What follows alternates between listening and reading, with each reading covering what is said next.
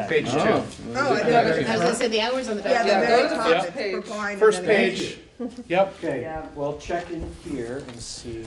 Says 9 a.m. Brookline, 10 a.m. Jamaica. Yeah, it's Supposed to be right 9. in the other spot. It's right in the back, but not in the front. Correct. Right. Okay, so this should be 9 9. in Newfane, 9 in Townsend, and 10 in Wyndham. Perfect, though, but the sign-in This sheet, one so I is can the one change that's- that. Yeah, you can slip sheet the front cover. Alright. Okay, thank you. And I'll make a motion that will accept the warning with the adjustment of the time for Jamaica. I'll second that. All right. Any discussion on the warning? Anything on the warning? All right, ready to vote? It's been moved and seconded to approve, accept, approve, adopt? What's the right little word there, You're gonna Bill? approve the warning. Approve the warning? And you can make one motion where you approve the warning and allow the chair to sign. That was your motion, right? And on to my motion, allow the chair to sign for the board. You were seconding that? Sure. Excellent. Okay, All right. All in favor, please say aye. Aye. Opposed? Abstentions? Beautiful, thank you all. Anything else we need to do, folks? Yeah. No, 100,000. Switch seats. Yeah. you three are staying, right? I'll make a For the motion to adjourn if we don't have anything else. WCSU. All right. Motion to adjourn. Do we need a second? We need a second. Second. All in favor, please say aye. Aye. Thank Coffee's you. the more important one today. All right, WCSU. What is today? Yeah.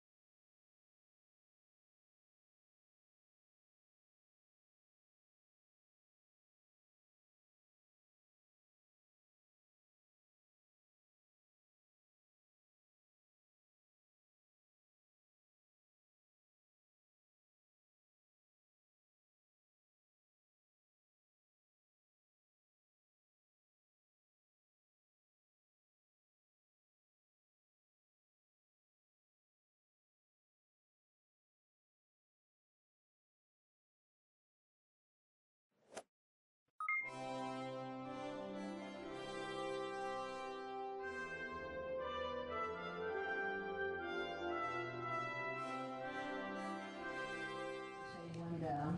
So are we enabling unapproved therapies? By doing this, is it the camel's nose under the tent? I mean, we have a lot of questions asked. Well, they're going on. I mean, Yeah, it is it's happening. full Place place. ads. If you've got any of these things show up in a hotel room on Right. Sunday morning, and we've got a cure. Yeah, exactly. So it's kind of people who are at the end of their rope in terms of their health. Senator Ingman has a question, and then Senator McCormick, go ahead. Thank you.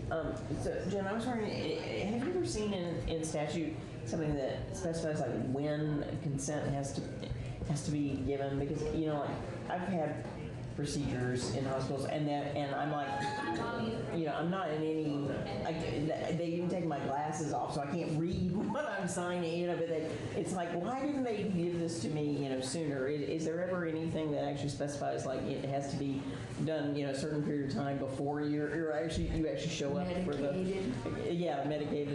Not that I'm aware of, other than it would go to your sort of capacity to provide informed consent, depending on when it was in the process, and there could be some professional liability issues there. But otherwise, We don't specify all that it has to be in the we doctor's could look office. at doing that, right? We could certainly look at doing that. Yeah, okay, all right, thank you. So, what, Senator McCormick, go ahead. There is a federal policy of right to try, right? For people that at the end with nothing to lose.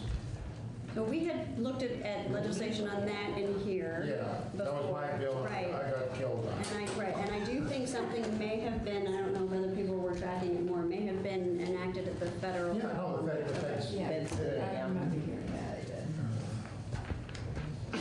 Right, so this wouldn't say you can't do it. This would say there has to be certain notice, informed consent, and advertising requirements around it. So it's already allowed. This doesn't allow it, except implicitly. Right.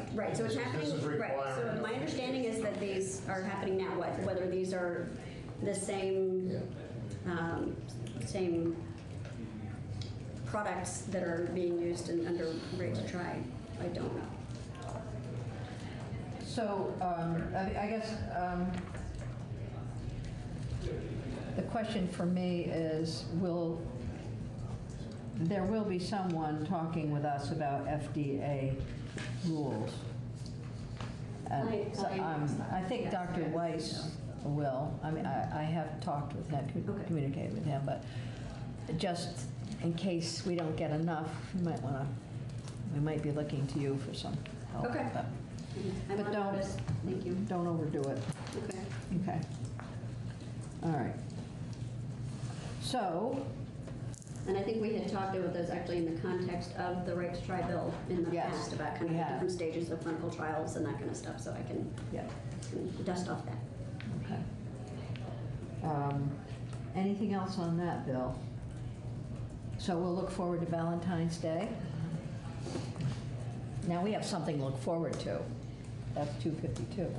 Like long-stemmed red roses. Right, long stem red roses, slow stem. That was really bad. Long stem cells. Long-stem. It doesn't sound like a good trade-off. No, it doesn't. Okay. All right, so we'll move on to S-288, and so we're going to look at the bill that, the proposal of the amendments that Jen has, and then Nolan also has, I have a copy of the We want to do that? fiscal note. Do you, I mean, I can. I think we should do it after we have the bill walkthrough, because the bill's slightly I different, didn't know you but, wanted to do it at all. huh? I didn't know you wanted me to. You don't have to. We'll just hand it out. We're not ready to do that yet. Okay. We're good. Experience. So S-288, do we have Yes. something new on that? You Oh, should, yes. refresh your page. It just went up, it's there. Okay. There it is. And that, so that's draft 1.3? Yes. Got it. All right. All right.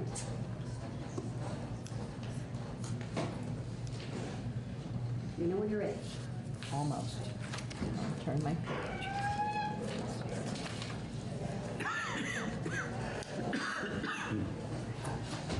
Okay, All right. please. So this is S-288, an act relating to banning flavored tobacco products and e-liquids. This is a strike-all amendment with a lot of new language in it, so I've tried to identify kind of when the whole section is new and when a section was already in there, but I've made some changes to the language, so I've used bold and highlight for that.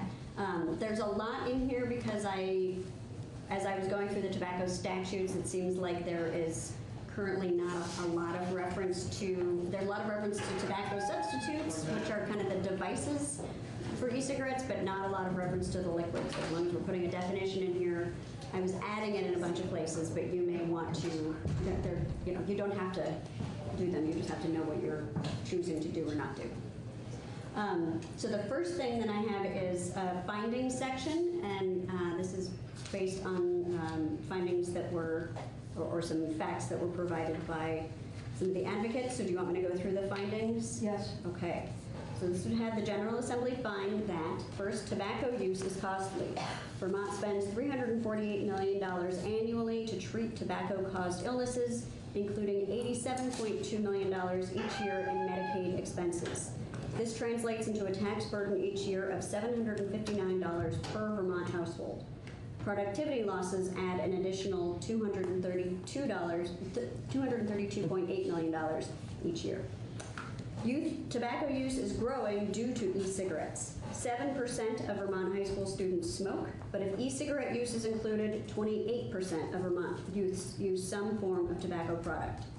More than 1 in 4 Vermont high school students now uses e-cigarettes. Use more than doubled among this age group from 12% to 26% between 2017 and 2019. More students report frequent use of e-cigarettes, which indicates possible nicotine addiction. According to the 2019 Vermont Youth Risk Behavior Survey, 31% of Vermont high school students, high school e-cigarette users used e-cigarettes daily, up from 15% in 2017. Flavored products are fueling the epidemic. 97% of youth e-cigarette users nationally reported in 2019 that they had used a flavored tobacco product in the last month, and 70% cited flavors as the reason for their use. E-cigarette and e-liquid manufacturers have marketed their products in youth-friendly flavors such as gummy bear, birthday cake, candy cane menthol, and bubblegum. Mint and menthol flavored e-cigarettes are increasing in popularity among youths. Over the past 4 years, mint and menthol went from being some of the least popular to being some of the most popular e-cigarette flavors among high school students. Evidence indicates that if any e-cigarette flavors remain on the market, youth will shift from one flavor to another. For example, after Juul restricted the availability of fruit, candy, and other e-cigarette flavors in retail stores in November 2018, use of mint and menthol e-cigarettes by high school users increased sharply, from 42.3% reportedly using mint and menthol e-cigarettes in 2017 to 63.9% using them in 2019. It is essential that menthol cigarettes are included in a ban on flavored tobacco products, flavored e-liquids, and flavored e-cigarettes to prevent youths who became addicted to nicotine through vaping from transitioning to traditional cigarettes. Menthol creates a cooling and numbing effect that reduces the harshness of cigarette smoke and suppresses the cough reflex. These effects make menthol cigarettes more appealing to young, inexperienced smokers, and research shows that menthol cigarettes are more likely to addict youth. Youth smokers are the age group most likely to use menthol cigarettes, but are also likely to quit if menthol cigarettes are no longer available. 54% of youths 12 to 17 years of age nationwide who smoke use menthol cigarettes. Nearly 65% of young menthol smokers say they would quit smoking if menthol cigarettes were banned. Eliminating the sale of menthol tobacco products promotes health equity. Menthol cigarette use is more prevalent among persons of color who smoke than among white persons who smoke, and is more common among lesbian, gay, bisexual, and transgender smokers than among heterosexual smokers. 85% of African American adult smokers use menthol cigarettes, and of black youths 12 to 17 years of age who smoke, 7 out of 10 use menthol cigarettes. Tobacco industry documents show a concerted effort to target African Americans through specific advertising efforts. The U.S. Food and Drug Administration, FDA, agrees that menthol cigarettes harm the public health. In 2013, the FDA published a report concluding that removal of menthol cigarettes from the market would improve public health. And finally, Vermont cannot wait for the FDA to take action. The same federal legislation that was passed in 2019 banning all other flavored cigarettes allowed the FDA to regulate or ban menthol.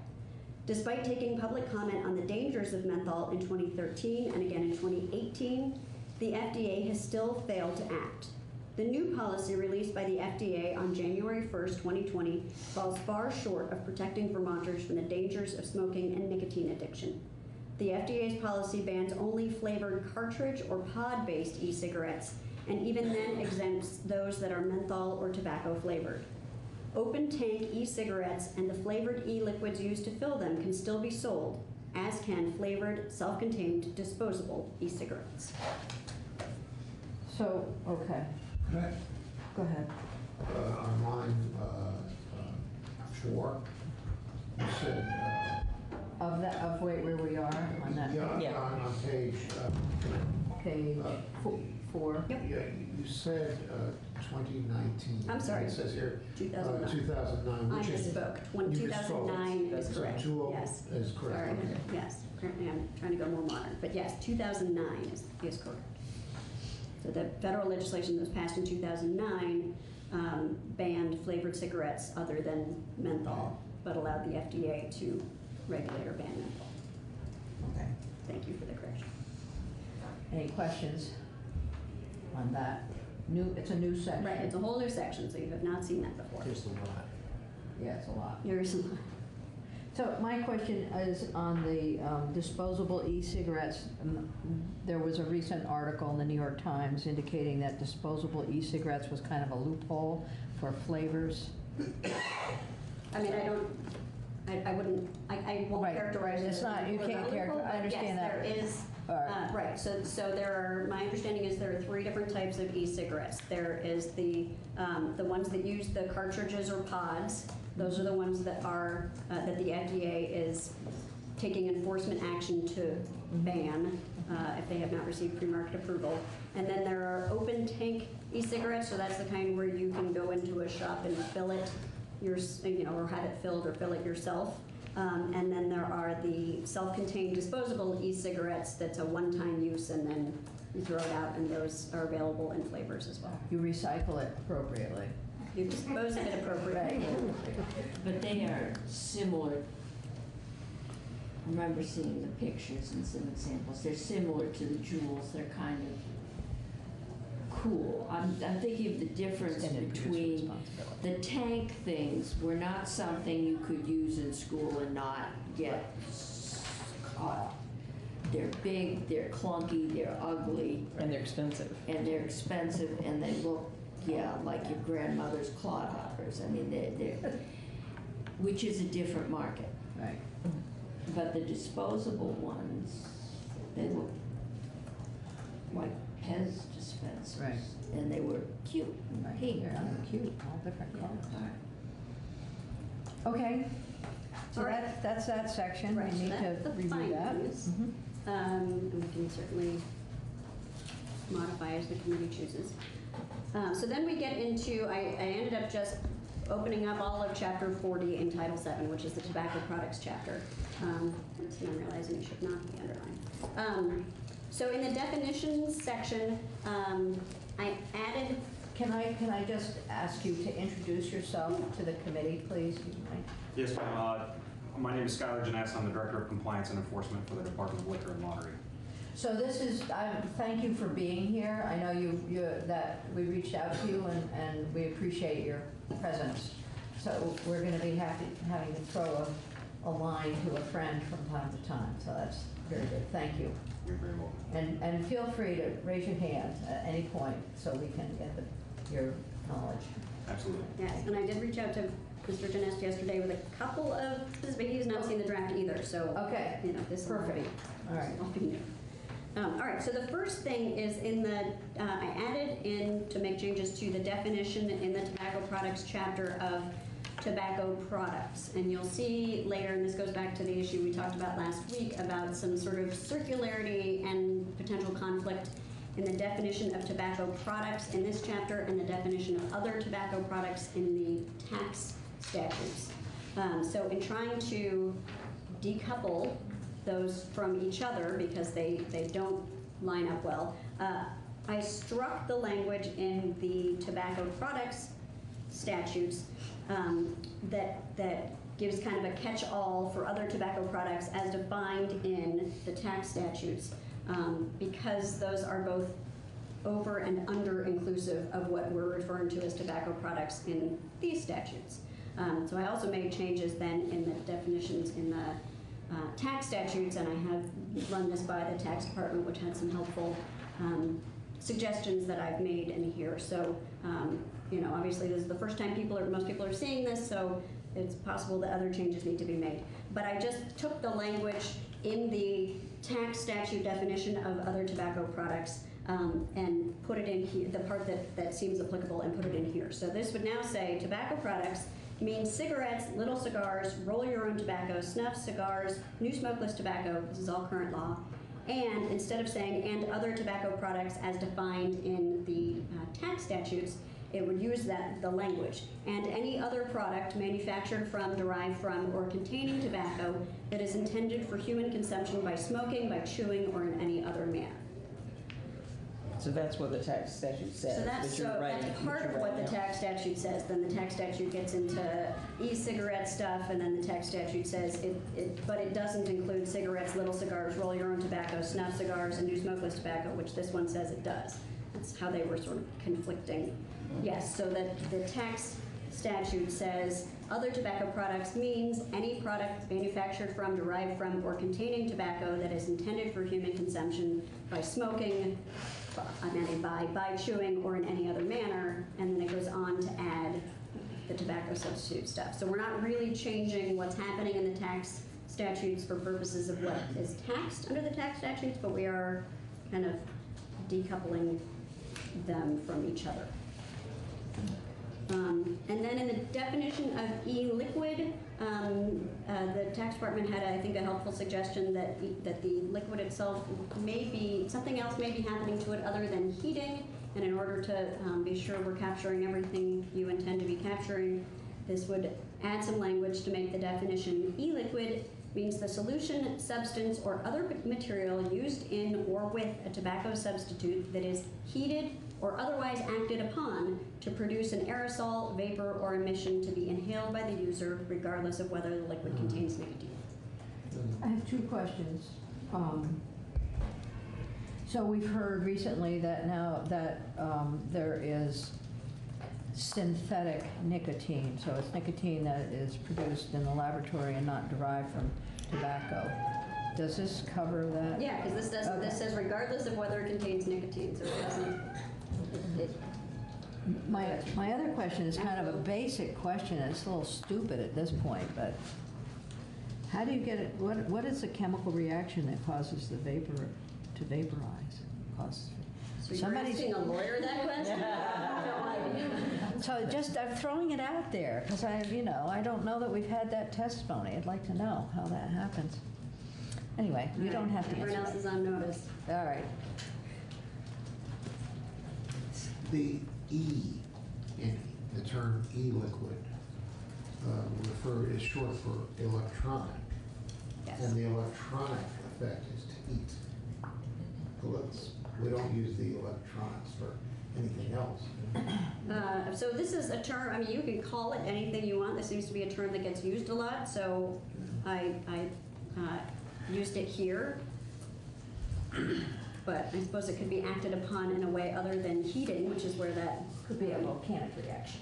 Right, it could be, I don't even Baking soda and something else. Right. Okay. But there's all kinds of aerosols. Yes. Could be, yeah. Modified. Right. Well, maybe we want to use the word aerosol. It is. Oh, it's right there. It's there. It's Line 6. to produce an aerosol. But I mean, in terms of e-liquid. I think e-liquid is at this point a term of art. It came in to the jargon. Right, I mean, e-liquids are sort of overall used with e-cigarettes. We don't actually use that term statute either. We started with tobacco substitutes. And we've stuck with it. Okay. All right. Your computer will emit vapors before long. Descriptive grammar as opposed Yeah. to prescriptive. All right, so then in existing section, so this is new to the bill. Existing section 7 BSA 1002, this is the requirement to have a license, that a retailer have a license to sell various products at retail. And so I added e-liquids in here because they had not specifically been captured in the licensure requirement. And so we've talked, I think Senator Cummings has given an example in the past of somebody going to another state, coming back and selling these flavored products to their friends, and I said no, because they don't, part of the issue is that they wouldn't have a license, and then I realized there isn't anything in the statute that specifically requires them to be licensed. So I added language in addition to not engaging in the retail sale of tobacco products, tobacco substitutes, or tobacco paraphernalia without a tobacco license. I added e-liquids. I didn't put them under, I didn't refer to them specifically in the tobacco substitute endorsement piece that somebody has to have, and you can decide with input from others whether that's appropriate. But to begin with, I thought I'd put it under the licensure requirement. And so then throughout, as we're talking about these other substances, I added e-liquid. And then similarly in subsection G, no person is allowed to engage in the retail sale of these products unless they are a licensed wholesaler or acquire them from, or purchase them from a licensed wholesaler. And so in that section, based on language from added last year, it had said substances containing nicotine or otherwise intended for use for the tobacco substitute, and I replaced that with the new e-liquids language. Then in section 1003, as we had discussed doing last week, specifically added e-liquids to the ban on selling tobacco products, tobacco substitutes, and tobacco paraphernalia to anyone under 21 years of age. So everywhere those terms were used, I added e-liquids. I also noticed that in subdivision C2A, where we have an existing exception about where items can be displayed or stored, that it did not include tobacco substitutes. So there, right now, there is a requirement that someone holding a tobacco license may only display or store tobacco products or tobacco substitutes, and I've added or e-liquid behind the sales counter or in any other area of the establishment that is inaccessible to the public or in a locked container. But then there's an exception saying it doesn't apply to a display of, and it only says tobacco products located in a commercial establishment in which by law no person under 21 years of age is permitted to enter at any time. So it seemed appropriate to add tobacco substitutes there to be consistent with the requirement about where they can be displayed and stored, and if tobacco substitutes were added, it seemed appropriate to add e-liquids. So again, these are all things you can consider whether you think they're appropriate changes. I left the rest of the language in just so you can see what else is in here, but I didn't make any changes. Page 8, section 1004, proof of age for the sale of tobacco products, tobacco substitutes. I added e-liquids and tobacco paraphernalia. So again, in existing law, somebody has to provide proper proof of age. And if they don't provide proper proof of age, then the licensee is entitled to refuse to sell them, and so I added e-liquids here as well. Then section 1005, persons under 21 years of age, possession of tobacco products, misrepresenting age, or purchasing. It's actually, now that I look at this, I think it's one thing I've been wanting to change. I believe it should be misrepresenting age for purchasing tobacco products. So Yes. might as well change that while we're in here. Good catch. So this is the prohibition on a person under 21 years of age possessing, purchasing, or attempting to purchase these products, e-liquids, unless they are holder of a tobacco license and are in possession of them to effect a sale in the course of employment.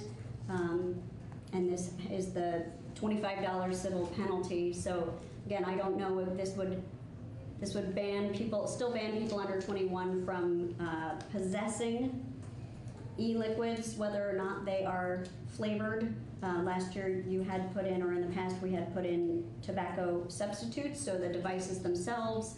So again, I've been adding e-liquids everywhere the devices themselves were implicated, but wanted you to have an opportunity to hear from others on whether that was as intended. Posting of signs. Section 1006, a person licensed under this chapter or retailer must post in a conspicuous place a warning sign that the sale of various products, this would add e-liquids to persons under 21 years of age, is prohibited.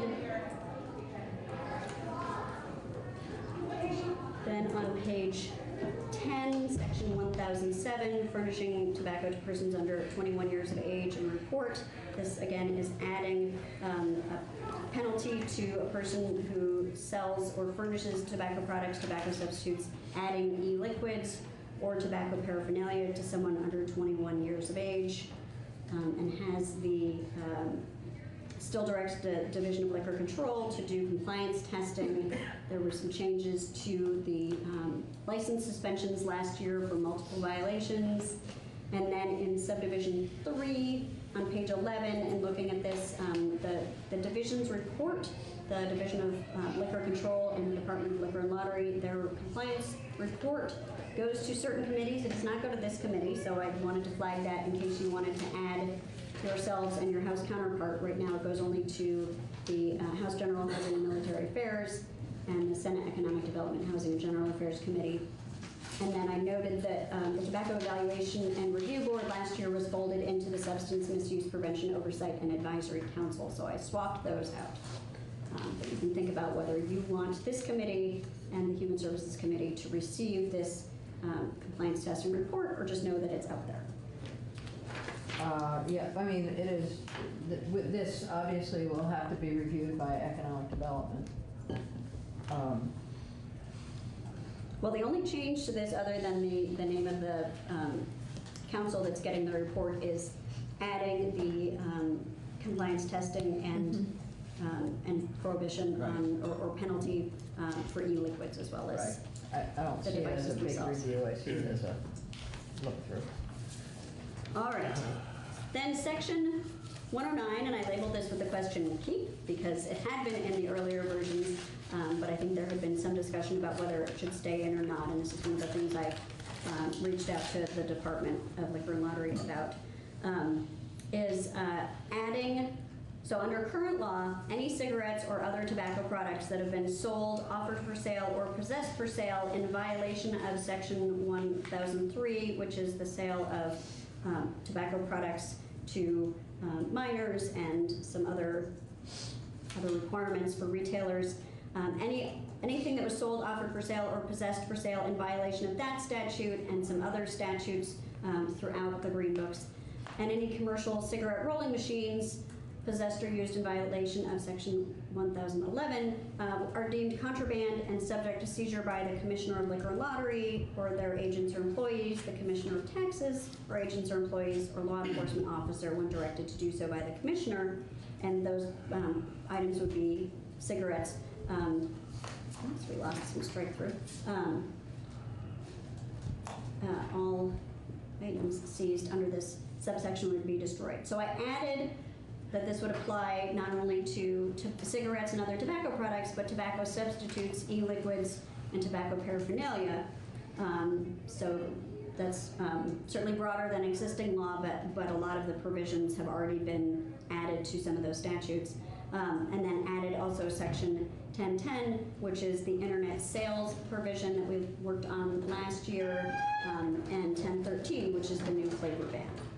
So, and some expansion in the contraband and seizure statute, and there was not much testimony on this, but what there was, I think, suggested that maybe it shouldn't stay in. I think the department may have thoughts on whether it should be in or not, that I will let them speak to.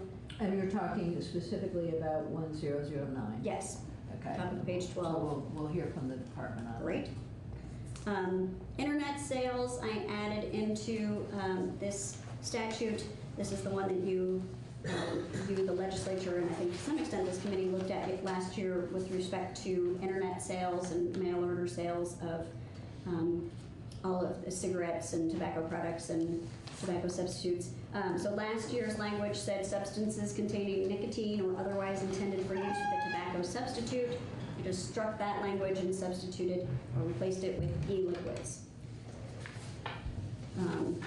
And then at the end of that section, under violations of the section, the punishment and allowing the Attorney General to impose a civil penalty, I realized that in last year's language, I didn't update the piece that talks about each shipment or transport of cigarettes, roll your own tobacco, little cigars, or snuff to include tobacco substitutes, e-liquids, or tobacco paraphernalia constituting a separate violation. So I added that language in there.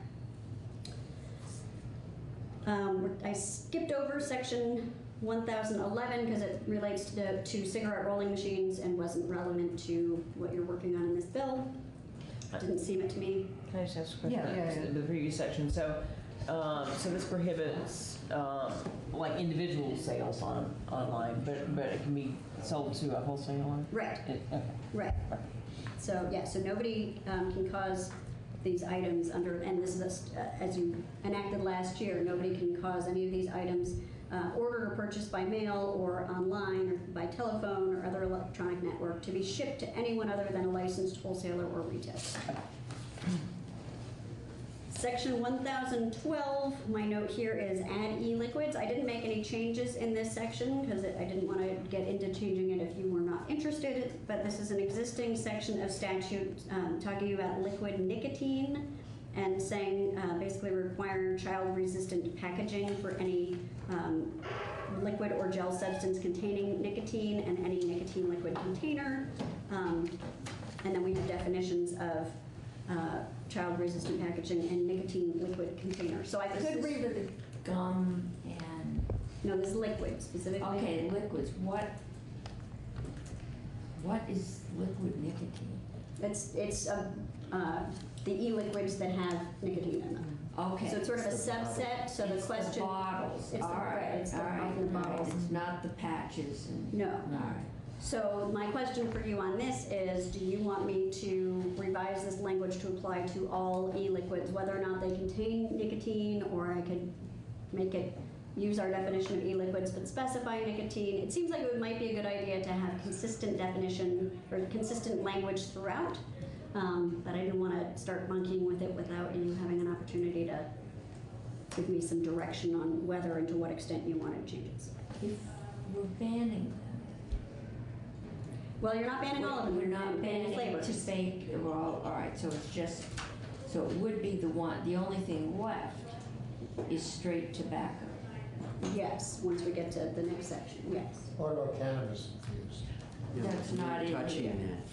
Hemp and cannabis, you can smoke all you want, and right now they're not Just taxed. All the THC. I know the bill doesn't come there. Right. I mean, I think liquid cannabis would be, or things that are going to be vaped would be captured in the definition of e-liquid, but they're not in your necessarily in your flavor. You can't vape definitions. You what? You can't vape them unless you are doing it through. And you might want to look at when we're doing this, because we had to exempt when we did the tax, the dispensaries, which vaping is the delivery system of choice for many people at the dispensaries. Right. You want to make sure you're not. So specifically, Jen, Clear you are. the question is on section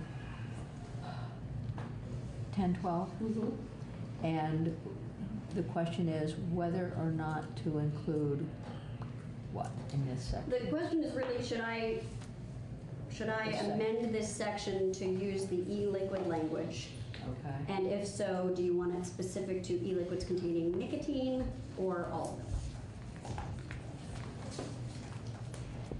And who is going to be able to help us with this besides ourselves?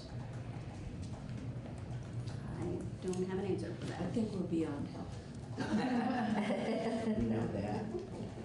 I mean, I think it makes sense to be consistent with your terminology throughout the chapter, as long as we don't lose the meaning. But I think the particular policy question would be: do you want childproof packaging just for substances containing nicotine or any e-liquids? Okay. Just e-liquids containing nicotine or all. Yes. All right, and then we have section 1013, which is the one we looked at last time, which is really kind of why you brought the bill forward in the first place. And this is the ban on flavored tobacco products, flavored tobacco substitutes, and flavored e-liquids. So it has the definitions. Didn't make any changes to the definitions of characterizing flavor, flavored e-liquid, flavored tobacco product, or flavored tobacco substitute. And it still prohibits the sale, anyone from selling, offering for sale, giving, providing, transporting, manufacturing, or otherwise distributing one or more flavored tobacco products, flavored e-liquids, or flavored tobacco substitutes. I took out the language that you had asked to take out that would ban possession, purchase, or attempt to purchase of flavored tobacco products, flavored e-liquids, or flavored tobacco substitutes. So, could I still vape cannabis? So I'm not, It's not tobacco. right, I'm not familiar enough with the cannabis There are no laws, laws. but okay, then, There's no law. If you grew it yourself, you right, can. depending on your manner of I acquisition. suppose I could share it with a friend. That's THC. So, okay, the good question, we'll also ask DLL, Skylar, that question as well. And then you had asked to put in the same penalty provision that we have for somebody who sells to someone underage. So this has a person who violates this section shall be subject to a civil penalty of not more than $100 for a first offense, not more than $500 for any subsequent offense, and the action would be brought in the same manner as for a traffic violation at the Judicial Bureau and brought within 24 hours of the occurrence. And then you'll see that next section, section 3 is new. It would add these violations to the Judicial Bureau's jurisdiction. So violations of that ban relating to flavored tobacco products, flavored e-liquids, and flavored tobacco substitutes. Then I added, the rest of them are kind of some conforming changes, adding e-liquids in places where it also seemed like they should be. So the next one is an existing provision in Title VII talking about the penalty provisions in the alcoholic beverages section or rest of the title, and saying that the provisions of that penalty section don't apply to a violation of subsection 1005A relating to the purchase of tobacco products, tobacco substitutes. I added e-liquids or tobacco paraphernalia by a person under age 21. So then in section 5, this was as I was trying to think about what where you might have unintentional exceptions remaining in the statutes. Under current law, it is prohibited to use tobacco products and tobacco substitutes on public school grounds and at public school-sponsored functions. So I thought perhaps it would make sense to add e-liquids here as well. Generally, you're using them in combination with a tobacco substitute, but it seemed like it presented a fuller picture of the prohibition. I added in the charge and creation of the Substance Misuse Prevention Oversight and Advisory Council. This is one you worked on, I think, with Katie last year, that folded a few different boards and councils together. One of their charges has to do with looking at all substances at risk of misuse, including tobacco products, tobacco substitutes, and under current law, and substances containing nicotine or that are otherwise intended for use with a tobacco substitute. So I added and e-liquids, and then those all get modified by that as defined in 7 VSA section 1001. We're almost done. Then we have the tax. This is the definitions for the cigarette and other tobacco tax statutes in Title 32. So this is the part I was alluding to earlier where I tried to clean up the definitions. So this would have in the definition of other tobacco products. Sorry. The definition of other tobacco products, under existing law, it's any product manufactured from, derived from, or containing tobacco that is intended for human consumption by smoking. I added by chewing, or in any other manner, and then it goes on to say, including products sold as a tobacco substitute, which themselves don't really contain tobacco, and including any liquids, again, don't contain tobacco. So I thought it was better to stop there and then say, new sentence, the term also includes products sold as a tobacco substitute, as defined in 7 VSA 1001-8, and then use the e-liquid language instead of including any liquids, whether nicotine-based or not. So e-liquids, as defined in 7 VSA 1001-9, and delivery devices sold separately for use with a tobacco substitute or e-liquid. The tax department suggested that or e-liquid part. And then the existing law goes on to say, but shall not include cigarettes, little cigars, roll your own tobacco, snuff, or new smokeless tobacco as defined in this section. All right, then we had that report, a study and report directive to the Attorney General's office. By December 1st, the Office of the Attorney General would report to various committees, including this one, regarding whether and to what extent Vermont may legally restrict advertising and regulate the content of labels, you talked about adding last time, for electronic cigarettes and other vaping-related products in this state. And then finally, the effective date, as introduced, the bill would take effect on passage. I don't know if that works for you, or if you want to set, it may make sense to set a date certain so there's predictability for the retailers. Yes, I think the latter.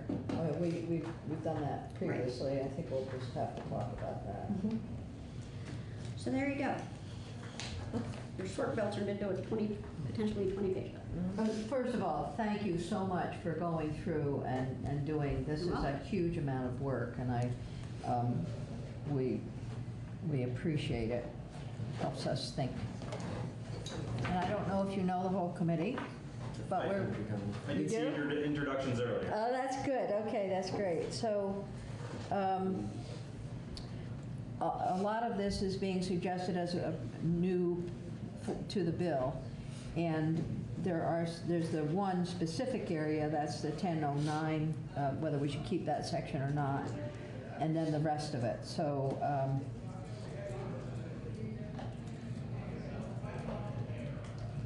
Why don't we let you introduce yourself and then go ahead. Sure. Again, my name is Skylar Janess. I'm the Director of the Office of Compliance and Enforcement for the Vermont Department of Liquor and Lottery. My office does have the enforcement authority of the department to enforce all of our laws and regulations regarding tobacco products germane to the discussion today. We also oversee alcohol and lottery, some small elements of gambling in the state. I appreciate the opportunity to speak to the proposal. I also appreciate Ms. Garaby's work to align a lot of the definitions. We operated a little bit in some nebulous areas between what the tax definition were of these products and what our Title VII definition was. So we certainly appreciate the parity between the two codes there. In regards to 1009, Right, so let's find that again. It's on page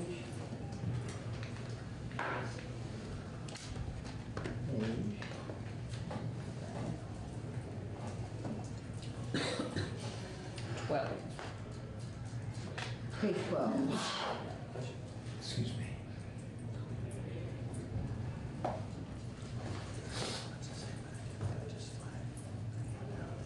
Item C.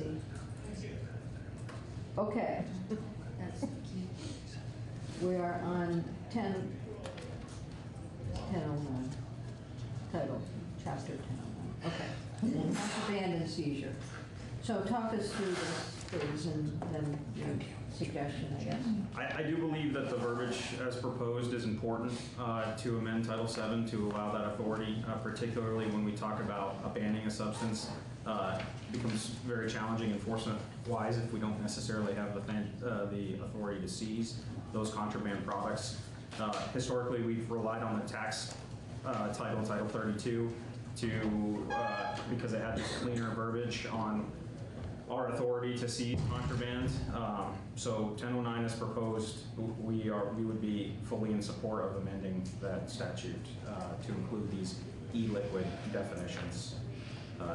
A new definition. We were luckily not faced with any of the opportunities proposed by the current statute, but we did contemplate what it would mean if we were asked to seize a tobacco substitute, but not necessarily seize only liquid form.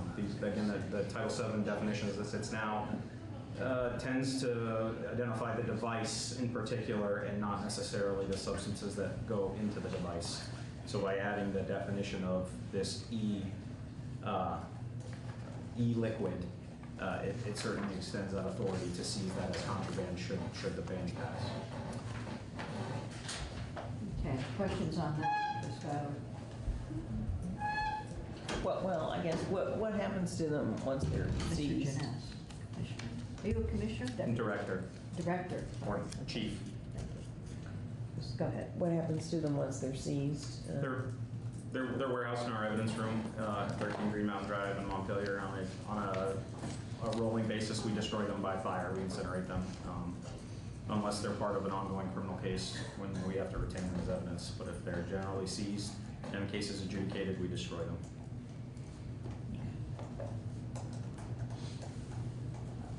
Any other question?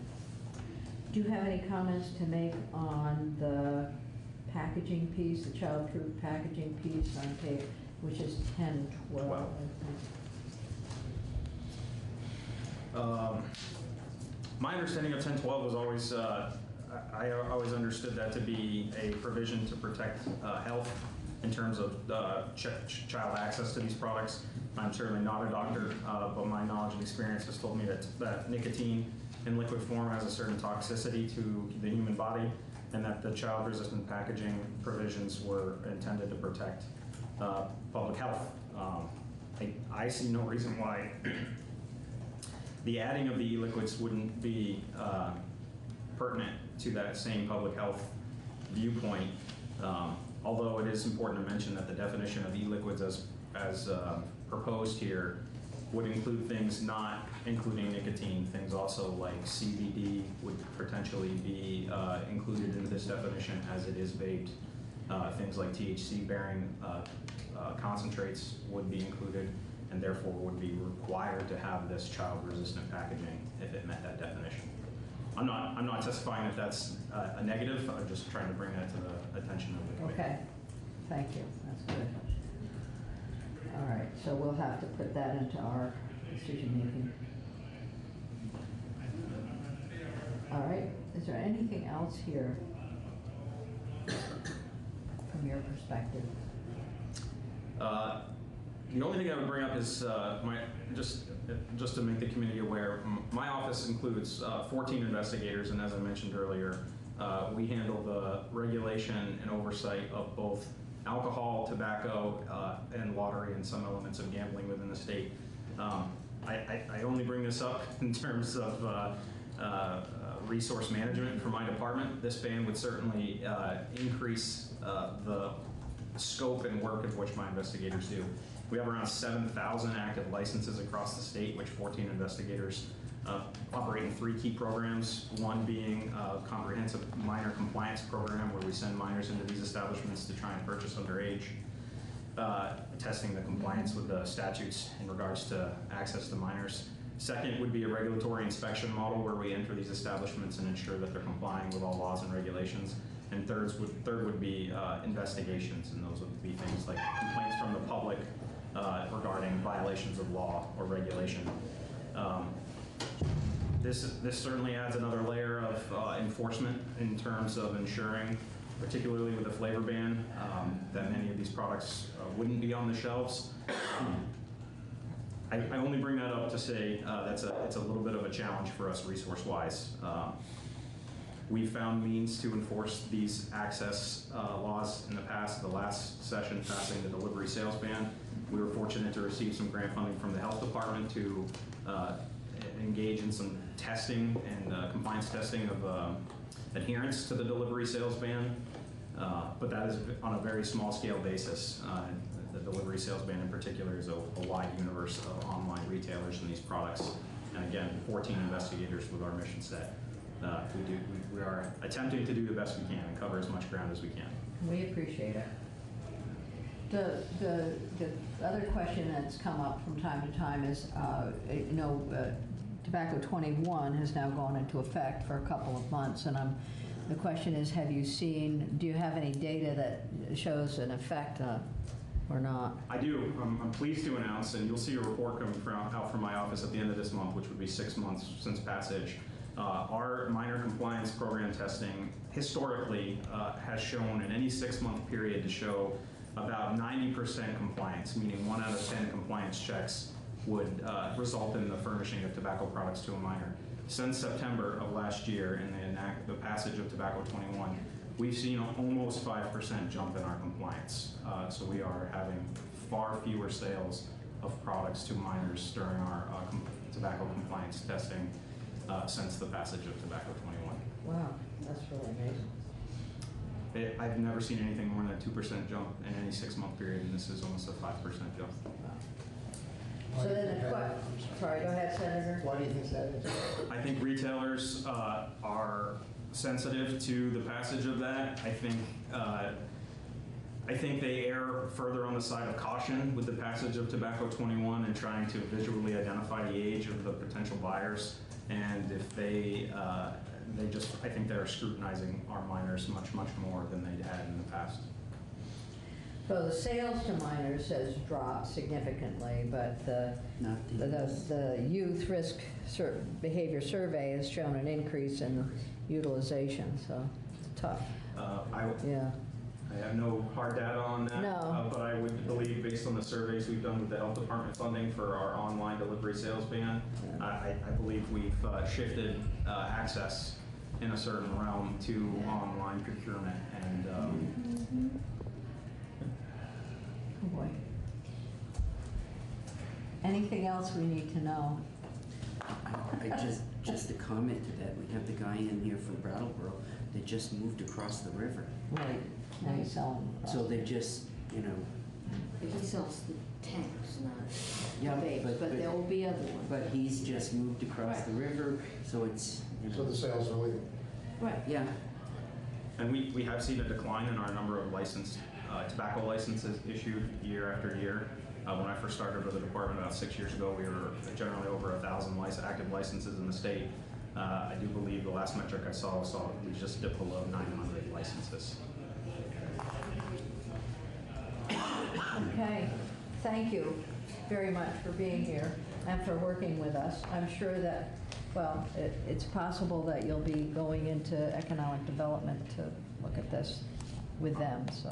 My pleasure. Happy to assist. Thank you, and if anything else comes up that you think we should know about, please don't hesitate to communicate with us. Absolutely. Can send Dory a note or Jen a note, and we'll try to work together.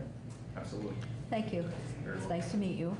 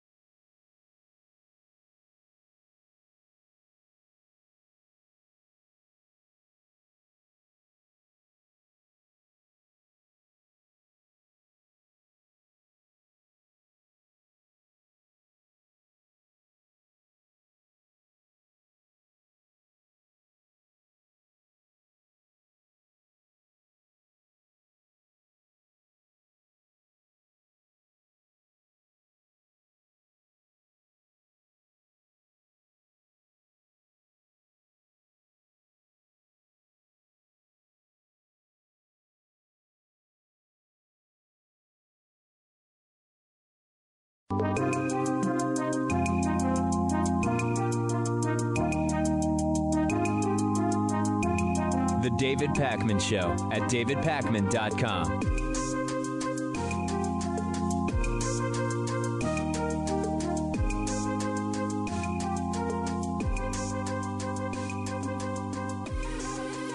All right, I want to just do this right at the top of the show today and get it out of the way. I don't want it to turn into a big controversy, and I just want to be ideologically and morally consistent here. Bernie Sanders previously said he would release all of his medical records, his full medical records, and now he's saying that he's not going to, and I believe that he should do it. I believe it shouldn't be any huge thing that divides the left or is a reason not to vote for Bernie or anything like that.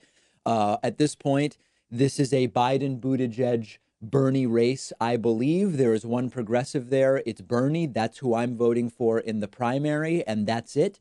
But Bernie Sanders has criticized Donald Trump for saying he'd release his taxes and never doing it. Bernie promised to release his full medical records before the first votes were cast. The first votes were cast last Monday in Iowa. More votes are coming tonight in New Hampshire. There are a ton of people making this about things that it's not, a way to attack Bernie or about double standards or whatever. I don't care about any of that stuff. I'm voting for Bernie in the primary, but he promised he would release his full medical records. No one made him promise that. He chose to do that, to make that promise. He said in November that releasing his health records, quote, it's the right thing to do. The American people have a right to know whether the person they're going to be voting for president is healthy. He's said it a number of times during interviews. Here is one.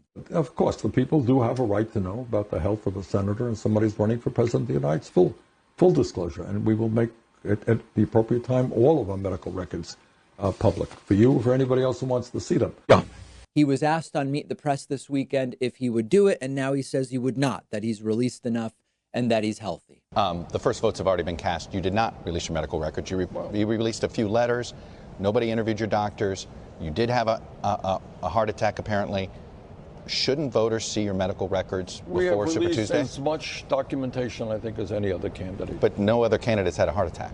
Well, look, no other candidate is doing 4 to 5 events a day running all over this country. No, you have proven, I mean, there's no doubt, you've proven your mettle here, but voters, you heard voters have been concerned about your age. You can start releasing medical records, it never ends. We have released a substantive part, all of our medical records. We have doctors cardiologists who are confirming that I am in good health. I am in good health. What changes did the doctors ask you to make that you've made? I'm trying to walk a little bit more, but the schedule doesn't allow me. They didn't say they did. So I'm not making this anything more than what it is. When I tweeted I tweeted yesterday asking, since Bernie promised it, do you think he should do it? And I got some messages from people saying this is a really cheap way of smearing Bernie because you don't like him or whatever. I'm voting for him in the primary, okay? I see people saying on Twitter to me, Trump never released his taxes, so why does Bernie have to release his medical records? Well, he doesn't have to. But saying that the standard is now what Donald Trump does is silly when we're arguing that we're better than Donald Trump. Bernie said he would do it, and he should, plain and simple. Now, there's another angle. The other angle is, well, other candidates released letters from their doctors, and Bernie released letters from his doctors, and that's it. Again, Bernie said he'd release his full medical records, and he hasn't done it. Do we care? Do you care? Are we going to be consistent? That's really what the issue is here. Elizabeth Warren released a number of different things. She released documents that included a doctor's note, but it included hematology reports, chemistry reports, a whole bunch of stuff. Vice President released a doctor's report in December, and it is less than what Elizabeth Warren released. Bernie said he'd release everything, and he's now saying he's not going to do it. Now, I don't want to be morbid. I don't want to do anything other than what seems logical here.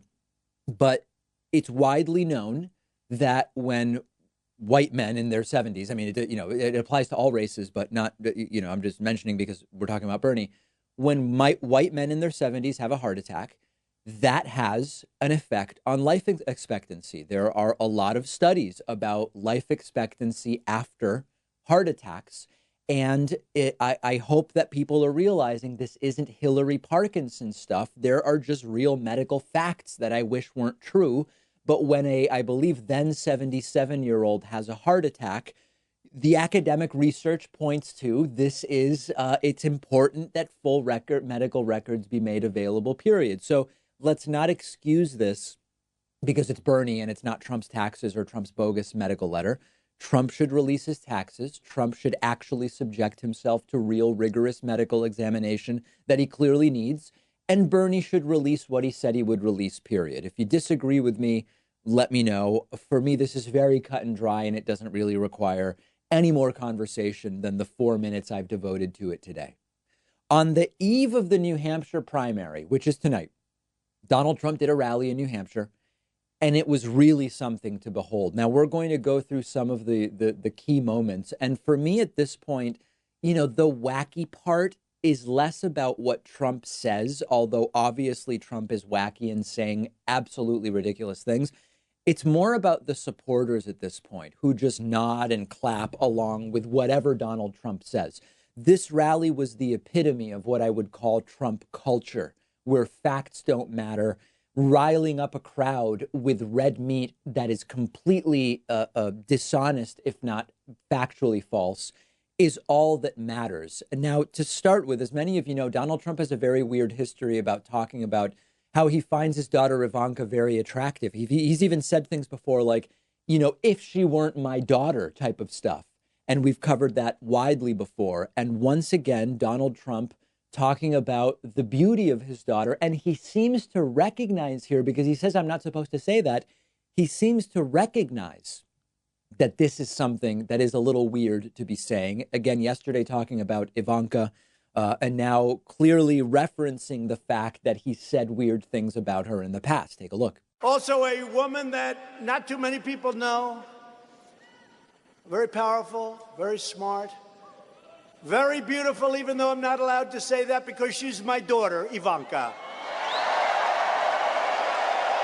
Trump then went, as weird as that was, into his normal attacks on the media, claiming that they never show the crowd at his rallies, they only show his face. What's hilarious is, as he started to say that, they were showing the crowd, and they continued to show the crowd during this portion of the speech. News, these guys will never report that. They'll never report it. They don't even like showing the crowd. They always show my face. They never show the crowd. But you know what? The people can hear the crowd. The people can hear the crowd. They know. The crowd, of course, visible at the start and at the end of that 25-second clip during which Trump says they never show the crowd at my rallies. And the crowd, of course, just loves it. And of course, that's more of the firing up of his base against the media, which unfortunately has led to so much hostility against the concept of a free press.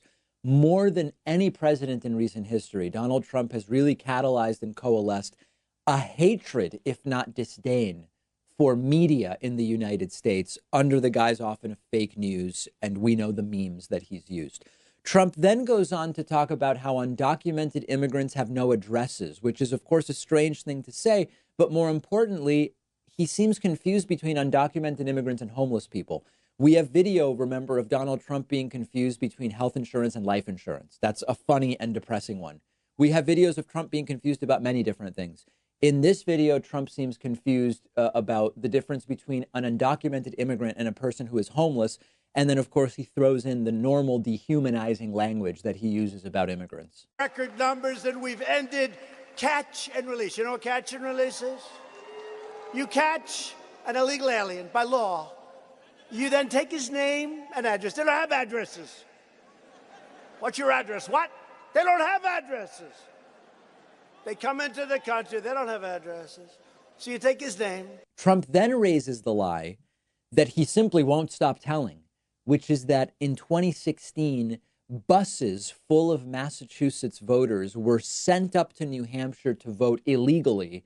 And that's the only reason why Hillary Clinton ultimately defeated Trump by 0.3% there. It's not because she really won. It's because Massachusetts voters voted illegally in New Hampshire. Now, of course, there's no evidence whatsoever for that claim. But if you're watching, watch his audience start to nod with Donald Trump about the hundreds of buses of Massachusetts voters sent up to vote illegally. And if you're listening, you'll, of course, hear the booing and the audio of his supporters immediately just falling for this hook, line, and sinker. Because, you know, you have some pretty strange election laws here, right? Remember last time we won the primary tremendously? We should have won the election, but they had buses being shipped up from Massachusetts, hundreds and hundreds of buses. And it was very, very close, even though they did. But this year, you know, we have a great governor. Look at how little the truth is worth that Donald Trump casually lies about hundreds of buses. Understand what hundreds of buses, right? aside from there being no evidence of this, a lot of these polling places in New Hampshire are tiny. They would be completely overwhelmed and paralyzed by even 10 buses showing up. Never mind hundreds of buses being sent up to New Hampshire, but the crowd doesn't care. They clap and they boo and they nod along to the lies that Donald Trump tells. And then again, riling up the crowd towards possible violence, Donald Trump pulls this entire thing about we're going to protect your guns.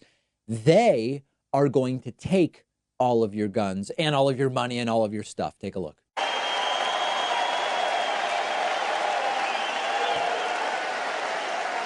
We're going to protect your Second Amendments. By the way, they're going to take away everything. They're going to take away your wealth. They're going to take away your guns. They're going to take away everything. The cult of Trumpism, it's very dangerous. We wonder, how do people believe this stuff? A guy himself potentially not mentally well so easily is able to get a stadium full of people to believe what he says, or even if they doubt it, to rationalize him saying it. And this is how cults work, truly. I mean, more and more, when you look, there are more and more cult experts that are looking at the cult of Trumpism. And it is reminiscent in so many ways of the cult leader who says April 21st will be the rapture. We will either be struck down here on earth or ascend to a life in eternity in heaven or whatever. And then April 21st comes and goes. And they rationalize it away. With Trump, it's either, well, the Democrats ruined it, or the fake news media ruined it, or Trump was using it as a metaphor. He didn't literally mean, or whatever the case may be. It is scary stuff. And this is why I am afraid of violence. I'm sort of afraid of violence no matter what happens in November of 2020. But of course, if Donald Trump ultimately loses and claims that it was rigged, I am very worried about the real world violence that these folks are potentially going to do. Let me know your thought on that. I'm on Twitter @DPacman. We'll take a quick break and be back after this. The David Pakman Show at davidpakman.com.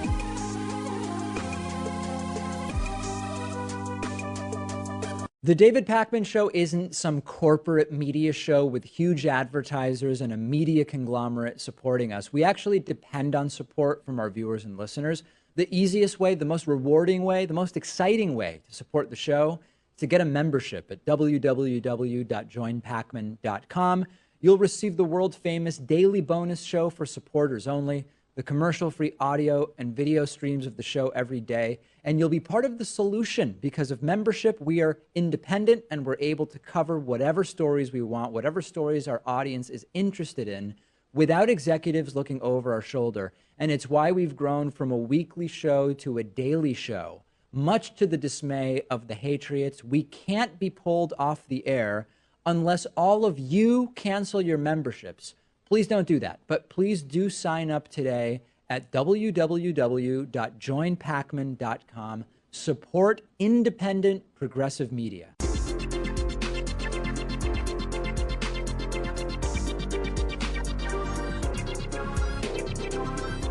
The David Pakman Show at davidpakman.com.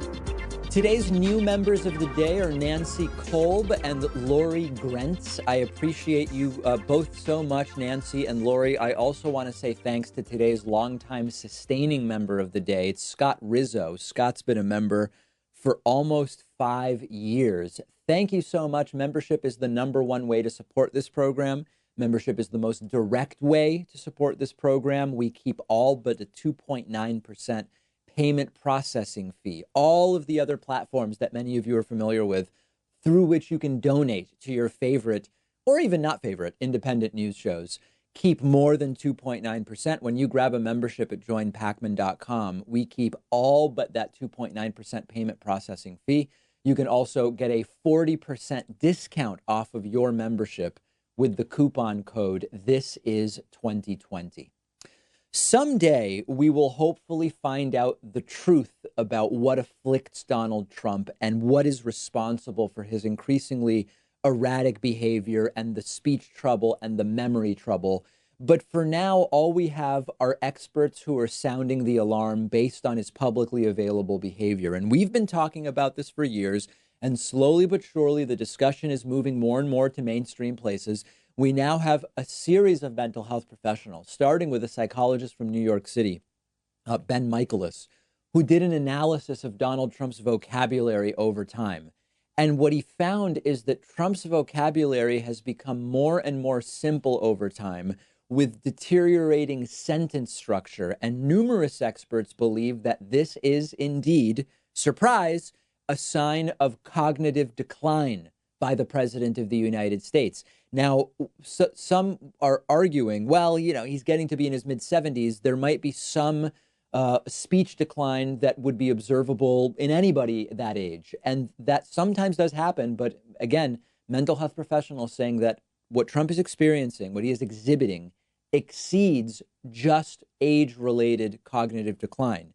When you look at 80-plus-year-old attorney Alan Dershowitz, I don't agree with a word the guy says lately, but you see a drastic difference in cognitive function when compared to Donald Trump relative to both of their baselines when you go and look at 5 and 10-year-old videos of them. A lot of people seem to forget that Donald Trump used to be very articulate. The psychologist Ben Michaelis says that some deterioration in a 73-year-old would not be hugely surprising, although not a requirement by any means, but that what we are seeing exceeds that. John Montgomery is also a psychologist and says that Trump must be tested so that we can know what's going on, and says, quote, I think it's pretty safe to say that Trump has had significant cognitive decline over the years. Neuropsychologist Sterling Johnson says it could be stress-related cognitive decline. It could be related to neurodegenerative, that's difficult to say, neurodegenerative disease, or now I'm thinking I have cognitive decline, or normal cognitive decline that comes with aging. We've talked about the slurring of words. We've talked about the dilated pupils, even in bright rooms with professional stage lighting. We've talked about all of these instances, and this could be anything from a dementia-type decline to drug use, to the side effects of pharmaceutical medications, to anything in between. There's also notably the difference between the two Trumps. We've talked before about upper Trump, the guy tweeting hundreds of times a day and retweeting, speaking quickly at events with the rapid sniffing. And then there's downer Trump, tired, slurring, low energy Trump, very slowly reading the teleprompter. There's the misstating people's names and words, everything from Tim Apple to Marilyn Lockheed to wanting the oranges of an investigation. Sacrifice every day for the furniture and future of their children. I hope they now go and take a look at the oranges of the investigation. We appreciate it very much, Tim Apple. Marilyn Lockheed. Mike Bolton, as you know, is in Russia. Mike Pounds, Justice Anthony. You know who I'm talking about. In June of 1775, the Continental Congress created a unified army. Our army manned the airport. It ran the ramparts. It took over the airports. There's those shoulder spasms that coincide with the mixed up or mistaken words that we've observed. And shelter, criminal. Look, wait. And let me begin by wishing you a beautiful, look, you remember this? Democrats decided to shield and shelter criminal. Look, wait. You have criminals. All right, we're watching the president here in Wildwood, New Jersey. I just want to get a quick comment before we toss it over to Tucker and Molly Hemming. There's the times that his tongue seems to sort of get in the way of his teeth, like in this example. Your campaign of terror, murder, mayhem will not be tolerated any longer. It will. One more example of that to show you. Based on the core principles of fairness and reciprocity. What? No, it's okay. Oh.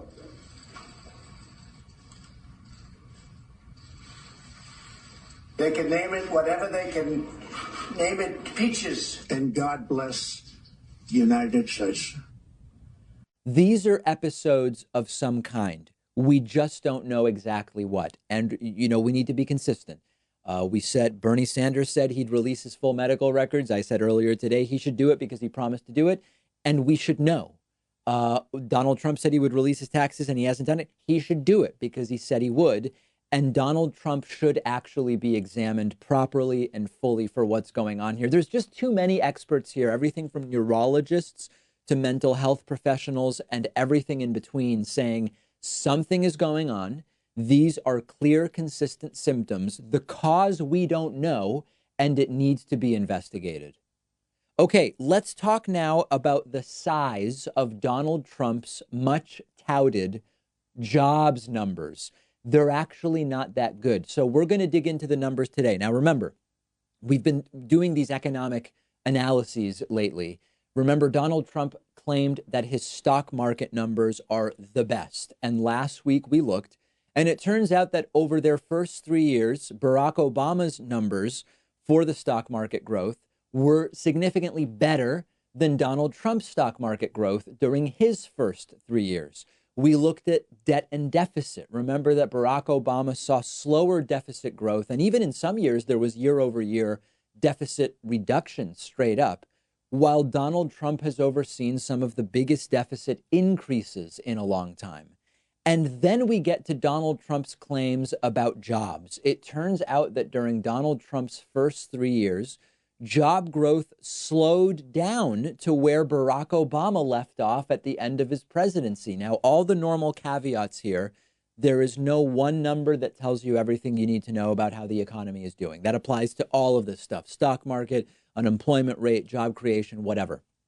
But when you compare the numbers, you see that Barack Obama, during his last 3 years in office, created 8.1 million jobs. And Donald Trump, during the 3 years that followed, created 6.6 million jobs. This is a greater than 18% reduction in job growth under Donald Trump, per the numbers from the Bureau of Labor Statistics. To put it a different way, if we want to think about it monthly, under the Trump economy, we are gaining 182,000 jobs per month on average. And during Barack Obama's last 3 years, where he handed the economy over to Donald Trump, the economy gained 224,000, 224 under Obama, 182 under Trump. Now, there are two things to understand here. One of those is estimates versus revisions. The first Friday of each month, unless it's the first of the month, in which case it might be the second Friday, we get job creation estimates from the previous month, and those make headlines. But later, those numbers are fine-tuned or adjusted, and they are finalized. We get the final actual numbers. And under Donald Trump, often the estimates are higher than the actual numbers we eventually get. Now, if you present these numbers to Trump or to his acolytes, they'll say, well, Trump's creating higher quality jobs, or wages are higher or up under Donald Trump's job creation, or whatever. Those are different arguments, and we can research those numbers if those are the goalposts that they want to move to. But they have been talking about job creation, and the bottom line is that job creation slowed about 20% under Donald Trump. This is a sort of rinse, repeat, and go back to the beginning with the lies. They brag about stocks. We look at the numbers. Well, the first 3 years under Obama were stronger than the first 3 years under Trump. Oh, well, then they come up with some reason. Obama was in the middle of a recovery, and it's expected that you would have bigger stock market growth, whatever.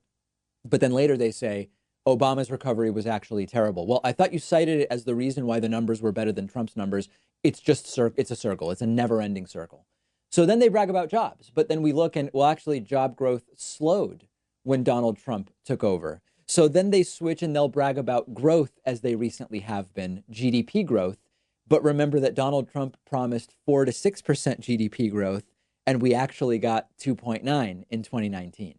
It's an endless cycle. It's not really about arguing with them about the numbers. And as we've been talking about, there's really no point in arguing with Trumpists about the numbers. It doesn't matter. They're going to rationalize whatever it is that they believe to be true, or what you can convince them is true. They're still going to rationalize it away. We're not going to win this 2020 election by convincing Trumpists that the economic numbers are different than the ones that they have been told or that they believe are true. But the point is to understand that because it's this endless loop, we just need to ignore the Trumpists. They're going to do their thing. Trump's going to do his rallies, and he's going to lie, and they're going to be fired up and cheer and believe everything he says.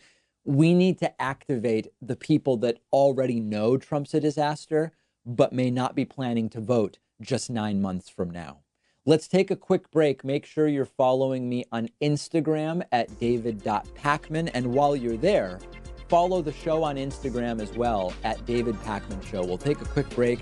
Radio host Tom Hartman joins me next to talk about his great new book. The David Pacman Show at davidpacman.com.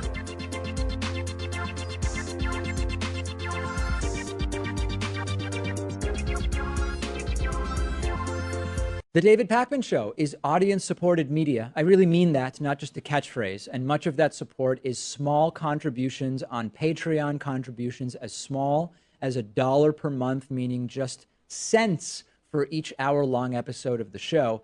Plus, patrons can also get the daily bonus show and the daily commercial-free TV show by pledging at patreon.com/David Pacman Show. We've rolled out great new perks on Patreon, including free bumper stickers, t-shirts, coffee mugs, and more at different giving levels, as well as exclusive content.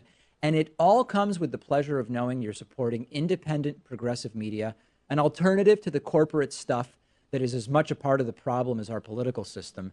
If you value the show and have as little as $1 to put towards independent media, check out patreon.com/David Pacman Show and make a pledge today. It'll feel good, and I'd really appreciate it. Patreon.com/David Pacman Show.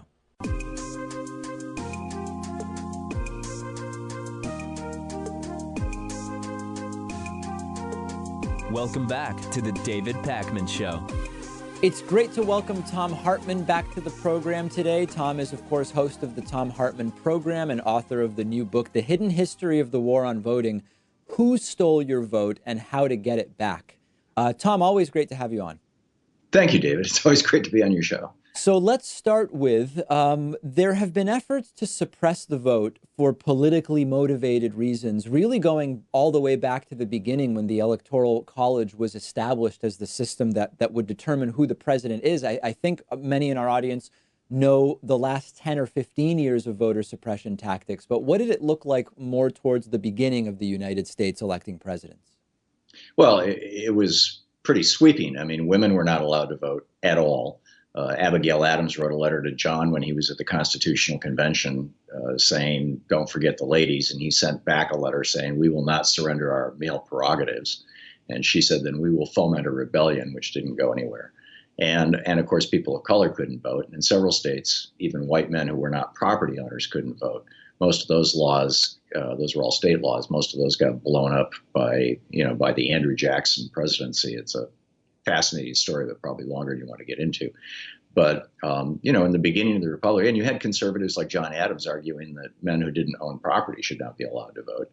He was outvoted in the Constitutional Convention, so there's not a property prohibition in the Constitution. But, voter suppression or rule by an elite white male majority has a long, long history in this country. After the ratification of the 15th Amendment, there were still mechanisms to prevent Black Americans from voting, although they may be unfamiliar to some in the audience. Can you talk a little bit about how that worked? Well, this is post-Civil War, post, the amendment that said that basically you may not prevent someone from voting based on their previous condition of servitude or their race.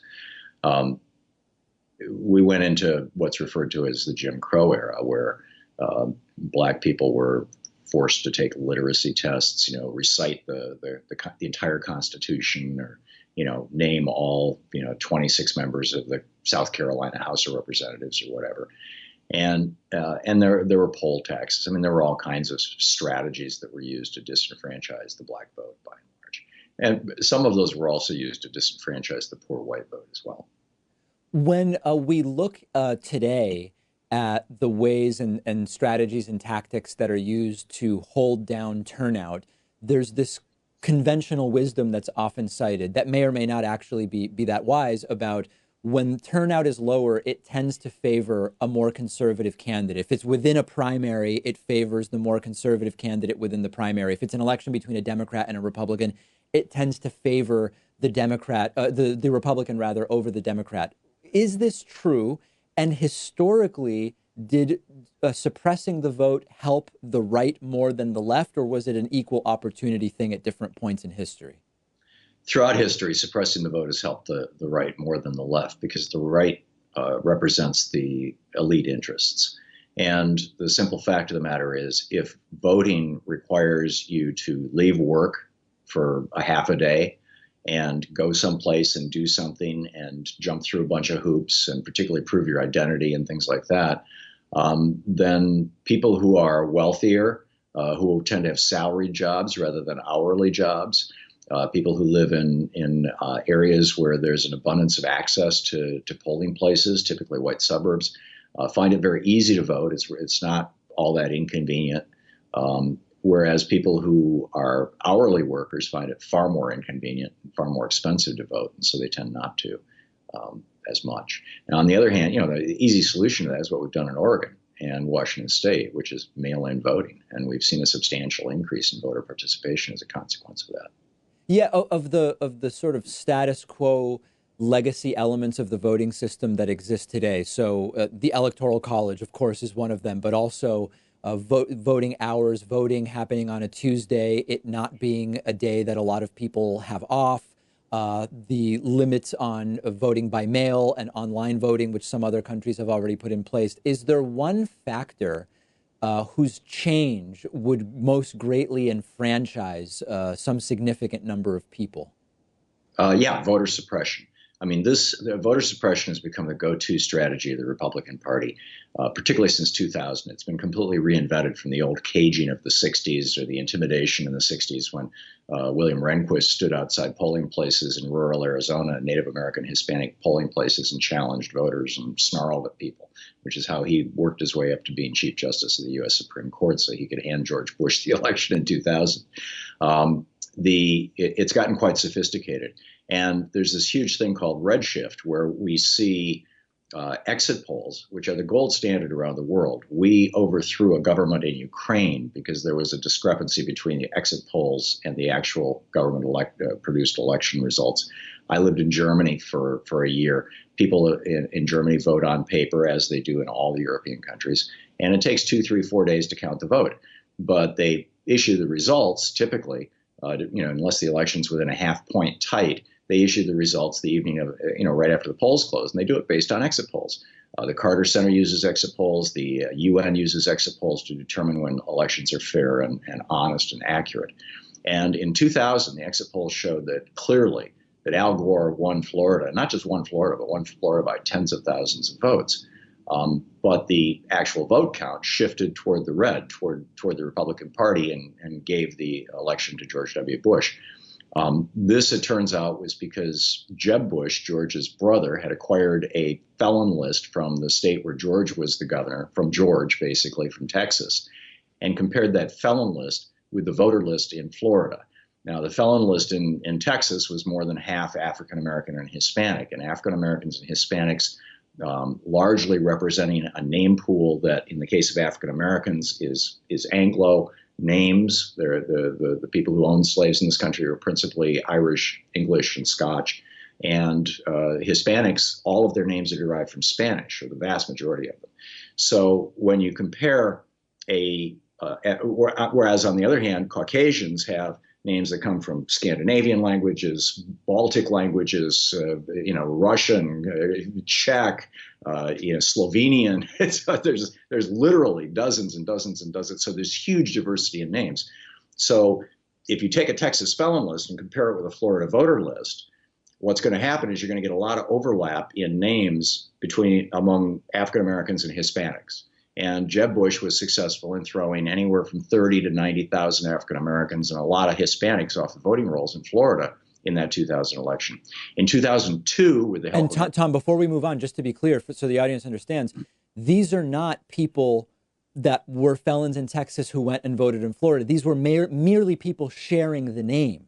That's correct. Although the assertion that Catherine Harris made was that, they were felons from Texas who had moved to Florida in order to vote. So in 2002, with the Help America Vote Act, the Republicans wrote into that act this thing called the provisional ballot. And Greg Palast calls these placebo ballots, which I think is a great name for them. If you show up to vote and you've been purged from the list, like happened in Florida in 2000 with Jeb Bush, if you show up to vote now since 2002 and you're not on the voting rolls, they say, well, I don't see you on the voting rolls here, but here's a ballot anyway. It's a provisional ballot, but you can vote on this. And you vote and you think you voted. And so, well, you turn that in, not knowing that provisional ballots are only counted in the case of an election being contested in court. That's it. That's the only time. So your vote will not be counted. And even when it's contested in court, if in the 3 to 5 day window after the election, you didn't go to the Secretary of State's office and prove who you were and show your birth certificate and ID and proof of identity and residency and proof that you were registered to vote, if you don't do that, your vote still won't be counted. And most people have no idea that provisional ballots are never counted. So they walk out of the voting place and they say to the exit pollster, well, I voted for Hillary Clinton this time. And the pollster writes that down. And this is why by almost 5% margin, the exit polls in Florida, Wisconsin, Pennsylvania, and there was at least one other state, showed that Hillary Clinton beat Donald Trump, and yet the official tally showed that Donald Trump beat Hillary Clinton. This red shift, which happened in about, as I recall, 15 or 16 states, but it was huge in those states. This red shift was purely, originally back in the early 2000s, you and I used to talk about this, that we all thought it was rigged voting machines. But it's not happening in blue states. It's only happening in states controlled by Republican secretaries of state. And it's becoming quite obvious now that what we're looking at is the result of these massive voter purges, where, again, the exit polls showed Stacey Abrams won Georgia substantially. And yet Brian Kemp is the governor. Why? Because he was also the Secretary of State. And he threw hundreds of thousands, over 1 million over the previous 4 or 5 years, voters in Georgia, mostly people of color, off the rolls. And now, just in the last week, Greg Palast just finished this lawsuit. Brian Kemp in Georgia provided his Georgia voter list to the governor of Michigan back in the day, when it was Rick Snyder. This is a couple of years ago. But the Michigan Secretary of State, Michigan is still aggressively purging these people from the voting rolls. I mean, it's insane. They're saying, oh yeah, well, they live in Georgia, but they come up to Michigan to vote, and it's double voting, and so we've got to get them off the rolls. And we see this in red state after red state after red state, and it is the only reason, in my opinion, why Republicans control the Senate, why they control the White House, why they have controlled the White House since 2002 in every election. The exit polls showed that John Kerry in Ohio wiped out George W. Bush. Just like they showed that in 2000, Al Gore won Florida. The exit polls showed Hillary Clinton beat Donald Trump. And it's the only reason that they control the Senate. We see this in multiple states, the red states in particular. So this is the big, this is the elephant in the room. This is the thing that we need to deal with, and we need to be waking people up and educating them to this. And to the point where, probably 95% of Americans don't know what a provisional ballot means. To the point where if somebody hands you a provisional ballot, you freak out to the point that you grab a bullhorn and start yelling, that you call the newspapers. I mean, we need to start a counter-revolution to this very, very sneaky, slick thing that these Republicans have been doing since 2000.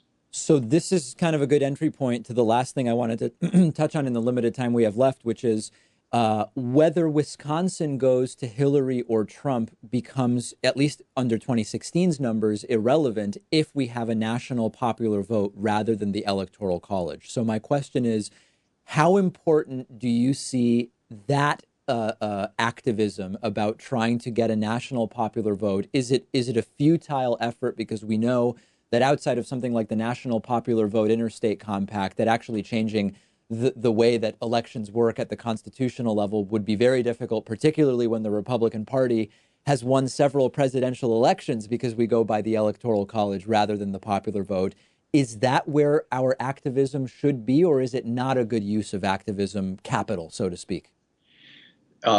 In addition to fighting provisional ballots or even eliminating the whole concept, which is simply at law, it's part of the Help America Vote Act of 2002. And this gets fixed, by the way, by H.R. 1 to a large extent. But outside of that, yes. And nationalpopularvote.com is where you can find all the information on this compact. And so far, you've got states representing 170 electoral votes who have signed on to this. It takes 280, 290? 270, thank you. 270 to win the presidency. And so when you get enough states to equal 270 electoral votes, then basically you've wiped out the Electoral College. And that's a whole lot easier than doing it through the process of constitutional amendment. There have been 29,000 attempts to amend the Constitution since the founding of our republic, and only 27 of them have succeeded. But Virginia now is back in Democratic hands, and it looks like they're going to join this thing. We still have 110 electoral votes to get, and we've already got the big states like California and New York. Republicans are fighting this like crazy. In fact, they're proposing legislation in the Senate right now to say that your electors have to vote. The whole idea of faithless electors gets blown out of the water. The electors have to vote, which is their way of legislatively eliminating the possibility of the National Interstate Compact to do this. Yeah, so preemptively trying to kneecap the entire effort. The book is The Hidden History of the War on Voting, Who Stole Your Vote and How to Get It Back. We've been speaking with the book's author and also host of the Thom Hartmann program, Thom Hartmann. Thom, really appreciate your time today. Thanks, David. It's great being with you. The David Pakman Show at davidpakman.com.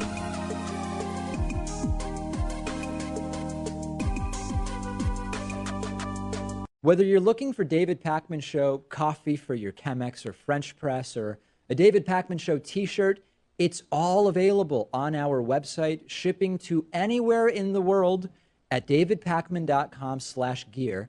Don't miss the bumper stickers too, davidpakman.com/gear. Did you know the David Pakman Show is on all sorts of different platforms? Find us on YouTube at youtube.com/The David Pakman Show. And on Steemit, the blockchain-based publishing platform at steemit.com/@DavidPakman. That's STEEMIT.com/@DavidPakman. You can follow us on Facebook at facebook.com/David Pakman Show and on Twitter at David Pakman Show. And if you want to reach me directly, no trolling allowed, follow me on Twitter at DPakman. Hope to hear from you soon. The David Pakman Show at davidpakman.com.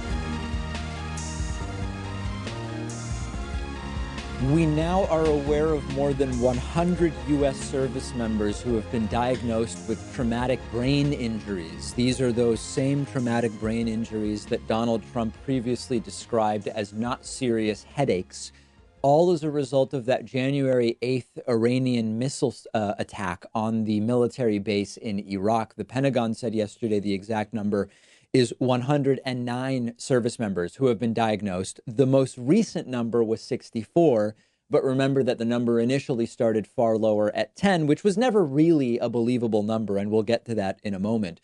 Now, we're not saying these 109 brain injuries are the most serious brain injuries. Some are mild. About 70% of the service members are or are soon going to be back to work. But remember that Donald Trump wrote these off as headaches, cadet bone spurs deciding that these are mere headaches. Remember this? I want to play, though. Here's how the president described it when he was asked about these injuries. I heard that they had headaches and a couple of other things, but I would say, and I can report, it is not very serious. And Republicans actually ran interference for Trump. Here is sick, vile Senator Tom Cotton, truly one of the worst, saying, well, Trump's not really dismissing them as headaches. He's describing them as headaches. And that, of course, is perfectly fine to do. So I think veterans groups are calling for the president to apologize. Should he apologize for calling it not very serious? He's not dismissing their injuries. He's describing He their said injuries. they're headaches and not very serious. I think he's describing their injuries. He's not dismissing their injuries. Head injuries can be He on said anywhere. headaches. I don't consider them very serious. Well, that's like saying that having a flesh wound is not very serious. Well, and veterans having groups, and I know you're a veteran, and I know you know and people who veterans suffered have- from veterans TBI, have as different do point I. of view. Don't you think it's serious and that the president may need to apologize? No, I mean, if they are in fact, if all these injuries are not serious, if they're on the less serious side of the scale than the severe traumatic side of the scale, the president is just describing what happened to him. He's not dismissing them. Nice people, right? So when we talk about a brain injury, TBI, traumatic brain injury, it can vary in severity. but it's not a headache. That we know for sure. Sometimes they happen in sports. We know football, this is a big issue. Hockey, it can be a big issue. There's even questions about younger kids using their head to hit a soccer ball, potentially causing a sort of a similar dynamic. It can happen in a car accident when a passenger's head hits the windshield of the vehicle, and they happen to people in the military. The most notable thing here is that from day one, we knew that they weren't giving us the real number. They said, well, it's 10 or 11. And that number was clearly BS. And the phrasing of how they gave us that first number suggested that it was not 10 or 11. We knew it couldn't be the right number. And then it became something like maybe 35. And then we had the number 64. And now the number is 109 because they are lying. They are lying all the time about everything, period. And by the way, we hear about service member injuries because we're hearing about it from the U.S. Pentagon, and the number is now 109. Obviously, there were also non-American, non-service members injured, and we simply haven't heard about that. Civilians and others concussed by the missiles that resulted from Donald Trump's assassination of Qasem Soleimani. There were known to be hundreds of people in the area, if not more. They weren't all service members, and we may never even know the full number as it applies here. My question to you is, do you think that the average Trumpist who believes the lies they are told by this administration ever gets like a shot of shame or a shot of humiliation or a tinge of embarrassment from realizing that they've been duped, that they've been had, that they've been bamboozled on everything, right? And now we're talking about brain injuries and Trump dismissing them as headaches, but it could be about the wall. It could be about taxes. It could be about trade. It could be about growth. It could be about whatever. Do they ever feel that tinge of something, or will they never get it? And there's something, I alluded to this earlier, and I think it bears repeating here. There's something in here that is similar between Trump's lies to the people who get tricked into following a cult leader who says, again, the world's ending on April 21st, or there will come a day where we all need to drink poisoned Kool-Aid, or whatever the case may be.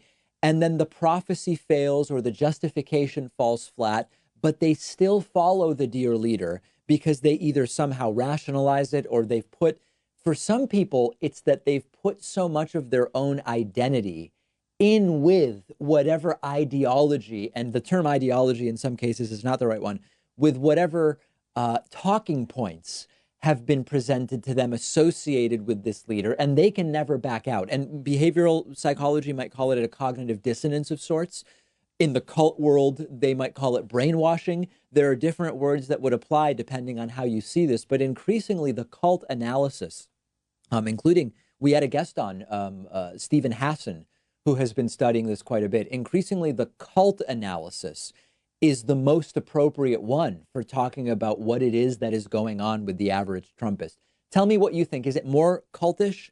Is it more cognitive dissonance? Is it out of ignorance? Is it something else altogether? I want to hear from you, maybe via Twitter at @dpacman.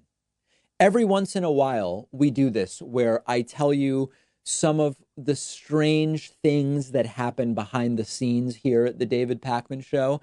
And one of the things that we sometimes do, it's half funny, but I hesitate to just call it funny because it's also kind of concerning and sad, is when people cancel subscriptions for what seem like odd reasons. And this is my opinion. Maybe these are not odd reasons to cancel a subscription. And sadly, as the show audience has grown dramatically over the last year, the sort of unusual reasons for canceling have also grown dramatically. And I want to give you a couple of examples today. Last week, as you might recall, I said Iowa can't keep going first in the Democratic primary. It just can't happen. And I laid out the first primary shouldn't be a caucus. The caucus system maybe should be abandoned altogether. Iowa demographically is not representative of the United States nor the Democratic Party. And yes, the fact that they so bungled things on last Monday night, also is more of a reason for Iowa not to go first. And I gave this disclaimer, which a lot of people said, David, that's a dumb disclaimer. You don't need to do that. Where I said, hey, guys, I just want to be clear. I'm not attacking Iowans here. This is not a personal attack on individuals who live in Iowa. Iowans are great people. As far as I've met, a few dozen of them in my life. this is not about people from Iowa. It's a political analysis. And someone canceled because they said I was insulting people from Iowa in that segment. I got an email that said, quote, David, I'll probably not listen to your show again. I was a paying subscriber. I'm from Iowa. I saw your video about how undeserving Iowa is of going first with the caucuses. Insulting Iowa Democrats is disappointing. I've long heard about rural America feeling insulted by the Democratic Party, and I've ignored it. But the Democratic Party in this state has had a clear openness to progressive candidates, more so than a majority of the states in the country, I believe they meant. And you and your audience's willingness to belittle the Democrats in this state, despite our voting for Bernie and Obama, is frustrating. I'll just tune into the Young Turks and Sam Cedar from now on. Their takes were more measured. This is trouble, guys, that someone would watch that segment and someone who is at least apparently on our side believe that it was about insulting Iowans as individuals, either didn't understand the segment or something else is going on. And it is very, very sad. Another recent one is someone who doesn't like that I don't think Ford vehicles are that great. Even though I don't even remember the last time that this came up, I recently got an email that said, David, stop bad-mouthing Ford vehicles. It happened twice when I was a member. On your bonus shows, I will never subscribe if you badmouth Ford. Again, I truly appreciate this viewer support while I had it. But if I don't even remember what I said, but if merely saying I don't think Ford makes the best cars, which I don't, I mean, I that's certainly my opinion, and I don't remember exactly what I said. If that warrants canceling a subscription to a political show that you otherwise are in line with, we're in trouble. That's the reality. I don't know how you can watch any show if something this minor is a catalyst for abandoning that program. Just one more here. David, as soon as you said that Tulsi Gabbard had no chance on the Iowa live stream, I had to cancel my membership. She is the only candidate who will end forever wars, and I can't believe you are attacking her in this way. Now, this email is problematic in general. Like in an election with 10 candidates, some have no chance, and canceling because I point that out is not ideal. But the person is saying they canceled because on February 3rd, I said Tulsi has no chance during the Iowa caucus result live stream. She obviously had no chance at that point. She got 0 in the Iowa caucus. So this is really disturbing stuff. We deal with it. You know, mathematically, this is a small portion of the audience, but it does concern me because of what it suggests about the fickle nature of the movement. And fortunately, it applies to a tiny, tiny sliver of the audience.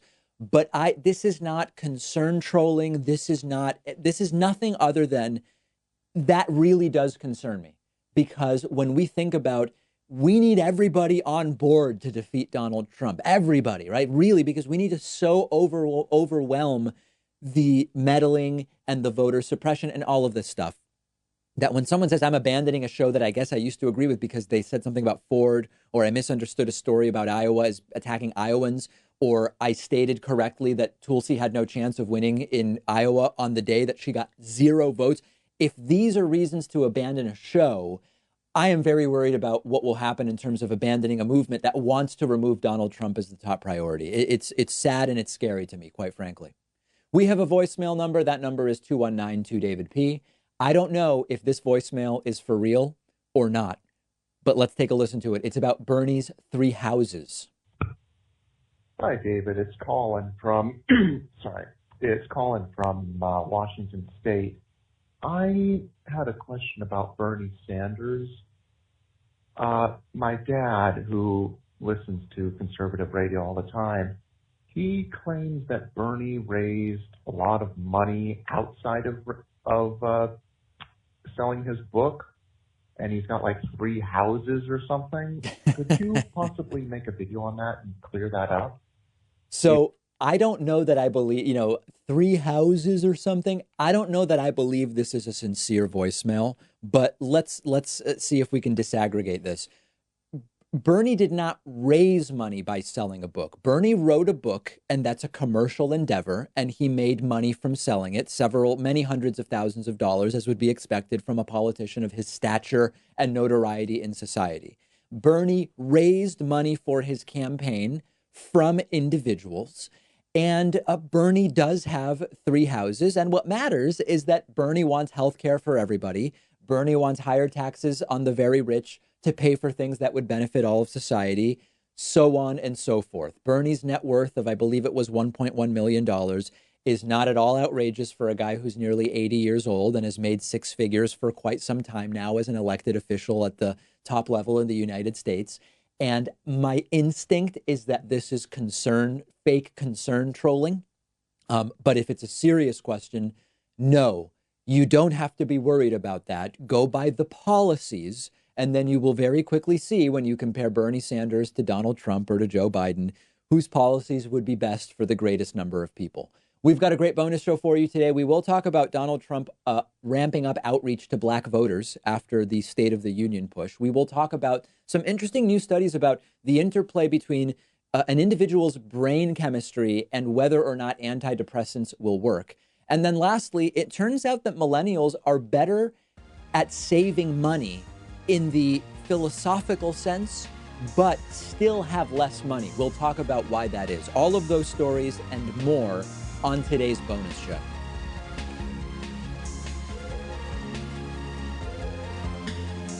The David Pakman Show at davidpakman.com.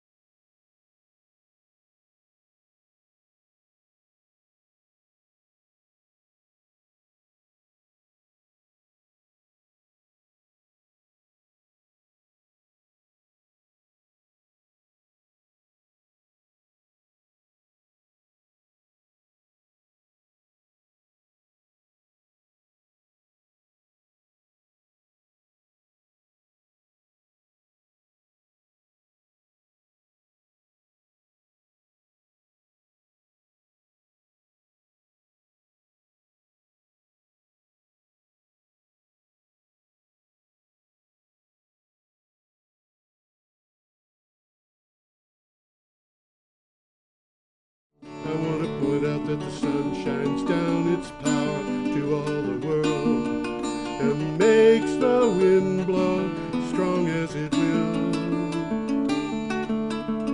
I want to hope gentle rains can fall upon the land so lovely lovely earth can stay lovely still.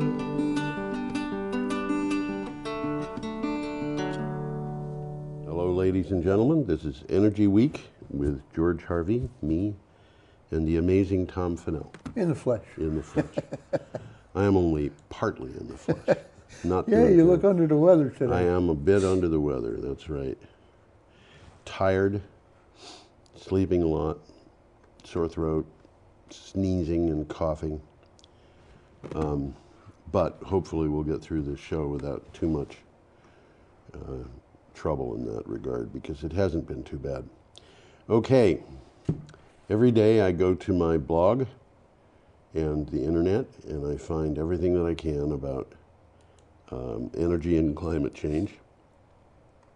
And the 10 to 15 items that I think are the most interesting, I put up on the blog. The best of the blog. Best of the blog. A synopsis of each with a link to the original article. And then once a week, Tom and I get together and we take the best of the blog and talk about it here on this show. Yeah, I get a chance to read them, obviously, you know, and some of the ones are very well worth reading. Yeah. And I'll try and call that to your attention. Yeah. And some of them are very interesting. The first one coming up is very interesting. Yeah. As a matter of fact. Well, the first one coming up is from Sour Energy. And we got a picture. Let's have a picture. There you go. That picture, I don't know. I tried it on a different computer, and all the letters and so forth were disappeared, but clearly this seems to be working. This one's okay. Yeah, this is a picture of three things, coal, solar, and wind, over a course of 20 years, starting in 2000 and ending in 2019. And as you can see, coal is basically crashing. And it's interesting because you take the two of them together and their rise is very close to being exponential. Oh, yeah. Yeah, solar and wind, it's exponential. And when you throw in batteries, it's going to be, I don't know what the word is for going hyper-exponential. Well, let's talk about it.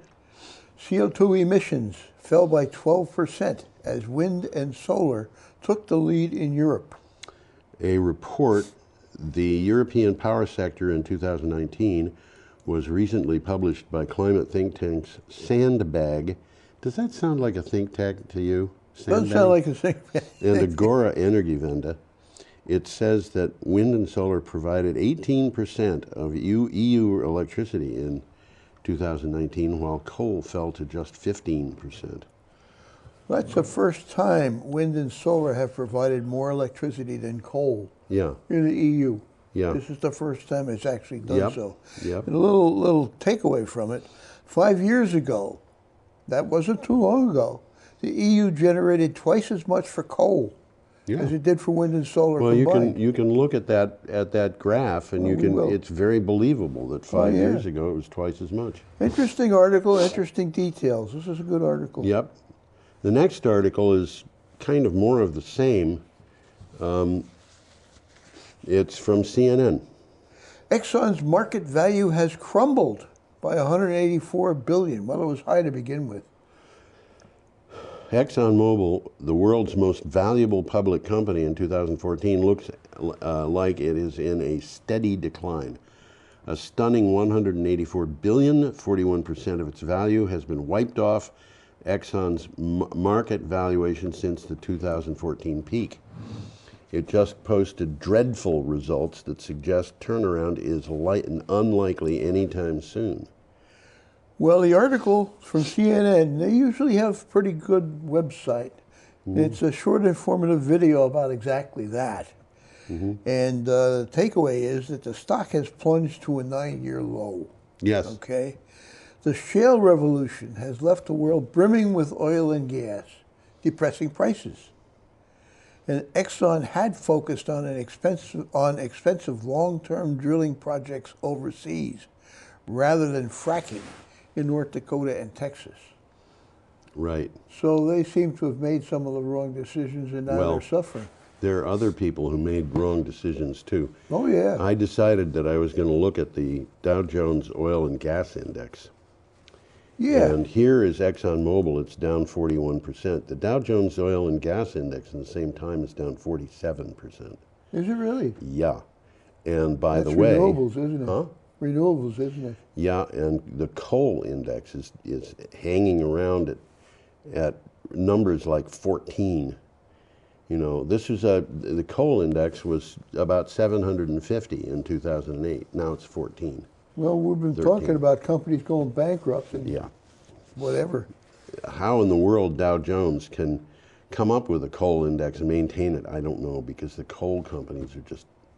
They're falling like flies. Yeah, they are. Yeah. Okay, should we move on? Yeah, we got a goodie coming up here. This is from Yahoo News. Trump withholding $823 million for clean energy. He wouldn't do a thing like that. I don't think so. The Trump administration is withholding funding for clean energy program it unsuccessfully tried to cut, according to Democrats on the House Science Committee. This raises the specter of political interference. The unspent funds now amount to $823 million. Well, what he's saying, if you're not going to play by my rules, I'm going to take my football and go home. Yeah. This delayed funding was said to be an example of ideologically driven efforts that thwart action to control climate change. Yes. But how can you do that? It's a myth. Well, the problem that they've got is that, you know, I think about this, and it goes back to Ayn Rand. She had this idea called objectivism. Yeah, I remember that. And there's a difference between objectivism and objectivity. Yeah. And the highest value is the value of objectivism, which looks to me like it's probably money and power. And I wouldn't argue that point. It wouldn't at all. okay, we are up to February 7th, which is a Friday. And by the way, I want to point something out here. When we prepare this show, Tom and I use a blog that I've had up for years, not with the intention that anybody use it except us, but it's there. It's a good blog. It's a good blog. And that blog provides basically a script for this show. Yeah. I mean, it's a very kind of loose script, but it's there. And, you know, it occurred to me as we were talking about turning Energy Week into... not turning it into what do they call those things that are done on radios? I'm missing you. I don't know. Okay, well, there's a thing that we could do with Energy Week where it would be in a television format and then also in a kind of radio format that could come to a smartphone. And it occurred to me that we could make that blog available for people who are following it. Well, okay, so we can make it available for people who are following it on television too. So why not? There it is. If you look at the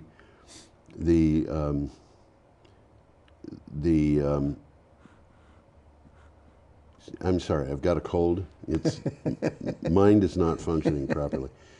If you look at the links that are associated with this post, you'll find one that goes to Energy Week News, and that will take you to this week's script. Okay. So you can just follow it and scroll through, and hopefully we'll develop this into podcast. Aha. It's for a podcast. That was the word you were looking for. Okay.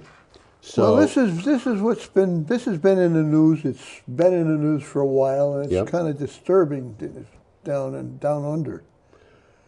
Yes. Australia fires, heavy rain. This is good news a little bit from the Australian fires because we've been talking about them on the show. Yes. Heavy rains extinguish 1/3 of the blazes in New South Wales.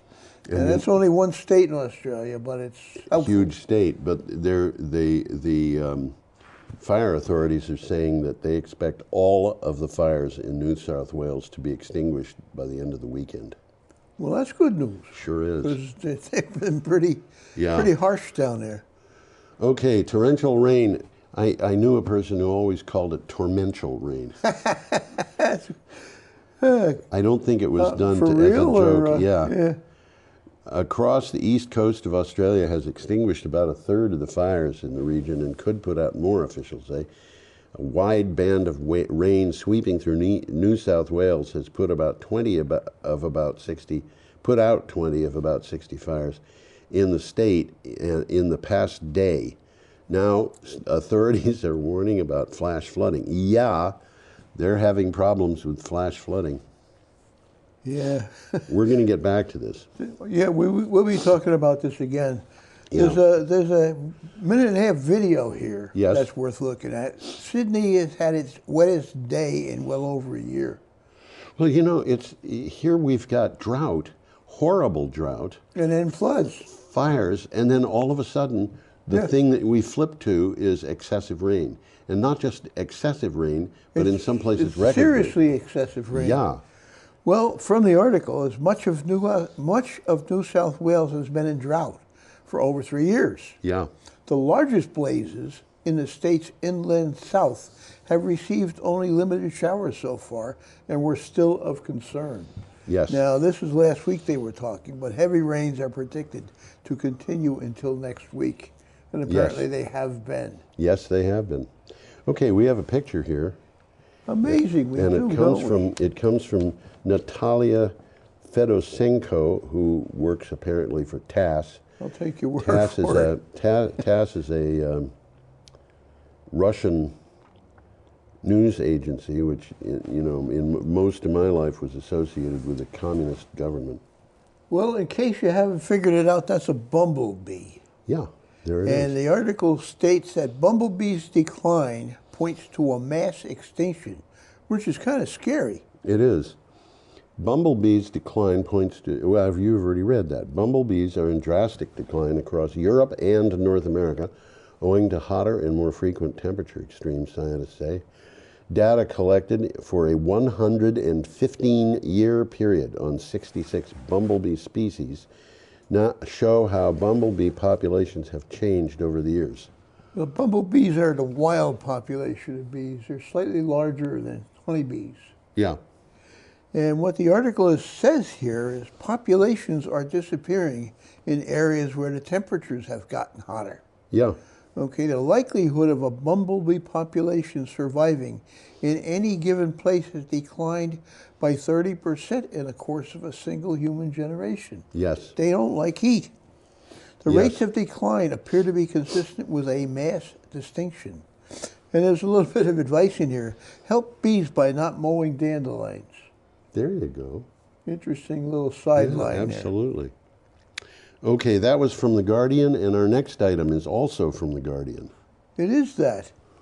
When it comes to climate hypocrisy, Canada's leaders have reached a new low. Yeah.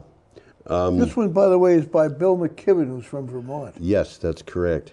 Canada made pledges about net zero emissions by 2050. The government would seem to believe that the climate crisis is real and dangerous, but it is about to approve a shale oil mine that could put up about a third of the Earth's carbon budget. Well, from the article, it says there's oil in the ground and it must come out. That's what Justin Trudeau said. I didn't... And, it's like, really? Is that really what we want to do? Well, there's a couple of takeaways here. They're talking about the Tech Frontier mine here. Okay. Which would be the biggest mine in the tar sands, and 113 square miles, which would be like 10 times 12 miles overall. This is a big mine. And the mine proposal is predicated on the idea that we'll still need vast quantities of oil in 2066, when Greta Thunberg is about to hit retirement age. Oil has addled the Canadian ability to do basic math. More does not equal less, and 2066 is not anytime soon. An emergency means you act now. Yes, that is correct. And that's the bottom line. Right. Stop dragging your feet. Yep. Now we're up to Saturday, February 8th, and we have a picture of Jim He Cramer. looks mad. He looks angry. Either that or confused, but I suspect it's angry. It's more like angry, I think. Mad Money's Jim Cramer, that's him, is done with fossil fuels. Now, this is an advisor. And this particular article came from Forbes. Jim Cramer, a stock analyst and money manager known for yelling about one stock or another on the show Mad Money, was asked about investing in Chevron or ExxonMobil. This gave him the opportunity to speak out against buying into those oil companies or any other fossil fuel companies. Well, from the article, when Cramer squawks, people listen. And there's a little takeaway here. If the big pension funds are saying they're done with these stocks, then there's no point in hitching your wagon to them. Yes. That's him talking. And what does that tell you about this thing that they're doing in Canada? I mean, we've got two articles, one right after the other. Yeah, we'll be talking about that. Yeah, we'll be talking more about that. Well, as an article in the article, we just mentioned Bill McKibben. Yes. And he happened to have commented on this one with enthusiasm. Yes. Okay. And he's issued a number of papers explaining why investing in fossil fuels is risky in an area where automobiles are getting more and more electric. Yeah. Which is absolutely true. Absolutely true. And we'll probably be touching base on that again. Yes, indeed. Okay, we've got an item here from KTLA. And we have Wait a second, I got one from CNN. Oh, you do? You're absolutely right. Yeah, CNN. KTLA is coming up. It is indeed. Justice Department notifies 4 automakers it has dropped antitrust investigation. You know, and this that picture shouldn't be up yet. Well, I can. It's the next one. Yeah. We'll put you up. I can. There you go. I can go back to Cramer. Yeah, we'll put Cramer up as long as we're talking about it. Okay. The Justice Department notified 4 major automakers that it had closed an antitrust investigation involving the companies launched after they rejected the Trump administration's relaxed air pollution and mileage regulations, a department official told CNN. Well, the backstory here is that Justice opened an antitrust investigation into 4 companies, BMW, Ford, Honda, and Volkswagen. Yep. After they agreed to meet tougher standards set by the California Air Resources Board, rather than the administration's rules, which would roll back standards put into place under former President Barack Obama. So this guy is trying to destroy anything that Obama did, simply because Obama did it, I think. I think that's the case, yes. Well, in any case, the department's decision to drop the investigation represents a retreat for administration that has consistently sought to undermine environmental protections. There you go. There you go.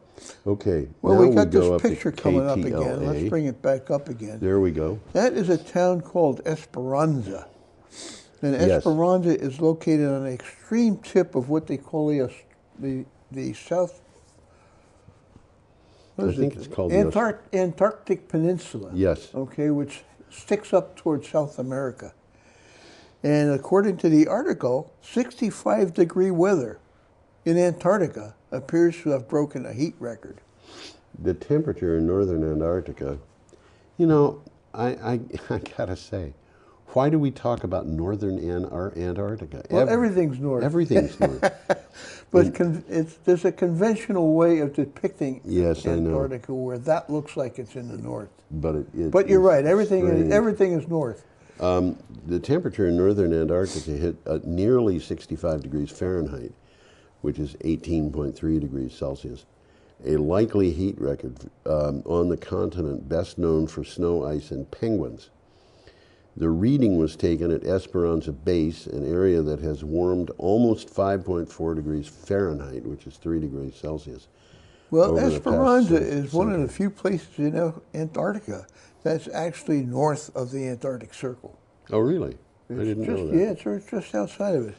Well, in any case, climate change is heating up the Earth's polar regions faster than other regions of the planet, and we will be discussing this more later on. In detail, yeah. So we got one coming up on Sunday, February 9th.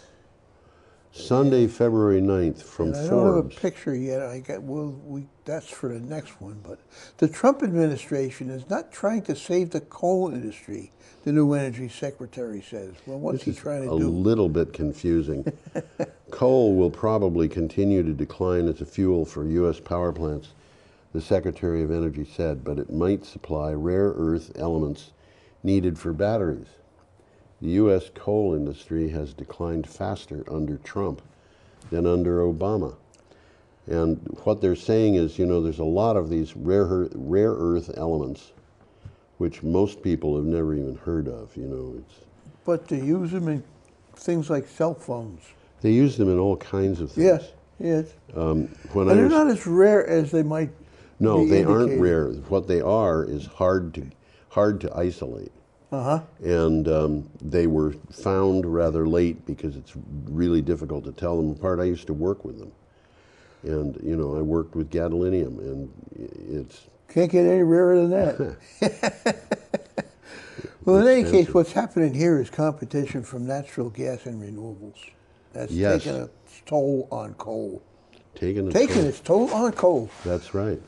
The Secretary announced a $64 million research initiative to develop smaller, cleaner coal plants. Huh? But primarily as a technology to export. You know, this is dwarfed by the $125 million Department of Energy, $125 million the Department of Energy just announced for solar research. Well, the clean coal... Yeah, no such thing. You know, if you think about it, the reason why coal is falling the reason why coal is disappearing is because it's too expensive. I was just going to say, it's money. If you add carbon capture onto that, it just becomes more expensive. Absolutely. So how are you going to have clean coal? I don't think you can. Well, that's why I said there's no such thing. Yeah. I mean, coal has done very well for this country, but its time is over. Sell your coal stock, guys. Time has been over. As I said, you know, the coal index is down around 14. Yeah. And in 2008, it was up around 750. There won't be one in a few years. It's not going to be revived, I don't think. It would take a major shake-up, something really big to revive it, I think. I think it would. Okay, now we have a picture coming up of Spec Boom. This is interesting. It is. And you know, I looked at that and I thought, what kind of a name is Spec Boom? And then I thought, okay, it's from South Africa. Yep. Which means that it's probably Afrikaans. Afrikaans is a Dutch dialect, and it's related to German. And boom is probably the same word as baum. And if that's the case, speck would mean bacon. So this is bacon tree. And I looked it up, and in fact, that is correct. Bacon tree, yeah? Bacon tree. Yeah. Well, there's a lot about this one here. There is. How shrubs can help solve climate change. In South Africa, there used to be a thicket about the size of Cyprus. Cyprus is pretty big. That's about a third the size of Vermont. Cypresses? Yeah. Really? That could suck up the equivalent of 3 times the U.S. annual carbon emissions. Okay. That happens not to be correct. I know this came from the BBC. Yep. But it is not correct. Well, you got to know about exactly that. Yeah, Spec Boom is a shrub that grows in semi-desert. Not only useful as a carbon sink, it has the ability to alter local soil and weather conditions. Which makes it very interesting. Yeah, so other plants can grow. Now, what happened here was, for some reason, the person who wrote this article wrote it in as American carbon emissions at 5,783 million tons, when it in fact was 5,783 billion tons. That's a big mistake. It's a big mistake, but you know, it's understandable. So that means that it's not going to be 3 times the U.S. emissions. It would be more like 0.3%. Well, this is a long and interesting article. This is one that you'll have some fun reading, I think. It's a very interesting article, and the idea that you could have this plant, which by the way you can eat.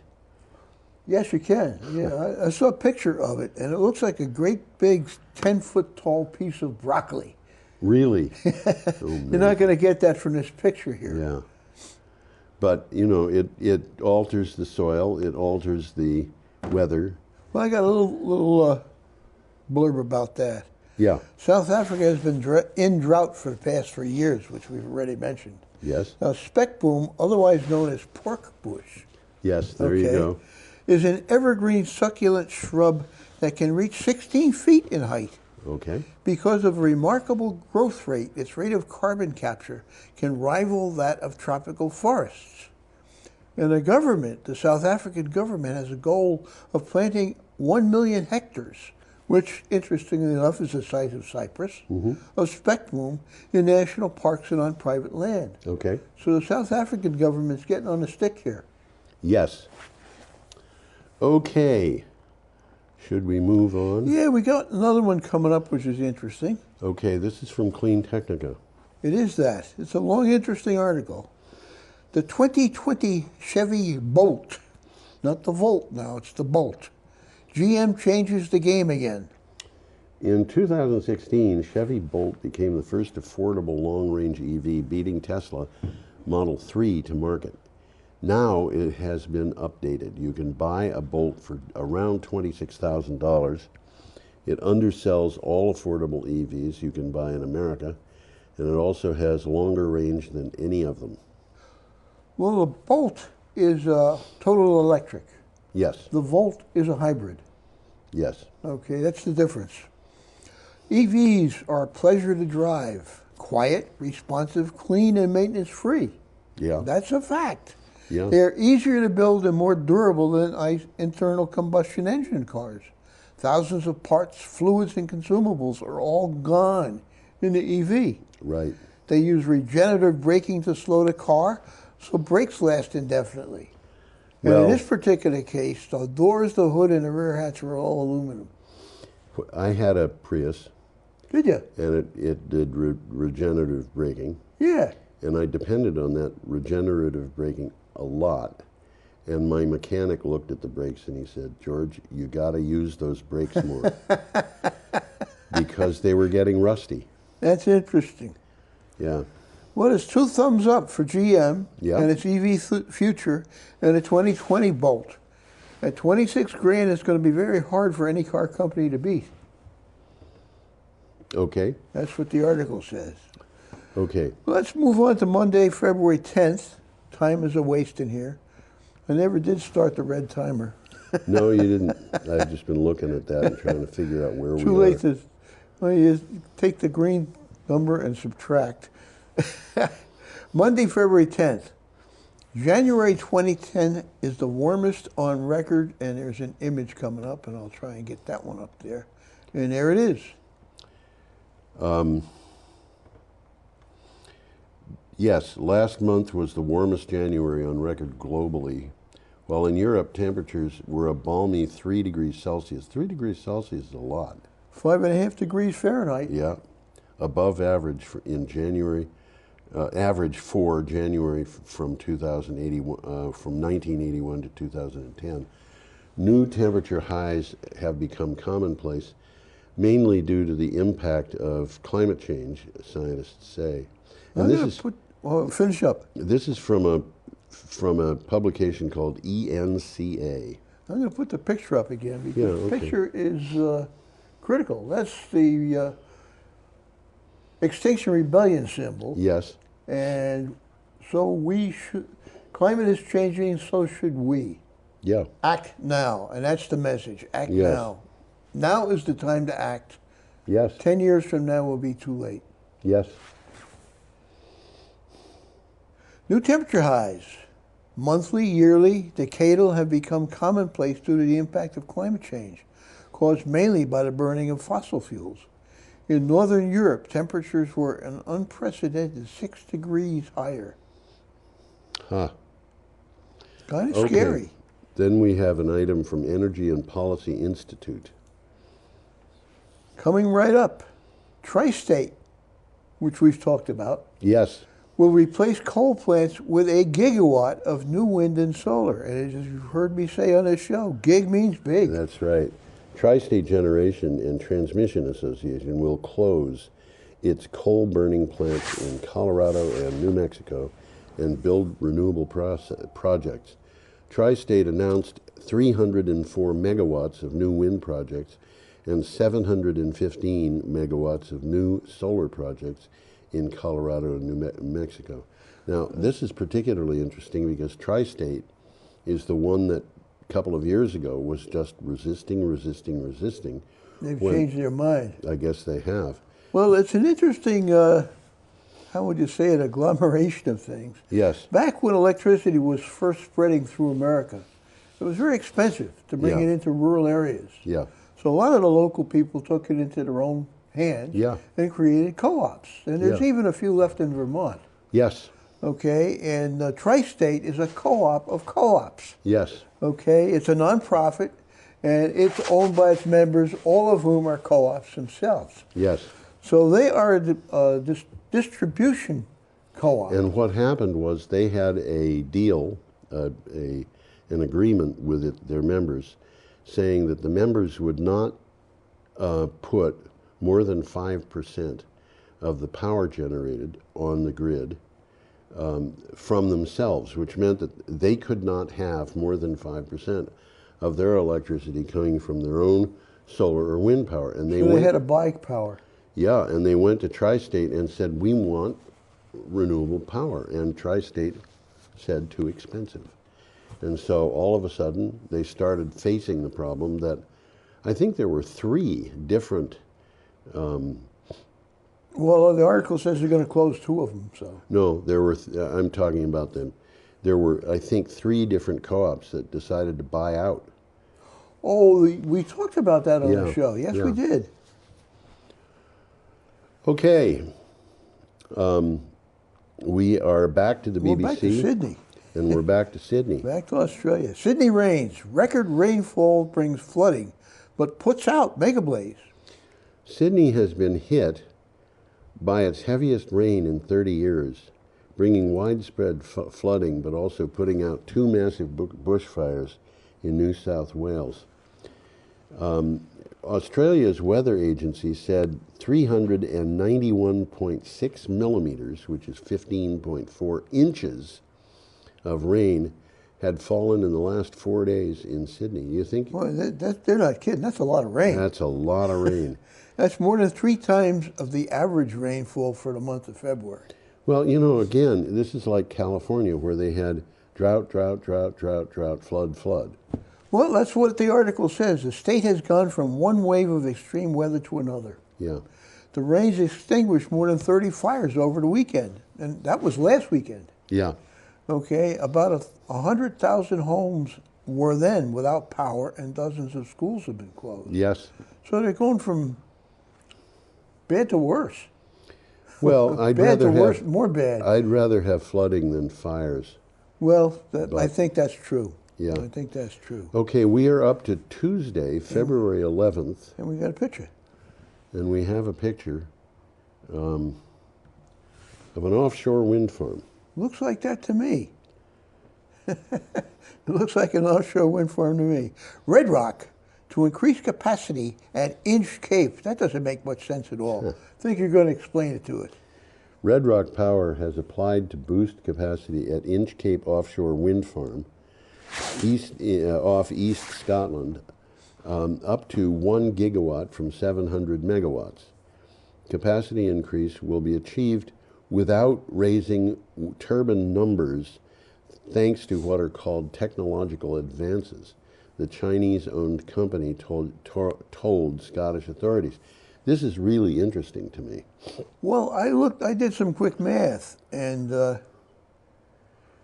in order to do that, they would need 14 megawatt turbines. And Really? the biggest turbine you can buy now is GE's 12 megawatt. So maybe they know something we don't know yet. Yeah, it may be either that or they're complete con artists. That happens sometimes. There could be an error in the article. Yeah. But, in any case, they're still going to put in bigger turbines than they had planned. Yes. And there's not going to be any fewer of them. They're going to be putting them in the same spots. Yes. So Red Rock believes the jump to a gigawatt will have no additional impacts as laid out in environmental habitats and appropriate assessment studies already conducted. So nothing's going to change except the turbines are going to be bigger. Yes.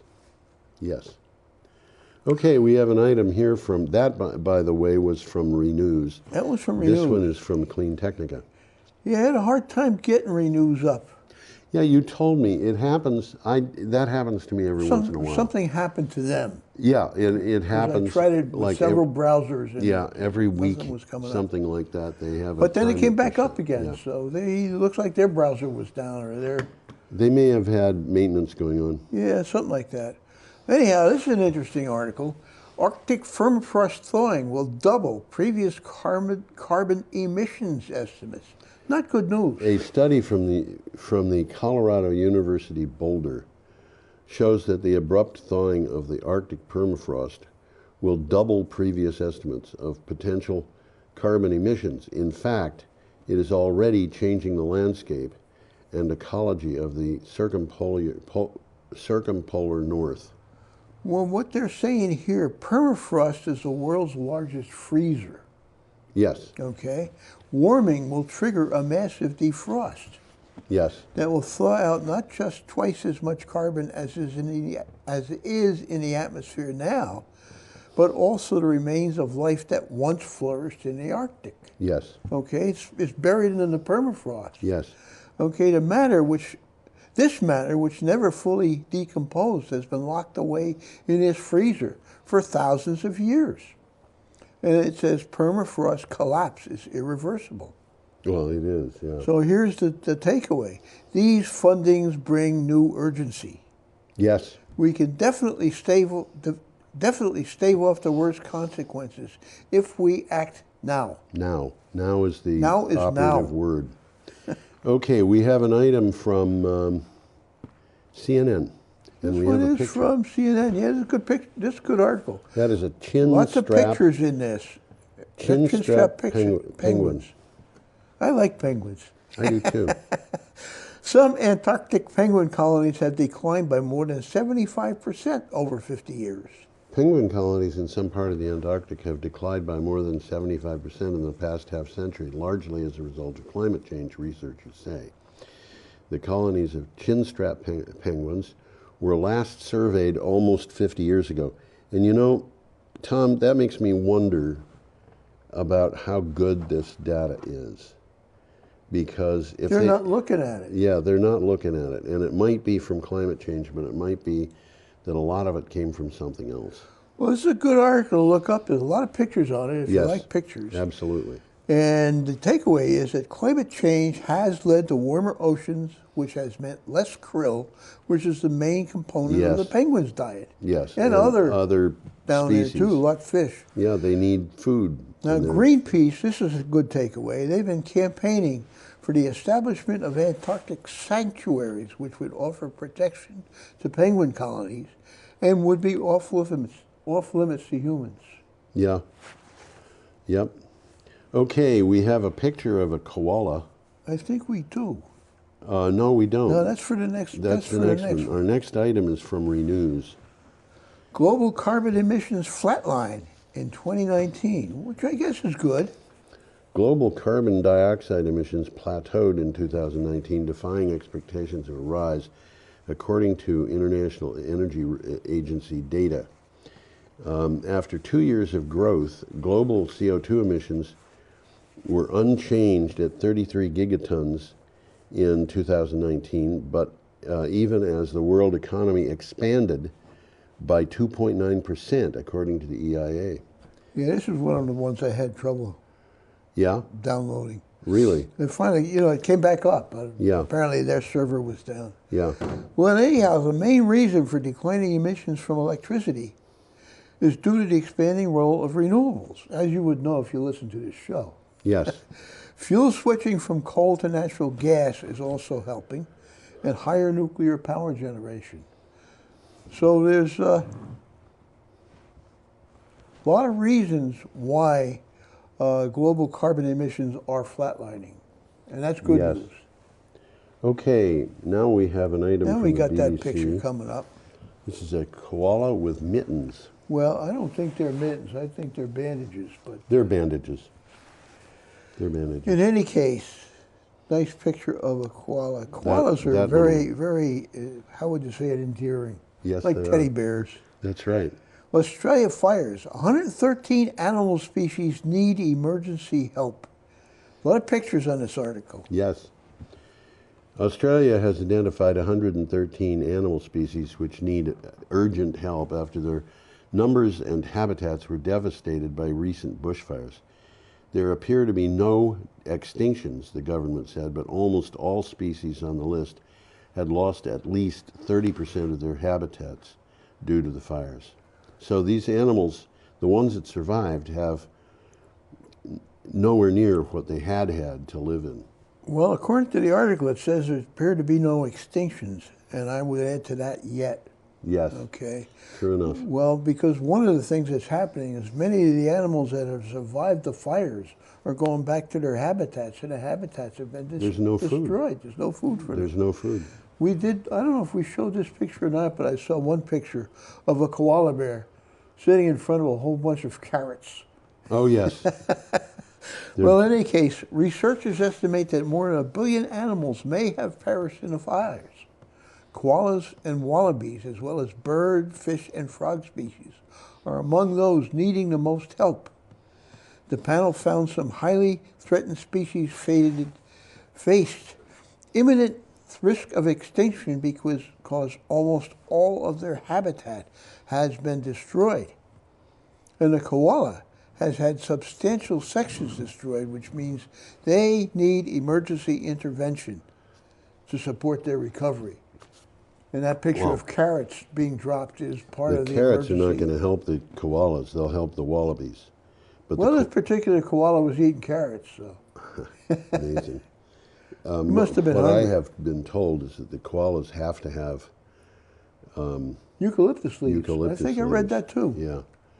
Okay, our What's last, the last item is from Renews. Mayflower wind to deliver $58 megawatt hour power. That's almost 6 cents. Yeah. That seems kind of high. I don't think so. This is offshore wind. It depends on the market. Yeah. Because we talked about Tri-State earlier on paying 2 cents. Yes, but that's onshore wind and solar. Output from the 804 megawatt Mayflower wind offshore wind farm off the east coast of the United States will be sold to Massachusetts utilities. That's the one off Block Island, or? I don't know. I don't remember. It's definitely in Massachusetts. Yes, for $58 per megawatt hour, which is 5.8 cents per kilowatt hour. Yeah. According to documents filed on the power purchase agreement, the regular wholesale market prices are projected to be $84 per megawatt hour. So this is considerably lower price than wholesale. Well, presently Vineyard Wind is selling in this market for 6.5 cents a kilowatt hour. Right. So this is definitely a saving. Yes. And it's 2 cents down south, but how do you get it up here? You hire 20,000 people to bring it up Coolies. on their bicycles. Yeah. That's right. Well, that's it. The wheeling cost of getting it up here, there may not even be that capacity. Probably not. But, you know, we have a market that isn't really firmly established yet. And it's going to take some time to get this all. Well, we have not anywhere near come clear to using the resources off the East Coast for generating offshore. Oh, no. Yeah, you're absolutely Nowhere right. near it. Nowhere near. And it's ripe. I mean, it's shallow. You know, they can anchor these things to the ground. And, you know, I read an interesting study several years ago. They were talking about, okay, solar power is intermittent. Wind power is not intermittent. It is variable. Yeah, that's a good point. And what the author of the study said was wind power from a wind farm is going to be producing power something on the order of 98% of the time. It's just that high, huh? Yeah, it's not going to be a huge amount. But there's some power There's always some power coming out. And so the solution is storage. Yeah, absolutely. The solution is storage. And, you know, same thing with solar power. You fill your batteries up during the daytime and, sure, you know. And the costs of storage are coming down considerably. They are indeed, yes. Yeah. Now, Tom, we have done our last article. I think we have. And we're actually way ahead of schedule here. Anything you want to go back and talk about? No, I'm not really feeling very good, and I'd like to go take a nap. Go take a nap. I really would. So. Well, let's say goodbye. Yeah, we can do that. Adios, folks. Have a good weekend. Have a good week. And here, have a perfectly lovely week. That says, I forgot to put the thing in. I'll put that one up. I have a different one every week, and perfectly lovely is the default. So have a perfectly lovely week.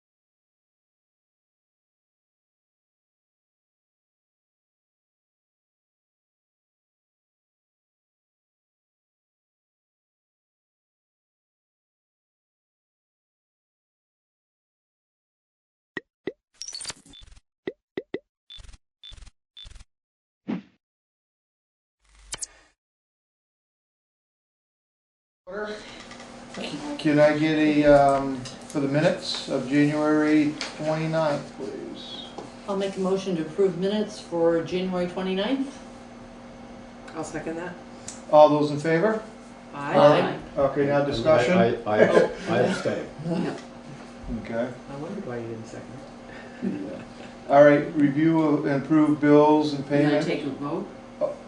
We all just said aye. Did we? Yeah. All except for Zeke saying he's abstaining. Right. It was a little bit on top of each other.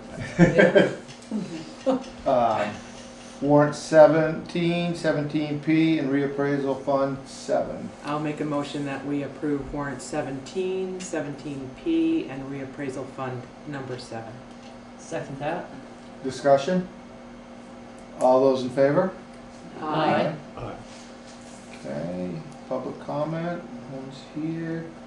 Road foreman's report. We've had a truck that has a front axle broken on it, axle shaft. It's been down since the beginning of the year, and it seems that Dodge doesn't make that part anymore. And they keep giving us dates when they'll have the part, but two dealerships we've talked to said they're not making the part. And so then we thought we hit a stroke of luck because one of the dealerships called us up and says, hey, we found an aftermarket part, why don't you call them about this? So Lee actually ordered it, and then he called them, and they gave us a February 28th date of receiving it. And then Lee says, so you guys are making this part yourself? And he goes, no, we get this from Dodge. And he goes, well, we've ordered, we're on a waiting list for Dodge for this part. And so they gave us that date. Chrysler gave us a date of March 5th last week. No, the week before last was March 5th. Last week they moved it to March 12th for the date we're going to receive this. These people got off the phone with Lee and then called him back up and says it won't be until April something. And the part's not there. And we've actually looked to get a whole new front end for this truck just so we can have the truck available. And this is one of the Dodge 5500s, 1-tons there. And so we have no idea. If it was under a certain gross vehicle weight, the lemon law would have kicked in because the truck is a 2017, so it's new enough, but it's too big of a truck. So I called Bob Fisher just to see where we stood, and he was gone for a few days, so he just got back to me yesterday. He said he wasn't going to spend too much time on, he would look into it, and he didn't want to charge the town too much time. He wants to see if there's any other things going on with this. So right now, the last thing we heard from Chrysler was March 12th, but I'm sure this week I'll get an email saying that it's going to be pushed out until April. So we're down a truck. We've been down a truck since the beginning of the year. So, other than that, So how are they doing Dunkley to with make something up? being one truck down? it's tough. I mean, but he's got the plow on the grader just in case another truck goes down. If another truck goes down, we'll be out with the grader, having to plow with that. It's kind of slow going. Real slow going. So, but I asked Bob about renting. If we thought if we rented something, if Dodge is, like he said, Dodge should be able to supply the part because it's a warranty part. And he was wanting to know how you can warranty a part if you don't have the part. And So that's one avenue he's going to be looking into. And it's a new enough truck, you probably aren't gonna find it in a junkyard or. Well, that's what I was Right, thinking. they do that, Summit and, the one up in Burlington where we bought it, have got it out nationwide to find this part. And we're not the only one looking for this part. The place up in Burlington, they got rid of the one new one they did have, and then they found one in a junkyard to replace the other one they needed. But they need more, and I believe these people, there's quite a few that need this part. And so he said to people at Chrysler, I said, well, we're looking to buy a new truck, what makes us want to buy a Dodge? And they said, well, our 2019s are different than our 2017. I said, well, does it make me feel any better? Because you can't make a part for a 17. Yeah. You know, why would you make... Sounds like it fits right into the lemon law. Yeah, exactly. Oh, like the guy, I did call the guy from the lemon law, and that's what he said. He says, I mean, if there are so many people with that very year truck with the Having same this problem. Yes, exactly. Red flag. And they haven't recalled. Well, lemon law is pretty interesting because if you're down without a vehicle for 30 days, that kicks it right in right there. I mean, if you don't have a vehicle for 30 days, you know, if you have the new enough vehicle, that will kick the lemon law right into effect. But of course, with our gross vehicle weight, and there was one other thing that kept us out of being qualified for it. Because they had a plow on it. Yeah. No, that wasn't one of the reasons. So that's about that for the town, the road reformers report. Correspondence for information. Anybody have anything under that they'd like to bring up? Well, this is the Here's the historical thing for Maple Valley. So there's another year for that. Right. Correspondence for discussion and or action. Everything under there. New business. Roger Turner sent in a resignation from the Wyndham Regional Commission. He said he would stay on until he could find somebody or we could find somebody, but that's one of these things that we're going to really have to push to try to find somebody because... Right. I think he said this maybe 2 years ago. Right. Yeah. It's time we really have to step up and try to find somebody. And this is where Lou Sorensen stepped down, but yes. we appointed a new person. Yes. And he's new to town, so we've got one newbie who's kind of getting oriented, and now Roger is going to step down. So correct. Yeah. Stan House. Well, I guess I do want to tell say to Roger. Roger's done a great job for us in that position, and he's done it for 10 years. So he's really done his part in that. So and it's appreciated, I believe. Then we got Stan Howe's resignation from the Energy Committee, effective on town meeting. That's an appointment that we'll have to make then.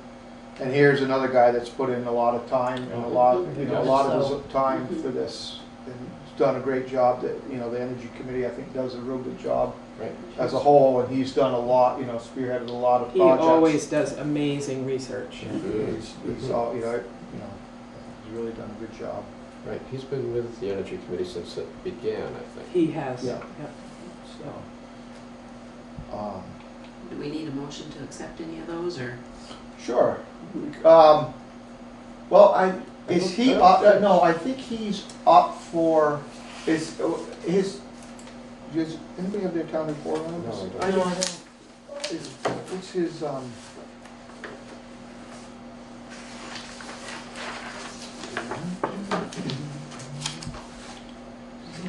2019, this says.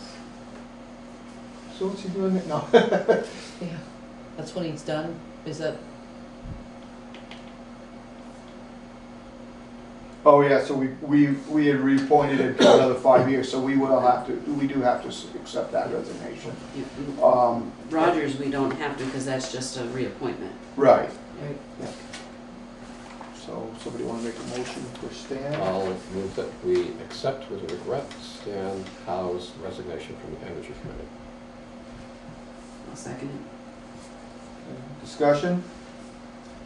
Again, just thanks a lot, Stan, for all you've done. All those in favor? Aye. Aye. All right. Charlotte offered to serve as the interim delinquent tax collector since Whitney had stepped down. So, you know, she wants everybody to know this is just intern. Doesn't want to do it full time, so got to look for somebody for that position. If somebody wants to make a motion to appoint her to. I'd make a motion to appoint Charlotte as to serve as the interim delinquent tax collector. I'll second that. Discussion? All those in favor? Aye. Okay. So we've got the word out about it.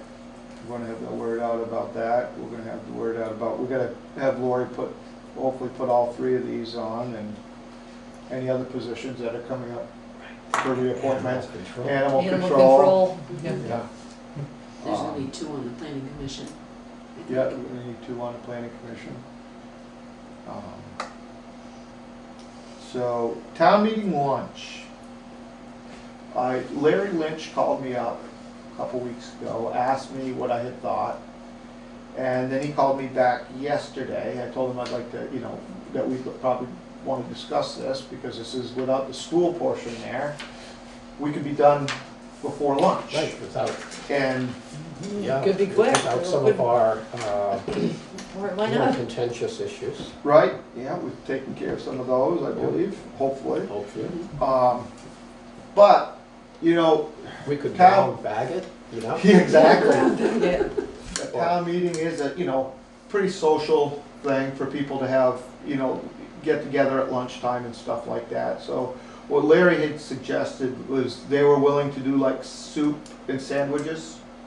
And That sounds great. Yeah. do some, And if the legislators come and talk, that usually, they usually show up just as we get ahead of steam. yeah, exactly. Right when we think we're rolling, they'll Yeah. show Yeah, up and stop the exactly. process.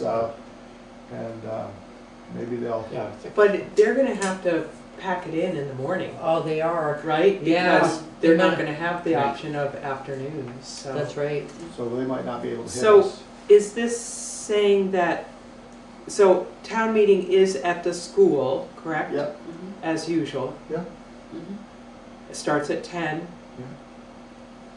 But we're saying that it could be over by 11:15, 11:30, so before noon. So to Well, speak. before noon or 1 o'clock. I mean, I really don't think we want to get going and only have a half hour left if it's noon and say, let's stop for lunch and come back for a half hour. Right, I mean, we don't would wanna just finish. We want to finish, Right. so. But what, and so why does it say Grange? No, they're the ones that put it on for Because us. they provide the lunch. Oh, not that it's going to be at the. No, Oh, right, right. No, it's still at the school. Yeah, the Grange puts on the lunch Yeah. for us. Soup and sandwiches sounds great.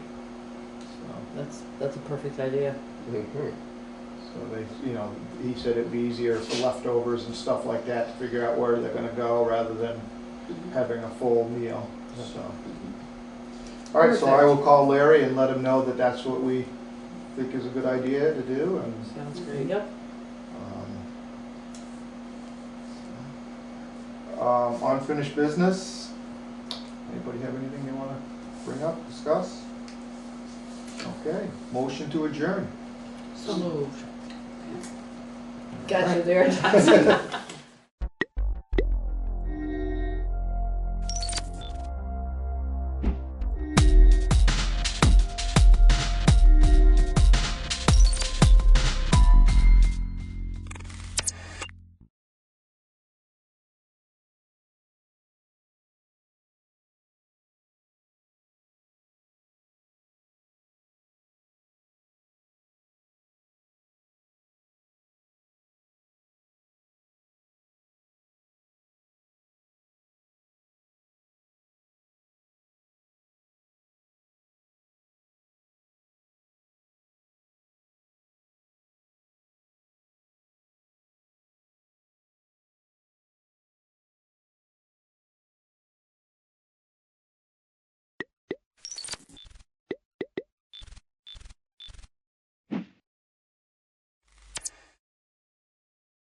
So, Brattleboro Planning Commission monthly meeting called to order, February 3rd, and it is 6 p.m.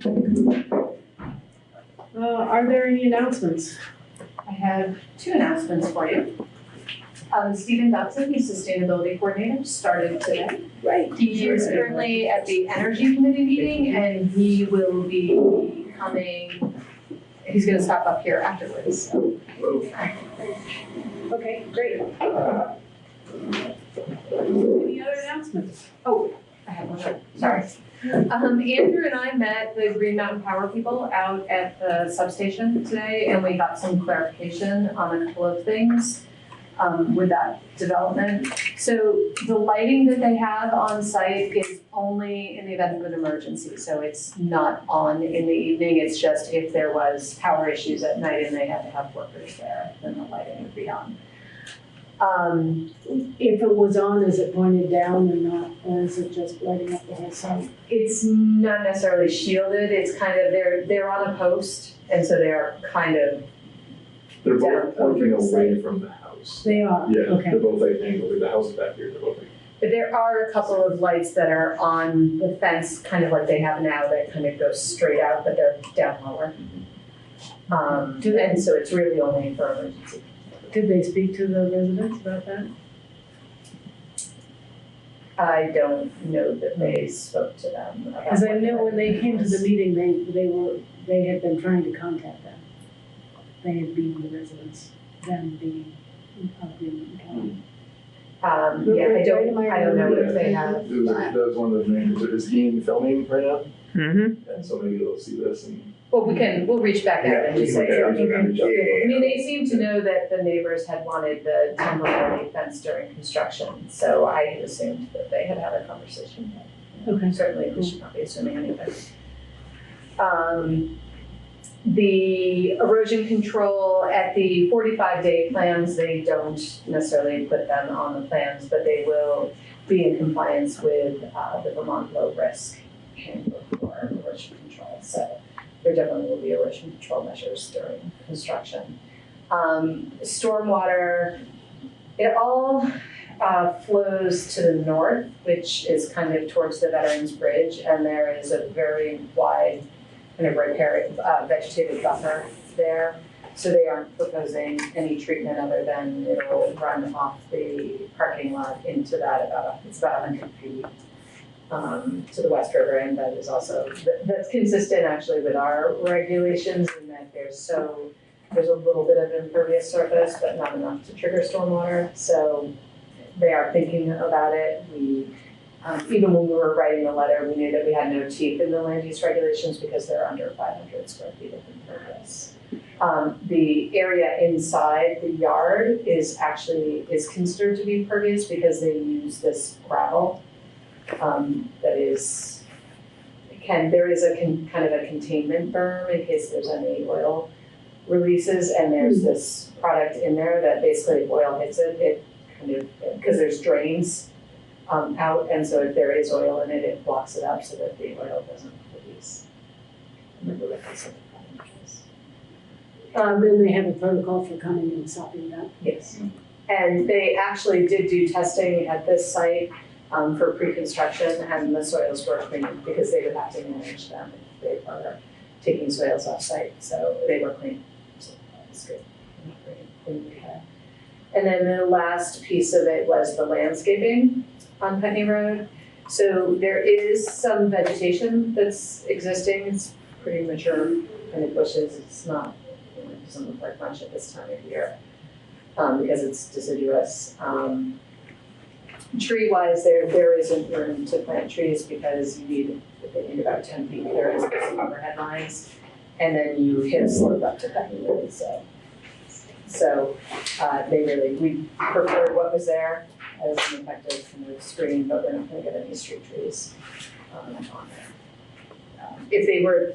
They seemed open to planting street trees, but the two issues were they need to, they would have had to take out the vegetation that exists there, the bushes, and they kind of need those because they need to prevent people from climbing the fence and the berm. So I think that if we pushed the street trees, they would have been willing, but with the overhead wires and the need to protect the fence and the area with a 10-foot clearance of this, it seems like what they have is okay. Everybody satisfied with that? Yeah. Never. I just wonder if, to get really entertain the thought of getting picky, if some evergreen shrubs, exist and could have been. I brought it up. Yeah, we talked about it, because the adjacent memorial there has dwarf or spruce, and it's an evergreen, and it doesn't grow that big. It's not like an arborvitae that will grow pretty tall and kind of stay. It's more like grows out than up. Yeah. So, but I did mention it. Yeah, you did mention it. Yeah, I mean, it borders on the getting picky. If we wanted an evergreen there, we could request it. Yeah, because if there's anything aesthetically to want to block, it's probably transformers and fences and barbed wire. Did we ask them about reducing the parking lot size and actually planting the edge a little more so it wouldn't quite as... We did not ask them about that. Part of their construction is they're using a part of that parking lot to drop a temporary substation. So that current substation is not operational right now. It's totally powered down after the fire.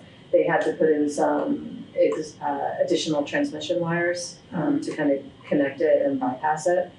But it's not operational at this point. So there'll be a temporary station there, which is on more towards the West River side of the parking lot. And then that will go away when the other one is. But no, we didn't talk about shrinking the size of it. I mean, I think that the equipment gets in there. We could follow up and ask them. It's just untidy. It's like, create the edges in a nicer way. And when are they doing construction? Like, is this supposed to happen next summer or something? Yeah, so their timeline is they're hoping they'll have the certificate of public good by August, and then it'll be about 3 months construction, so they hope to be done by November. They'll go straight to construction. Yeah. Are we good? Oh, and were there then any updates to the designs? No. Okay. They will be submitting, so what you saw was just the 45-day advance notice. They will then submit the final package to the Public Service Board, and we will get another copy of that at that time. So if there's any changes, we'll see it. But they didn't talk about any changes that they have today. Oh, okay. Okay, so we're still on announcements. Is that it? Anybody else got any announcements? One more announcement. Yeah. Stephen walked in while we were talking about Green Mountain Power. So Hi there. I'm going to I've met some of you guys, but not all of you yet. Happy to be working for the town now. Welcome, Stephen. Yeah. Glad to have you here, finally. Okay, public comments. No comment? Nice job, guys. Can I give you a piece of paper and write your names down for the minutes? Yeah, we should. It's like 2 minutes late, so. If you want to, I'm still working on my computer, that's why I'm standing. I apologize. Okie dokie, no public comments. Okay, gotcha. Thanks for doing that. Approval of the minutes of January 6th, 2019. Did everybody get a chance to look at them? Or you need it? All right, take a few minutes.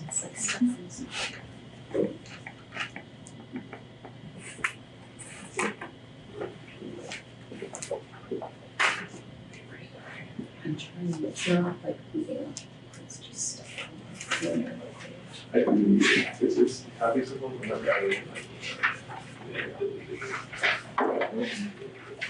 I have a question. My memory was that the scoping study for the bike Yes. plan on High Street would be from the intersection of High and whatever the other road is where the old gas station or something used to be, but it's actually going to be from Main Street all the way to exit. The scoping study is going to be Main Street to exit too. Yeah. Okay. Yeah. There's 1 mile. Yeah. Yeah. And we're working on a RFP for that. segue between, segue is SEGUA or something like that. That segue is the one you ride on. Is the one you ride on. That's a trade-off. They get like autumn, must be autumn. SEGUE. We'll get to Yeah, that. that's it. And then what is that? Is he for the state of the range? SEG. Segue is like the connection from one to the other. Or I could use it differently. That's a mile too. Segment. So, Yeah. Oh, okay. Yes. All right. That's like that.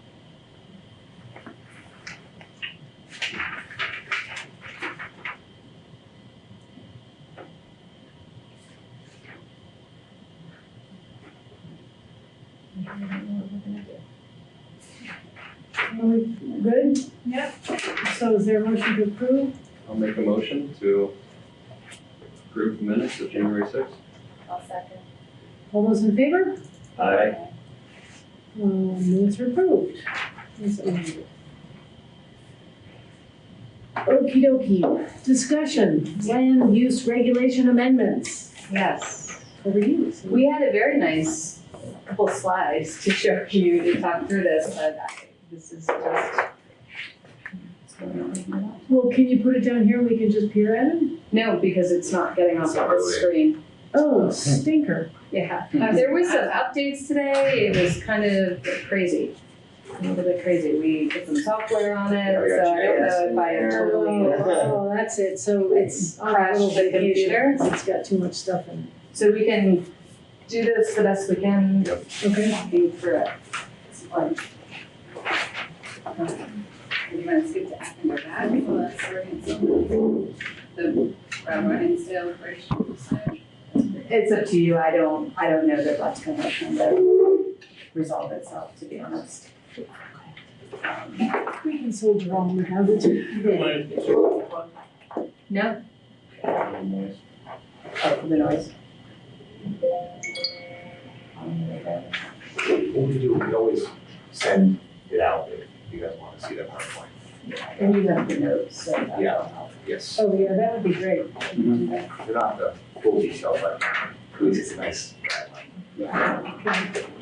So what we wanted to do was kind of go back to kind of the basics, which some of you might be more familiar with than others. And we just had a couple of graphic representations to let you know where our zoning came from and kind of what everybody had decided on at the time. So do you want to go through your slide, Sure. through it? Yeah, Or I'd love to. start with that. So we did kind of get to the basics of what zoning is. I'm pretty sure you guys all understand what zoning is, but just to kind of rehash at its core, it's just the dividing up of land, obviously, into different uses. And then the regulations and laws that regulate land use and structures that can be built upon that land. And zoning is a regulatory tool to implement the town plan or any plan. That's a tool to promote what that plan is, the purpose of the plan. And then going to, I guess, the purpose of zoning, one of the things is to protect negative impact on adjacent land uses, and then provide for orderly development. I think are the two really kind of at the heart of that. So And I doing think that. the first part, kind of protecting the properties, it's really down to health, safety, and welfare. So if you think back to its origins, it was big industrial plants, popping up in neighborhoods where, people were living. So there's, pollution and other things that were of concern. Or it was big buildings crowding out the light on other buildings. So it's really, its origins were health, safety. The big case that upheld it was Euclid versus Ambler. One of the bigger land use law cases. Yeah. So that, It's like the 19th. zoning is a police power that the municipality can use. And then I guess going on to the types of zoning, seen specifically in Brattleboro, I get Euclidean or conventional zoning, which is more of the traditional focus on segregation of land use types, permissible property uses, and the controlled development intensity through dimensional standards. Performance zoning is a type of zoning that specifies what may or may not be done in terms of the end result. instead of getting detailed regulations on the exact form of development. And then form-based code adopts predictable build results based usually more on physical form as an organizing principle with a lesser focus on land use. And we kind of see, we have like a combination of all three. Yeah, we have a hybrid. Is that common Yes. nowadays? Yeah, so today. And then go into some limitations of zoning, because they're not all perfect. They can be controversial. Specifically kind of going to the idea of private property, what you can and cannot do with your land, and then the scope and limits of government's ability to regulate land. It can be hard to define at times. Land use law, potential legal action can occur, and then obviously zoning cannot force a certain type of business or housing to show up just because it states it in what our regulations say you can't put there. I mean, the market really defines a lot of it. And on the flip side, we can't force somebody to leave. So even if we have a zoning district where there's a non-conforming use in it, we can't make that use leave. You can have rules that once that use has terminated, if it's ceased operations, then it can't reestablish itself. But we definitely, can't force somebody to leave while they're still operating. Yeah. Zoning can't guarantee good design. Yeah. So we do have design regulations in our regulations, and it's still kind of, it can be up to somebody whether they think it's good architecture or not. Stepping back to the part before that, were you referencing grandfather? Yes, grandfather. Yeah. Or non. So when a new regulation comes, if there's things not conforming to it, then Right. Or that's good. Right. That's okay. Yeah. And then zoning cannot regulate the number of certain types of uses. Right. So the kind of a good example would be types of retail. So you might not like dollar stores, but you can't say no dollar stores, but allow other types of stores.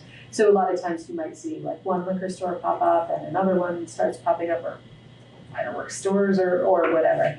So you can't say, oh, no, we're only allowing 2 and the rest of you need to go, or only 2 Dunkin' Donuts, one on this part of town and one on the other, and no more. So it's by use, not operator or business. Don't we have rules pertaining to liquor and the amount that we have? Liquor licensing? It's a different thing. It's different, not zoning. Yeah, zoning. exactly, that's town ordinances or whatever. Yes. Okay. And then zoning can add to development costs. Just because of requirements, The current because process it could be or- design, yeah, it could design be guidelines. environmental requirements, certain types of stormwater systems or landscaping that we require, can all add to costs. And then kind of bringing this holistically to the town plan, back to how the zoning is trying to implement that.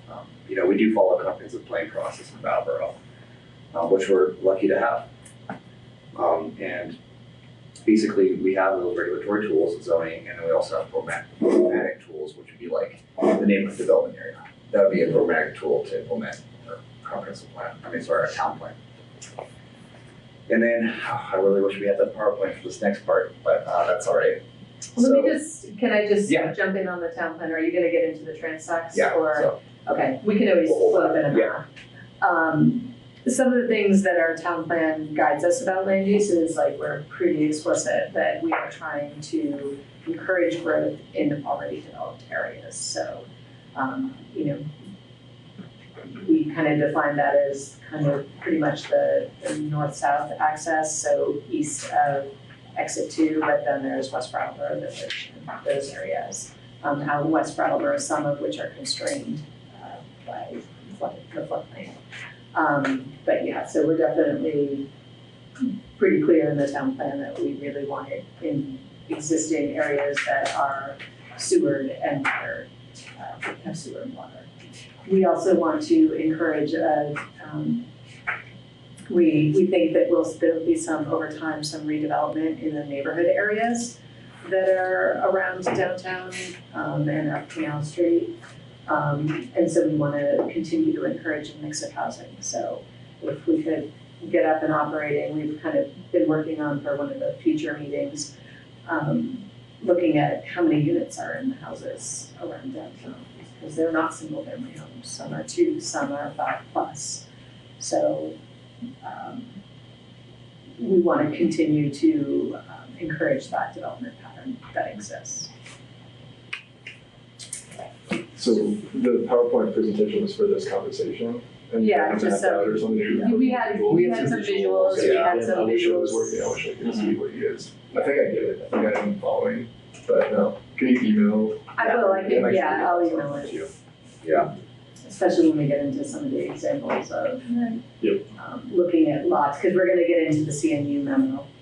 And so looking at some of the lots where we know something's wanted to occur and we haven't necessarily been able to accommodate it.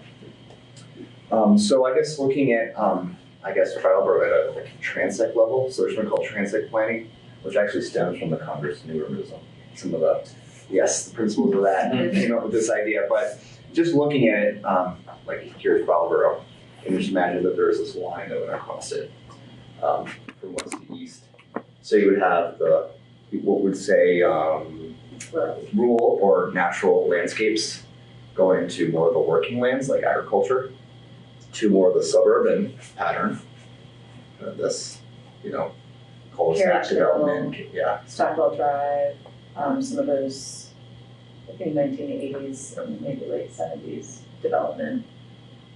And then kind of moving towards 91, you get more to the urban center areas to our downtown, which would be the urban core, the most density. I would also say Putney Road is suburban as well. Here. And then obviously so somewhat urban south of downtown. So that would be the transect scene in Brattleboro. But the whole idea is that you kind of move across that continuum. And the idea of, protecting the natural landscapes. And then you can still preserve that compact walkable pattern of the growth area, which would be the downtown and as they call it, urban center. Which I think in a way is kind of corresponds to like our neighborhood center, and that we have that's at exit 1 and then right off Putney Road. So there's some similarities, but it's just another type of planning and concept. And it kind of works. I mean, when we were doing the zoning districts, we weren't necessarily thinking about doing it as a transect, but we were aware of the development pattern that, Canal Street development happened in the 1960s. It's kind of the 1960s commercial development, where Putney Road was the 1980s commercial development. And so we were thinking about the needs of each of those areas, and like Putney Road, which we have zoned as the service center, we're like, okay, that's the bigger buildings, it's primarily commercial, but we really want to make that, infill it with residential development. So there's certain rules for out there. Well, I was going to say, and I think the future land use map, which is right here, kind of also dictates that as well. Dictates or portrays? Or portrays of, where, the darker purples are more, dense, and then you can see how it transitions out. So, because what did you guys call this? Transect. It's a transect. Transect. How do you say it? Transect. Transect. Yeah. And it's just to encourage development in already developed areas. Well, that's what we laid out in the town plan, is we really wanted to encourage development or redevelopment. So infill development or redevelop the existing properties. Because from a municipal standpoint, it's got road, we put a lot of investment in those areas. So there's water and sewer lines, and there's roads, and sometimes there's sidewalks. And so, can I ask a question? Are we certain that our existing infrastructure could withstand growth? Yes. Water, sewer, all that stuff is yes. Any growth, or is there a limit to the growth that it can sustain? I think we're only operating around half the capacity of the wastewater treatment treatment plant. It might be a little on the low side. But yes, we can withstand growth. the water treatment plant is due for an upgrade in the coming years. But it's only like half capacity right now. And are there well, I mean, are there wells in town as well? Like, is everyone? There are backup wells. Well, do you mean for public use or for private? We have backup wells in the retreat meadows area. No, I mean, like, do private people have wells? Private, If yeah, you there go are in there, private. unless there are private wells. Oh, Are sure, people there's- using them, or are they? In which part of Cheaper Denver? not to. Or which part of the town are you talking? The rural areas are, more well? pretty much this RR and the two greens are pretty much, on well and septic. And that, so the zoning in the rural residential is, 1 unit per 1.5 acre. Or, yeah, 1 unit per 1.5 acre, and in the rural, it's 1 unit per 3 acres. And part of the reason is if you are building new, you are going to need a well, and you're gonna have certain distances that are a shield around the well. And then you're gonna have your septic on-site sewage system, and then you're gonna need a backup for that. So if it gets really hard to fit that all in a lot, and keep it on your own property, and have room to build as well. So that's why there are larger lot sizes out there. And especially in the western parts of Brattleboro, there can be a lot of physical constraints too, especially if you're talking about the light car district, there's a lot of steep slopes. So what we do out in those areas is, we're trying to cluster development. So if there was going to be a housing subdivision, we would allow them to build on smaller lots in the subdivision with the hope that they might share some of the septic system, have kind of a common system. With the hope or with the mandate? Well, it becomes a mandate because if you're over a certain number of units, then you would probably have to Consolidate your sewage. Yeah. And the state is responsible for on-site septic and on-site well permitting, so we're not involved in that.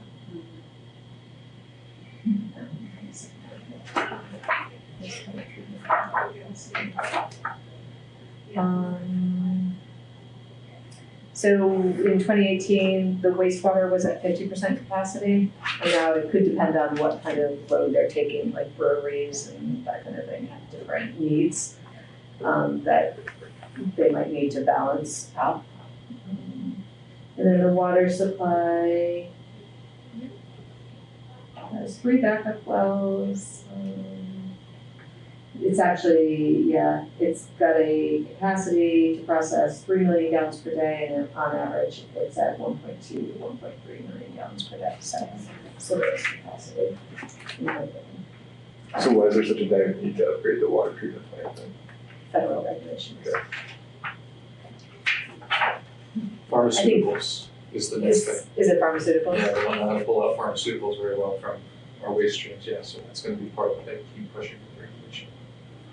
What is that, like a filtration system or something, or should that include? Yeah, but that would be for wastewater, not drinking water. Sorry, maybe I was mistaken.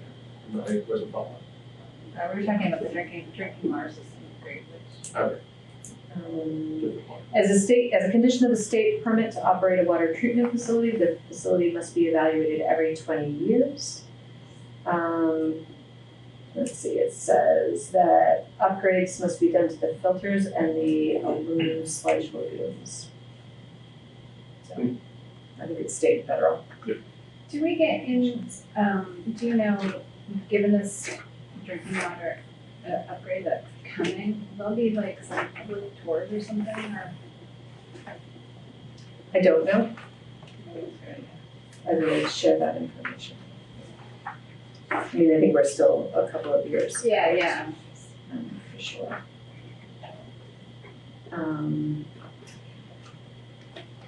So all of that was to kind of explain the CNU, where that Congress for New Urbanism, I know you had some questions the last time. Questions? We had more Concerns, critiques of the Congress for New Urbanism, right? So the way that that whole memo came to be is that the state of Vermont is looking at what they're looking at local zoning regulations and figuring out where are their barriers to creating housing choice in Vermont. And so they picked several communities and said, we'd like to audit your regulations. Well, they hired the Congress for New Urbanism. They have so the Congress for New Urbanism is a collection. It was started by 3 planners, and they've been architects, with the goals of creating walkable communities,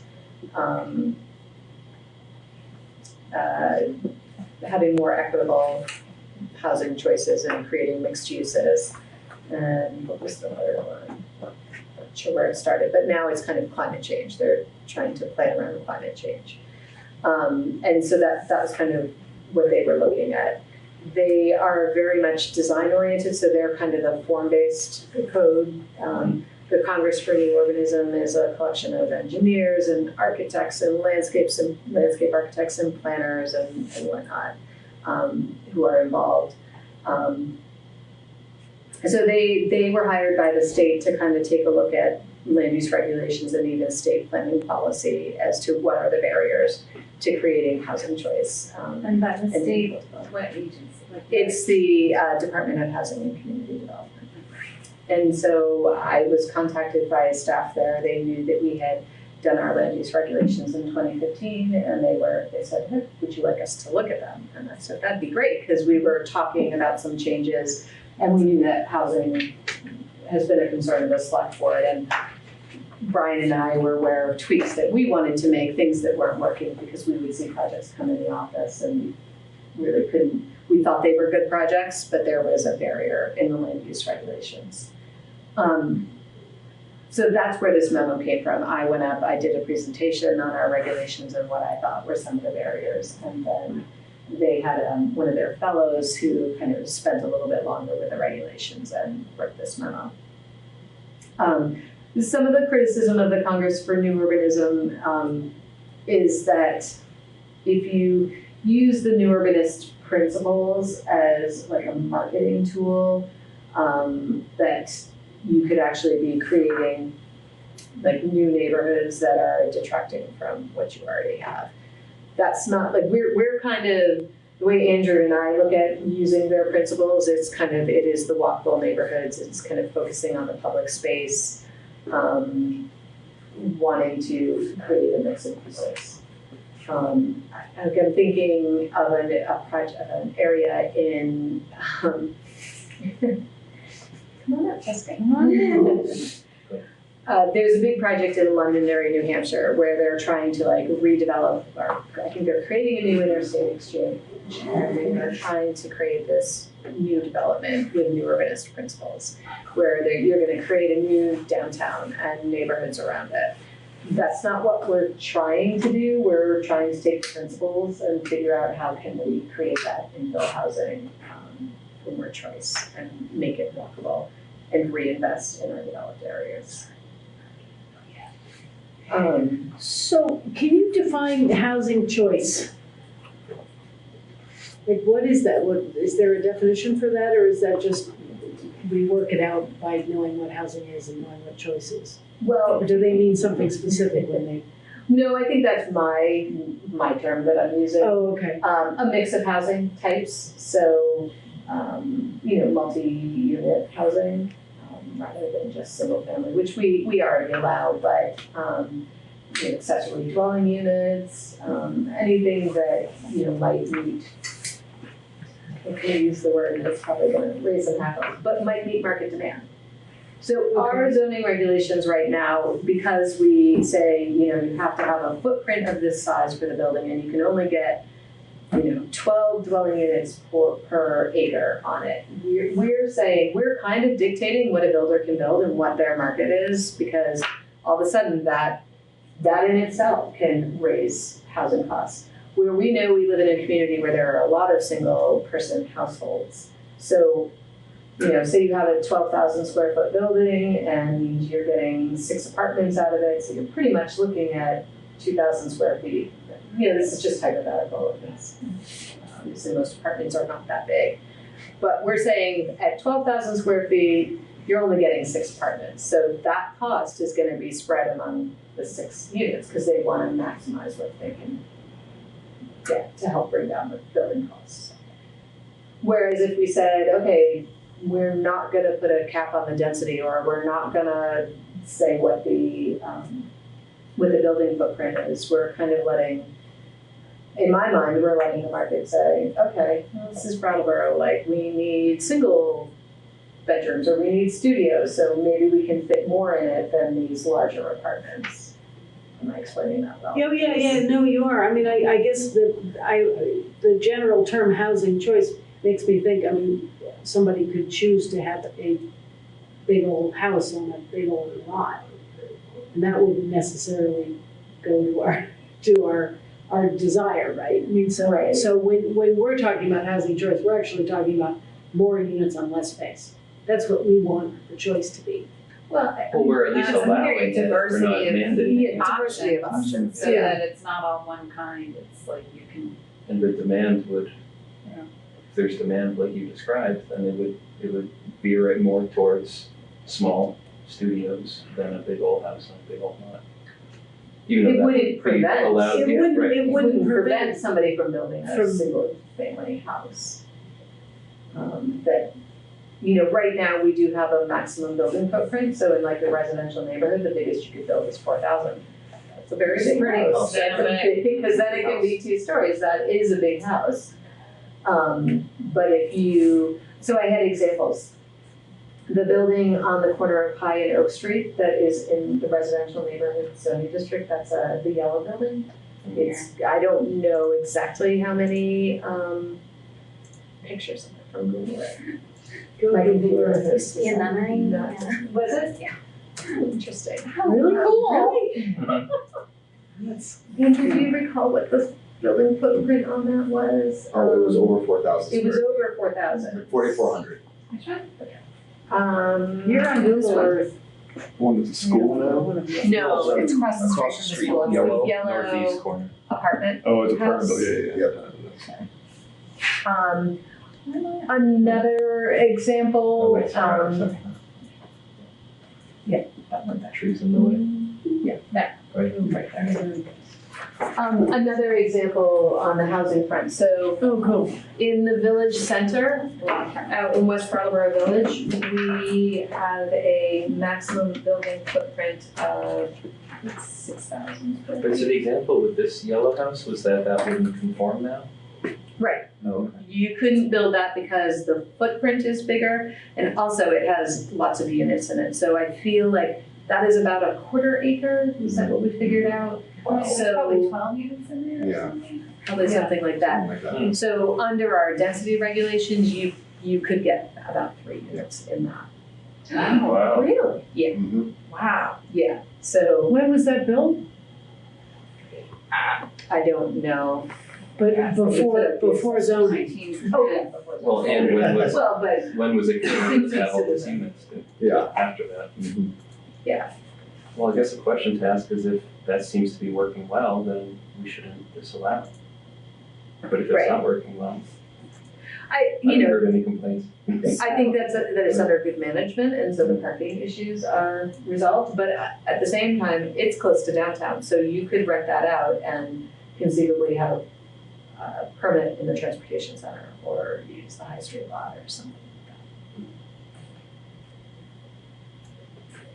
I have someone ask a question about the choice of larger properties, larger parcels used for single dwelling. Should there be something in there because we want to increase walkability about maximum like road frontage for a parcel like that? So that is something that we could do as well. They didn't pick up on it in the Congress for New Organism memo, but what I would say is our frontage requirements are pretty suburban. Like a village center is a 60-foot minimum frontage requirement. You could set a minimum and a maximum, so that somebody didn't assemble a bunch of lots, tear down And all this is you could do that trees because protecting that my would- beautiful house. Yeah, because that's not consistent with the development pattern. So we might want to drop what the frontage requirement is to maybe 30 feet, and then set a maximum of 150 or something like that. I've seen that done as well. To prevent that kind of thing, And knocking down. would the choice impact, sorry if you've already gone over this, but like setbacks from property lines, and so that there is room between?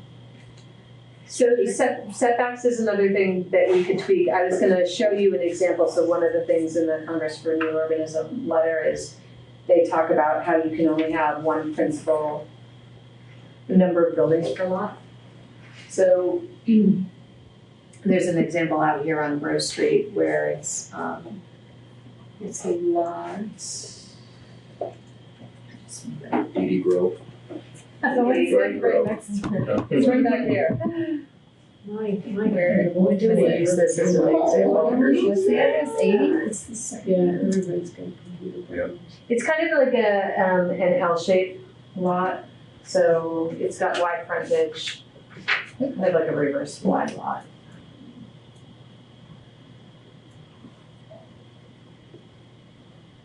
So there's a multi-unit building here. What's that? There's a driveway here. Oh. Yeah, but if you go the other way, and so Where's the street? it's Grove Street. No, It- not- I mean on your map. Oh, Grove. Can't remember what the lot size on this is. But the idea was, okay, you've got a multi-unit building here. What if we wanted to stick, this looks a little probably narrower than I should have drawn it. But I will tell you, it's 50 feet there. What if we wanted to drop a kind of a tiny house or a cottage or something there? So, and just keep it on the one lot. Yeah. So in order to do that, yeah, and it kind of goes back deeper. You can see it. Oh, yeah, that's good. So here, our regulations basically say, in order to do that, you either need to, one, create a planned unit development. And I can tell you right now, we have no planned unit development that would fit that type of development. Or the other thing you could do is you could put another residence on there, but you need to double the setback on the side that it would share. Because we wanted orderly development, and therefore, you know, somebody might do that now, but in the future, there's gonna be problems and they'll want to subdivide the land.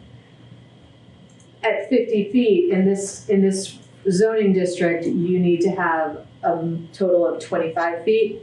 So you could have 15 feet over here, and then you need 10 over here, but then you need another 10. So you end up, and at 50 feet, you end up with maybe a tiny house you could fit on there because they're pretty narrow. But you're probably not gonna get a cottage or, you know, maybe something that's 500 square feet or something. Would it be in our best interest to do away with setbacks? Like how, I mean, it's starting to sound almost as if we'd have to do this on a case-by-case basis, which obviously we can't do. There's a couple things. I mean, we could look at it, and Andrew has started to do some analysis to figure out what is the appropriate setback, and we did do it at the time that we did the land use regulations, and you know. But if you look all over the place, you're going to find different things. What I think that maybe needs to happen is we've got these dense housing around downtown that is all in one zoning district.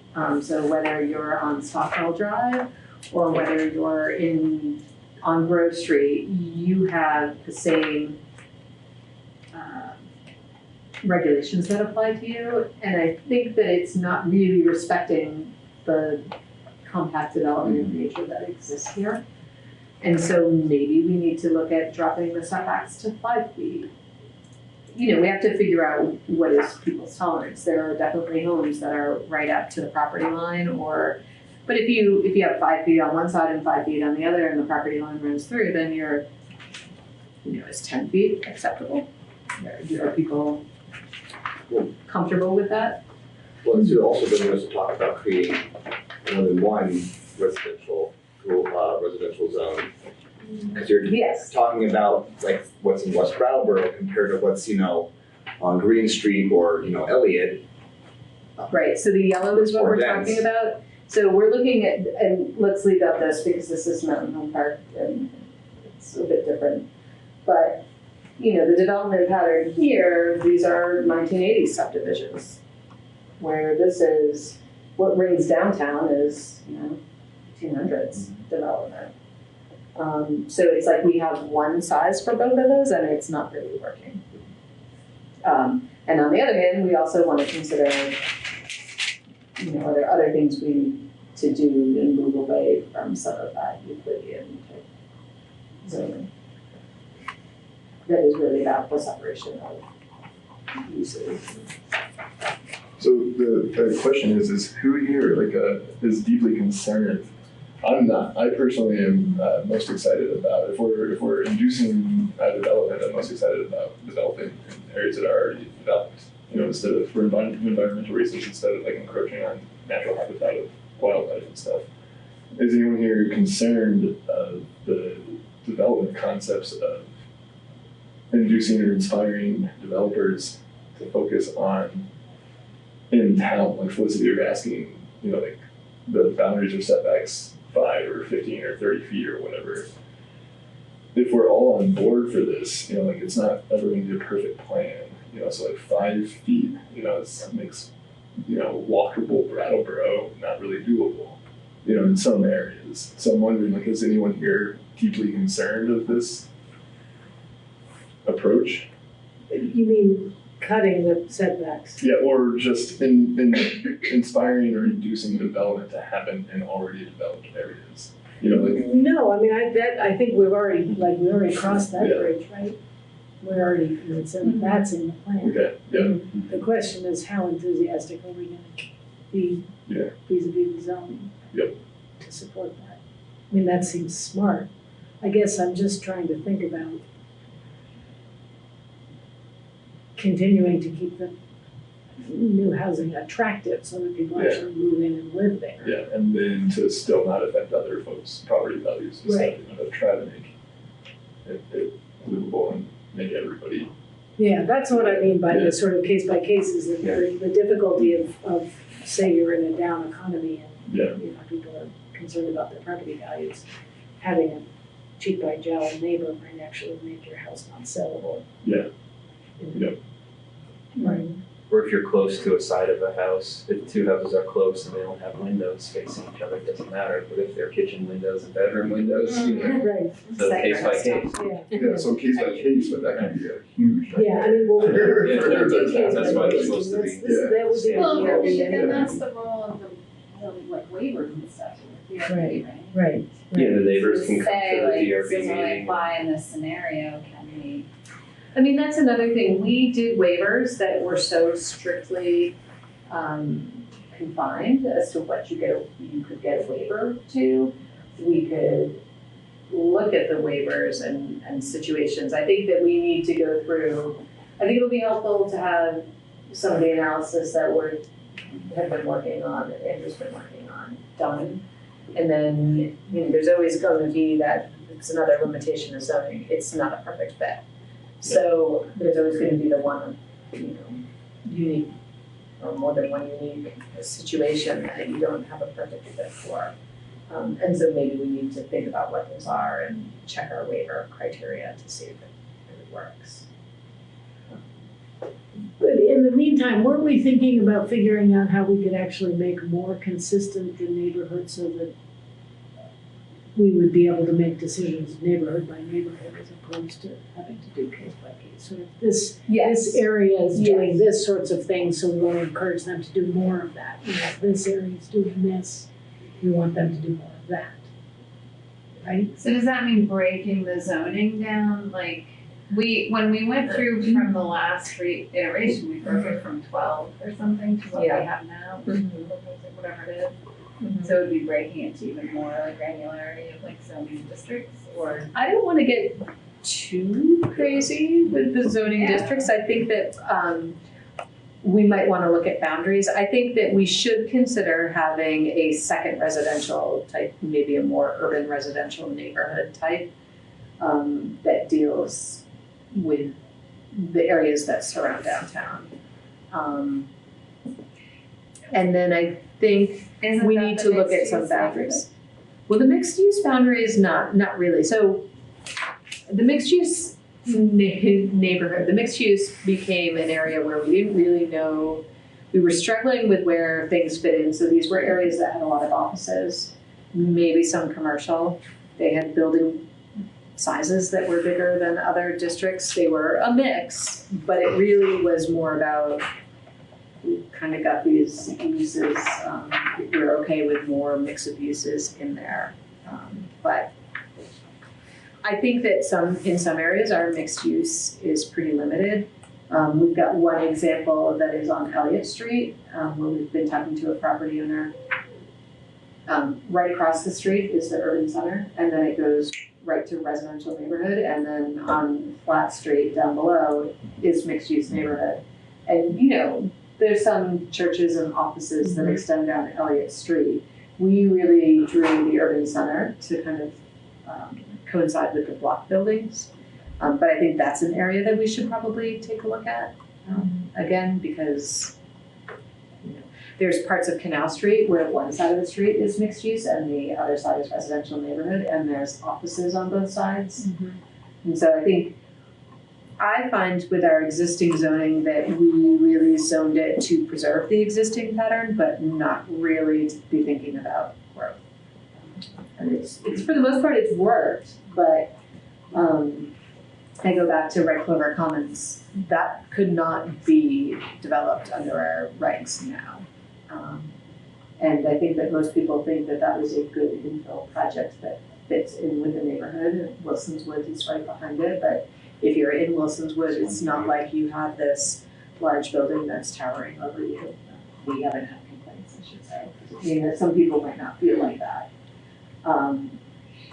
But if we think, and that's type of apartment building might not be everybody's favorite thing, but it's got 50 units and it's in a great location because the hospital is nearby and there's restaurants and retail and pharmacies. And it's kind of exactly the type of development that we want. And it's had almost no negative impact on the neighborhood too. So when it was first going up, I was definitely deeply concerned, but then I was okay, just be cool, see how it plays out. It is totally fine. Yeah. Totally fine. Except for we need some sort of traffic calming, especially in the morning. I don't want to say traffic calming, I mean so that some sort of something for the mornings when school is in, so that to get people to slow down, especially when there's old folk walking around. Yeah. So but that's not a complaint. I'm still excited. I mean, we could look at West Brattleboro Village. There's several properties that right now are not zoned in the village. We've talked about the Melrose Terrace property and what happens once that floodplain is restored. Actually, some of those buildings come out of the floodplain. So, what is the future of that? Or even some large parcels that are in the residential neighborhood. I think it's in the residential neighborhood, touch the village. What's the future of those properties? So I think that it's not, some of the boundaries are not calibrated right for thinking about the future and thinking about growth, and it's hard to do sometimes when we're not in a growing pattern. But at the same time, by having it so tight, we might be precluding some growth that could happen. Well, and this is what we anticipate. I mean, when we looked at it, we were like, we'll see how it goes for a few years, and then we probably need to go back and tweak it based on what comes up, what applications come up.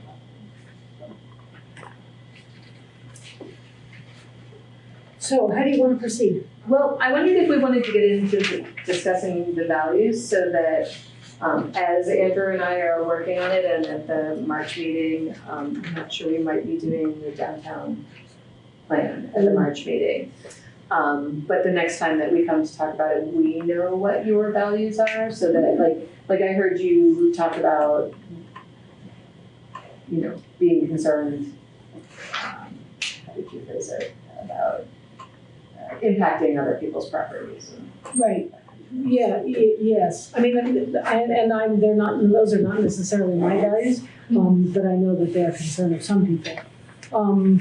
So I sent you guys this Just City Index, and I know I sent it like at 3:00 this afternoon. So, but the Just City Lab is at the Harvard Graduate School of Design, and they facilitate. I mean, they basically have a sort of values-based system that they're trying to propagate.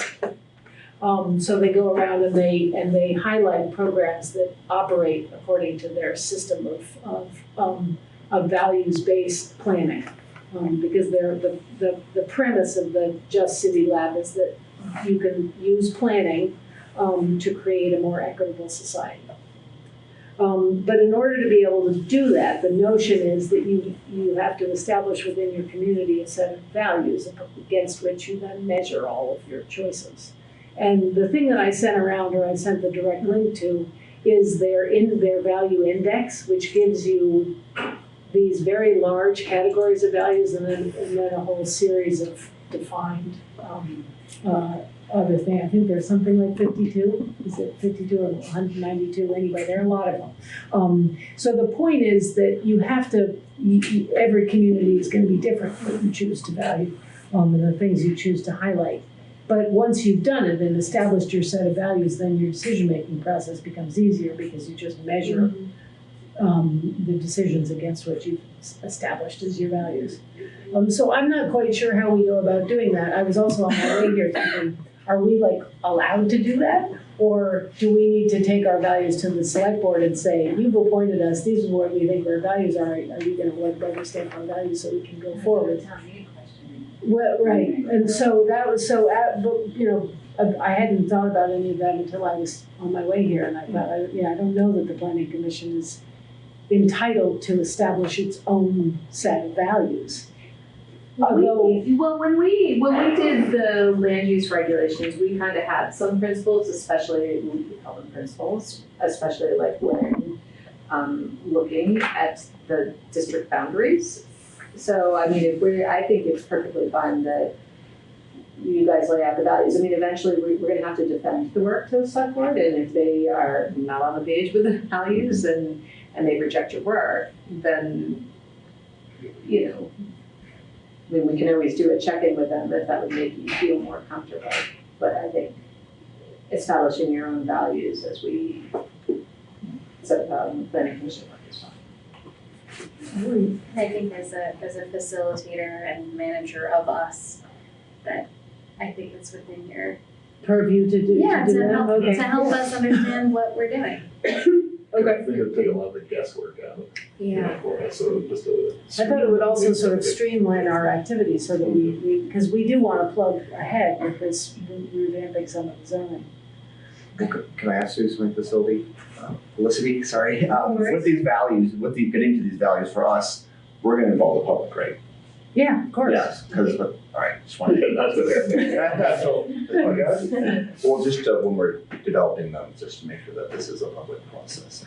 Right. I mean, and I would I don't think it has to be like a completely publicly vetted thing. I mean, that could be a process. That could be a different one. If it's talking about the Just City, I feel like we can't do this without engaging the public. That's me coming from my, planner's advocacy hat. So. Right, because if a Just City does include the public. You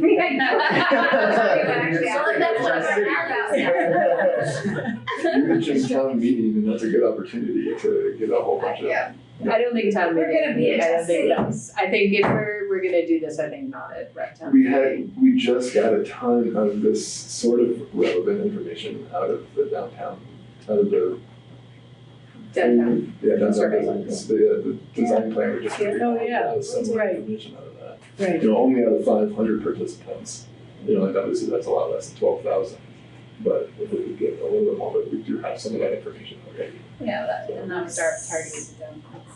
So this is kind of thinking on my feet, and Andrew, I totally appreciate what you were saying. I was thinking of it more as, these are principles guiding our land use, tweaks. when you and I are working on stuff, we can run it through this and be able to, use that lens for the planning commission. If we are talking, and I haven't read enough about it, I know you have some familiarity with it. If we're talking about it, establishing it for, for the community, then that is different. That's a different process. But there might be some room as we talk about like what Stephen's role as sustainability coordinator is, and maybe we can take a look at this and see how maybe we take it to the broader community. But I was thinking more on a micro level of this project, so. Yeah, I mean, depends on where we want to go with it. They're kind of two different things. It's also valuable in the sense that that if you establish a really good and strong set of values that has been publicly vetted, new commissioners coming and old commissioners going means that the actual work of the commission is consistent because you're consistently working with the same set of values and not getting new values every time another commissioner comes on board and shifting and changing and doing something different. Which I don't know necessarily, that might be part of the process, a transitional process, but it seems somewhat arbitrary and unplanning-like. Is it something that we could internally just work on with this one project and see how it works in application, and if we like the system of having values and applying them to policy, then maybe we do a little bit more public outreach and have something that we can then eventually bring to the select board. So best of both worlds. Is there like does our town plan need to be updated on that particular cycle? Not until 2024, I think. Yeah, so right, it's 8 years. Yeah, I was thinking that would be a good place for Not that. tomorrow. No, but yeah, when I'm thinking the same, like there's an exercise in understanding how this process would work, and so you could use the planning commission as almost a little pilot training ground for that in anticipation of the town plan. And maybe this is part of that conversation of updating the town plan, is maybe working it through the spring. I think we can probably do a hybrid to where we do have a public meeting, a planning commission meeting, and invite people to the table, and then so at least have some sort of public process early on. And do they have like a roadmap for how they have? They like do. How They do. How They you have might implement a this? how-to kit. Yeah. Yeah. Well, That's helpful. good. Even better. Yeah. No, That's very helpful. Yeah, it's very helpful. So, I mean, if everybody was interested in doing this, we can circulate the how-to kit and then. Is it free? Yeah, Oh. it's just cities. So, yeah. Equal access. The one thing is they ask who you are. When you download anything, they just want to say, who are you? Yeah. So you tell them who you are. And in the current town plan, is any mention of like values just kind of an afterthought? We're not really primary? Yes, there are. I seem to remember them in one of those side papers, establishing a set of. I think it's at the beginning of each chapter, I think we value or. Oh yeah, every chapter It's kind of has, a value statement, but that was done by the, there was an advisory group, that we kind of worked on those with. I think the thing that I really like about the Just City Index is that it defines each one of these words. So because as the example of housing choice demonstrates, depending on who you are, you can define some of these words in very different ways. Whereas this, if you establish equity as one of your values, then you have a definition that goes with that equity, and so that's what you mean when you say it. And if somebody asks you can tell them. And is that part of the process then to getting the shared? Yes. Obviously, Yeah. shared understanding, but what if? like something. You necessarily, I mean, are you using their definition? You're using their definitions, or if we don't like their definitions, provided we establish a value and then define it, we use our own. The point is that you don't use just the words, it can get transformed into something else. Let's just say we do establish these like more philosophical, either a micro or macro level. These kind of ways of balance, so every time we're doing some sort of planning initiative like that, we're using that lens to guide what we're doing. That would be of all planning endeavors. That's the idea. I like that. We in school we talk about not the same thing, it's a principle called phronesis, and it's very philosophical, but it's kind of going to more of the epithet, using your empathy to guide yourself, and instead of like the scientific rationale, we're being actually human and we're actually thinking about people. So I that's why I kind of really connecting with this concept, because I feel like it's how we should be addressing the issues we're dealing with today, which is through thinking about people. Thinking about people, exactly. And the environment. Yes. So That's okay. Yeah. It has like a rollout plan and I have engagement plan. Do you wanna at the next meeting So is the work already done? share with us what you've learned about Sure. rollout and Yeah. deadlines, and maybe if you guys talk between now and then about who might do that work. But what I would be also really interested in hearing from the rest of the planning board folks is what values right now do you think you represent when you come into this room? Oh, based on like looking at their Like just options? which ones are you like most often like I would know. And then there's like 100. Yeah, there's so many. But like in and of itself, like would help Just as we're making some of the decisions about the zoning. So like right now? No, not right now, but I agree at a meeting. But it would be nice just for us to do that little bit of homework between now and then. Very team building exercise. Team. And there are Tom's finding some redundancies. There is a lot of. But they're kind of more tangible than these overarching philosophical values. But I mean, that could be useful, like in the introduction, to say all of this is seen through the filter of the lens of these guiding philosophies, values. Why wouldn't you just want all these? I know, it's just gonna. There's a couple where I'm like, There's value that? That's in weird. the show that I went to in New York that I was going to report back to you guys on like 6 months ago, it was 4 different projects that had been done by 4 different collaborative teams, and they for each project they established 9 of the values. And then they showed you. So they had one, and then they said, and so this is what we did. So they're short, like 2.5 minute, I think they're 5-minute videos on the website. You can go and look. And so if you go and do that, if you don't mind doing a little homework, you get the sense of the relationship between establishing the value and then following through with a particular kind of plan design.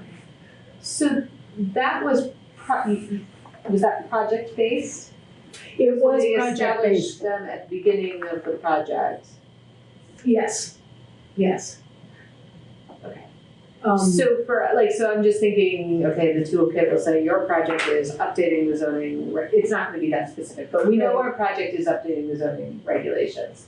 So we're going to establish these values for this project, right? As opposed to for all planning projects, because it can.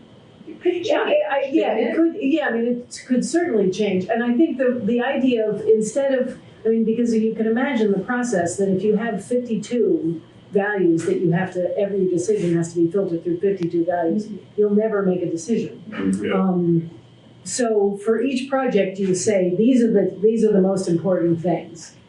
So taking the example of the setbacks, if you've decided the most important thing is property values, that's going to change the decision you make on the setbacks. Whereas if you decided that your value is housing equity, and you need more housing units per square feet, then you're going to reduce your setbacks. Yeah. So like taking like 3 values per situation. I like that. I mean, I think it was, I think it was 9. And it made it made a lot of sense. And of course, if you look at the list, none of these are sort of exploit and, rich get richer. I mean, they're all about creating a more just society. I definitely like that too in the situation of the setbacks. Like, how are we all going to agree? Like, I was 5 feet, 15 feet, 20 feet, 30 feet, 60 feet. It's a difficult decision to make, like, especially to streamline things to where we're not doing it on a case by case basis. Right. Because that's no fun either. So. And I think the other thing is that it enables us to make decisions that don't necessarily double back on what we think we're doing. So contradict what we think we're doing. Because it seems to me that that's one of the conversations we've constantly had. Sort of, how does this get turned around so that somebody can do something we actually are trying to get them not to do? And so if you start from the basis, I don't know exactly how this is going to work, but if you start, I think we can sort of figure it out so that won't happen. I hope. Yeah, it's interesting to think this through, to look at the values through a frame. It's like a frame of okay, the zoning, right? Certain things sort of stand out. Like, oh, that seems like durability and adaptability. Like they're things that seem like those would be good values for zoning. Whereas if you were looking at a different project. A different project, yeah. Yeah, or creative innovation. So very good one for zoning. Cool.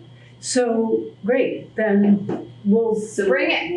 All right. Okay. So you guys your homework is to go through them and you sent us the link this afternoon. I sent you a link. It's hard to whittle it down. It's hard to whittle it down if you don't know what the frame is you're thinking about. But we're thinking about zoning, and I think what we're particularly thinking about is the notion of the different kinds of zoning that we have, and if we want to redraw the map a little bit to get rid of some of those weird anomalies, how would we go about making those decisions? And right now, we're only interested in our planning commissioners' values. Well, for the purposes of homework for the next. In the future, I think we want to try to internalize the town plan because that is what we're supposed to be doing. Exactly. Yeah, and take a look at the toolkit and see how we can do this with the broader public.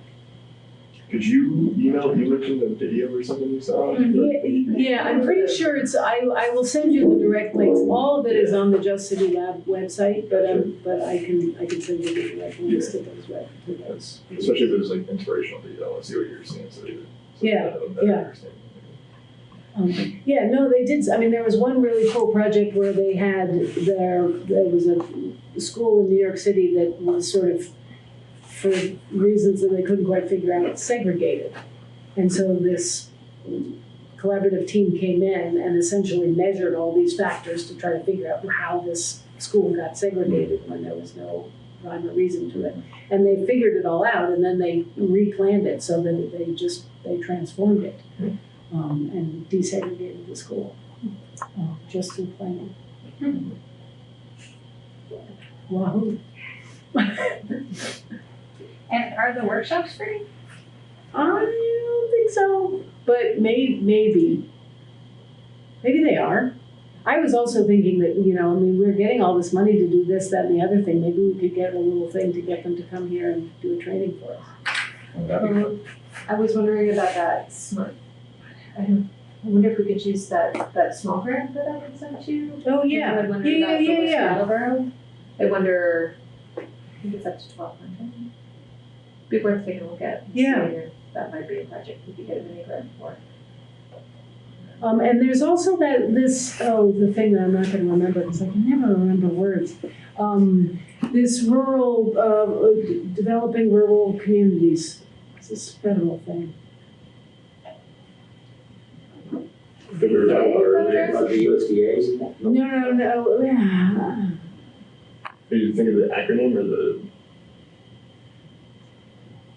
Here it is. It's the rural development hubs. Rural development hubs, this sort of notion that the federal government has that in fact we're not paying enough attention to the rural, and so that there is more money to support rural communities in developing.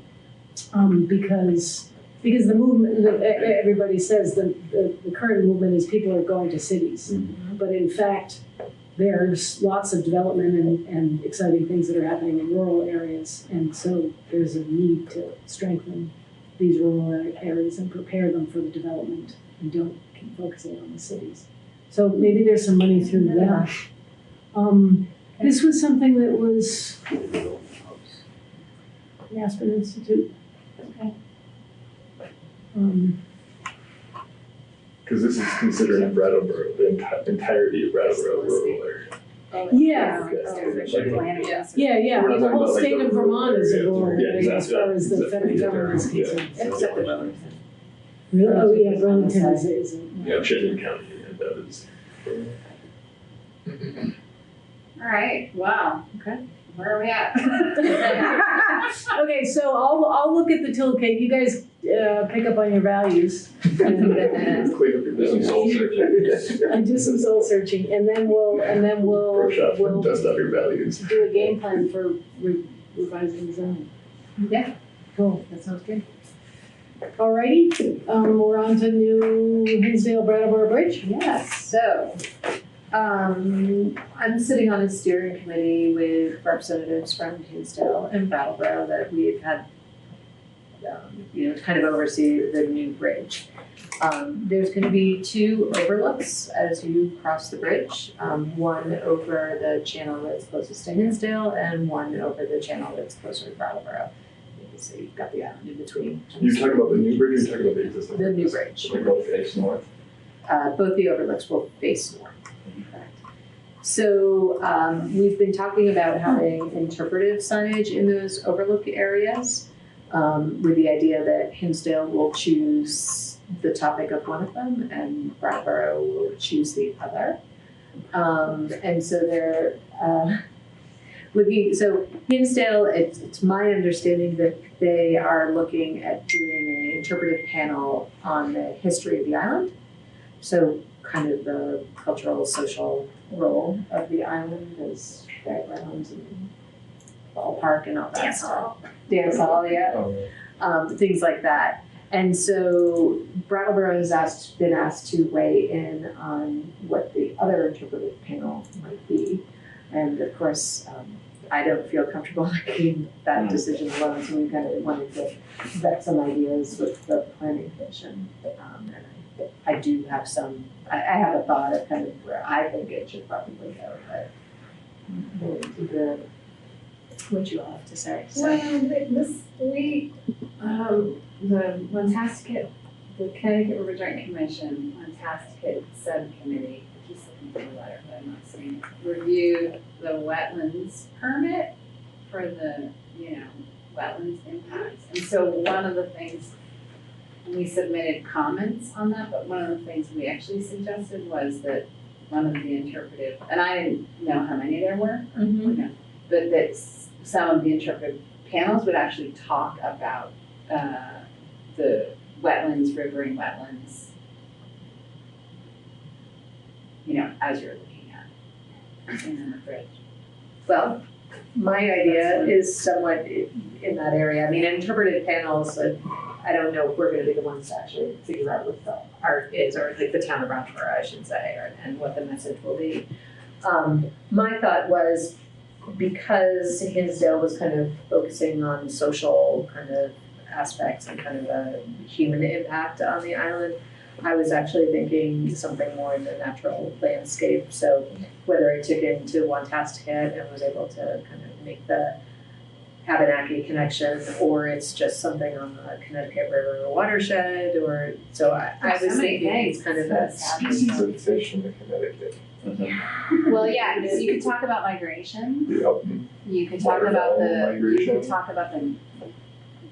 the interesting geologic aspect that like is actually two separate Plates, right? plates. So cool. Yeah, and then you could talk about the kind of immediate ecosystem that you're viewing. And it's interesting, you know, the existing ones, they're still talking about converting those into bike and pedestrian bridges. So I think in the future, there's more opportunities for interpretive panels. Of course, those will be New Hampshire, but even as you come right across the bridge and you land down near the Whetstone Station, there could be other interpretive panels as well. Yeah, it'd be cool to have a like history of transportation up and down there. Exactly, that's originally what I thought I had wanted on the Brattleboro side, but then when I knew what Hinsdale was doing, I'm like, maybe we should go. Are they set on that? Nature stuff. What's that? Are they set on that? Set on two? Oh, No, on Hinsdale, the I other don't know for side. sure that they're set on that, but it seemed to be conveyed that it was. Okay. How did they make that, do you know how they made that decision, or like what the, How Hinsdale did? yeah, like, I thought the select board or something like that. Sure you don't want to have a sign on it, nuclear energy? There's also. Different story. And we're going north, but that's. Yeah, and there's something interesting about the fact that you're facing north.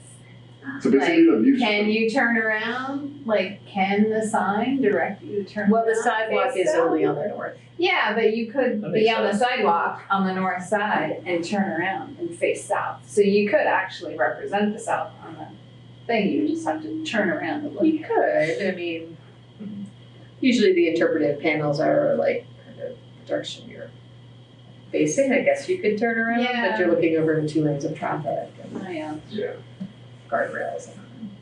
I don't know. Very frustrated drivers staring at that. I like the idea of the wildlife, like the waterfowl fish. Ecology. Yeah. And the geology thing, because it's a New Hampshire, Vermont story, right? Yeah, that's a super cool thing. I mean, Totally. But also the nature stuff. and depending on how big the sign is, like, doesn't necessarily need to be one. Like, you know, you can tell the story. It will be one panel. Yeah. The sizes will still to be determined. How do we make a decision? We just advise you, do either the ecology, the waterfowl, or the geology. If Hinsdale wasn't doing that topic for their panel, what would we maybe propose? If we didn't have I a have, you know, I'm going to acknowledge, I have very strong biases about what I would put on the sign. So maybe trying to put that on the table, I'll sort of keep my mouth shut a little bit. So But Abenaki thing. Careful. Yeah, the Abenaki thing, talking about downtown Brattleboro stuff in the distance, if you can see now, it's got any. I'm not saying it's any better, I'm just brainstorming. Yeah, Like no, the I mean, I was thinking about the But- Brattleboro, but I think there are other places where we can put some Right. Brattleboro signage and we can do it in a different context. Yeah, people are walking the bridge to see. Yeah. Yeah, Well, there or are- just to get to the shopping across the lake. Oh, no, because that would be on the little bridges, so, on the lower one. So, yeah, if they're crossing that, they're going for the view and. Yeah, no, but I think Yeah, focusing on either Abenaki history or the fishing, that would be, sorry, my choice.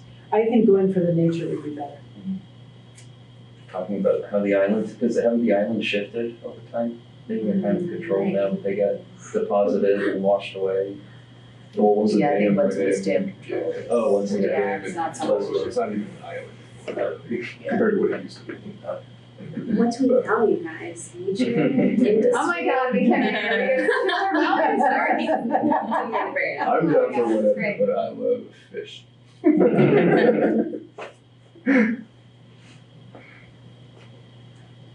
So you can with that, and I mean, we might vet some more with some other people, but I would say the planning commission is generally on the natural environment. Can I just make a comment on the signage? I feel very let down by the signage around downtown Brattleboro because it's all different designs, all different colors, all different fonts, all different wholly uppy apparatuses.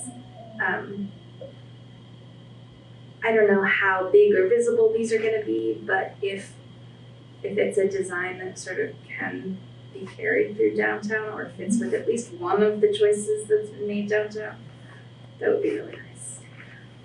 I would say it will be different than the design choices that exist in downtown. I'm thinking, have you been to like a national park, or it's gonna be kind of one of those signs that kind of is angled, so like you're looking at it and it's kind of. So it's not gonna be like an obelisk, like the Molly Star. No, it's not gonna be like a Molly Star.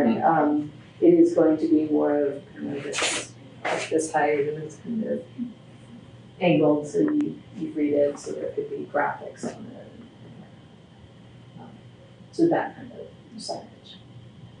The standing panel signs is another one, but that's not the way we went. So it'll kind of like come off the rail and come down. I think we're following like national park guidelines, size and stuff. How much influence do you have on the, I mean, I was thinking that if they're doing the historical interpretation of the, carrying it a lot of history, is there, going to be frame in that history? Or is it? For the island? Yeah. I do not believe so. Just the history of the island, or white history of the island? I think it's I will know more in about a week and a half, maybe, about what their plans are. I can call up their community development director too. So I don't know. I could only guess. Yeah. Fun.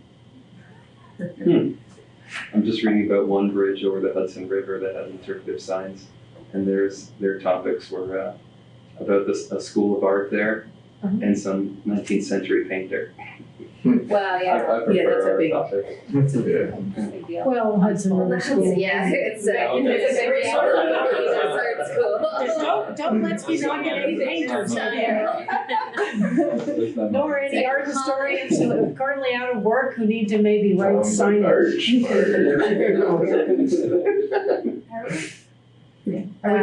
Is that all of our? Yeah, that is the end of our agenda. Okay. Do I have a motion to adjourn? Me, I move that we adjourn. Is there a second? I'll second that. All those in favor of adjourning? Aye. Any opposed? Okay, we are adjourned. Thank you all. Okay, so we are reopening the Planning Commission meeting of February 3rd in order to hear public comments. Excellent. Bruce Roseborn, recent transplant from Massachusetts to Brattleboro about 3 months ago. My wife Carolyn. I'm a land developer in Massachusetts, and we have moved here, very versed in zoning, et cetera, where we're from, and it's a lot of the restrictions where we're from won't allow us in our personal lives to do some of the things moving forward that we might want to do for our family, for housing, et cetera. So I thought that it would be nice to stop into a planning meeting like this to get the temperature of where we're moving to, you know. And some of the big questions we're approaching are, let's say we wanted to build a tiny house, which is almost impossible in the state we just came from. If we wanted to do that here, are we subject to traditional zoning? What can we do? What can't we do? And that might be more than this meeting, but I thought it would be a good place to start to see if we could meet with somebody, just talk about kind of what we're thinking, and see what we're up against, where we're from. If it's a tiny house, you're not doing it. And we had a state just north that made it attractive for us to come up and just explore that option. Can I ask a question real quick? Yeah. What temperature did you read on the road?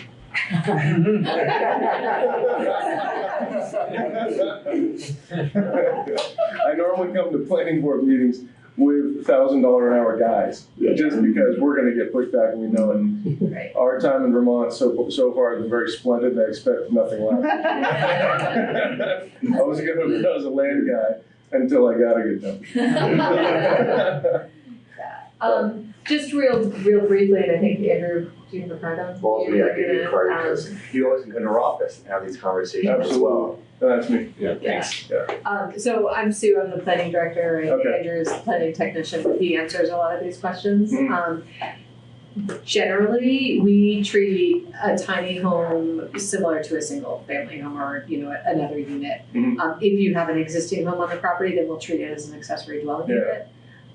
So, and accessory dwelling units here in Brattleboro are pretty permissible. Are the minimum, like, when you started talking about the purpose of zoning, I said, is this possibly a town that has not adopted zoning at all yet? Because those don't exist where we're from. Yeah, no. And now then I realize you're amending. Yeah. Yeah. So if you were putting, if it was a vacant piece of land, then it would be subject to, if you were subdividing, it would be subject to the minimum lot sizes. But we have a couple of different options to kind of create smaller lots or create like a tiny home. Yeah, I didn't know if it was possible to connect to town sewer, town water, or for well and septic, et cetera, or, yeah, both of those you could connect. I mean, I would say we've had a lot of phone calls about tiny houses and less development of them. And I think one of the barriers tends to be the water and sewer because some of them definitely want them to be the more mobile, where you could pick up and move. And when you are told you have to have a connection, either get a state permit if you're well and septic. And they do allow some alternatives. To having just a leach field. The very specific obstacle that I face all the time, and I sell land and people ask that question of me. In Massachusetts, unless you get a variance, you're going to be required to build a minimum of 600 square feet. A tiny house might be 120 or 200 square feet or something, you're well under. And it's not permanently attached. There's no way you're going to connect to a municipal sewer system. That's just the way it is. So this is very nice to hear that's not a steadfast rule, because we're going to be under that, and we're going to be, if we'd like to connect, we're not automatically prohibited from that.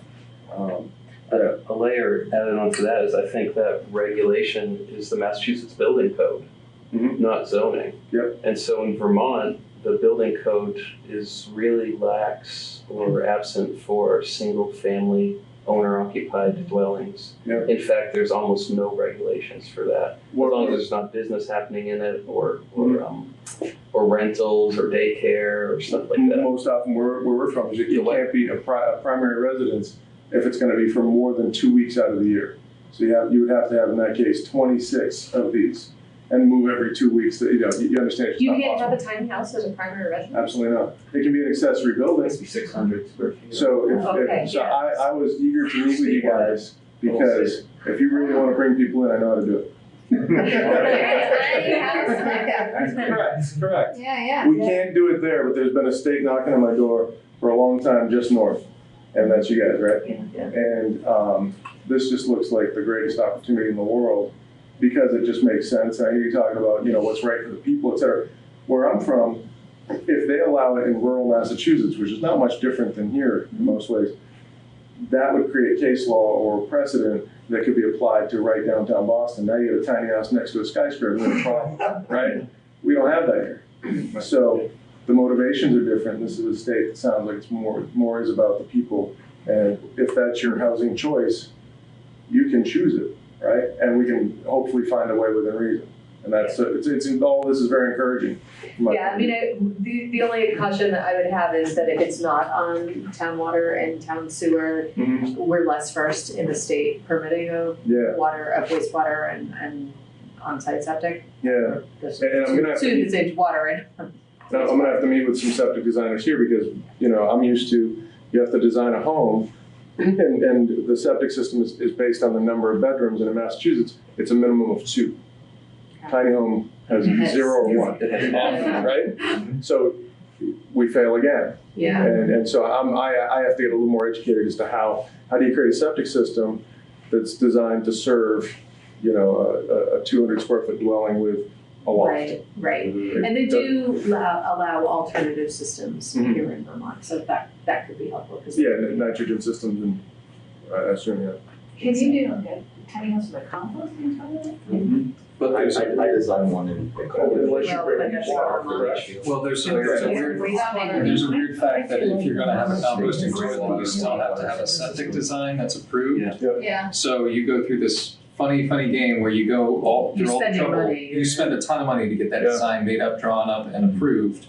to not build it at all and putting your composting toilet on. I'm used to hitting ledge at 2 feet down below the surface, right?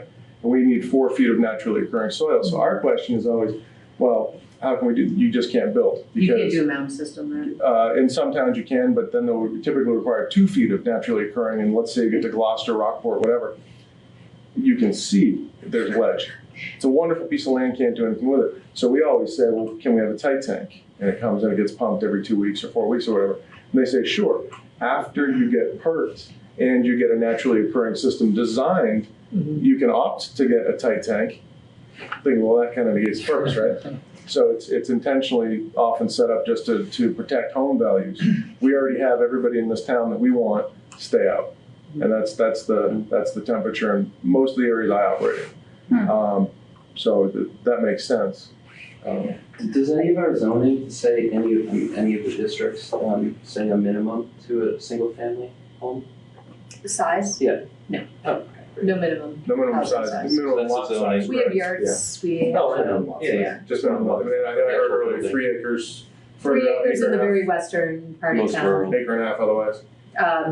No, acre and a half in kind of another section of town. But if you're in the downtown area, it can be there's no minimum lot size in the downtown. There's 6,000 square feet in most of the residential neighborhoods that surround. So it varies. And no minimum frontage when you're close to town? Only in the urban center. Okay. The others are at 60. That was one of the things we were saying. It's kind of 60 suburban. is very low as far as So. Yeah, but it could be lower too if we want to. Yeah. Diversity of housing, other than housing. So if I wanted to just set up, if I had just some quick questions, is it possible? Who would be the best person to speak with just to figure out kind of a roadmap for where we go from here? Yeah, you have Andrew's card. I don't have any on me, so you can give Andrew a call and you can set up a meeting with the planning Yep, and department. we'll probably have Brian Bannon, who's our zoning administrator there too. Yeah. Okay. Yeah, but you're welcome to stop in anytime too. Sure. We're just in that building right next door. And is there a GIS system for this town? Andrew does some work on the GIS, and then sometimes we do consulting with the Regional Planning Commission. Okay. All right. So I won't take up any more time. Yeah. Thank you. And we're not as much amending the zoning, we're more adapting it. Right. Yeah. Tweaking it. I like to say. I have a lot of opinions on that stuff. You guys don't want to talk setbacks or anything.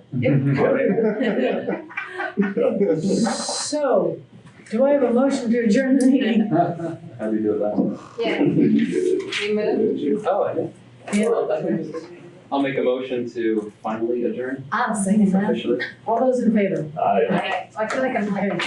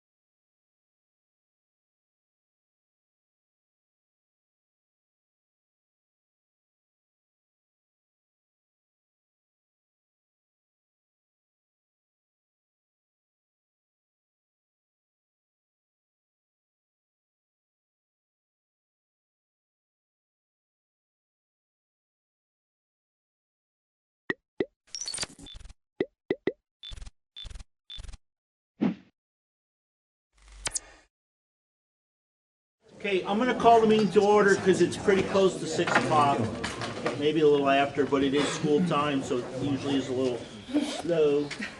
So the real world is probably a little after.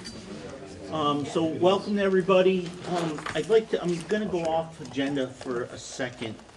If we could, starting on that end, just introduce yourself because we do have some people in the audience which we usually don't. And we'll go through and we'll introduce the board. Sure. I'm Lisa Harris. I'm a school board member at Marlboro. Ken McFadden, representing Newfane for the West River District. Dan MacArthur from the Marlboro School District. Mike Foley from the West River District. Leanne Gilson, West River from Brookline. Rick Thorpe, River Valleys from Wardsboro. Al Clausen, Townsend, West River Vice Chair. And Rich Werner, I'm from the River Valleys representing Dover. Emily Long, West River District from Newfane. Joe Winrick, West River District from Townsend. Alison Young, Stratton. I can tell. Sorry. I'm standing between two people. Okay, thank you everybody for that. So is there any changes or changes to the agenda, any additions, deletions from anybody? Bill, is there a West River meeting after this meeting? Before done. Oh, it's all done. We're here. Cool. Okay. We're very I missed efficient. my morning meeting in Townsend. Good Lord. Wow, thank you. If nobody else, I have a couple things. I'd like to add an executive session for contractual issues at the number 6, and then make number 7 adjourn. And I also want to bounce the agency funding grant fund up to number 3, and we'll put public comments at number 4, just because Lori, who just is gone now. Did she leave? She did, yes. Oh, well then we can leave it where it is. Perfect. Thank you. So public comments. Hi, public. Any comments? There's somebody in the back corner. Hello. No, you're right in like my line. No, that's okay. I just won't see you if you want to say something. Gerald needs to say. Okay. She's a teacher. I'll poke you because I can. Okay, you can see her. Okay, And so I know we're how kind it of is to have informal, so somebody behind a please, if I don't see you, just say, hey, dummy, or something. If we got no public comment, I'm going to go to old business, and we have 2 things, and we're just going to review them quickly, because we usually don't vote on these until April 1st. right after we have our after the school budgets go through, so that we know that we're okay to approve them. The first one is the agency fund budget, and there should be a copy of that in front of folks. Is there extra copies for guests? So the agency fund really doesn't cost anybody except the schools that use it, and it's been something that Wyndham Central's done since way before Emily was on the board. It came, I think, from Frank Rucker. That's really mean. Well, no, I'm just saying. Or how about it? It came I was before, only on one before year longer than you. I before think. Dan MacArthur was There. ever on a school Dan- board. that's it. So Dan was that's on really before me. old.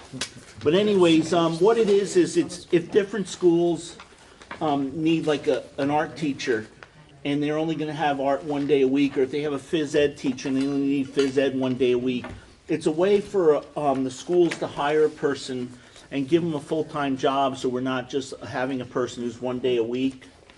And then we can usually keep people better, and it goes to the central office, and what they do is the central office takes their salary and their benefits and divides it into 100, and then if you have 1 day a week, you've got 20% of that person, so you pay 20% of that bill.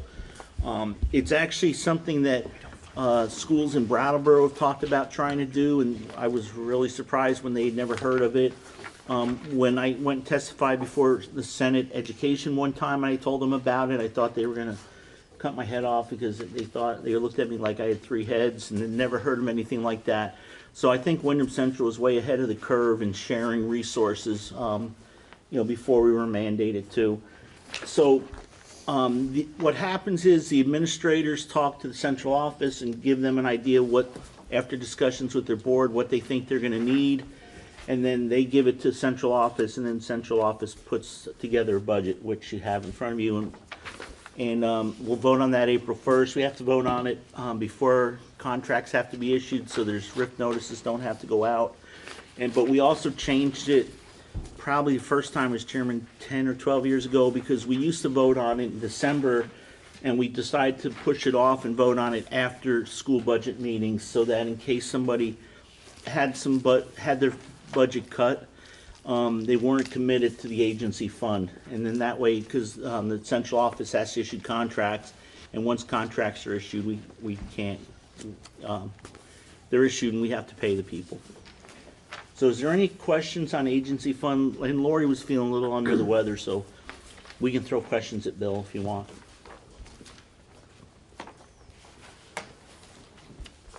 Yes? Is this available online? Good question. I see a head shaking, yes. We usually put it up after the board approves it, but with the board's. I think you should put it up online.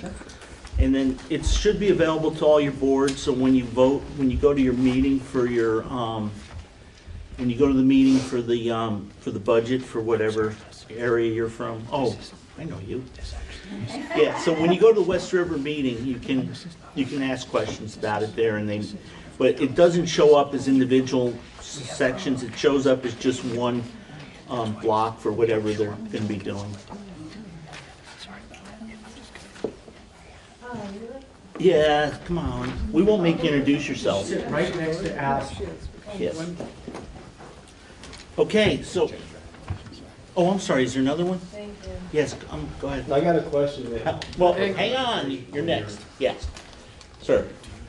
Ladies Has first. this been modified since the last West River meeting? I don't believe it's been It has? Yeah, we need to. Okay. Oh. So this is different than what we saw in December? By a .10 FTE. Okay. Where? In general music. Okay. But that could change. Well, actually, I'm sorry. I'm going to, Ken. Now, real quick, I think this needs to be clarified or changed or something, because it says for professional development for the West River District that we have 49.95 FTEs. Could you explain that? Probably not well right now, no. Where's that's not in the agency fund. It's right on the summary. That's what he said. Yeah. Oh, in the summary. It's on the summary. For the agency fund? Yep. Top page. I will right smack in the middle. Rather than give you erroneous information, I will clarify. Thank you. You bet. That is interesting. Isn't it? No wonder the budget's so high. Yours. Thank you. They're not getting paid for it. Yeah, that's a bargain. Can we hire everybody at that rate? Okay, hang on a second, That's how we cut folks. the budget. Well, hey, sorry, just so we don't lose it. Emily was next, and if you want. No, I. Oh. All I was going to comment on was that this is always subject to change right up until the date, correct? I mean, boards can, right, boards can, so even though we post it, it may change between now and April 1st, and I think it's just really important that everybody understands that. It never is, it's always floating until we actually vote. And that's again why we put the vote off till April, so that people would have time. So, okay. Just sometimes with the bigger group, if we get off the track. No, and I love jokes, so It's fine. you can tell me later. Okay, so if there's nothing else on the agency fund, the next one is grants budget. And again, the grant budget is how we spread around money that comes in from both the feds and the state. And a lot of times federal money comes to the state and then the state hands it out. A lot of it's for our special ed. Some of it's for the after, part of the consolidated federal. and then after school programs, we get some grant money. And again, this is kind of money in and money out. You can vote not to spend the money, but then we won't get the money, so it kind of seems counterproductive, I guess. Yes? So, is this like small schools grant and? No. No, those go direct to the districts. Okay. And again, there's copies of it, but most of it's a special ed, Title 2A, Title I, Title 4, IDEAB basic, and pre-K, they used to be like our essential early ed and 21st century after school program. So these aren't necessarily, they're distributed based on the actual need. Right, so different schools qualify for different grants. Right. And they flow through the central office because the state of Vermont, this is what I love. The state of Vermont wanted us to combine, that was part of Act 46. But yet Lori has to report each school separately because they still want to keep track of how much money's being spent in each of the buildings, so. Yeah. But this is, and these are again, the grants and the superintendent. We authorize the superintendent when we reorganize to accept grants on behalf of the district. And this is available online? It isn't. This one is actually online, right? Okay, I'm gonna get to you second, go ahead. Yeah, I guess I'm just wondering if there's any clarification about the budget that's,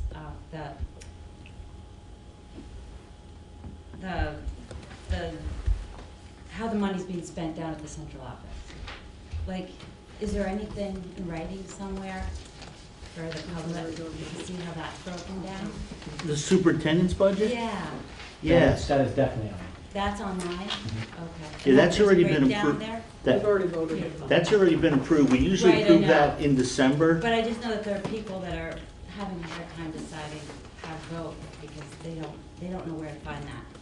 Okay, you don't vote, public doesn't vote on the. Right, but they do for the budget. the whole- School district budgets. Right. Yeah, okay. Go ahead. Bill, and maybe this is addressed and Lori's just not here, but according to the adjustments we made last time, there should have been an update to the nurse FTE as well as the technology for the shared services. Okay, that's in the agency fund budget. And I know I'm back Right, with the agency okay. fund budget, We've sorry. gone over that. So if you have a I will question double about. check on that because Yeah, it's we pretty did important. change it in the West River and I want to make sure that it's changing. Yeah. You got it. Okay, and if you guys see something else on the agency fund, you can talk to the board or give Bill a note, let him know, because, if you look at these numbers, after a while, your eyes get blurry and then you're not sure what you're looking at. Everybody good with grants? I'm sorry, go ahead, yeah. I'm Gerald Julian Cisse from Newfane. So I'm just double checking on the line here for student transportation. Okay, So- are you on the grant budget or the back Yeah, to I the guess- agency fund? This is the agency fund. Okay, we've gone past that already, so if you have a question for that, go ahead and just ask Bill after the meeting. We're not voting on that tonight. Yeah, and you'll have another shot to discuss that before we vote on it. Okay, so on the grant budget, is there any other questions? Okay. Then I'm gonna move to new business. We have a regional calendar from 2021. And I think, Bill, when did they vote on this? So you see in your packet, you've got the calendar, and then you'll see behind the calendar is the statute. So I have to vote amongst all the feeding superintendents into the Wyndham Regional Career Center for a regional calendar. It has kind of been a non-issue for the 3 years that I've been because there hasn't been any dramatic changes to the calendar. But this year, the proposed calendar from the Career Center includes a changing of the February holiday week from President's Week to the week after. And so I need advice from the board on how to vote. I'm one of 5 votes. So the Career Center is for this, and we have 4 other votes that will determine what the regional calendar is. The other vacations and days are an alignment with the past. The most important are matching the 3 days in Thanksgiving the days during December holiday, the days during February holiday, and the days during April holiday. There can be flexibility with different professional development days, but those 4 major need to be in alignment so that the Career Center is serving all similar calendars.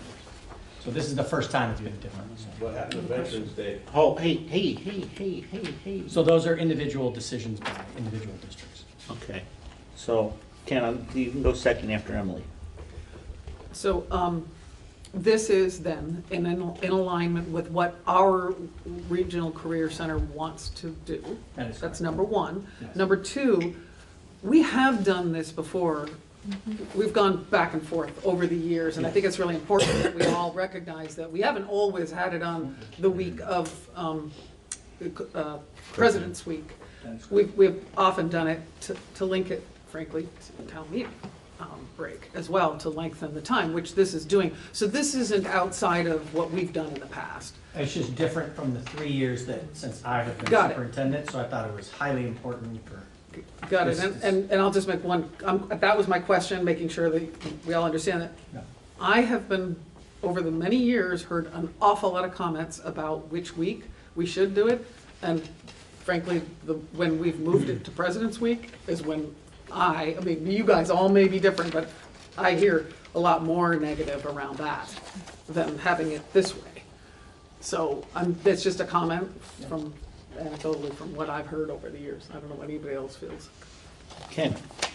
Well, I agree with Emily there. We used to have it there and go back right after town meeting, which worked out perfect. And I don't know why they changed it, but they did, and it goes back and forth. And and it's funny because it actually, most of schools in the area and over across the border there are all next week. And it, you know, for some of us who have families that have, you know, grandchildren over on the other side, we'd like to spend some time with them too. But anyway, Veterans Day. We used to have Veterans Day off years ago. All of a sudden, we don't have Veterans Day off the last so many years, and I'm just wondering why. I'll represent the veterans from the district, okay? Can I? Yeah. I have no evidence as to why that was made, but those individual dates can be done at the district level. So since you are on the West River Board, I'd be happy to put it on the agenda for the February 24th for that particular day. So just a quick comment for people to think about too is, you know, when we switched, we have a couple times gone against the Wyndham Regional calendar. And the problem with that is when parents realize that, you know, parents have kids at the high school and the career center and in our schools, they get really ugly because then they get no time off because, you know, they have to be around for the week that we're in session and then be around for the week the career center's in session. And the other thing is we can send Bill down with explicit instructions to vote against and do everything he can, but he's 1 of 5 or 1 of 6? 1 of 5. 1 of 5. So unless he, you know, takes some backup, maybe Ken and some other veterans, he may not be able to do it for us anyways. But it seems as though, is there any other comments on that? Yes. I don't have the piece of paper, so are you talking about changing? Changing from February vacation. February vacation. Are you talking about it not being next week? It would be the week after next year. Next year. So, just so we remember that probably conflicts with kids who work at Stratton and count on that week to earn some money. Yeah. And Mount Snow. And Mount Snow. We've gotten beat up for that before Yeah. too. Any other comments? So what do you folks wish? Do you wish Bill to go down with the ship, or do you wish him to just march along? Somebody tell me. I support this. Yeah, I support this Okay. as well. Me too. Straw poll, is there anybody who doesn't support Bill to approve this? Okay, Bill, you've got your marching orders. If you need backup, make sure you call Ken. Thank you very much, guys. Okay, so, number 5, waiting study. So, if you like to kill trees, you can go online And here's a report, pupil weighting factors report. It's really big, but I can't do the computer. I have to see it in paper and read it in paper. So it's here if anybody'd like to look at it. There's like a 5 or 11-page executive summary, and it's very good. And basically, it's something that in our area, Ann Manwaring was a representative for Wilmington for a while. She had been trying to get something similar to this done. And then Laura, when she became a representative, she really fought for this. And even before, the town of Dover used to support or have a lobbyist and a person working with us to try to get some changes to education finance. And this was, we had some other studies done that we turned over to the legislature. But this is the first time the state actually had a report done. And if anybody didn't get a chance to read it, I'm going to put Laura on the spot and just ask her to give us a brief summary of it. And the reason I asked to have this meeting, and I did check with the officers, was one of the thoughts is if everybody's in agreement, I'd like for Wyndham Central to write a letter to the legislators supporting that they enact this study, or at least review it and allow us to testify, any of us that want to testify. Just so you all know too, though, it's not great for every school. Every town does not win in this, but I think it's part of it. Yes, they do. But I think it's a fairly good study. So I just want to flesh out your request. I completely agree, Rich. As I understand it, Laura has actually sponsored, I think, 4 pieces of legislation around this, and so I think if we do write a letter, we should write it in support of not only the concept, but these particular pieces of legislation. And I want to point out, too, that as your regional representative to the School Boards Association, we have a meeting on Wednesday, and if that could possibly be done, or at least the action taken around that by Wednesday, I'd like to present it there as well. So yes. So let's keep that in mind while we'll let Laura present the study.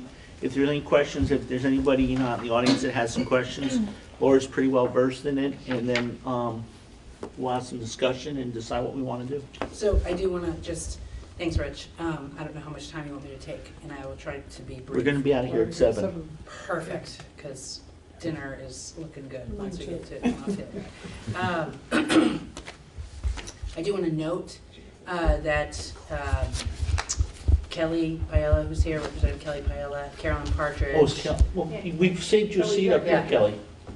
Sorry, Kelly. We're going to put you on the spot.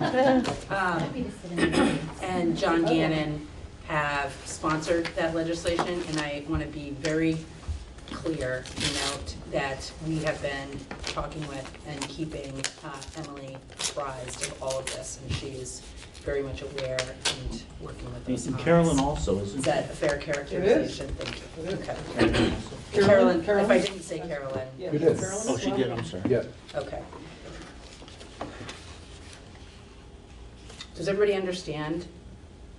Does everybody understand the weights and why it matters? Does everybody in the audience understand the weights? And why it matters? So, But the people watching might not know. okay, so very briefly, let's see if it's briefly. Very briefly with Act 60 and the requirement, to fix our education system so that we were providing substantially equitable opportunity for all of our kids. The legislature put in place a mechanism, statewide education property tax, as everyone knows, and the equity, the measure of equity, and feel free, anybody, to jump in and correct me if I go astray. Was really per pupil spending. And, we figure out per pupil spending by total number, how much are we spending, how many kids do we have? We acknowledged, or prior to Act 60, there was an acknowledgement that some students cost more to educate, and so they were weighted differently. They were weighted as more than one, and that was high school. There was some special ed and some ESL. It was in second language. Yes. Weight, it's not dollars. Weight is number of students. So, if we have a classroom of 10, if it's 10 middle school students with no special needs, they're all English language learners, no one is in poverty, that's 10 kids. When we start talking about kids with special needs or English language needs, or as this study has indicated, kids in areas with low population density or high poverty, you start saying that child's going to cost more to educate, and therefore we need to count that child as more. The weights are important because the construct that we have, that's how we deal with students that cost more to educate. Can I just add one piece Please about do. that? The one time that I remember that a weight changed, the weighting schedule was in place for a really long time, but there was a change made in 2020. For high school. I can't remember the date, for high school, and it went from 1.25 down to 1.13. And at the time, and I'm pretty sure Laura remembers it as well, but I was sitting on the Leland and Gray High School board, and I felt pretty concerned about the loss of having, So I asked why, over and over and over. How did you come to 1.13? And I, at the time, never got an answer. I'm sure For it was that. There was no, I shouldn't have well, I described didn't actually say that, but it felt like that. There was no real metrics that they based it on. It felt like it was a means of dealing with Back of property envelope, taxes. right. Yeah. So we have been pushing, as Rich said, for years, saying that it just does not, and we've had these discussions here, it does not cost the same to educate every student everywhere. And the very basic example that we give, or that I will give to other legislators, if you have a classroom of 10, you have a classroom of 20, and all things are equal with those students. And we're aiming for per pupil spending. Legislatively, we're trying to get everybody aimed in the same direction, and it's, say, $10,000 per pupil. This classroom of 10 students has $100,000. This classroom of 20 students has $200,000. If they have good school boards in each one of those classrooms, which I'm certain that they do, they are spending those dollars to purchase as much high-quality education as they can for their kids. And what it means is, over here, they're buying more opportunity for their kids. And when all the residents get cranky and say, you're spending too much, we push down on per pupil spending, the penalties, the excess spending penalties, and we say, all right, guys, we really only want you spending $9,000 per pupil. Now you have $90,000 here and $180,000 here, and that's starting to hurt for these kids.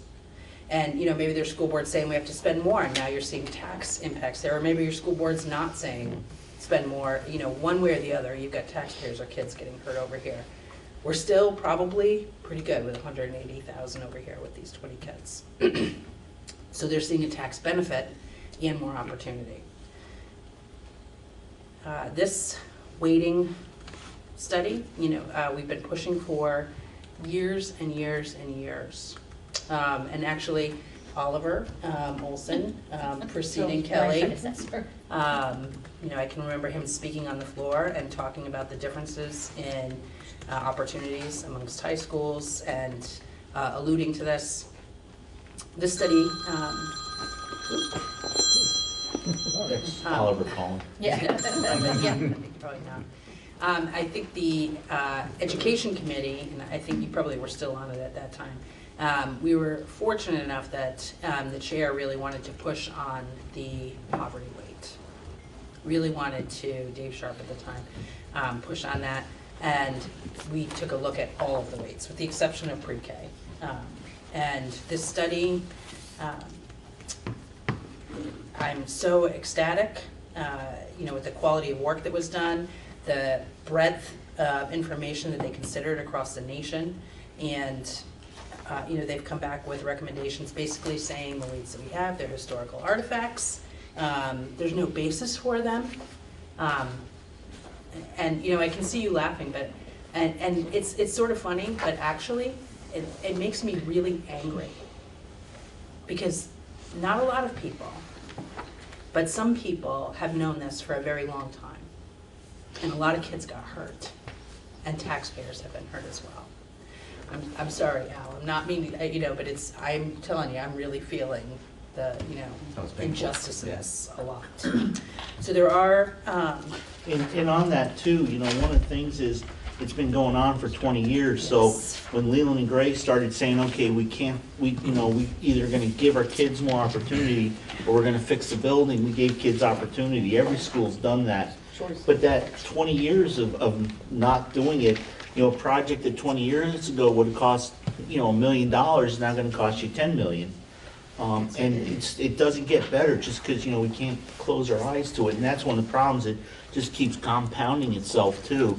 And that was one of the reasons of why I really wanted to do something, because I thought it would be important for this legislative session to do something, because we can't just kick the can down the road again. It's been getting kicked for a long time, and it's time to really, bite the bullet and do what's right and do what's proper. I think it's important to use the term that they used in the study. There was no empirical evidence to back up the weights as they were in place, as they are in place today. They searched for it, couldn't find it, no empirical evidence. So there are weights. There are now recommended weights, looking at adding a new weight for, and I can't get to the chart, but presumably you all have it. A middle school weight, adding a virality, and contemplating a small school, and a very dramatic, as I'm sure you've all seen, increased weight for poverty, EL and ELL. Did I hit them all? Okay, thank you. So, I want to have that same. Thanks. Did you mention rurality? Yes. Yes. That's the first Yes. big one. Yeah. Oh, I have that. Thank you. So the weights have been moved forward. Some things that are curious and interesting to know. So this is the second year of a legislative biennium, and that means there was a lot of legislation that was introduced last year. That probably will never be acted on. We put in place, the legislature put in place some mechanisms to, really try and manage that this year, meaning that you had to introduce full, long form bills. When was it, Emily? January 15th? No, before then. December. Oh, for drafting. For drafting was December. Yeah, December. In December. You can introduce a short form bill at any time. A short form bill, and that's what we have introduced, it's a notion. And the committees can then decide if they want to take that up and flesh it out, or add that language in, but it's a means of putting forward ideas. The ideas that we have put forward are to implement the weights this year, to not make any changes to the education financing system until the General Assembly has fully considered and acted upon the weighting study. It doesn't mean they have to put in what's there, but they have to take testimony, consider it, do all of that. And then the other two are, one is to do a look back to 2000, from 2000 to 2018. 2000 is the fourth year of implementation for Act 60. Act 60 rolled in over 4 years.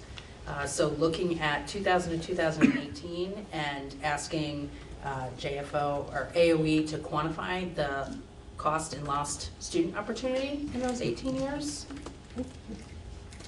And then the other is asking AOE or JFO to look back from 2000 to 2018 and to quantify the amount of excess dollars that some districts accessed and the penalty that other districts have been in because the system has been unfair. The reality on the ground, there's a couple of pieces. I've been told that Education Finance has moved back to Ways and Means. For a number of years it was in the Education Committee in the House. I've also been told that this bill needs to start in the Senate. Senator Baruth has told me he intends to try and act on it, you know, you have to look at how many senators want to move this bill forward. The Secretary of Education testified in the House Ways and Means that this had been done. It points to a pretty significant inequity, an existing inequity for our students, and that the current weights are outdated and they do not represent current educational circumstances or cost. In particular, the variation between the poverty weight as compared to the poverty weight determined through the analysis of the report suggests immediate action by the General Assembly is necessary to address a significant equity concern in the current education funding system. I was standing behind him while he said this to the Ways and Means Committee, and he said he could see no justification for waiting. A-I-T-I-N-G. Delay. Delay. Nonetheless, and so the other piece of information is the Joint Fiscal Office. 2018 was before all of the Act 46 mergers were in place, and so JFO, Joint Fiscal Office, has been running the numbers for 2020. And I think it's their belief that, I don't know if those have not been crossed my desk. Okay. So I believe those, I'm not sure, but I believe those are posted on the Joint Fiscal Office website. And I haven't had a chance to review their memo that goes with that. I think it's their understanding that there are more winners and less losers. Losers being people whose taxes will go up if they continue spending the way that they are.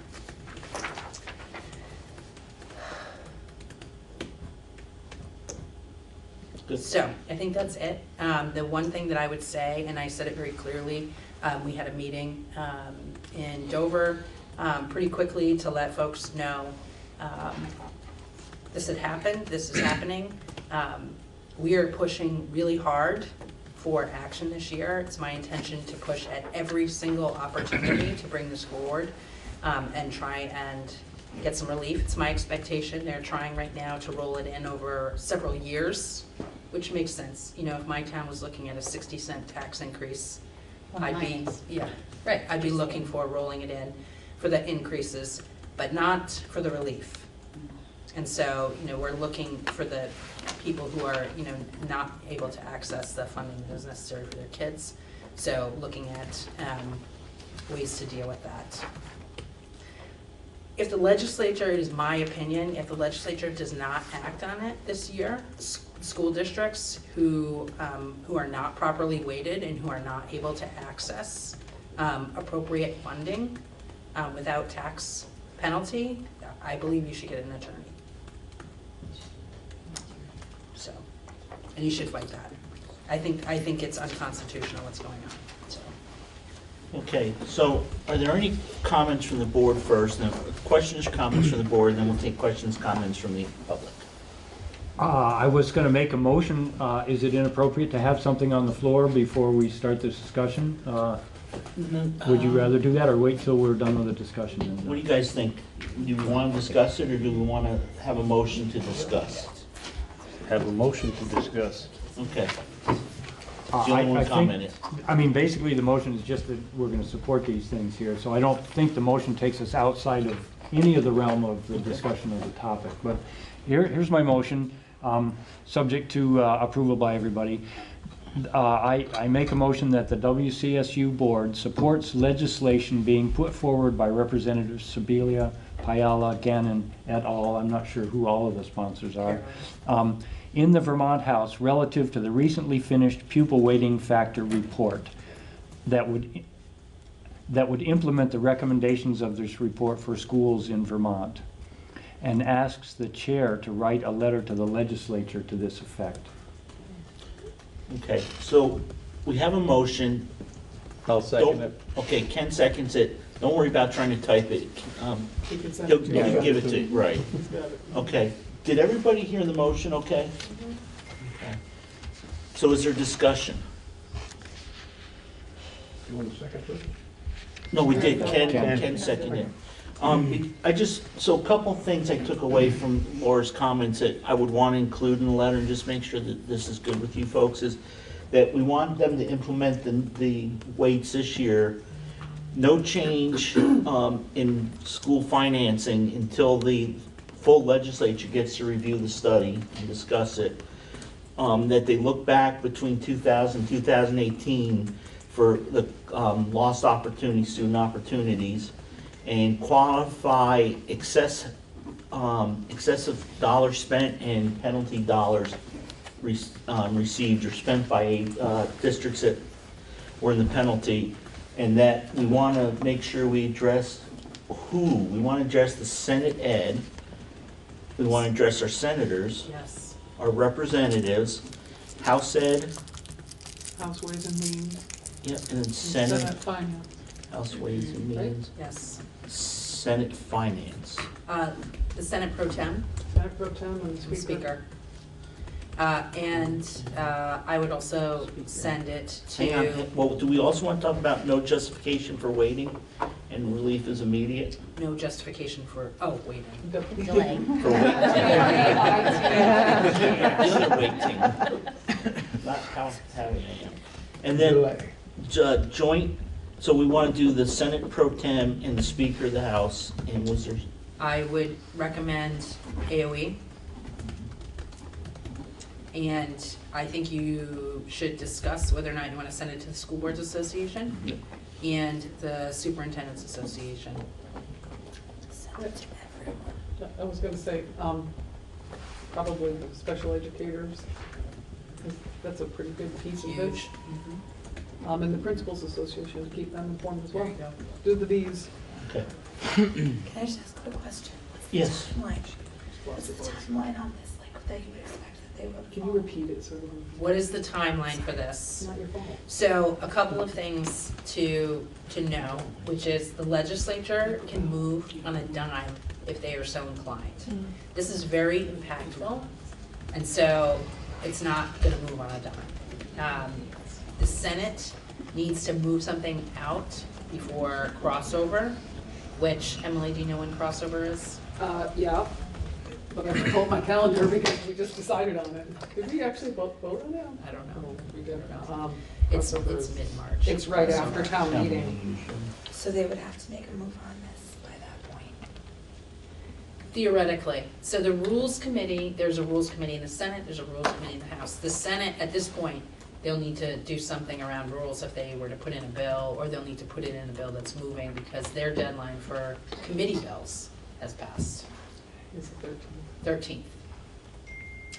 The 13th. I tentatively, there is a public information session on March 11th up at the State House as well, tentatively.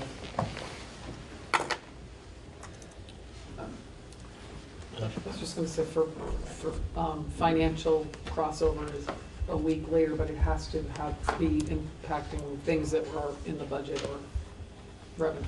Yeah. Well, we usually revenue got an would be- extra week. So, things that I think are really important right now, your senators need to hear from you respectfully. They need to feel your sense of urgency so that they can convey that to the Senate. We all need to hear from you, please copy all of us if you're reaching out, and we need more voices. So the Northeast Kingdom and this district have already kind of been pinpointed as, oh, they're up in arms. So, that's where the SBA and all the others could be really helpful. So. So, yes, we will definitely, it'll have to be urgent. I want to do it from Wyndham Central because I think it represents a broad group, but that does not keep any individual board member, especially those of you that have students or family members in one of the school systems, to also write letters. And it doesn't keep other boards from writing letters too, individual like the Marlboro board. But the more letters we got, and it seems like if we could say, hey, we're representing the whole district, the whole area, that it would carry a little more weight, so. Sorry, I have one more thing, Richard, which Okay. is, I would ask if you are able to, I would ask to testify. I'm gonna put it in the And letter. ask for your students to be able to testify, or your parents or your taxpayers to be able to testify, if you're able to do it. So I have a procedural question here. I think we're insanely lucky to be represented by so many members of the legislature here at these school meetings. Of the 4 pieces of legislation, 2 are moving forward and 2 are looking back, it sounds to me. Do you feel that the second 2 jeopardize the first 2 in any way? Because I do wonder that. Are there people going to say, I would have supported them if we were just going forward, but because you're sort of asking to look back at who was harmed in the past, I don't know. You So don't understand the question. 910 and 912 are the 2 that are looking forward. 911 and 913 are an expression of hoping to get people's attention to the gravity and size of the injustice that's being done. I don't actually hold out a lot of hope that government resources will be expended to quantify that. Okay, Al? Speaking of the gravity and the size, this is kind of to Bill. Lori last time indicated that the red board, or our budget, we would see approximately 60 equalized pupils. That's huge. That's humongous, and it would drop us below the threshold. I mean, that's right now. No, it would not. I'm sorry? She said it wouldn't. Really? It wouldn't? Yeah, you're 923,000 away from the threshold. This would only be about 600,000 plus. It's still If huge. enacted based on the FY18 modeling that you have in front of you, but not the FY20 modeling, Right. which is being done in the joint fiscal office. Okay, 600,000 would represent about 12 cents on the Oh, it's a big deal. tax. Yeah, it's a big deal. So if Bill passed out on the back of the agenda sheets, and I'm just picking one, Appendix C, Simulation 8-2. Brookline unfortunately sees a 4-cent increase, but Jamaica sees a 39-cent decrease. Newfane sees a 22-cent decrease, 29-cent decrease for Townsend, Leland and Gray 11 cents. Where are you? I'm sorry. This was attached to the. There's several of them. Richard, I want to make sure, because there are a number of different simulations here. Right, that's why I said There are I'm some just. variables Yeah. that the legislature needs to discuss. Right, but from looking at these, They're the close, difference though. is, 2 to 4 cents, so that's why I'm taking, Right. I'm taking the one that shows the biggest variances Yeah. that I can see, and then, Leland Gray's 11 cents, Dover goes up 4, Wardsboro goes down 17, Marlboro goes down 21, Wyndham goes down 29, and Stratton is the big winner, they go up 64. I have another thing to say. Yes. Sorry, it's actually kind of important. So Okay, one go of- and then we gotta take questions from the audience. One of the pushbacks on this that I've heard from analysts and Ledge Council, and they say it in the study themselves, is that there is no way of knowing what a town like, I will say a town not in the supervisory union, but that I represent, what a town like Reedsboro would do with a 40-cent decrease in their tax rate in 2018.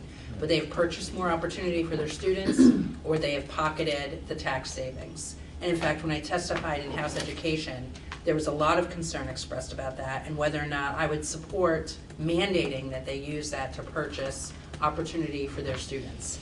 I want you all to listen very carefully to me. That is happening right now on the other end, where people are over accessing resources based on incorrect weights.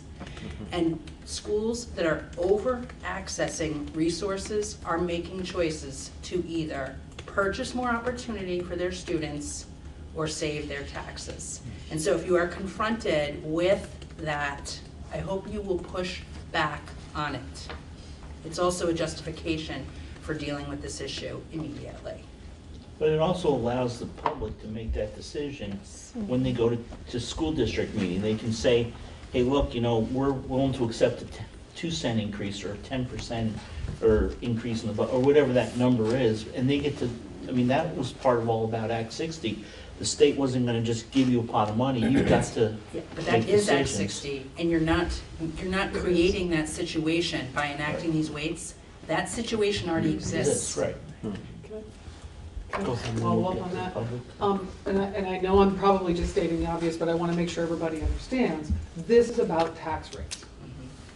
This is about tax rates and what you can buy. You feel that your voters in your district can support based on tax rates. So if for example, at the West River District, we're over the excess spending threshold, if we, and we're still, the reason we're over is because we have made decisions about the spending plan that we have here, providing the education that we believe supports those values that we have behind us. And our tax rate is, our tax rates are higher because of our decisions around that spending. If there's a change in weighting that Laura's been describing, we will be able to see either a reduction, significant reduction in our tax rates in our communities, most of them, they're all different. Or we can say, hey, this is an opportunity for us to maybe both lower our tax rate and to put the money into something that we've been deferring for quite some time. And I think you can duplicate that in every single district around the state in one way or another, either going up or going down. But I think it's just really important that people understand decisions are still made locally on your spending plans based on your values and what you think the voters in your school district will support for that education. And I just think it's really important we keep that in mind. And so decisions are still made locally around it. I have one more question. Yeah. Because I'm from Stratton. You know, talk to have him, Ken. Ken's very loud. I can hear Joe. him. Ken's on that. I'm sorry. Ken is loud, but Joe's loud enough. Just tell her. She's got laryngitis awful. I know. From Stratton. Yeah, she's from Stratton. Yes. Yeah. And so before I totally freak out. Yeah. We have been told repeatedly that waiting will work for us as well. And No, I mean, based on these numbers. well, no, but what I'm wondering is, because of the years that were when we had an incredible anomaly happen right around this time.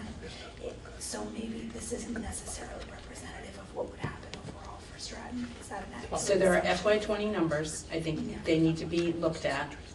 This is not what you will see. There's, of course, there will be an immediate impact.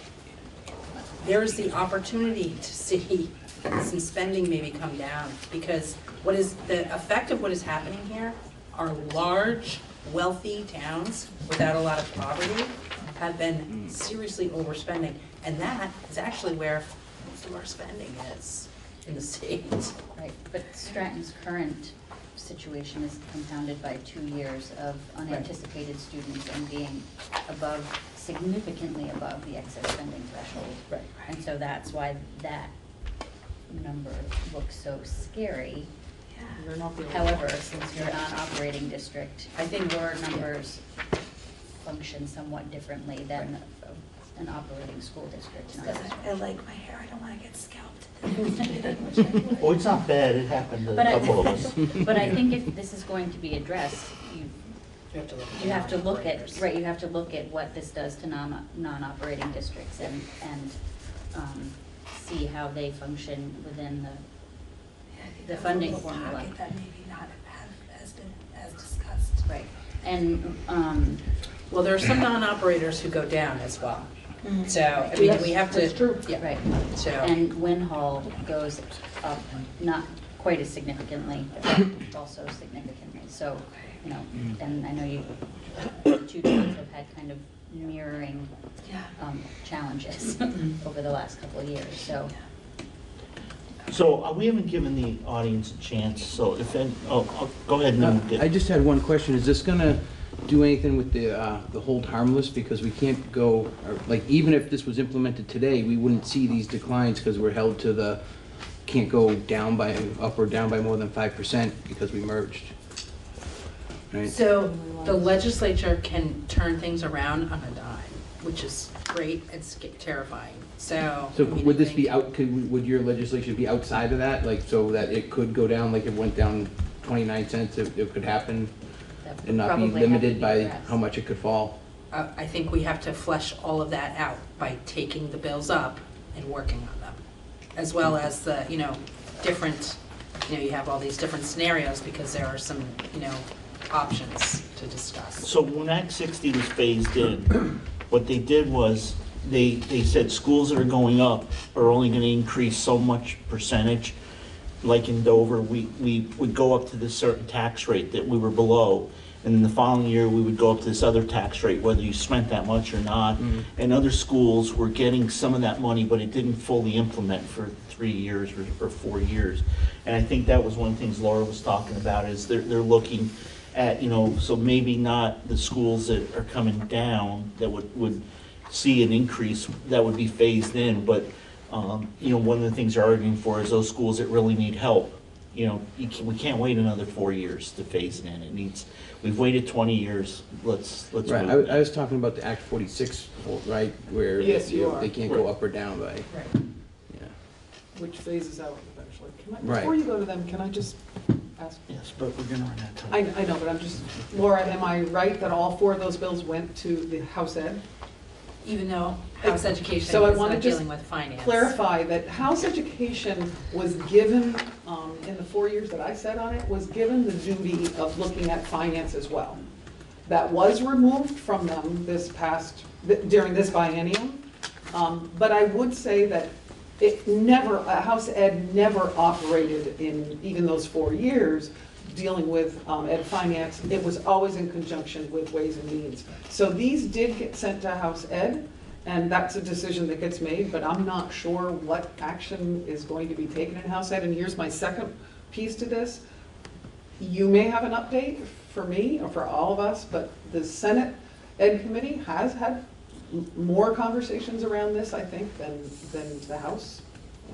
They've taken more steps and showing more action. Would you say that that's a fair assessment? I would say that that's a fair assessment. But you don't see any path yet. So last weekend, I sent a letter to, we sent a letter to the speaker and the pro tem, saying it needs to happen this year. Saw the pro tem last Tuesday, and he said, we're running the FY20 numbers, and then we're gonna start talking about, that's seeing if there's the will to move. And you can check back in next week, which is tomorrow, which I will be doing. So it could start in the House or the Senate, which is important that the motion gets sent to all both. But everybody's saying it's gonna start in the Senate. It has to go to both. Yeah, I just think it's really important. Okay, go ahead. I have a couple comments. Patty Dixon from Jamaica. First of all, everybody should write to all of these people, and you can find all their information online. I wrote a letter and sent it to Ways and Means, Finance, Senate, House, everybody. And everybody should, and I got responses from some people too. And my understanding of, I think it was from the executive summary, was the idea is more a redistribution of the original money that's always been there or always been sent, but it's meant to redistribute it more fairly to the places that really need it.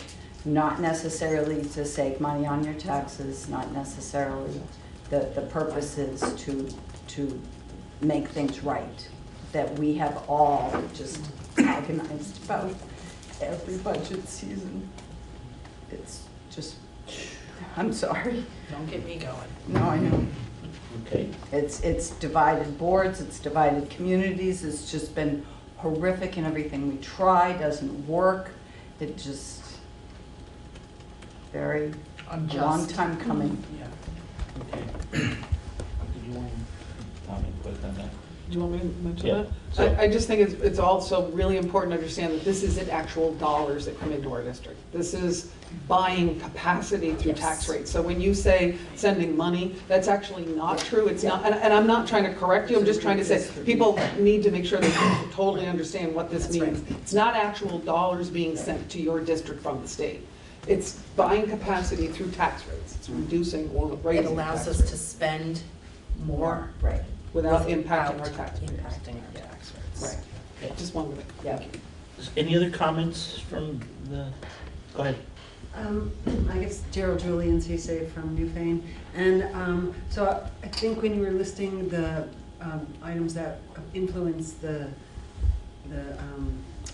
weighting, you mentioned rurality. So because one of the issues that I always feel like down here we should get some kind of special consideration when we go over our threshold and then we're penalized because we've gone over our threshold, but we're the second largest geographic education district in the whole state. And so yes, we have, even though we have a small population, we're traveling many, many miles.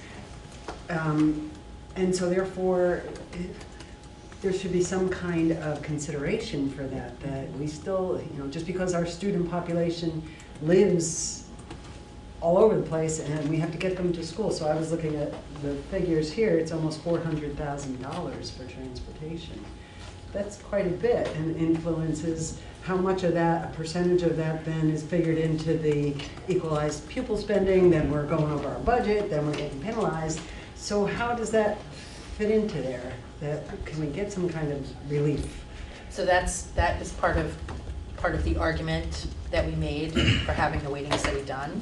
And there is a weight in here that recognizes that rurality.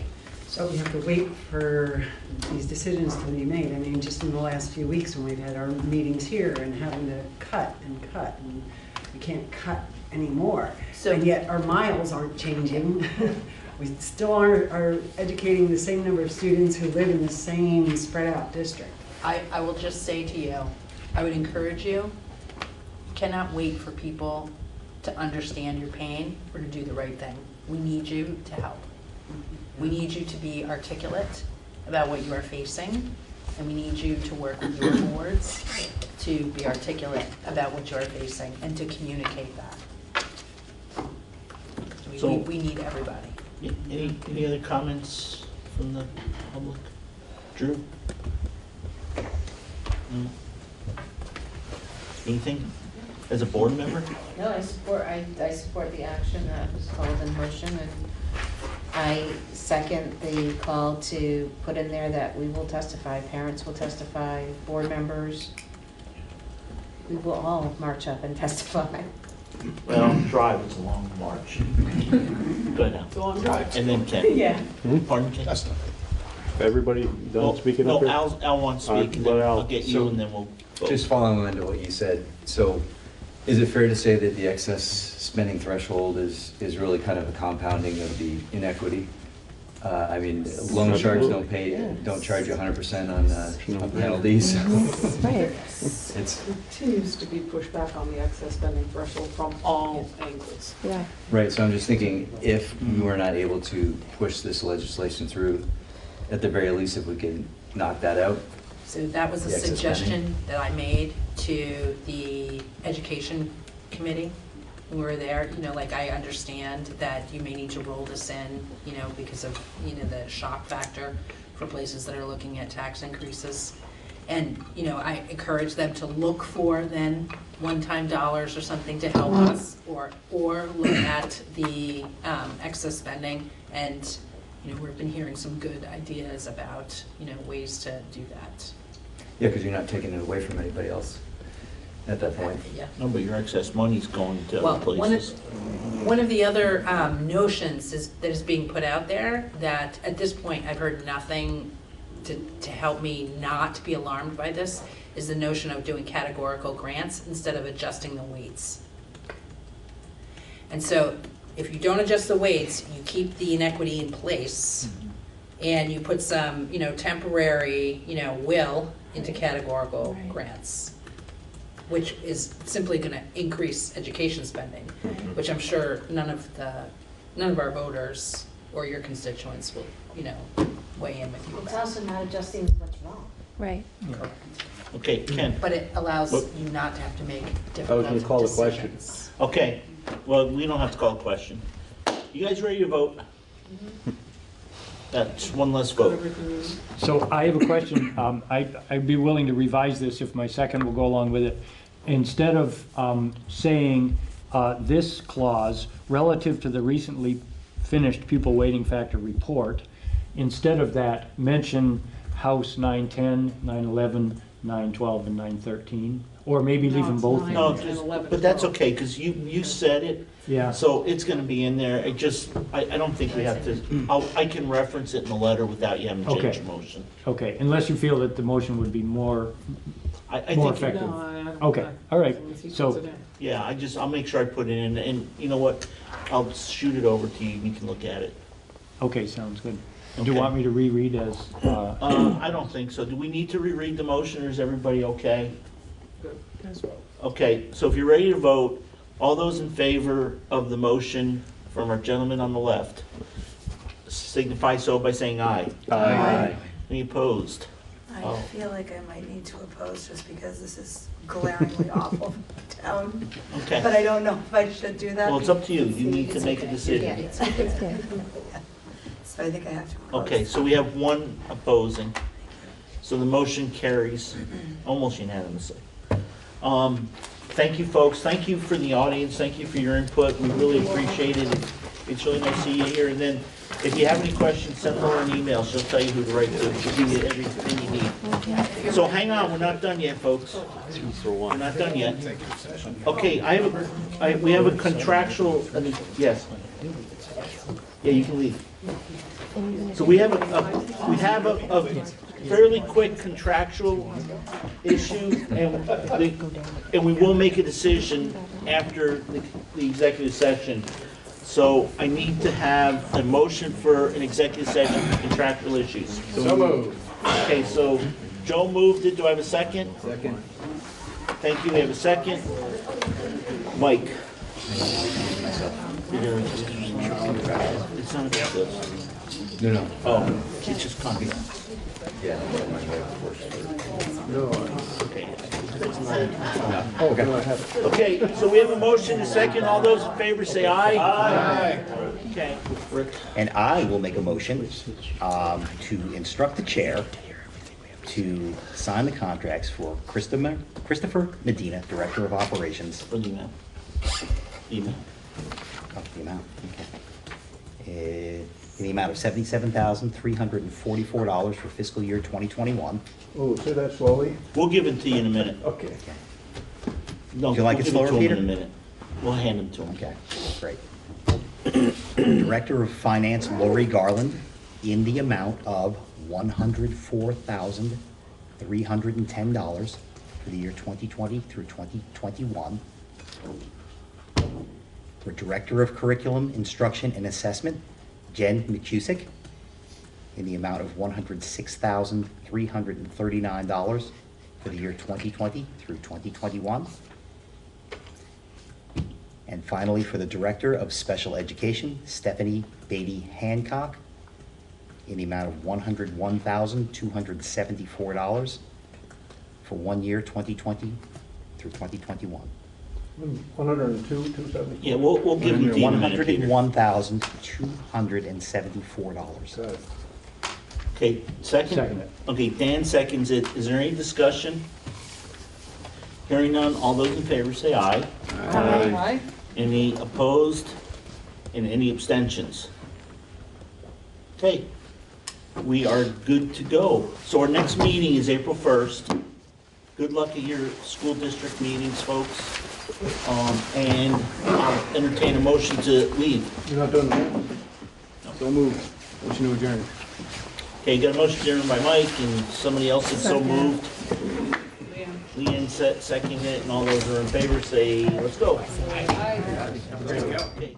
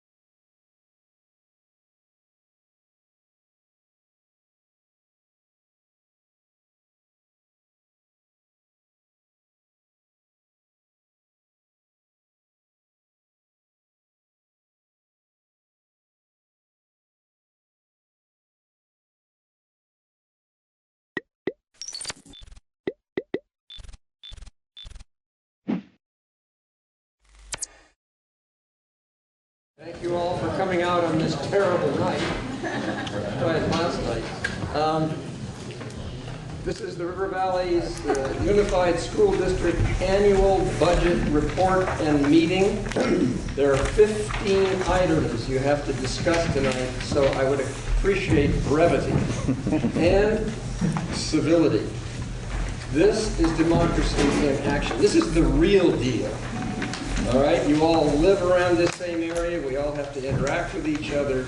Please be civil. A little heat doesn't hurt, but we like more than heat. We like light. So when you speak, think about that, will you? I would like the members of the school district and board to please announce themselves, especially this late. Sorry, folks.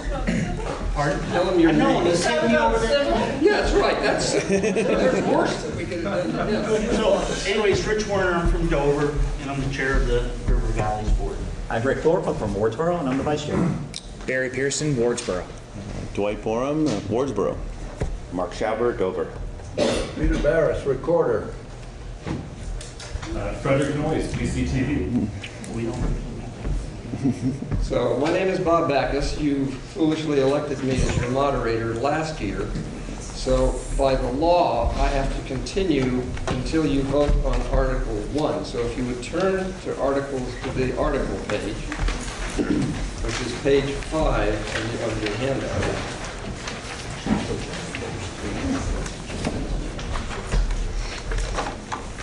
So if there are no objections, I will begin to move the article. Are there any objections, starting with Article 1? Hearing no objections, seeing none, Article 1 is in motion to elect a moderator to serve for the fiscal year July 1st, 2020 to June the 30th, 2021. B, to set a stipend of $200 per meeting for the moderator. That can be rejected by the moderator if they wish to make the contribution of that $200 back to the school district, which needs every penny it can get. So nominations are open for moderator. Yes, ma'am. I nominate Robert Backus. Robert Backus has been nominated. Name, please. How does he say? Sure, I'll do it, yeah. Are there other nominations to come before this body? Hearing none and seeing none, all in favor of Bob Backus to serve as your moderator, signify by saying aye. Aye. Any opposed? The ayes seem to have it. The ayes have it. Backus is your moderator. Thank you, Bob. Well, thank you guys for doing it. It really is a privilege to do this. I mean, I look forward to this every year. It's what we should do.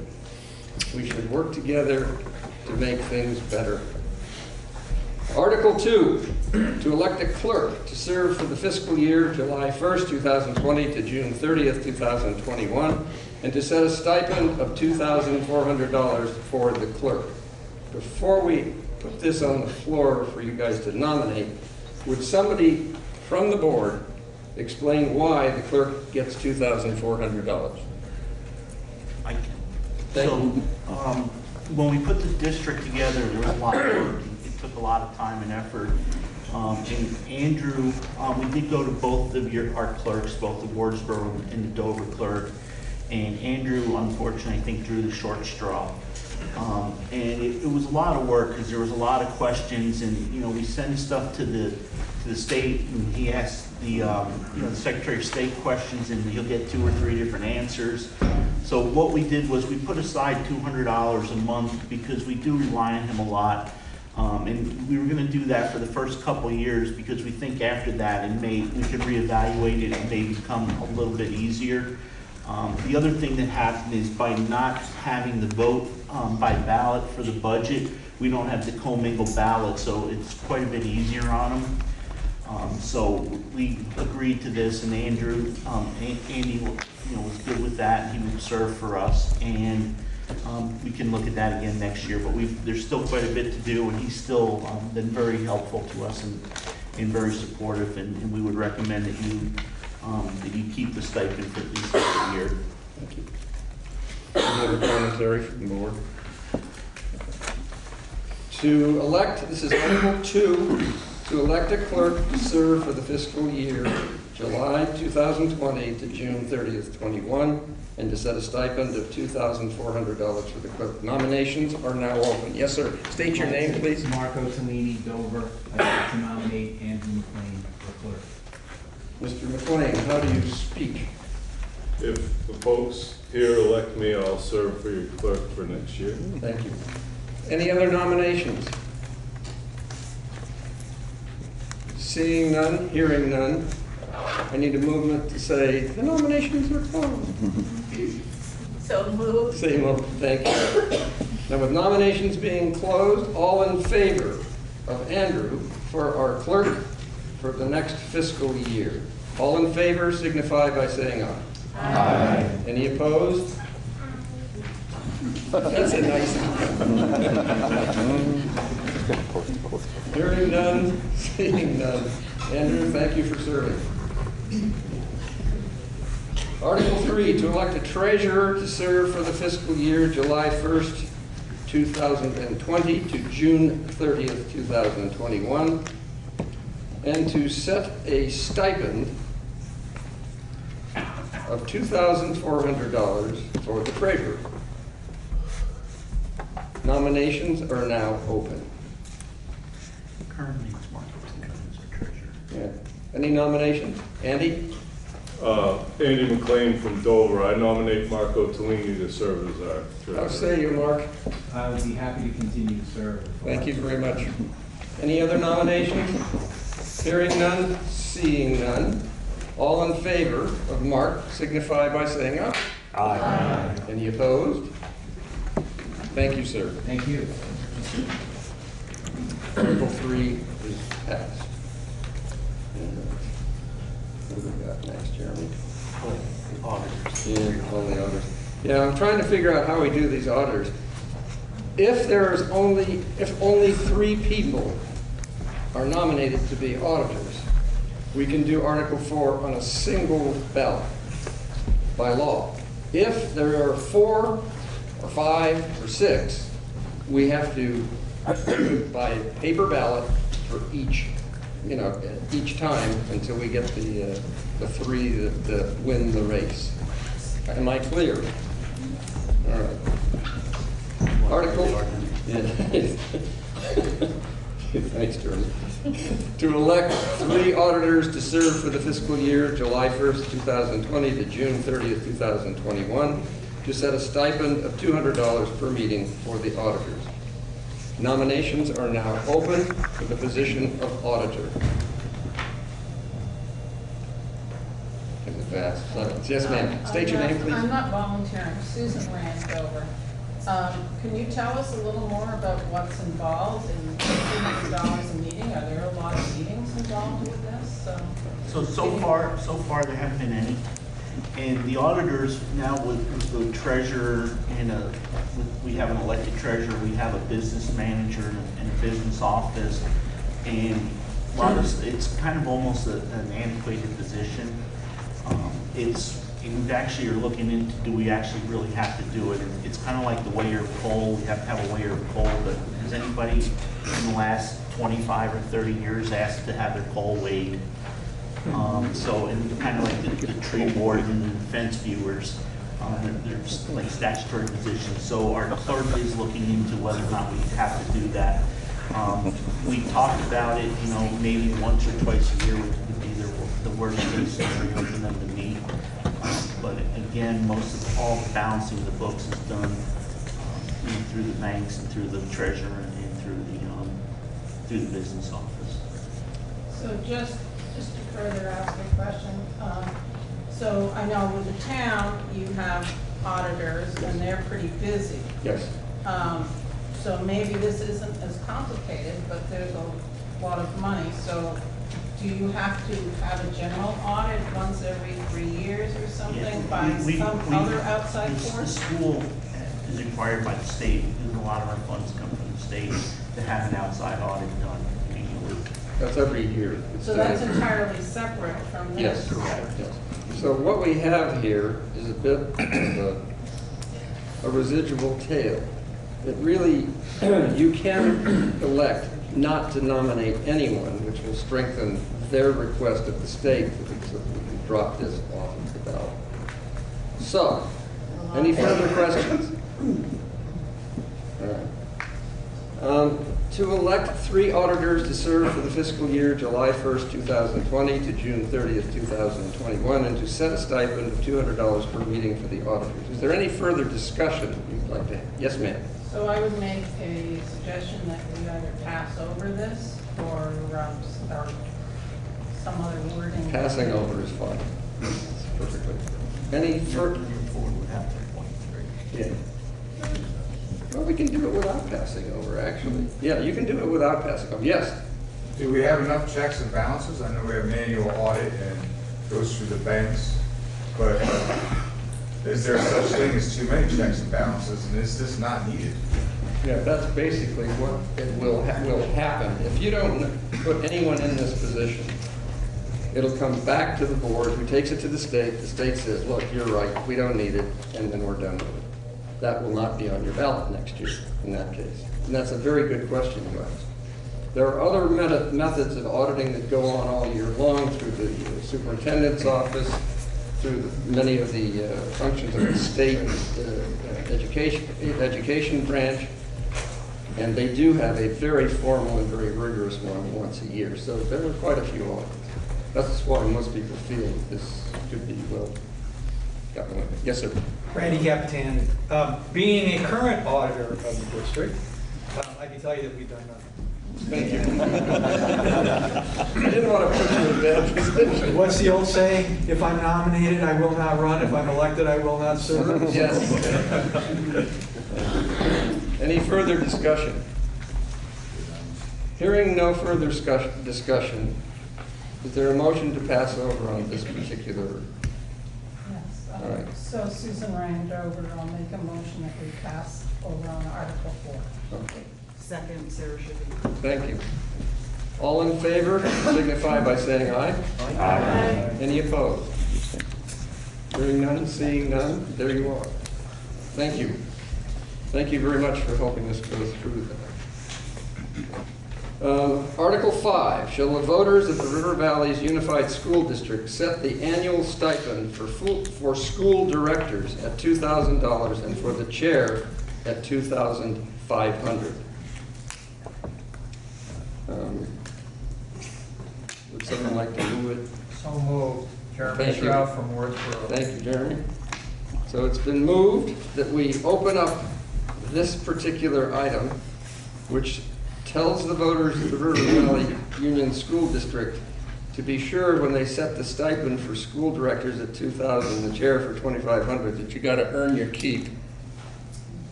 This motion is now open. Second, Sarah Shippey. Thank you, Sarah. Any discussion? Hearing none and seeing none, I shall call the question. You already heard this question, but we'll do it again. Shall the voters of the River Valley's Unified School District set the annual stipend for school directors at $2,000 and the chair for $2,500? All in favor signify by saying aye. Aye. Any opposed? Thank you, and thank you all for serving. Article 6, shall the voters of River Valley Unified School District approve mileage reimbursement at the federal reimbursement rate for the month in which the mileage occurred?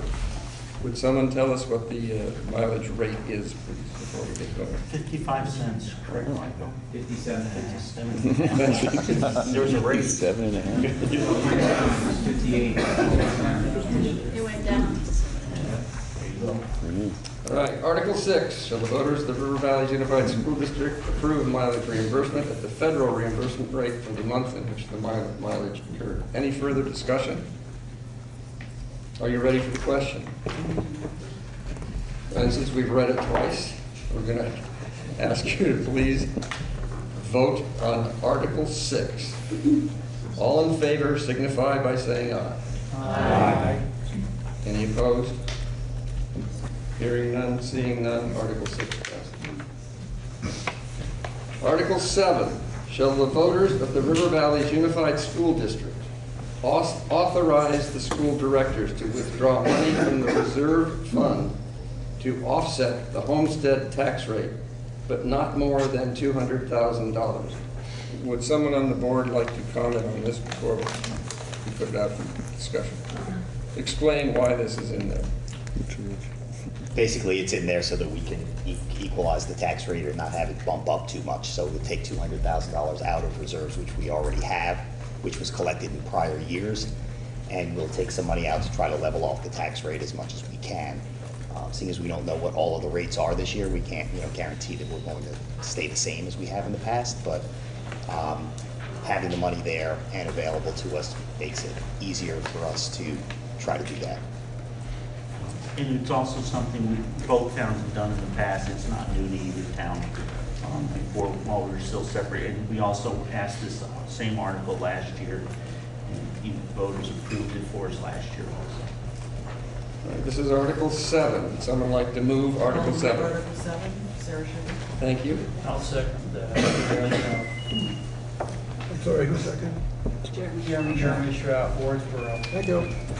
All right, so shall the voters of the River Valleys Unified School District authorize the school directors to withdraw money from the reserve fund to offset the homestead tax rate, but not more than $200,000?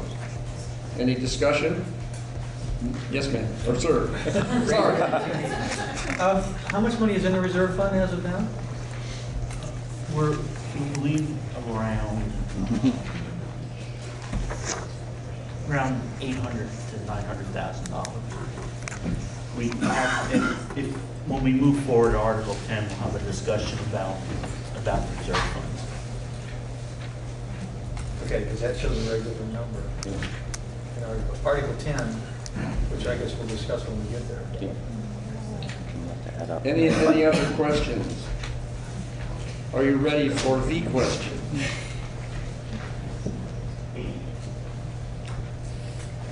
All right. Shall the voters pass on Article 7, which is the offsetting of the homestead tax rate, but not more than $200,000 is to be taken out of the reserve fund? Are you clear on what this is? Okay. All in favor signify by saying aye. Aye. Any opposed? Hearing none, seeing none, the article passes. Article 8, shall the voters of River Valleys Unified School District approve the school board to expend $5,680,223, which is the amount the school board has determined to be necessary for the ensuing fiscal year. It is estimated that this proposed budget, if approved, will result in education spending of $18,668 per equalized pupil. This projected spending per equalized pupil is 4.9% higher than spending for the current year. Are you clear on what this article is all about? Would you like me to ask these folks to comment on it before we bring it forward? Please do. So, if you look at page 7 of your books, that's the budget that we're proposing. And again, if I think a really good question came up, and it was a really good exercise. So we've always, both boards, before we were one board, and last year, pretty much just took the Wardsboro and Dover budget and put them together. And we are trying to look at places where we could save money by having the two boards, by combining the two districts. So we look for, and we ask for our administration, both at the superintendent level and at the building levels, to look into an educationally sound, taxpayer-friendly budget. And this is the budget they came up with. So the comment was, what are students going to see that is different with this budget that they didn't have last year?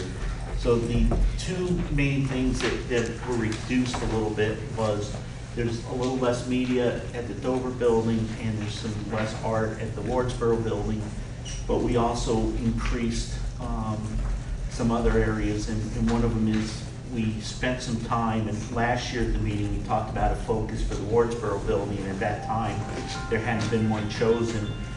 But after town meeting, or after our school district meeting last year, we're looked into STEAM, science, technology, engineering, arts, and math.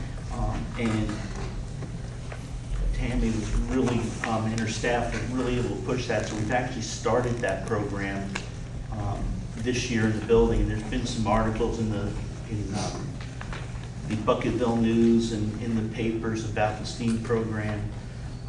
A lot of the other stuff is, again, would be pretty much stay the same. There was somebody asked about field trips, and we had let that off the budget last year, so we added that in. And a couple other changes are, we utilize central office as supervisory unit to do some staffing for us.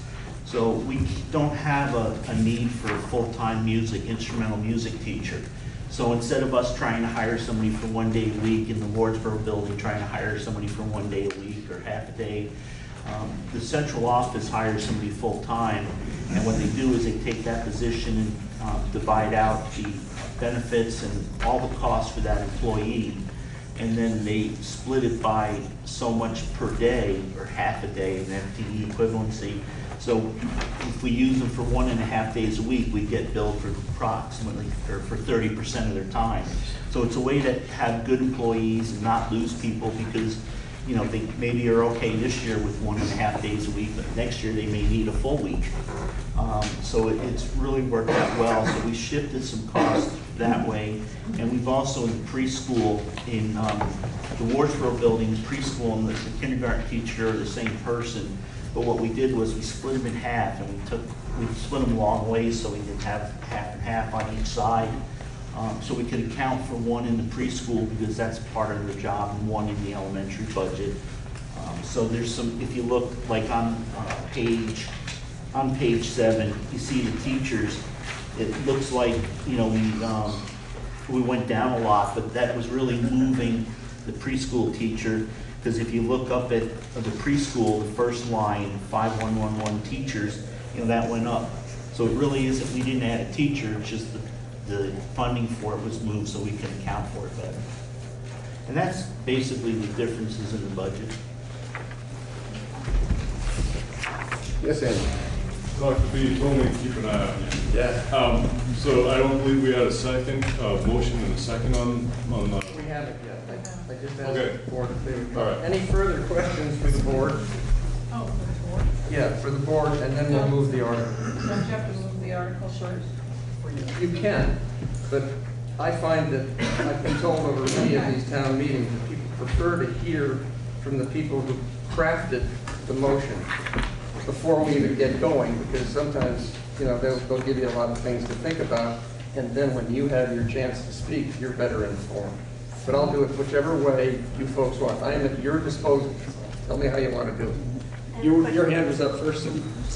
I have questions. State your name, please. Oh, I'm sorry, Mark Formal Dover. I have certain questions because I don't understand every single line. And I was going to meet with Matt, but we had a snow day. And today I had my son. He was going to better help me understand lines like SU assessments, $173,000, $20,000 from last year. The principal's office is receiving upgrades in their budgets. But other areas in our children's educations are lacking, especially classroom resources, things of that nature. Can you hold what you're saying for just a second? There's another hand up. Yes. Can you tell us when you start working on the budget in your calendar year? Yeah, we usually start working on it in October. October. So if people wanted to participate in the budget process, they should start coming to meetings in October. Some of the things we start with in October is as the gentleman in the back was just asking. Some of it is a superintendent's budget, and the special ed budget, because that has to be passed at the supervisory level first, so that can be moved to the individual districts so they know how much to put in. And then when does the board approve the budget? Usually, well, we're going to discuss that later, but usually if we're meeting in February, we have to have 30 days warning, so we need to do it like 5 or 6 weeks before the meeting. Thank you. Now, would someone like to move this motion? Sure. Yes, ma'am, thank you. Any second? Thank you. Could I have names? Oh, names, please? Susan Rand. Thank you. Thank you both. Now, sir, you may continue. So I was curious, discussion. for physical education, we used to teach mostly outside. I know we have some trails up Dover and stuff, and we try to integrate the kids outside. In the wintertime, it seems like physical education in most new schools are now taking place in the cafeteria. So when I look at SU assessments, I'm wondering what these assessments are and why they're twice as much as the total education budget combined. Right here, total 1113 physical education, $63,000, $53,000 last year, went up to $60,000 this year. The next line underneath it is SU assessments, which more than doubles. So what are these assessments and why are they so costly? You're gonna have to give me the page. Yeah, Page 8. It's page 8. That's, that line, the 5593 is for special education. The dark line below it indicates everything above it. The totals. Those are your totals. So that SU assessment is for special education. So is that what is? So the SU assessments. Well, there's several. Now I'm confused. I see special education underneath physical education. There's Right, line because in that's a subtotal of that group of line items. In this one, it just happens to be one line item. As you see, they're all the same numbers. But it's the same number as special ed. Right, that's what I'm saying, is that, so that 5593, so you have total 1113 physical education. That's a total of all the numbers above it. And then you have 5593 SU assessments, and those numbers there are your special education. So that's why under it says total special education. Those are the same numbers as the SU assessment. So that's the supervisory union assessment for special education. And costs went up this year, and there's a new way that this SU is charging the districts for special education. So the costs are being spread out a little bit more in an insurance type model. If you do what they ask you to do, then we're going to share those new costs, and these are the new costs that we're sharing. Further questions? Yeah. Yes, ma'am. So I do see throughout the budget, something called 5591. I'm just interpreting the letters purchase services from Public Vermont LEA. So that's what we call an agency fund item. So in music education, we hire a band person to teach musical instruments, and that's where I was talking about where the supervisory union first is hired, and then each administrator says this is how much time we want, or we feel we need for that person in each building, and then we get billed. So right now Are we paying 18,000 of Yes. 31,000? The line for teachers, 5111. No, so 5111 is an actual employee of the school district. That's our employee. And so we have a music teacher. We have a person that teaches, that does vocal music, Right. that we hire ourselves. And then we have a person that does band with the students, instrumental music, that we purchase that through the agency fund, through the SU assessment. Okay. Plus, yeah. And, okay. Are there And then further questions? Yeah, I'm Yep. sorry, I didn't mean to cut you Yeah, off. it's the same thing, there's just various issues. Oh, sure. Not issues, but things I don't know what they are. So back on page 7, right at the top, under pre-K, there's a 5562 tuition to private LEAs. So under state law, even if you offer a preschool program, there's universal preschool. Yeah. So even though we offer one, if families want to have their child go to a different preschool, we have to pay that. We don't have to do that for elementary school, for kindergarten through 6th grade, because we have a K through 6, but the law was a little different with preschool, so. So there's a preschool in Dover, is there a preschool in Yes, there Wardsboro is. School, but a parent can send a child to a different pre-K? Yes. And is there like a state rate like Yes. there is for? $3,445.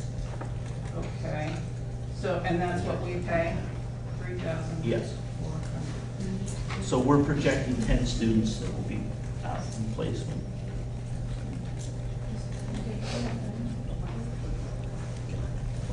Are there further questions? Yes, state your name, please. Ray DeVault, Dover. I don't see on here, because I don't also have my glasses, what the cost of the STEM program is.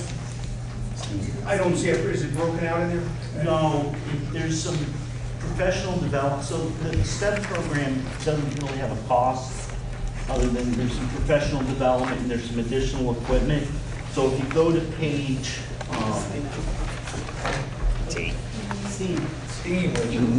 STEM. STEM cells for STEAM. Somebody help me. Are you, under the instructional staffing? Page 8, bottom So of that's the on page. page 8 compared to the way School that- focused learning. Yeah, so we have, Bottom. Professional development. teacher training. yeah, give me 1 second, folks, I'm sorry, this is a new budget for me too.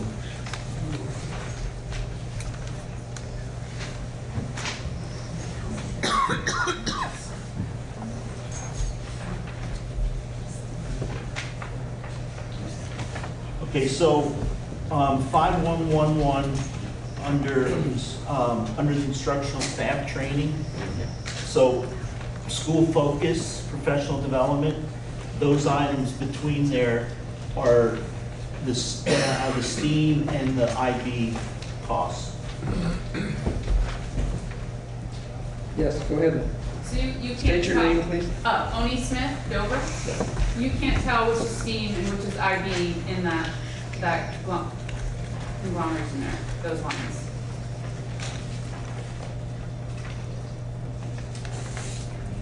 Yes, give me 1 second. So the 5111 teachers, In which section? I'm sorry. In the school focus or in? yeah, in the school focus section, Okay. shows $3,000.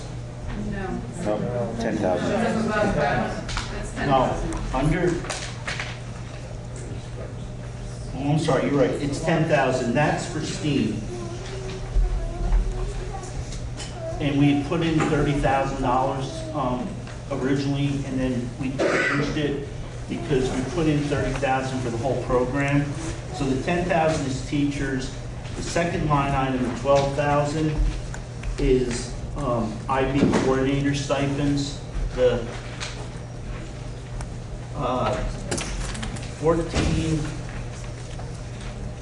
14,960 is STEAM integrationist.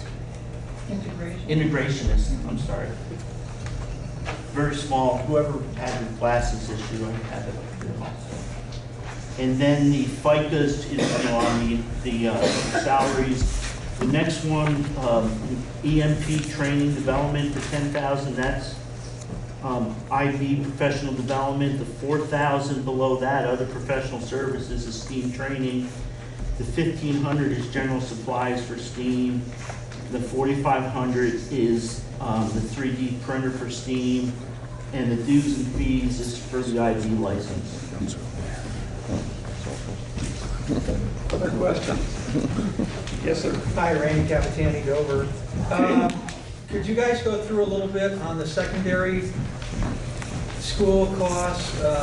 You got some lump numbers in here on page 10. And I think, in past years, at least in Dover, we've had tuition rates, number of students going to secondary schools, public and private. Can you give us a little, and transportation costs, can you give us some numbers, some breakouts on those? if you have it available? No, we don't.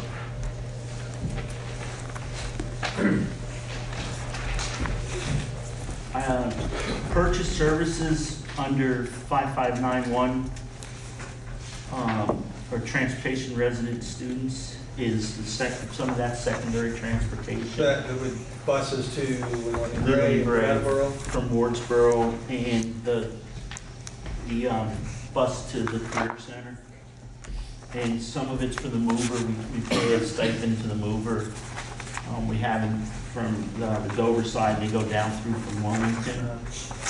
And then we don't have it broken down. I don't have the secondary broken down into how many to each school. Rich? Yeah. I have those numbers. If you want them. Shoot. So BBA is a total of 23 students. Brattleboro is a total of 48 students.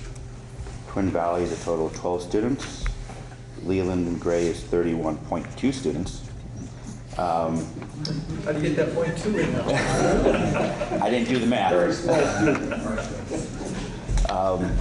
Compass is 1, FL Walker is 1, Green Valley is 1, Hilltop is 1, Maple Street's 1, Middlesex is 1, Oak Meadow is 1, Vermont Academy is 1, Sweden has 2 students, Kindle Farm is 1, SMS is 1, Mountain School is 3. What was the Bratt number again? Bratt is 48. And obviously those are for the current year. Yeah, that's great, that's helpful.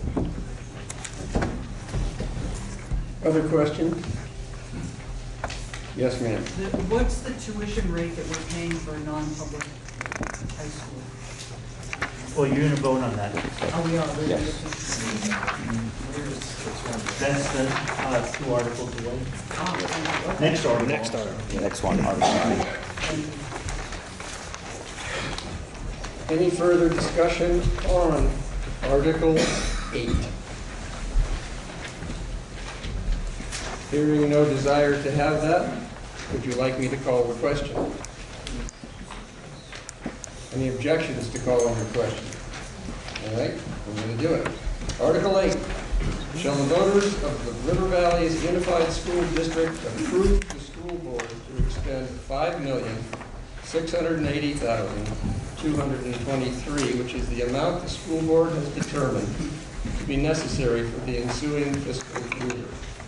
It is estimated that this proposed budget, if approved, will result in education spending of $18,668 per equalized pupil. This projected spending per equalized pupil is 4.9% higher than spending for the current year. Are you ready for the question? All in favor of Article 8 signify by saying aye. Aye. Any opposed? Nay. Would you like a hand vote? Yes. All right. You can do it by paper ballot or hand vote. So hand votes are easy for you. You know what you're voting on. All in favor, raise your hand, please. Jackie, would you and Andy please count? When I point to you, put your hand out, okay?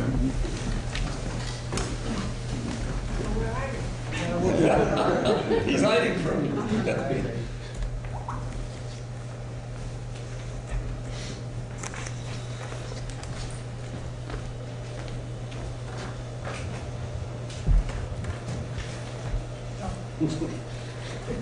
That's tough. Yeah, I couldn't even talk about and we talked about everything I talked about how to do it better in the school. This is, she was sent to You guys gonna vote? No. Okay. If we're gonna vote, we'll vote. Are you voting? Yeah, I'll vote, sure. Happy to vote.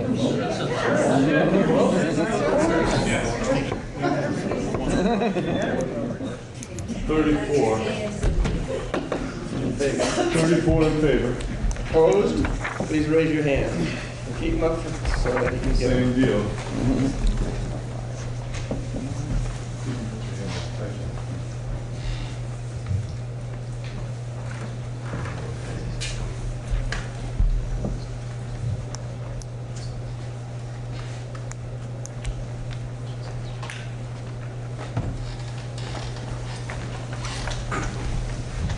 Anybody I didn't point to? 14 opposed. The ayes seem to have it. And Article 8 is carried. Thank you for asking your questions and for being civil in your discourse. You're great. Keep it up. Article 9. Shall the voters of the River Valleys Unified School District set the annual tuition rate to approved independent schools at $17,900 for the 2020-21 school year? Would you folks let them know what an approved independent school would be? So this is commonly called the burn rate, and the state statute says that we have to pay, since we don't have a secondary school, we will pay whatever public high school's tuition rate is. So if you have, your child wants to go to the Essex High School and the tuition rate's $25,000 a year, we have to pay, we pay it, and that's required by state law. The state law also says that you may, if you don't have your own high school, like we're not part of a high school town like the Twin Valley or the West River District, then you can send your child to any approved private or independent school. And it's very simple. The approval is the AOE has a list of approved schools. If a school you want to send your child to isn't on that list, you can call them and they will look into the school and tell you whether they'll put it on the list. Agency of Education, used to be a department, now it's an agency. So the law says every year you have to vote on the rate you want to pay for that. If not, if there is no vote to pay another rate, you pay the statewide average tuition for high school, for public high schools. So if we didn't vote on anything in the statewide average, I think was 14. I think it was just at 15. 15,000 approximately. That's what we would pay no matter where you want your child to go if it was an approved independent or private school. Burton, a lot of parents want to go to Burton. They have a rate of $17,990, which is a little bit less than, about $1,000 less than if you were from, say, Massachusetts and you want to send your child to that school. The tuition rate's usually higher, but they say if a town becomes a sending town and votes to pay their rate, then they will give a discount. So that's how we get the $17,990. It is something that has to be voted on every year. In Dover, we asked the first year to, there was a petition that was submitted and the petitioners asked for it at town meeting. It was approved, so we said we would put it on the ballot every year. Wardsboro was doing the same rate their last year's and before we combined, so we felt that we would just keep, and last year we put this rate in, so we felt that we would put that rate in and leave that rate until the voters tell us differently. All right, so this is Article 9. Shall the voters of the River Valleys Unified School District set the annual tuition rate to approved independent schools at $17,990 for the 2020-21 school year? Would someone like to move this article? Dave Sklar, Wardsboro, so moved. Second? Jeremy Strauss. Jeremy Strauss, second. This is open for discussion. Questions? Yes, ma'am. Susan Moran. So I'm trying to make sure I understand this because I've always been a little unclear on it. The state average for secondary education is $15,000 approximately, you said. To send a child in this area to a high school varies between Burton at almost $18,000. Leyland and Gray is around 18,000 too. 17.9. Okay. And Wilmington and Brattleboro. So we would pay, or rather in this budget, taxpayers pay for any of the students to go to those schools at the rate they charge. Is that correct? The public high schools, whatever rate they charge, be it more or less than this number, we have to pay that. That's the law. Okay. And Burton is a private school. Correct. So we set a rate, so the voters set a rate for what you want to pay. Right. And if a parent wants to send a child to a private school that's not one of these schools, then they would have 17,990. Correct. Okay. Because I did have a child years ago that went to a private ski academy, and I was very happy for the amount that the town contributed, which was far less than what it cost to go to that school. But I was just happy for that. And I would suggest, since our taxes do keep going up related to school expenses, that we go with the state average. We consider going with the state average rate of $15,000. If a parent wants to send their child to a ski academy or some other school that is outside the area, like Northfield, Mount Herman, or whatever the school might be, and that would be one way for us to control our tax rate a little bit. And I know you're trying very hard to stay within the, whatever it is, not get into overspending. And this would provide some leeway for the children who are actually still here in elementary school and secondary school in the surrounding area. Thank you for your thoughtful remark. I'm going to hold you right there on that one and take the next question. Could I ask what the tuition at BUHS is? It's 14 and change. We didn't hear the question. Can you speak up? The tuition rate at Brattleboro Union High School. It's a little bit less than the statewide average of around 15. I don't remember the exact number. And then the tuition rate at Twin Valley? I think it's 17 something. Are there other questions? Yes, ma'am, state your name.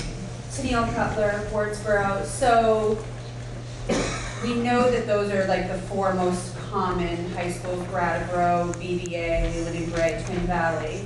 So just to make sure that myself and everybody is hearing, so even if it went to the state average, but even if it went to the state average, then it would just mean that that we would still pay the full public school tuition, even if it was a public school that was 18 or 19,000, and so all the Leland and Gray, like Leland and Gray's tuition, I think currently is almost the same as BVA's, so we're still going to pay that.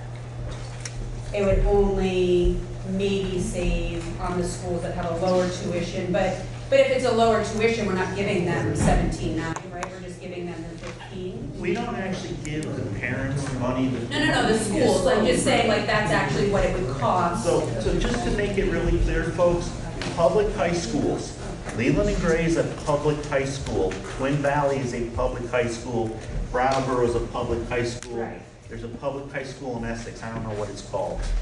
Those are all public high schools. You send your child there, we're going to pay whatever the tuition rate is. The school tells us we pay it. That's the law. We can't. You cannot change that as voters. Okay.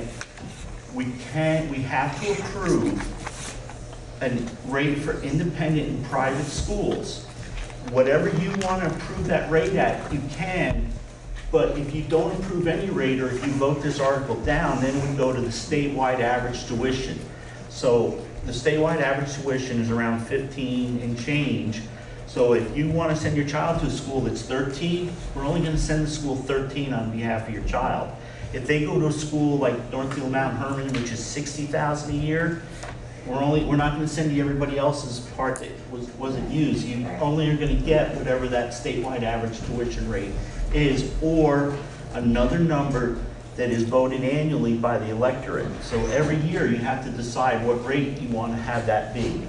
And we always have recommended the Burton rate because both towns were at that rate, and in Dover it had been petitioned by a bunch of parents, a lot of parents, or enough parents to get it on the ballot, and there was a lot of discussion about it the first year. The voters overwhelmingly approved it, so we have always used that rate. Yes, sir. Randy Capitani. So I have a son who's in one of these independent schools right now. Honestly, he's a senior, he's going to graduate this year. So whatever you do isn't really going to affect me anymore down the road. But I think you have to be really careful with this question. Just Thank you, Mark, for the numbers. Doing a rough count on the numbers, you're looking at 30 or more families in this district that would be affected if you change that number from the 17,790 or whatever it is. Just for example, 23 students at Burton. Well, if you change that number and reduce it, that means somebody's going to have to make up the difference. And Burton will raise their rate because Dover won't be a sending town anymore. So instead of making a $2,000 difference, if I did my math correctly earlier, it would be a $4,000 difference. And now, you might be denying the family and the student a choice for the school they want to send their son or daughter to. River Valleys, there's no. Excuse me for just one moment. Laura, would you introduce yourself, please? Laura Sibilia, Dover. Sorry. And tell them what you do for a living right Yeah, now. I'm your state representative as well. That's why I'm late. Let's go. Thank you. Are there further questions? Yes, way in the back there. One more comment is that I Your think name, that please? Lisa Mandino Dover. Thank you. Is that Burton, since we're a sending town, they accept your student automatically, but they do have an admission process. So if we are no longer a sending town and no longer paying the $17,990, our students may also have to qualify in order to be able to go to Burton. They may have to go through their full admissions process. I don't know what that is, but it's something else to think about if we're not approving the full rate. Thank you. Further questions? Did I see a hand? I believe as a Your parent, name, my child, please? oh, sorry, Dawn Thanks, Dawn. Morigioni. My child does go to Burton, and it's just an application, just like you would apply your child to a. It is currently, it is currently. So it's really, it's. She's saying that There's no, yeah. They would be different. Then So you would have to- Burton, this came up. Hold on. I just want to confirm, if we approve some rate less than 17,990, do we stop being a sending town? Okay, so by doing that, we automatically become a non-sending town. And then their rate becomes something closer to 18,900 or 19. 19. Right. Now, ladies, between the two of you, have you worked it out down there? Or do you have another question? Feel free. Okay, thank you. Anyone else have questions? This has been a lively and a good discussion. Thank you. All right. So, Jeremy? Shall the voters of the River Valley Unified School District approve the school board to expend $5,680,000? That's one. We already did that one. Keep it on your toes. I'm trying to get him all excited. Just want me to say, remove the question. Well, I just tried to get him to move.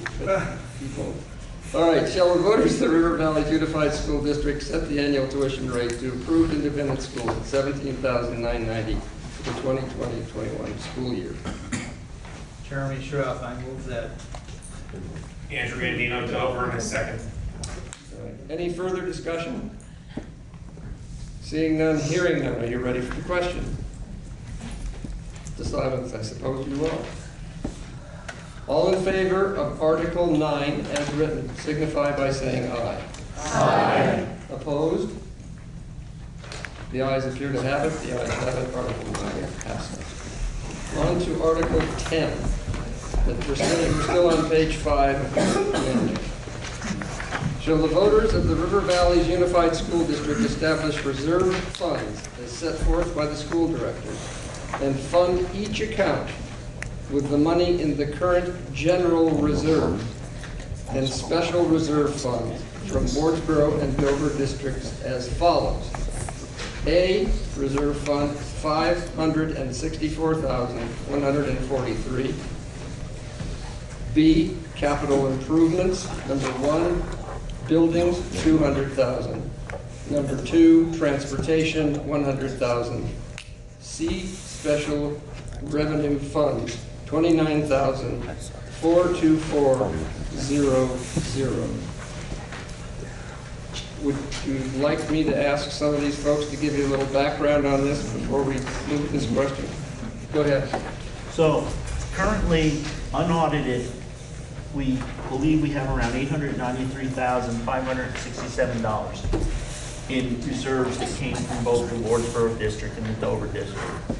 Wardsboro had just a reserve fund, and Dover had actually had a transportation fund, a building equipment fund, and we had several funds that we had set up when we were at Dover.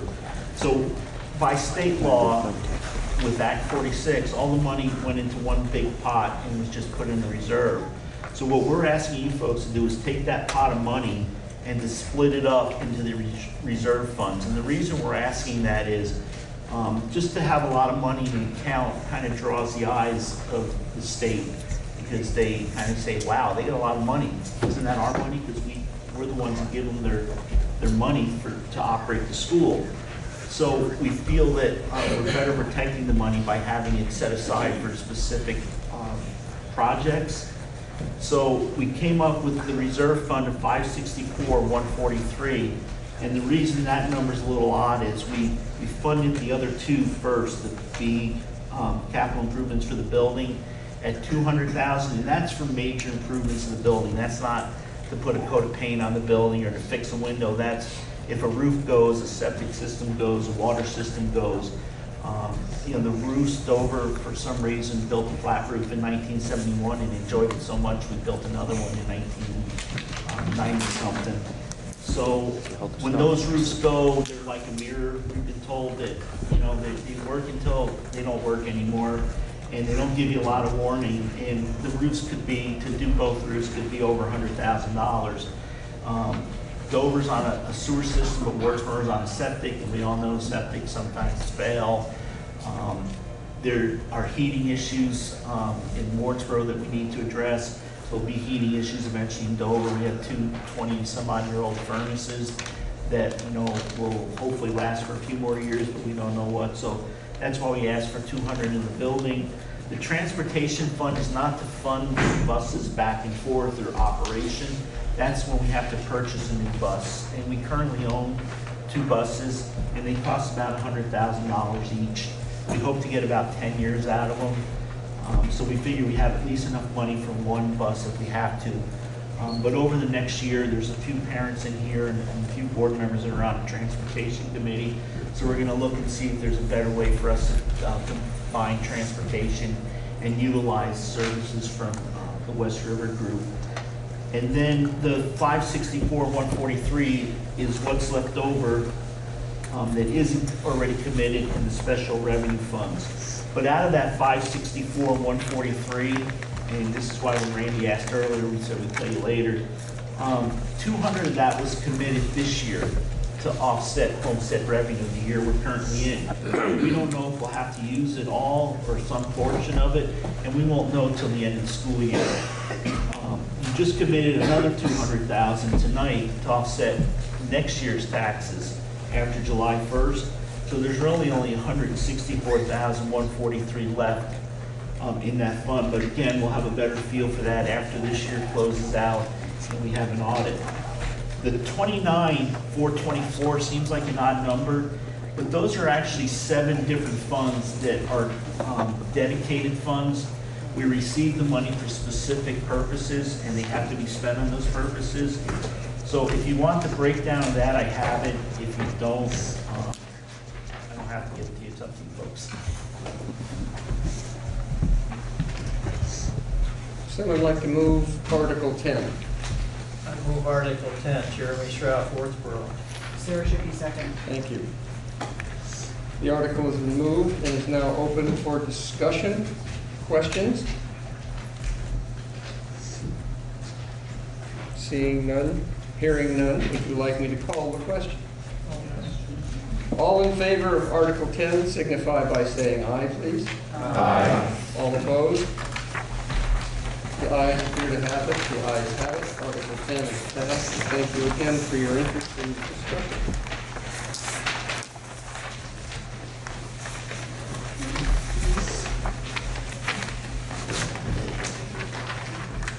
Article 11. Shall the voters of the River Valley Unified School District authorize moving the operational surplus, if any, from FY20 to the reserve fund? Would you guys like to have a little explanation of that? Kind of brief. Go ahead. So that's the same thing as we don't know where we're going to end the year, and especially with the school with no secondary school. You know, if 10 students move out of that are in the high school age, and talking about the $17,000 or so that we spend, that could be $170,000 that we don't expend. So instead of having that money be in limbo to the following year and giving you an exact number, we're just asking that any money that's left over at the end of the year after they do their audits just be moved into that reserve fund under the previous article we did under letter A. And we've been doing that in Dover for several years, and I think Wardsboro's done the same thing. So again, it's nothing new, and it just moves money in there, and then next year we'll decide how you want to deal with it. If you want to use it to offset taxes, if you want to leave it in there, if you want to move some of it to the other capital improvement funds. Questions? No questions? Article 11. Shall the voters of the River Valley Unified School District authorize moving the operational surplus, if any, from FY20 to the reserve fund? Having seen and heard no questions, all in favor signify by saying aye. Aye. Any opposed? The ayes appear to have it. The ayes have it. We will move on to 12. And I would ask either Andy or Jackie or both to give us a little talk about why 12 is on the warning. Sure. So, shall we close? Okay. So, Richie, I think you put that one on there. Yeah, that's maybe one I'll that talk came- about 13. That's one that came from the board. And why we did that was, when Anita asked a question earlier, why are we, when do we start doing budgets? Well, we start doing budgets October, November, and December. School starts in September, so we really don't know what's going on. The other thing that happens is, there's a thing that happens every January in Montpelier. A bunch of people up there gather under this golden dome, and they make a bunch of rules and laws, and they determine how much money we're gonna get to run our education system. So right now, we can give you a guess at what we think the tax rate's gonna be, but we have no clue because the yield hasn't been set, the equalized pupils can change. There's all sorts of different things that can change. And usually we don't get health insurance. We don't know that until sometime into the middle of January. Schools, we asked, Randy or somebody asked about how much tuition was at the high schools. When we put the budget together, we don't know that because they haven't set their rates yet, because they haven't built their budgets. And they set their rates by they take their budget and figure out how much it costs per pupil and give us a number. So what we're asking for is to move the meeting to April so that we would actually be preparing the budget sometime in March, beginning of March, end of February. Well, even though the legislature isn't out, there's usually a pretty good feel, or we got an idea where they're heading with it. And Laura's going to talk about some changes she hopes to have made in education funding that could have a huge impact on this year's tax rates. So that's why we're asking. There is some precedence to this, and those of you that are old from Dover, older, won't say old, remember that when Act 60 first came out, we would postpone voting on the education budget until we would present a budget, just kind of review it, tell everybody what we were thinking in structure, and then we would ask that we would postpone indefinitely a vote. We actually waited until the legislature got out before we would present the budget, and that way we could give you real numbers. And the other thing it did was it helped starve out Act 1668, because the state didn't know how much we were going to be sending to the sharp pool at the time, or the sharing pool, if you were politically correct. So there is some precedence to this, and we think it would be a really good idea, and we would ask that you, the voters allow us to do this. And we went to April because there were some concerns. If you vote by ballot, we don't know, if you vote yes or no, we don't know why you voted yes or no on the budget. And if a lot of people voted no, and the budget got turned down by a ballot vote, we would have to start all over again. We would have another 30-day warning period. If we have to submit a budget to the state by May 30th. If not, they use a percentage of our previous year's budget. But by voting it from the floor, we can have a discussion, and budgets can be amended, and usually more budgets pass when you have a floor vote or a voice discussion, because maybe people voted the budget down because there wasn't enough money in it. There was something special they wanted to see.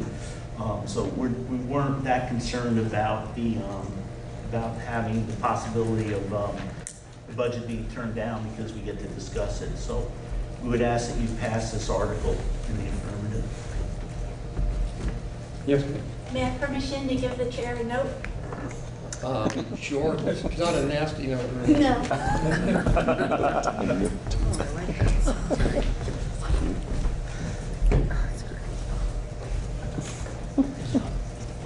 Well, in 2021, Tuesday, April 13th is Ramadan.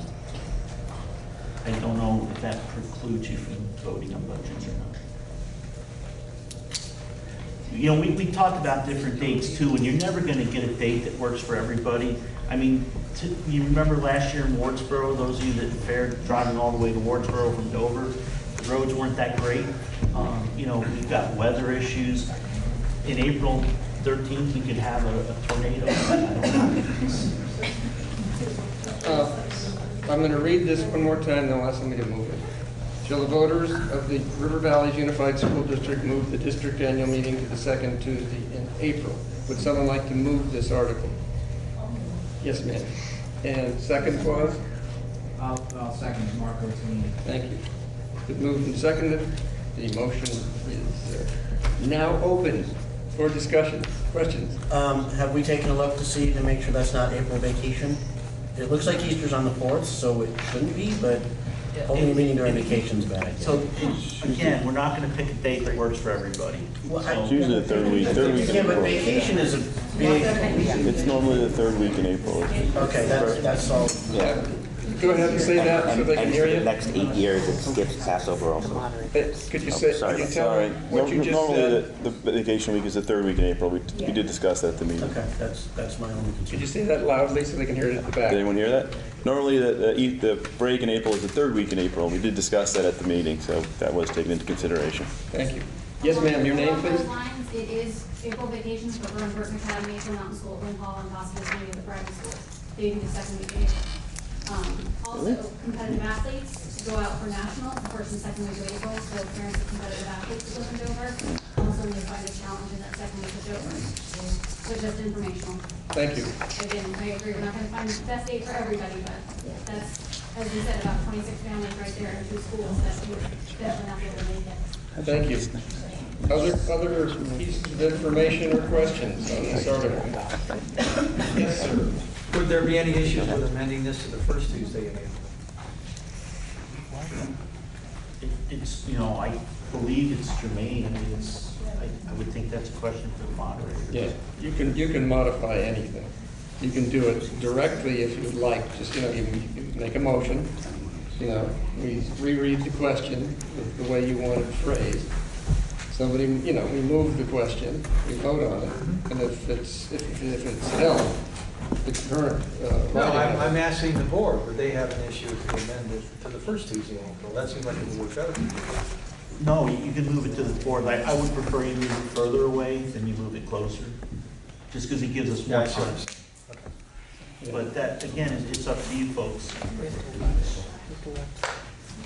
Any further questions? Yes, ma'am. Well, does this have anything to do, like, thinking of teachers and contracts, that comes in like in May, right? Is this? Well, April 15th, we have to offer contracts. So that was another reason why we went earlier in April, to have to keep from ripping everybody. If we don't offer contract by April 15th, we have to send a reduction in force notice, and then we would issue a contract after we approve the budget. So Are no, people it wouldn't familiar be with too this late. term of riffing and, you know, do you understand what Jeremy was saying? Say it again, Jeremy. So That's Richard. That's Jeremy. Richard's the nice one.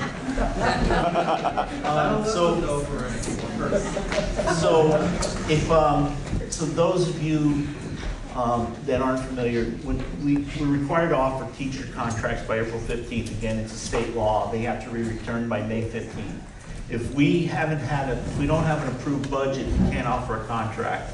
Because if you folks decide that you want to reduce the budget in half and we wind up having to lay people off, it's taking that ability away from us.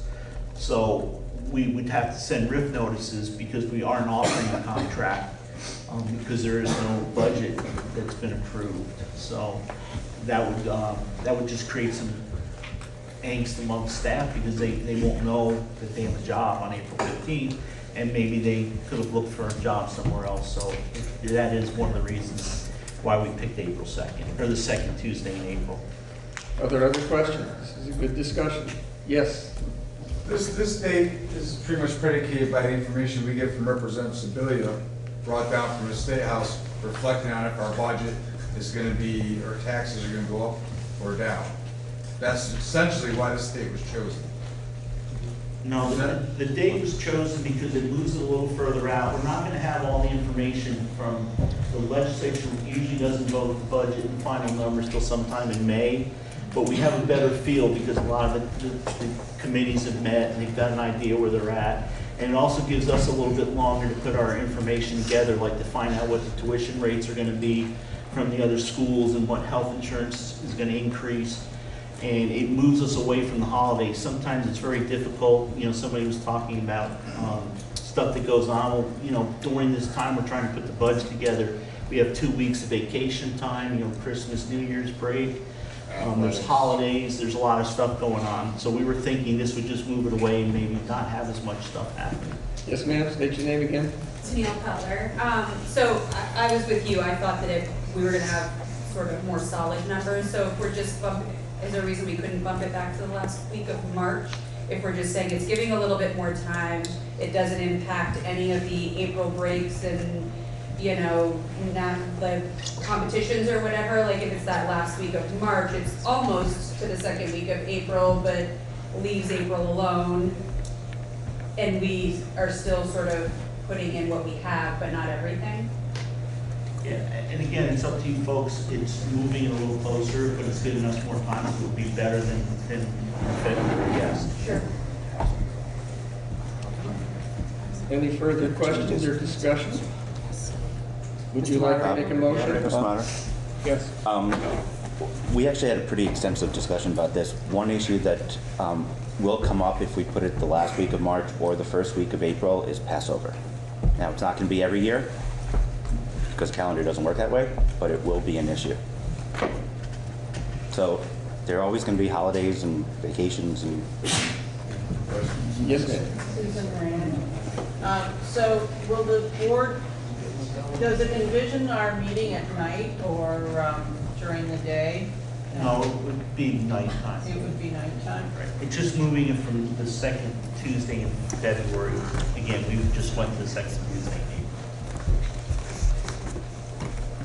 Further discussion. Did you want to make a motion to change this? I just had maybe a silly question because, I mean, I don't go to church and stuff. Hey, no silly questions. Go ahead. I guess I'm just, I don't mean to sound unkind to anybody who celebrates Passover, but is that a holiday that would potentially inhibit us coming together to have this vote? Yes. Go ahead, but you had your hand up, sir? I was gonna say no, because my kids are in school, so I'm here. I don't, that's my opinion, it's not gonna stop me from voting, but. Thank you. That's a personal... Other comments or questions? Yes, sir. State your name, please. Ian Shroff, Dover. Does this question now come up every year, or are we setting this for eternity? Well, no, it would be set until it got brought up again and voted on again, but it's not something you would see again and again. But if we ran into a situation where a holiday landed or something else landed, this could be brought up at that point. It has to be warned. You can't bring it up under other business, so it would have to be a warned article. The board did envision redoing it again once we moved. We were required by the state to set the second Tuesday in February when, under Act 46, we were told we had to do it that day. And so that's why we originally did that day. We were also had to vote the first budget by ballot. That's why we did that, but we were able to change things, and that's why we're asking you to make the change. Incidentally, just so you know, many other states in the United States have equal problems with this particular issue, with the state not being able to give the data to the various boards, no matter what it is, corrections, school, and then they try and craft a budget. The budget doesn't work. So that's kind of what they were struggling with. Any further comments? Yes, right here, Andy, and I'll do you next after Andy. Thanks, Dr. Beck. So would it be possible, I'm not sure how Passover works, to say we'll do it the last Tuesday in March or the first Tuesday in April, depending upon when Passover happens? You could, I mean, you know many years in advance what the schedule is. But what I can tell you is that through 2025, the second week of April is safe. 2021, I'd have to look at a calendar, but the last week of March is Passover. So that's a conflict for next year. How about the first week of April? First week of April would be okay in 2021, not in 2023. So we could say maybe if somebody wanted to make an amendment, we could go with the first Tuesday in April and then bring it up next year or the year after to move it perhaps to the last Tuesday in March for Passover. Absolutely. That might work. Yes, sir. Hi, Mark Formel Dover. I'm just curious if we can make an amendment so those who aren't able to be here, no matter what date they choose, are able to cast their ballot through the town clerk's office or through another office here ahead of time, so that their ballots, their votes can be counted as well. We can't do that because it's a voice vote. It's voted from the floor, so you have to be here. There is not, that's why you can't do an early ballot, because there is no ballot. It's raising your hand. Or say no. Okay. So your moderator is going to ask you a question. How would you like me to handle this? Would you like me to get somebody to make a motion to change what we have here, or would you like to go with what you have here and bring your questions next year to the board before they write this document, which is the warning? That's another option. Yes, sir. Can we change the voting system? So that it's not just the voice ballot? So No, we did that last year. We went from ballot to voice. No, I'm sorry, Laura, go ahead. Begging the chair's pardon. You can change the voting system, but it would have to be on the warning, right? I think you would, and we did that last year. So yes, you can, but there's a process for it.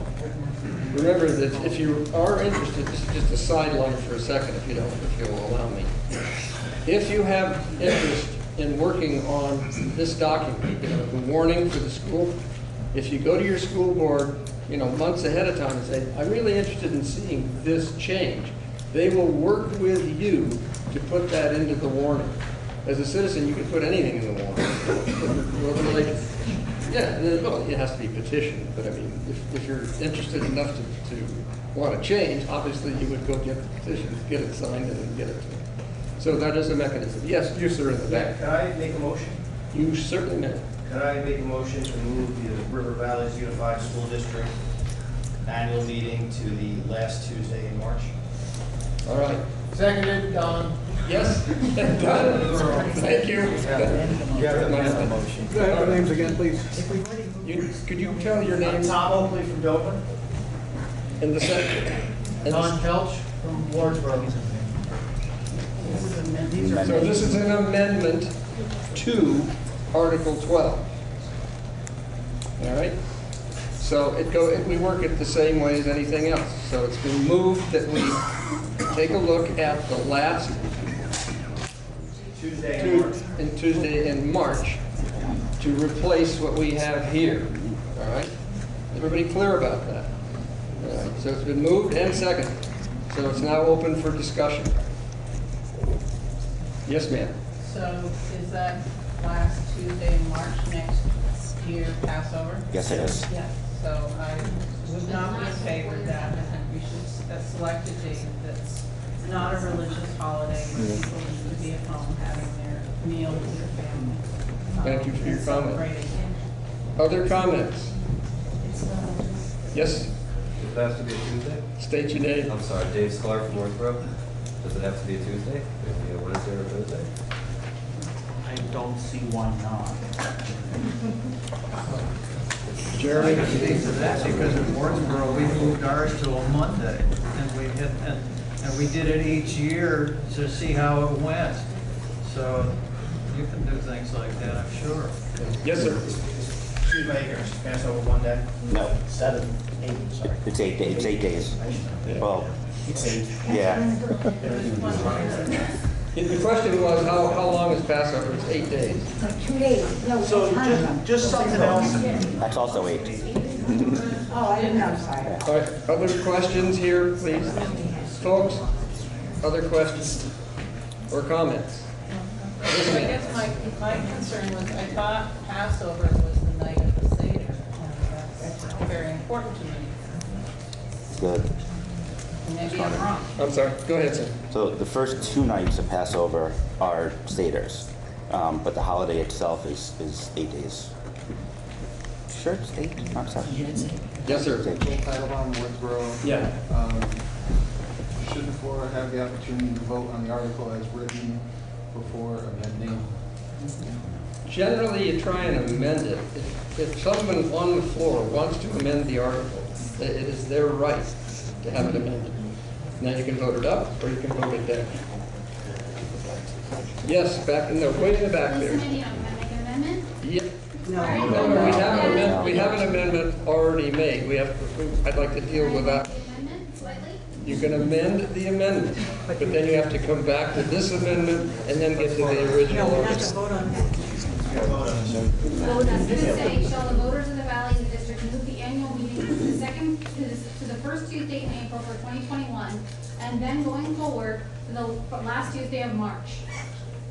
All right, so we have an amendment But to don't, the amendment. Yeah. sorry, Sarah should be, don't we have to vote on the original amendment up or down, and then once that's No. decided, then we go? You go back to we're going back 2 steps now. You can't do more than.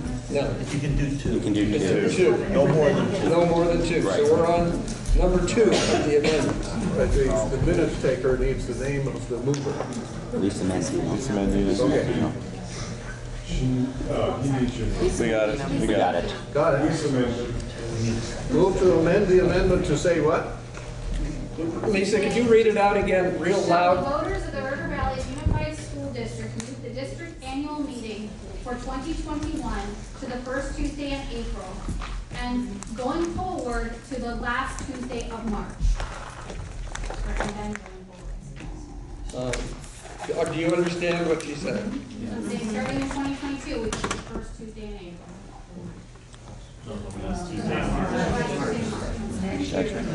First Tuesday in April and thereafter to the last Tuesday in March. Yeah. All right, we need a second to that.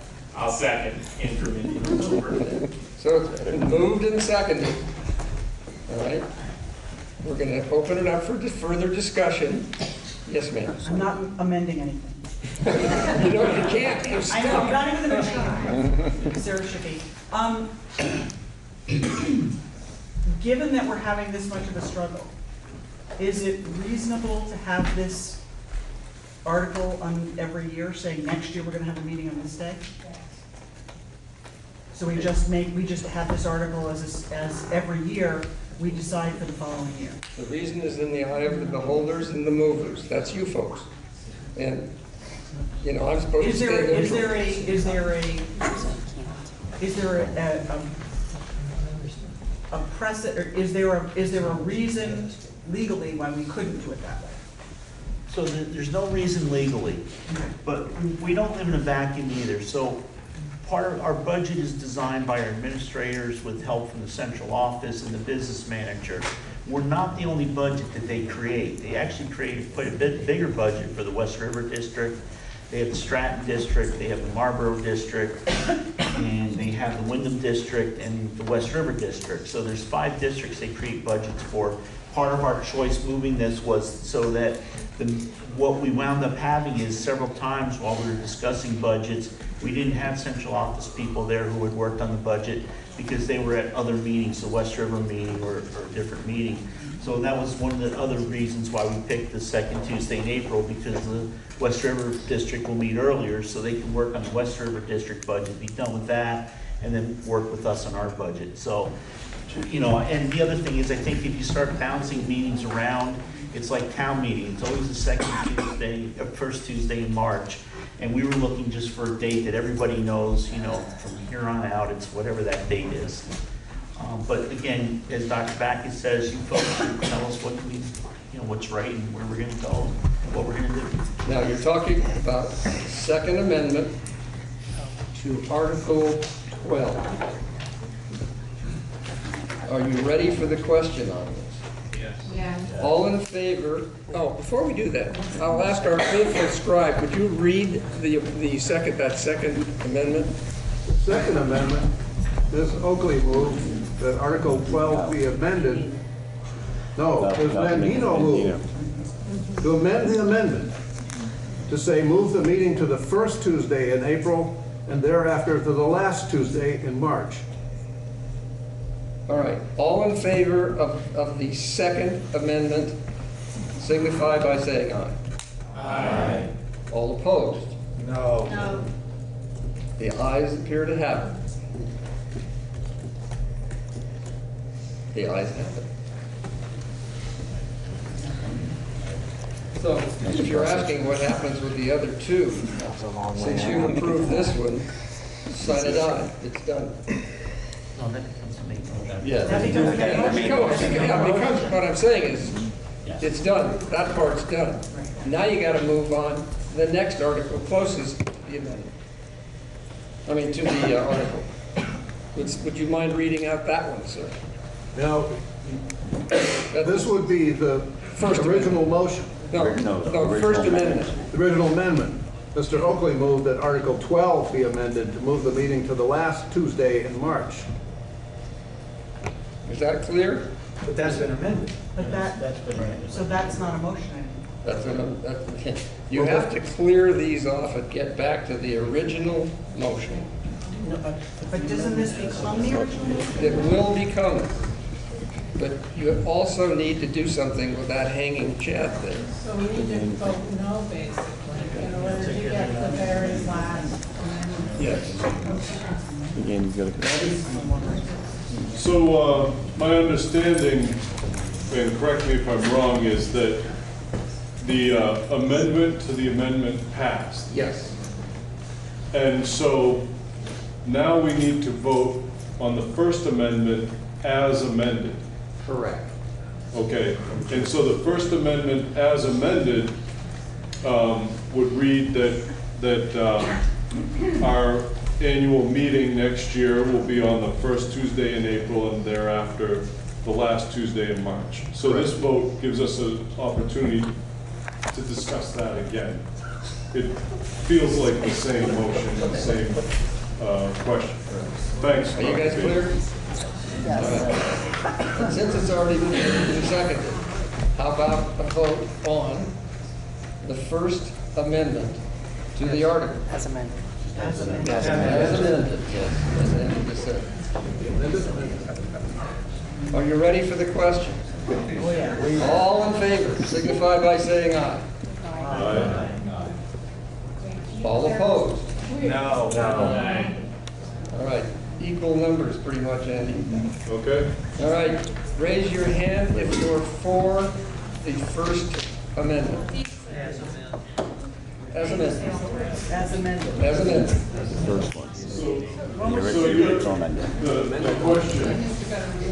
the question before you, okay,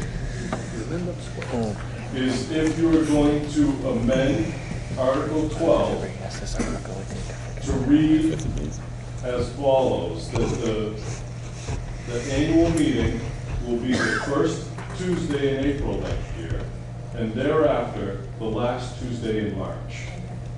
Okay? Okay.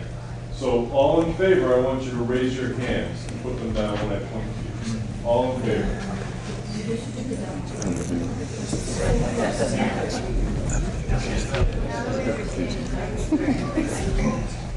That was the second amendment. But it's the same. No. Yeah, but it's good to change it first. Yeah, exactly. And then the version 10 changes the original. Yeah. Yes, we can one more time.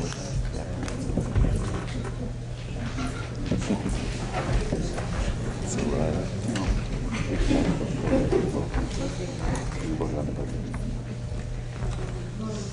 To your left. To your left. Andy. Oh, forgot to your right. I'll take one chair. 37 in favor. All Now, opposed? all opposed, raise your hands and put it down on the point at me.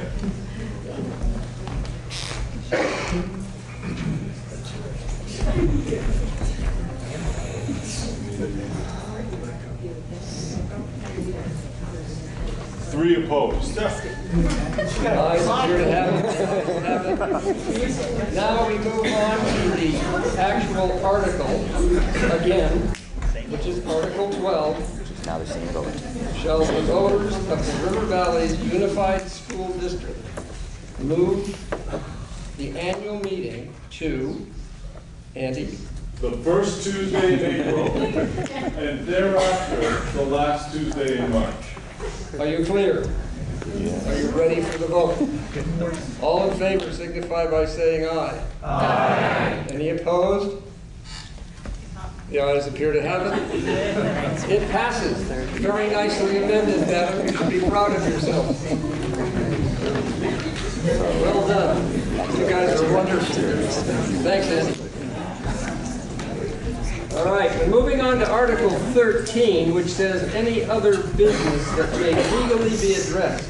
Open discussion, it's only for informational purposes. You do not make amendments or change anything with this. It's just things you want to ask or know about from the board, from your fellow colleagues out there, from Laura, whoever. All right? So would somebody move that? So moved. Jeremy So Schraub. moved, Jeremy Schraub. Second. Thanks, sir. All right, it's been moved and seconded. That any other business that may legally be addressed in open discussion or for informational purposes. Yes, ma'am. Is it, so this is a question for opening and when we present the budget, is it possible to get the budget so that the lines aren't at the bottom so it's a little easier to read? Yeah. As well, it'd be nice to have the STEAM and IB broken out so that we can really understand within each line where that money's going. And we noticed that this year, and it was a real problem because of the way that the budget came over. So we had that discussion several times, and I think at the first meeting in Dover and in Wardsboro it was even worse. So we really are gonna try to do that better with the printer and with the way we present that. So thank you. Any other comments or questions? I know it's getting late, so, yes. Two comments. To echo that, maybe you could include in the budget the revenue side, so we can see where the. It is. The top line, yes. but Yeah, the broken top out. section. Not broken out. Broken out? No. Oh, can you break that out, you know, what do we get from the state, what's local contribution, what are block grants, et cetera, et cetera. And I just want to compliment you guys. I read a lot of newspapers, surprisingly. And you guys, from what I've seen and heard, have really done a great job in the last year working together for the betterment of the district as a whole. And I think there's a lot of districts around the state, locally and other parts of the state that aren't doing that. So I'll just give you guys a big round.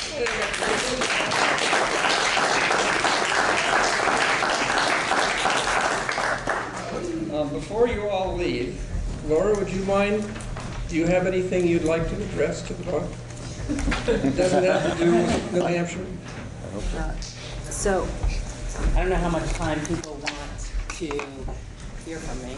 I mean, we have a pretty big issue right now with the waiting study. I'm assuming a lot of folks have read that. I will give you the shortcut version, and if folks want to ask any questions, I'm happy to go into it. We've been saying here since Act 60 that we don't think that this system has actually gone all the way in terms of being fair, that it doesn't treat small and rural districts fairly, evenly, that it's hurting our small and rural districts. For those of you that live in Wardsboro, Dover has invested money over the years in trying to prove this. They've invested funds in bringing in consultants to have them kind of walk through statewide data. They've invested money to hire lobbyists to go and try and preserve the small schools grants because they were so critical. And so we've been pushing for this weighting study. Weights are really how, it's important in terms of how many students you have in your school. And why you would want to weight a student differently is if you have a sense that any student is going to cost more than any other student for their education. So for instance, it does not cost the same to educate a pre-K student as it does a special needs high school student. It costs more to educate a special needs high school student. It doesn't cost the same to educate, you know, if you have 10 kids in this school, I know that says 5, 10 kids over here, 20 kids over here, all things being equal, it should cost more to provide per pupil to provide an education for these kids. And that's not how our laws currently are. It says it should cost the same per pupil to educate these kids, which means rural kids, poor kids, English language learner kids, there have not been enough resources. And all of our taxpayers have been paying for, over here, where we're accessing more dollars than these kids, all of our taxpayers have been paying for this. So we've been pushing and pushing. There was a weighting study that was done that has really laid this out. It was well done, looked at the entire country and data on what all of, really many different states, how many different states treat different types of students and funding for different types of students, and it made some recommendations. And the recommendations were to look at adding more weight for students in rural districts, look at adding more weight for poor students and English language learners. And what that means is access to more resources for rural students, poor students, English language learners. And what it should mean, the projections that were done for all of the districts in the state, it should mean that some districts will have access to more resources and some will feel some pressure to reduce their resources. And by and large, those are large, wealthy districts that would feel pressure to kind of push down. So we're hoping this year to get some movement on this. When you have any kind of proposal that comes forward that anybody's taxes are going to be increased, there's a lot of resistance. I certainly would be resistant, you know, if we were looking at 40-cent increases here, which some large wealthy districts in the state of Vermont are looking at that. But there's a justice issue as well. And I think there's also a constitutional issue. Act 6C required us to provide substantially equal education. And this study has basically said we're not doing that. We haven't been doing it for 20 years. Richard, is there anything else that's really important that I should say? So we've been, right now, we're trying to get motion in the Senate on this. And we've been told by House committees that if this is to move, it will move out of the Senate first. Just very quickly, bills have to go, they have to pass the House and the Senate, and the governor has to agree to them in order for them to move forward. So right now in Senate Education, they are looking at this and whether or not they're willing to move something forward. Then it would come to the House. The House is a little more hesitant, and you know, we're not sure where the governor is. But the Secretary of Education has said, you know, it's clear that there's an inequity and there's no justification for waiving. So if folks want to be helpful, I would encourage you to read the study and reach out to our senators. So in Dover and Wardsboro, that's Senator Ballant and Senator White. The Windham County delegation is well briefed on the whole issue. Most of Windham County has been penalized under the system, including Brattleboro. But there are only 2 senators. So it's really helpful for your senators and your representatives to hear from you personal stories about how you've been impacted by this, or how your district, or how they could be helpful. Thank you very much. Good? Yeah, and just real quick, Wyndham Central, the supervisory union, met last night. We had the same discussion, and we're sending a letter to the state, to all the senators that did House Ed, Senate Ed, and the Finance Committee, asking for us to be able to go up and testify. And if any of you would go up and testify, it would be really huge, or write letters. It's very interesting if you've never testified up there. But if you have, points you'd like to make, it'd be really good, because the more letters really do make a difference up in Montpelier, because they don't think we're watching what they're doing. And sometimes they like to see that. So we're doing it as both a school board and as a supervisory union, and ask that you all do it also. It really helps. Yes, ma'am. Will those letters be posted anywhere for us to read? Yeah, the supervisory union letter is going to be on the website, and we're going to release it to the press also when we get done with it. Thank you. I'm just going to tell you about Article 14.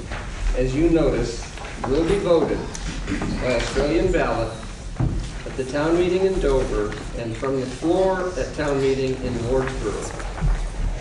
All right? It is not going to happen here tonight. That Article 14 is there to remind you that you will be selecting your school directors for Dover and Wardsboro at that time. Which takes us to Article 15. But before we finish with Article 15, I've spent a fair portion of my life living in countries less advantaged than our own, and I've seen some horrible things. And it's mostly due to people not having the liberty, the freedom, and the opportunity to do what you did tonight. You are in a democratic republic that is actually functioning as it should. And I am tremendously proud of every single person here for their questions, for their answers, and for their patience to sit here until 20 minutes of 9. Article 15, would somebody please move this? It is, shall the voters adjourn and reconvene at Dover and Wardsboro for election of officers on town meeting day? So moved, second. Do we need any discussion? We do not. All in favor signify by saying aye, and yay for you. Aye. For you.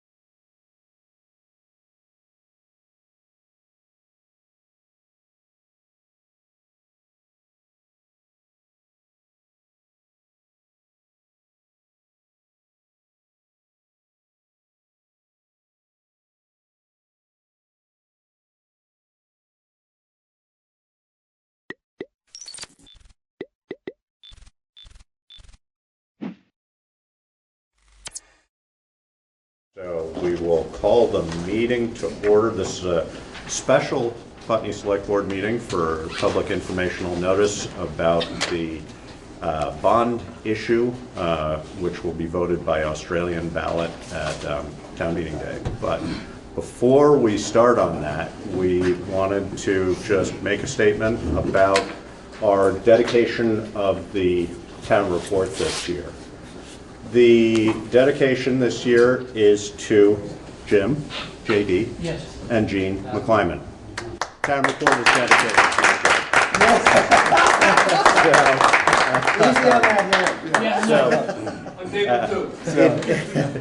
in 2003, Jim, JD, and Jean were visiting Putney and found our local pub, formerly the Old Welsh Tavern, for sale. They decided to purchase and beautify the property, and they turned it into a wonderful family-run business with their son Emery as head chef. The pub, maybe head chief. No, The pub has been a much-needed gathering spot for locals and visitors alike. The importance of having this vibrant social center in town cannot be underestimated, and its closing leaves a big void. Jim and Jean have always been very community-minded. Together with other business owners in town, they founded the Putney Business Association. The idea behind this was to revitalize the profile of the town by trying to increase exposure and marketing to people living outside of town. They also worked on beautifying downtown by doing things such as installing and maintaining flower boxes along the Sackett's Brook Bridge. And on Main Street, in addition to this, Jim and Jean have been involved in raising money for various local organizations. Since 2015, Putney Charities has contributed over to $84,000 to local nonprofits with a focus on food and housing security and child well-being. Most of the funds were raised by selling RIP tickets, pull tabs at J.D. McClymon's pub, and ultimately the regulars who played. Jim and Jean's support, along with the support of the pub staff, made the formation and funding of the charity possible. Jim and Jean McClyman and the business they created here have been an immense asset to the town of Putney.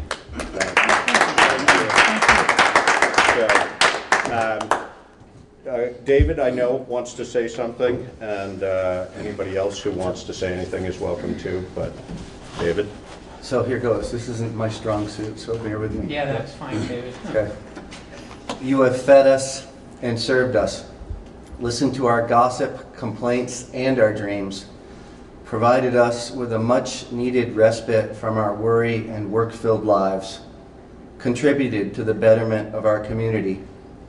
But mostly, you have been our friends and the kind of people we all should strive to be. Thank you for all the hard work and the years of fun. Thank you.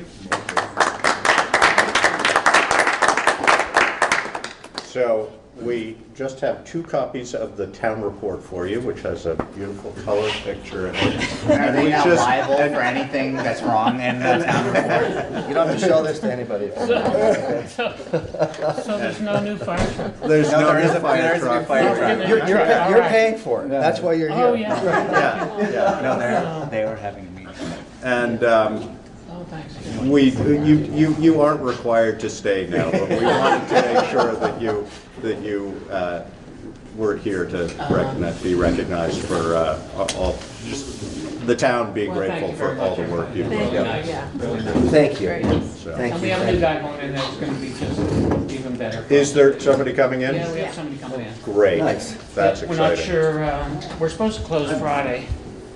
That might not happen, it might not be till Monday, but we also have a young guy come on his way back from Bend, Oregon with a local family here that has helped him purchase it, and it'll probably open between April and May.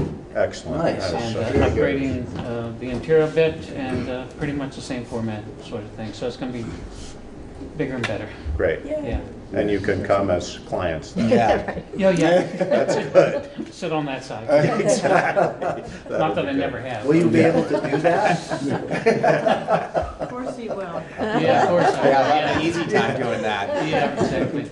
Sit there and complain about everything. Well, thank you both. Yeah, no, so thank you. so And much. I probably will go because I'm really Broken? I'm hurting. No, I'm just hurting. That's all. Yeah. I just want to go get And thank you, Benji, for... Madville, yeah, thanks so much. That's quite a... We were laughing. Why you were being dragged to this meeting. Find out what's going on.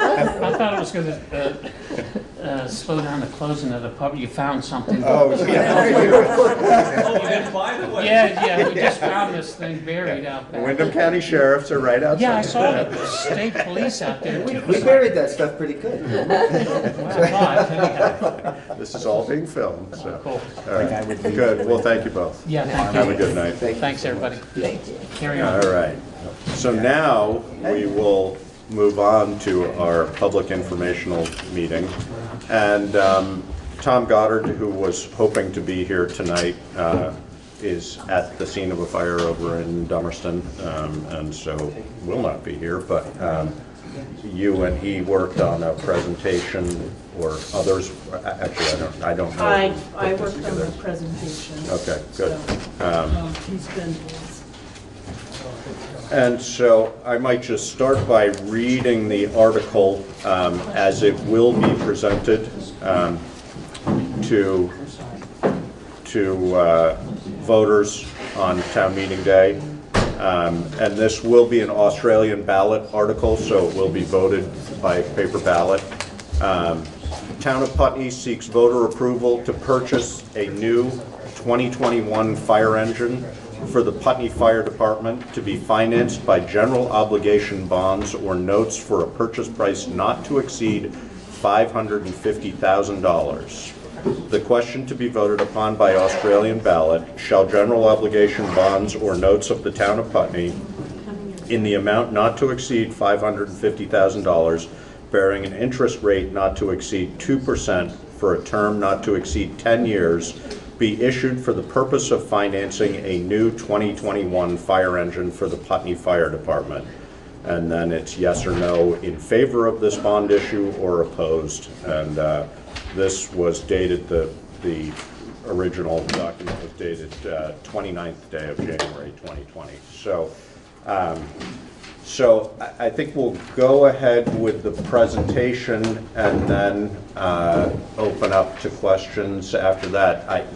I notice a number of people in the room are firefighters, so I'm assuming most of you are familiar with what's been sort of leading up to this. But the real question is, you know, part of the reason we're presenting this the way we are is that this truck was actually scheduled to be retired in 2024, and it's been proposed by Tom and the fire department to do that earlier because, for two reasons. One, the cost of trucks is going up as we speak, and our current truck that would be a trade-in for it has reasonable trade-in value at this point, and 4 years from now it is likely to have very little, if any, trade-in value. So those are sort of the driving factors of why we're talking about this not now and not as it's on the capital schedule in 4 years. So,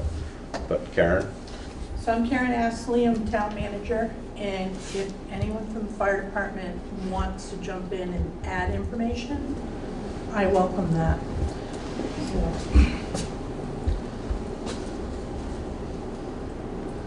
So the existing engine, so normally the retention for specialty equipment is 20 years. That's our policy here in Putney.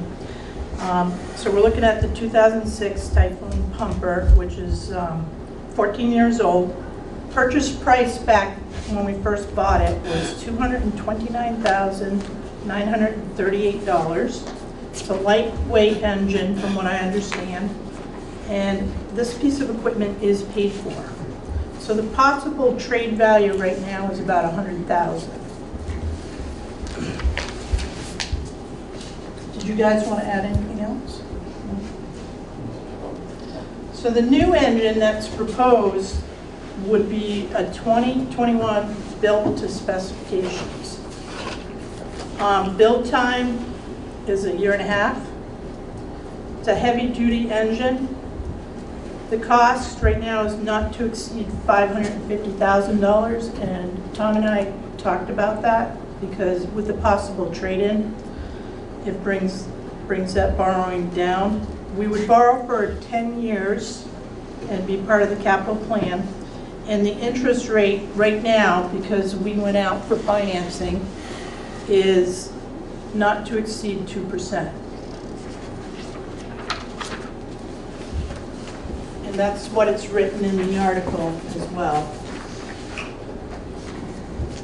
So the long-term debt has a lot to do with capital planning.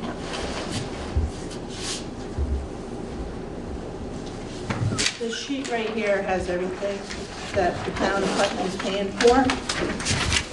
So you guys can grab one of those if you like.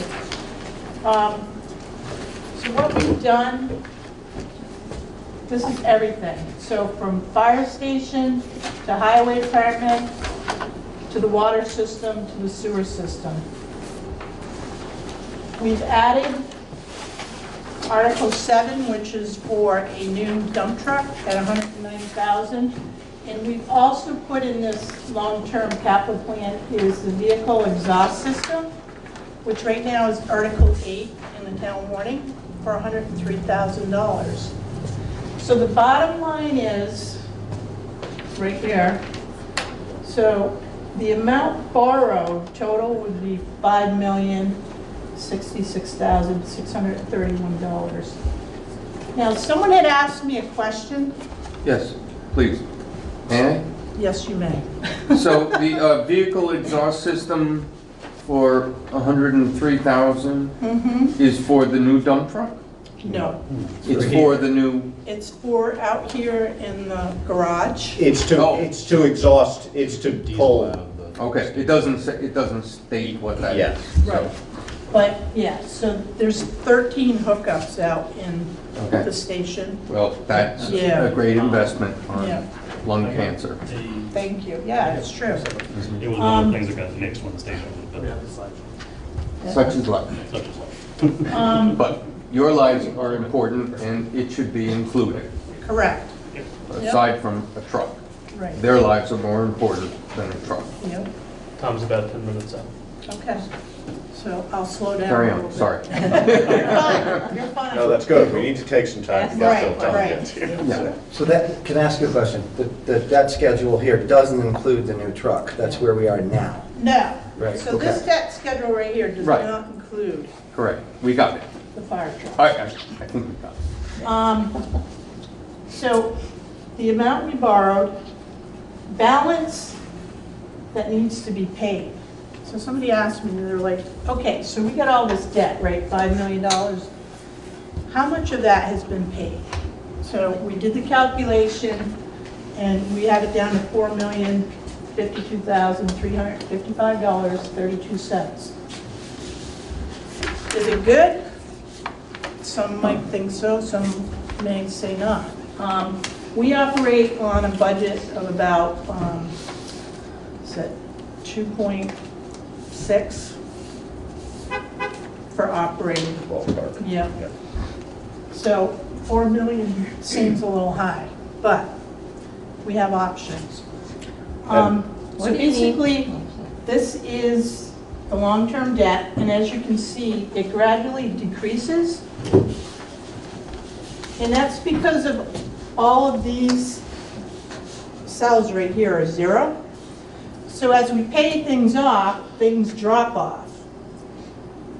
But as we start, if we continue to borrow, this number will continue to go up. So at what point do we look at borrowing versus, another option? But that's what we have today. Yes, Robin? The difference between the amount borrowed and the balance to pay, is that due to grants or? No grants. So what? It's the amount was paid off. It's the amount that's been paid since we borrowed. Right. 5 million was the original figure. I see, Right. okay. So it's principal and interest, Robin, that's been paid off. Okay. And, Karen, one other question. You said something 2.6. What does that mean? operating costs for the budget. Yeah. What does that mean? So that's general fund and the highway. That means basically our annual budget, Mary, for running the town is, it's a little bit more than that, but it's roughly $2.6 million. So Yeah, it's just sort of a reference point. It's not, Right. it's not related to this debt, it's just a I think comparative. you said 2.6, so I didn't hear it. Right. Okay. And just to be clear about the majority of the debt that we have currently, that we make payments on, was all, well, there's a variety of different debts here, but a lot of it was consolidated roughly into a state-issued bond. Are you getting to that? No. Okay. 2015. Roughly 5 years ago. Yeah. We had a whole bunch of different debt to different organizations from borrowing from different places. And roughly 5 years ago, we took it and went to the bond bank. Right. And essentially took out a new bond municipal bond for consolidating it all and bringing our interest rate. So our interest rates, we have benefited dramatically over the last 10 years from low interest rates. We continue to do that currently, and especially by bonding, and Karen will go into this, the potential interest rate for the fire truck is very low. One of the things we're recognizing is that, as we all know, at some point that's going to change. To be able to borrow money for less than 1.5% is remarkable. Yeah, but right. that's very... For a 10-year loan, that is really good. Yeah, surprising. And just for comparison, so the gravel pit was 2.93% over 25 years. So it ended up being another $384,000 worth of interest. So, does that mean we got a good deal on the pit or not? Oh, yeah, well, long term, it'll pay for itself. You'll see the return in about 10 years, maybe sooner than that. But the other thing about that, June, just interest rates, and 2.393 is still a great rate. It's just not nearly as good as this rate. Right. Part of that is the term. The longer the term, the higher the rate. And also, just interest rates have dropped since then, so it should be. So moving on, finance options.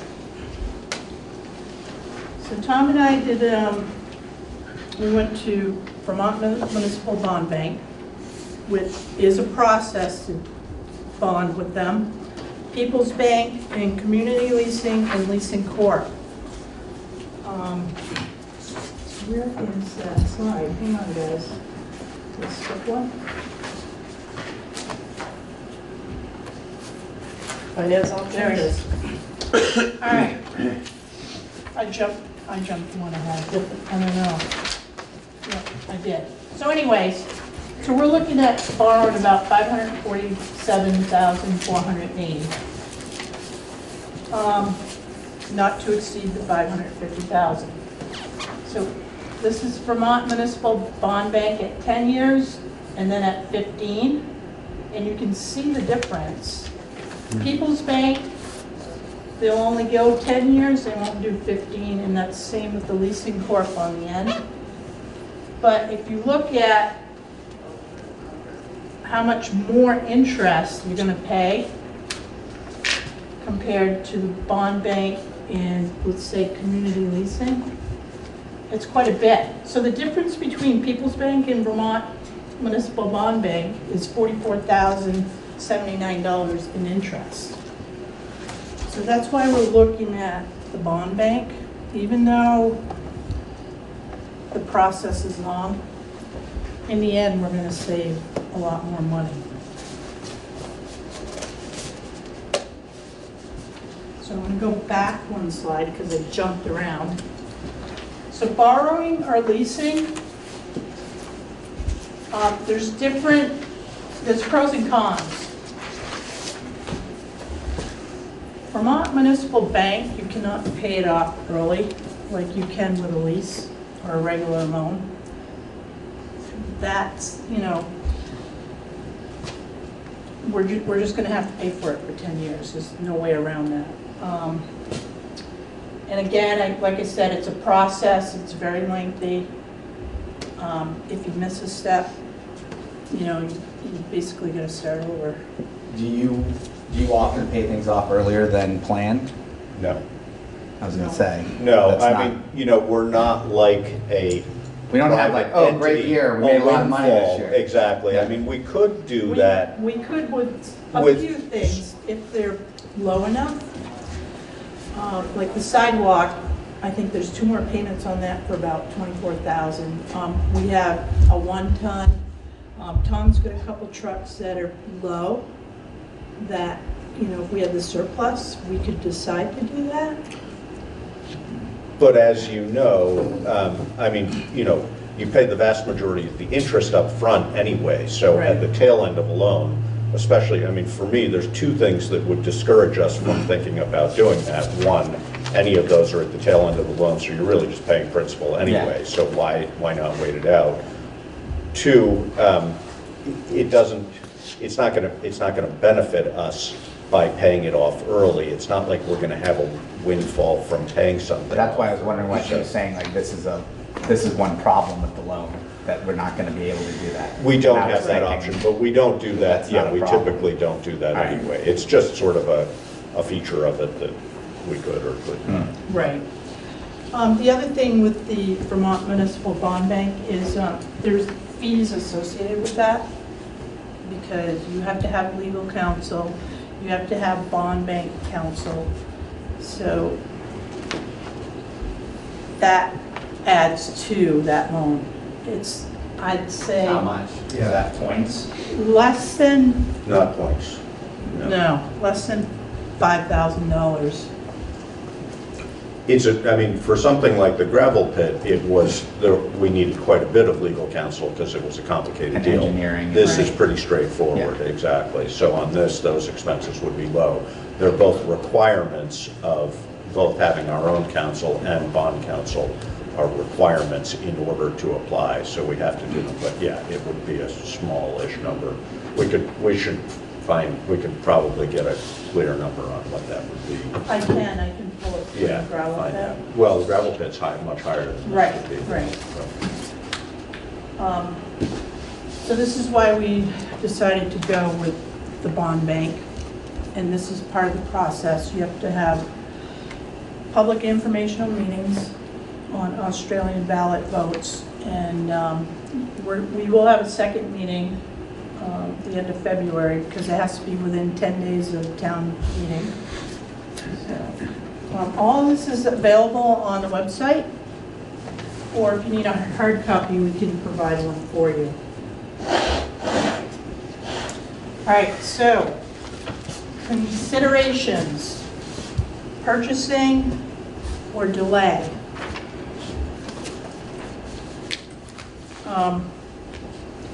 So if we purchase now, we'll add to the capital debt approximately $61,906 per year for the next 10 years. So keep in mind that we have $4 million in capital debt already. So overall debt would increase to $5,543,090.32. Does that figure include interest? Karen, you read the wrong number. 4,543,000. You said 5. 45309.32. So current debt is 394935532. You ready to take over, Tom? No. You need to time out. Tom needs time out. Karen, does that include interest payments too? Or is that Yes, just, yes. Well, that's- part of that 61,000 is interest. I think it was about, I think we can take that one. 60. 7 year. Yeah. Up front, and then going down. what did I figure about? 46 and 61, is that it? Yeah, about 3,500. Okay. Yeah. Okay. And of course, that's gonna, change. Per year Right. or over the life of the term? No, that's for the first payment, so, Okay, so Yeah. declining over the Yeah, 10-year declining, yeah. period. Yep, I mean, the total, if we do a 10-year, the total interest is 46,000. So you can Correct. average that out to Yeah, 4,600 a 46 out year. of 61. Right. So yeah. So with Vermont Municipal Bond Bank too, so you have one interest payment with a principal payment, and then later in the year, you do another interest payment. So they make you pay like 2 in 1 year. Whoops, sorry, Em. So we know what the approximate trade-in value on the engine is right now. We will have to wait for the build-out, which could be, up to 1.5 years. And we would not bond until we actually had the engine. You said the build out, you mean the build time for the new truck? Yes. Between 9 months and 12 months. Okay, so it's less than a year. Yeah. All right. Is the cost of the truck, is that including the 100,000 that you're expecting to get for the old truck? No. No. So it's 540. Wait a minute. I don't know, obviously I showed up late, so I don't know what was said. The 100,000, that's absolute best case scenario. Right. We're gauging everything, all the costs in the bonded, the amount to be bonded off of 80,000. So if we get greater than 80,000, all the better for us, for the town. If we don't, then but the minimum will be 80,000. So if we didn't have a trade in, the truck would be 550, or would it be 650? If we 550 plus 80,000 is 630. That's So where. yeah, so it's a $630,000 engine. Which is average number. Right. For a heavy. Can I ask a bunch of questions just about about the truck? So how many engines do we have? 2. We have 2 engines, and are both of them lightweight? No. No, one's a heavyweight. To go back in time, when engine 2 was originally built in '94, that truck was spec'd quote unquote heavy. So it's got the heavy front end, the heavy transmission, the bigger motor, the heavy rear end, the bigger frame rails. Does it pump more? All of that. No, it doesn't pump more. Okay. The reason that was done is because historically prior to that, everything had been lighter duty. So everybody realized at the time, if you're gonna get a truck to last, then it needs to be built as heavy as you can do it. So when engine 2 came due for replacement 4 years ago, 5-ish, at that point we looked at everything and said, are we going to be good to replace it, or would it be just as good to do a minor refurb on it, which is what we ended up doing. At about, in a refurb, it's about a quarter of the cost of a new truck, and we'll run it another 20 plus years, and that'll be its life. From a 1994? From a 1994, yep. And how come we can't do that now? That seems like a lot. Excellent question. Yes, because everything is so lightweight. So not only are all the major components, the motor, it's got the smaller motor, the smaller transmission, the smaller drivetrain, axles, front end, rear end, but also all the stuff that nobody thinks about, the wiring, the way it's wired, it's all lighter duty. So at this point, it'll be it's a 2006, so 16 it'll be 15 years. Everything it's got lighter frame rails, the whole 9 yards. So everything would have to be redone / tweaked / whatever we do with it. Still, at the end of that day, you end up with still a lighter truck that's just been refurbed, but not at a quarter of the cost. It's going to be a lot more expensive than that. And the manufacturer has told us we won't even refurb this because it's not worth it. And the reason that truck was purchased at that time, after, as Tom said in the beginning, in '94, when that guy was purchased, engine 2, sorry, when Engine 2 was purchased, it was recognized that having a heavy-duty truck made sense, given our circumstances here with the roads we have, et cetera. When the 2006 was purchased, essentially the select board was in the middle of building this building, the library, something else was going on. Water system. The water system. And so significant upgrade. So the budget was really tight, basically, for a number of years surrounding that purchase of that vehicle. And the select board that was sitting at the time said, you can't have the money to build a heavy truck, you need to buy a light truck to replace the one that we were replacing. So they went light on that truck, and now we're seeing the expense of that in the long term. You know, not that that was a bad choice at that time, we've gotten good service out of that truck, but we're gonna get 15 to 20 years out of it and it's done, as opposed to, as Tom was saying, getting 20 years, then refurbing, and then getting another 20 years. And it's done, meaning like frames cracked, rusted, wiring shot. What's done? Well, like a sign, free, come take me. Well, no, I mean, you know, because here's the thing. I mean, I'm just wondering about. I mean, how much time are these things out driving around and stuff like that? I understand, like the town dump truck. You know, you're salting, you're pouring salt all over the place. You're running up and down the road. You know, day in and day out, those things get beat to hell. I don't know. That's why I'm here for the informational meeting. I don't know how often this goes out here. How, you know, like, do you do hours or miles on both? Both. I mean, how many miles are on this thing? Right now it's got just over 38,000, 38.4, and it's got about 3,200 hours. Mm-hmm. So it's not a huge. Neither of those are huge numbers. It's more what you have to look at is the abuse that all the components get, because certainly these aren't like not that we beat on these at all, or no fire department does really, but it's a lot different than your own vehicle, in that you start it up, you let it idle for a little while, and then you're taking off and you're driving pretty normal. You don't know, Ben. And with these,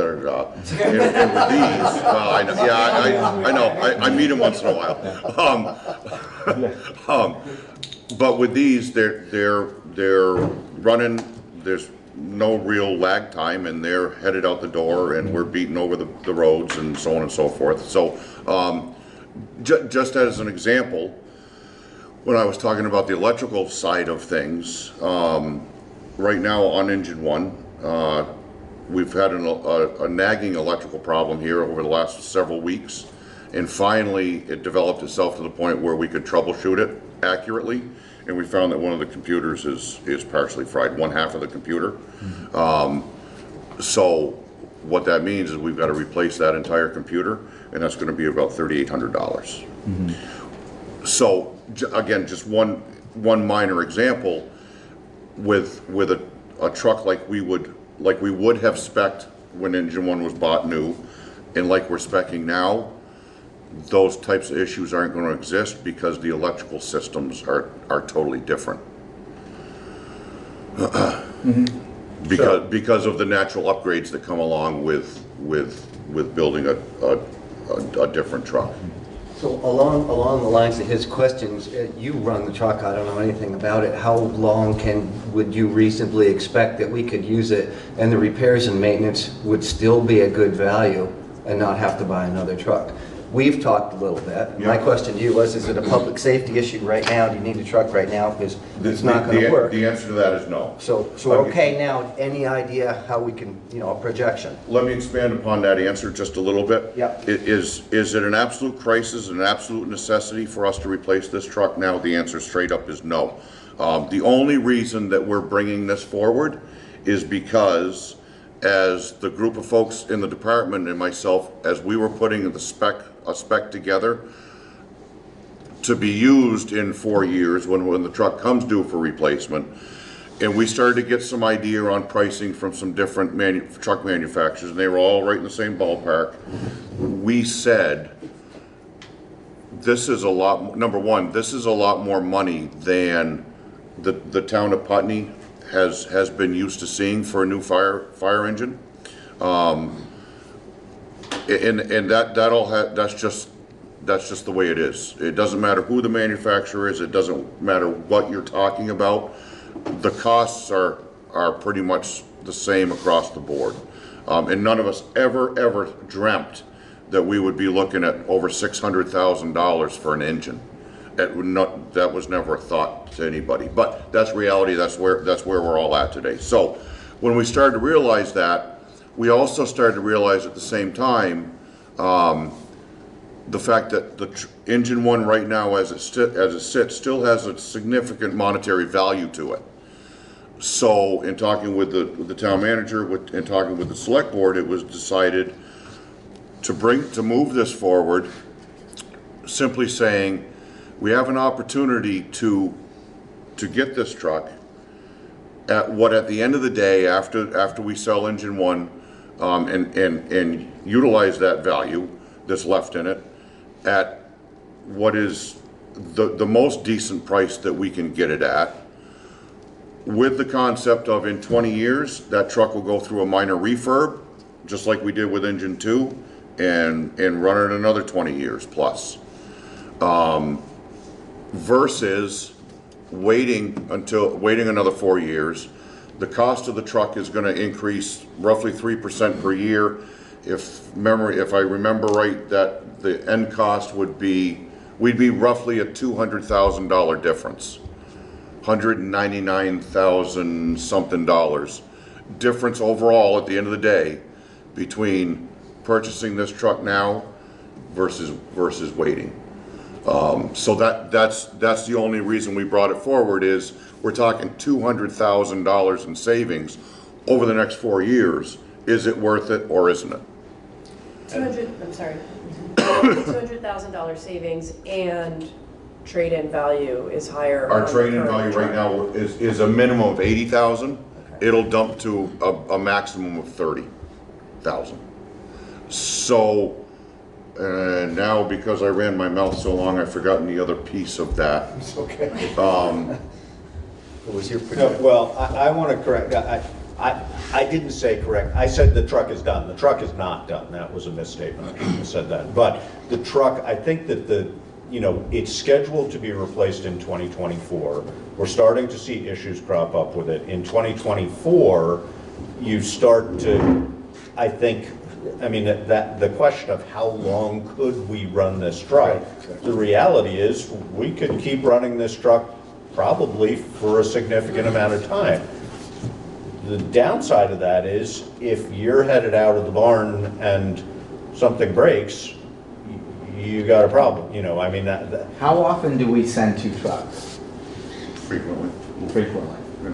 How often is 2 trucks pumping on something? Well, it depends. Mm-hmm. Like say in a year.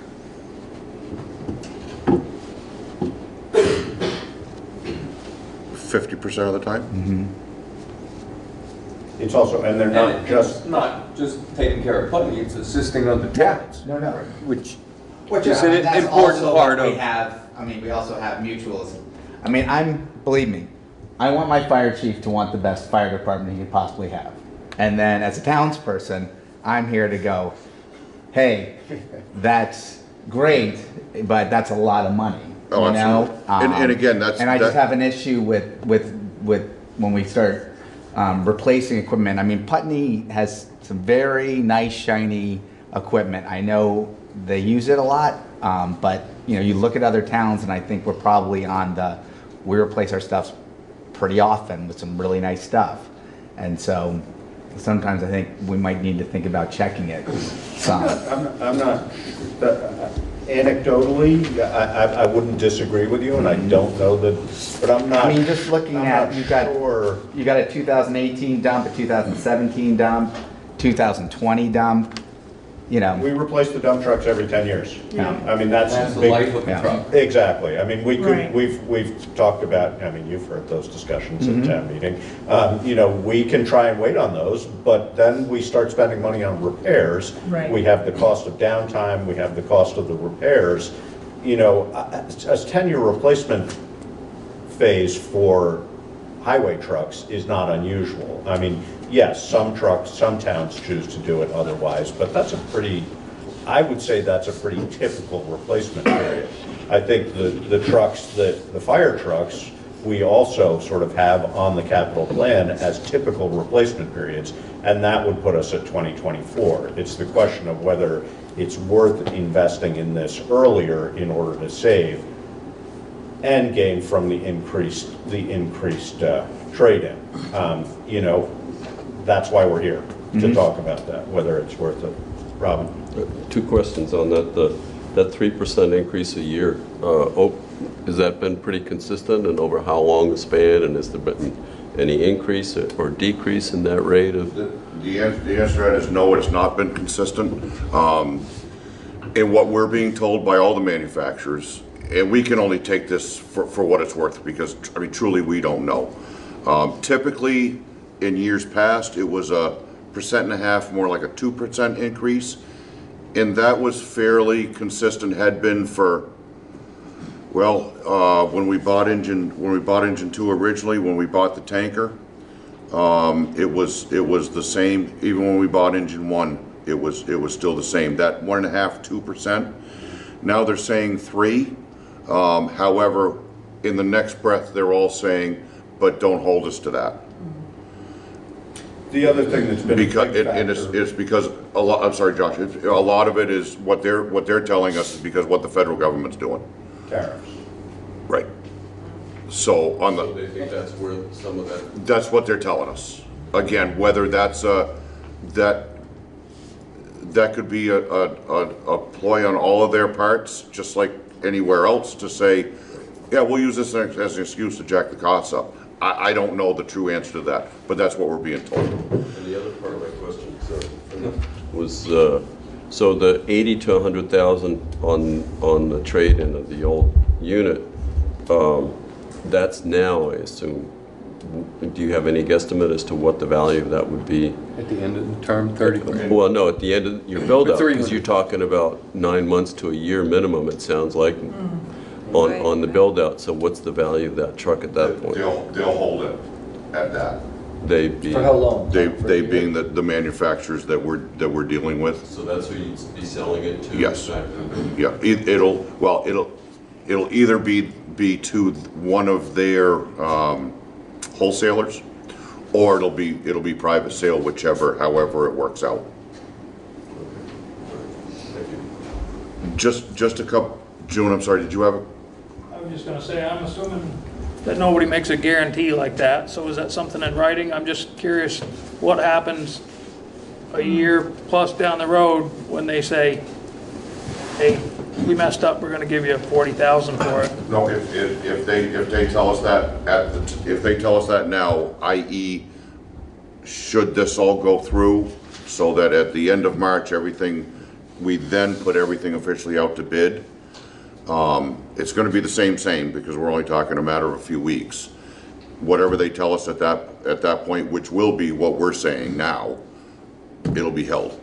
No questions asked. So to kind of back up a little bit, Benji and David, we're kind of asking the same questions. What can we anticipate as far as costs, maintenance costs moving forward, and maintenance issues? One thing that at this point I'm going to assume we'll see again is another computer go. The reason I say that, on that particular truck there are 16 computers that run the truck in different components. Where they're physically located, they're not being drenched by water and affected by salt all the time, but they are being affected by those things. So again, because everything is lighter duty, if you will, they're able to be affected more. So we'll be replacing in the next 4 years at least another one. I'm going to assume 2 computers. I know if not this next year, the following year, we're going to need to put springs in the rear end. The frame rails right now, they're all still good, so on and so forth. So, I mean, just that kind of stuff. And just just one other thing so that everybody knows. When the group of folks that were looking at the trucks, we were looking at the big picture. So essentially our smaller vehicles, I'll start there because those are easy. The brush truck, car one, and our squad. Those are vehicles that will get longer life out of, and relatively speaking, they're inexpensive compared to the other larger trucks. So those will be just on a as we need to replace it basis. The ladder right now is in absolutely fantastic condition. That's a 1994. We got that because we were just plain lucky and there were some people helping us out. We got that extremely cheap at virtually no cost to the town at the end of the day. Inexpensive. Inexpensive, thank you, okay. In that truck, unless something catastrophic goes on with that, like we ruin it somehow, that truck is gonna last us a long time. So that's not even in the replacement mix. Should that truck need to be replaced because of a significant issue, then there is no way in the world this department is going to come to the town looking for a new ladder. We will always have a used aerial. That's the right one at the time. So that's not even in the mix. Our tanker, again, because that was spec'd and built heavy right when it was bought in June 99. Okay, that truck is going fine because all that truck does now is shuttle water and pump once in a while. It doesn't get used a lot. When it does get used, it gets used hard. But because of the fact that it was built heavy, all the components are heavy, including the wiring systems, all that. And plus the fact that we maintain it well, that truck is going to last us for a long time. When it comes to time to replace that truck, when that was new, it cost $232,000, I believe. I can tell the public with absolutely no hesitation at all whatsoever, when it comes time to replace that truck, if the price gets up to $200,000, we've done something wrong. The reason I say that is because tankers in today's world, they can be built a lot less expensive. So the cost for that truck is going to be pushed out quite a ways, and it's not going to be as expensive as the engines. The two engines are the workhorses of the department. They're the ones that carry all the hose, they pump all the water, they carry the people, all of our equipment. Essentially, they're two huge rolling toolboxes. So those are the two trucks where the investments need to be made. And are they significant investments? Yes, they are. But at the end of the day, again, engine 2, that's good to go at least for another 15 years before it needs to be replaced. Should we be fortunate enough to replace engine 1 this year? Obviously, on the front end, we're going to save that to roughly just shy of $200,000 over the next 4 years, plus interest, and then at its 20-year mark, we'll do a minor refurb on it and keep it going. So that won't need to be replaced again for 40 years.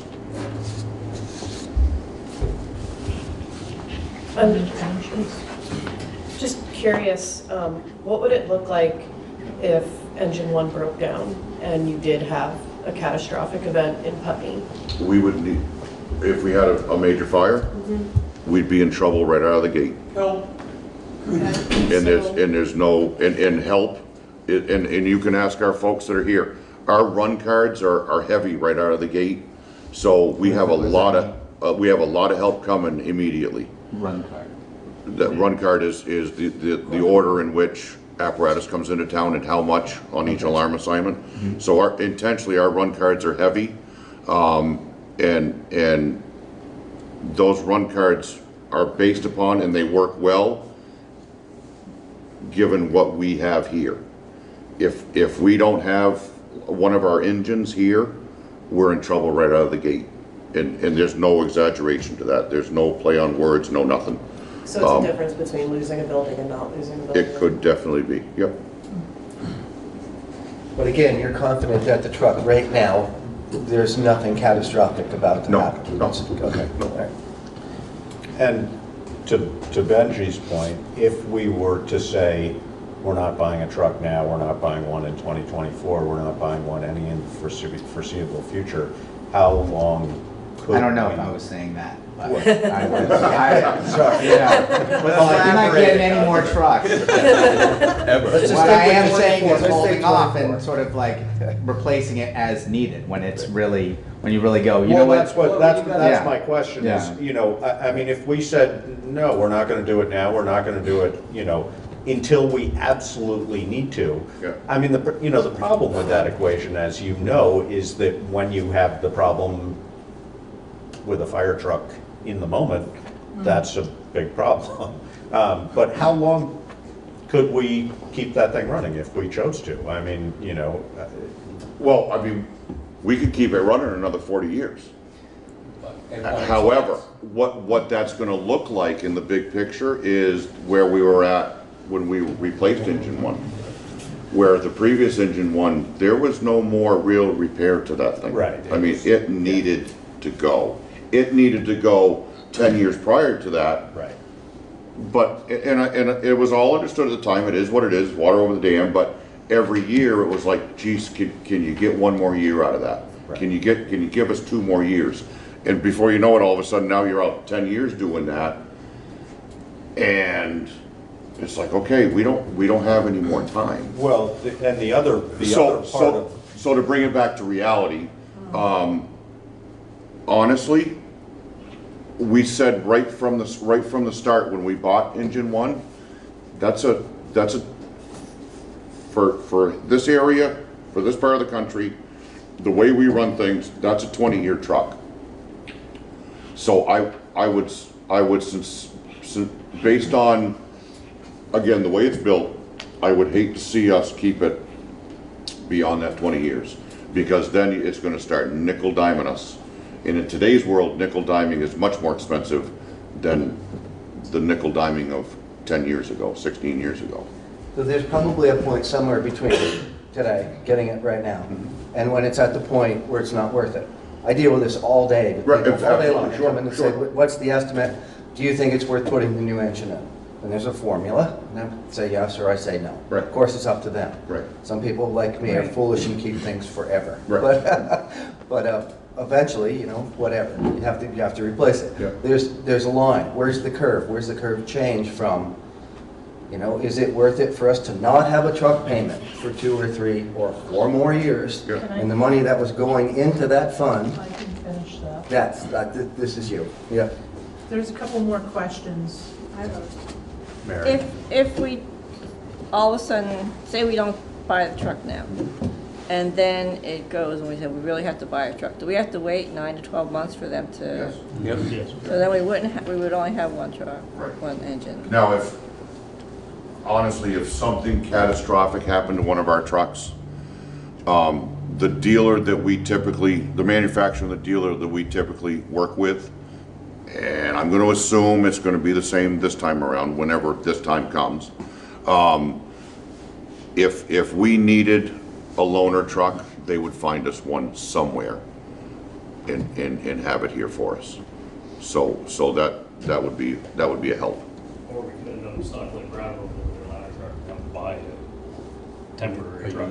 Right. The time Brattleboro's ladder truck could completely fail and they had to buy a temporary truck for a couple of years. Yeah. Which is obviously not a great financial. You mean they bought a temporary truck and then they got the other one too? No, No, like a they got brand new one. They got a They got brand a new brand one, new one. almost $2 million. Okay. That's a lot of money for every truck. Yeah. Okay. Mr. Chairman, I'm curious. Putney is unusual for a small Vermont town because we have several really large organizations and buildings here. We have Landmark College, we have Putney Paper, 5 Maples, possibly Basketville, I don't know if it would count in this or not, a Greenwood School, where there could be a major fire on a scale that would not happen in most small Vermont towns.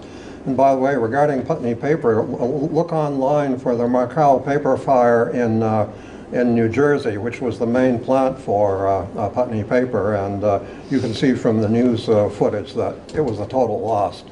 So what I'm wondering, so I'm just underlining first, we have somewhat unusual needs that are actually important in terms of having these organizations in our town. But the other thing is, I'm wondering, as at least some of them are tax exempt, are they making payments, or could they make payments toward their fire protection? Some of them do. The nonprofit organizations in town, I mean, Putney School, Landmark College, Greenwood, and the Grammar School, all the private nonprofits, all make contributions towards what's labeled a public safety reserve fund, which was originally designed to pay for the debt on this building, and then over time has evolved into paying sort of into a larger public safety net for us. The question about Putney Paper, I mean, Putney Paper obviously pays taxes, as does Five Maples and any other Basketville. In addition to that, Putney Paper certainly works hard with Tom to make sure, I mean, they pay for services above and beyond.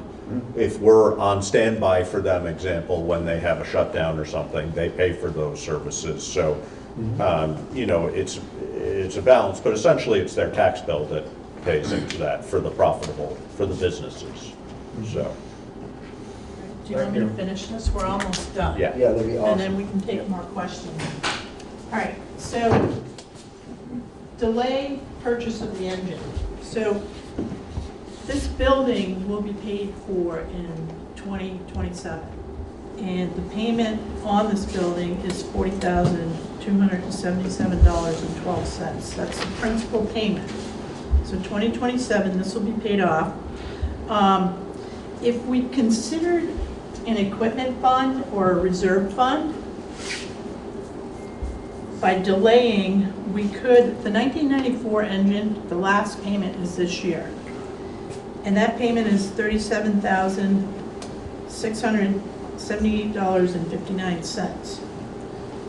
So if we carried that payment and put it in a reserve through fiscal year 2028, when the fire department building, or excuse me, 2027, when this building is paid off, we would have in that reserve, just from that payment, about $263,750, okay? Now Josh mentioned the Public Safety Reserve Fund. There's a current balance in there right now of $65,669.75. So, depending on which way the community, feels and how they want to go, there are other options. So the price of the new truck, if we delay it, it could increase. We don't know this. The interest rates could be higher. We're not going to know that. The trade-in value could be a lot less. We're not going to know that. So, right now the engine's 2006, and if we wait those 7 years, it'll be 21 years old. So. Has there been any thought of saying, okay, we don't buy it now, but we start putting the same amount that we would have dedicated into a dedicated fund in which we could invest in, so that when we actually do purchase it, we would have money that would have made some money there. We could put way more down. Has that been, have you? That's something the select board can decide on. We can also do an article. So if this article fails, it will probably come back to the community because it is a presidential election this year. So in November, there'll be, And there are 2 billionaires running for the Republican Party. so there'll be another ballot in November. I'm sorry, say that again? Another ballot. Uh-huh.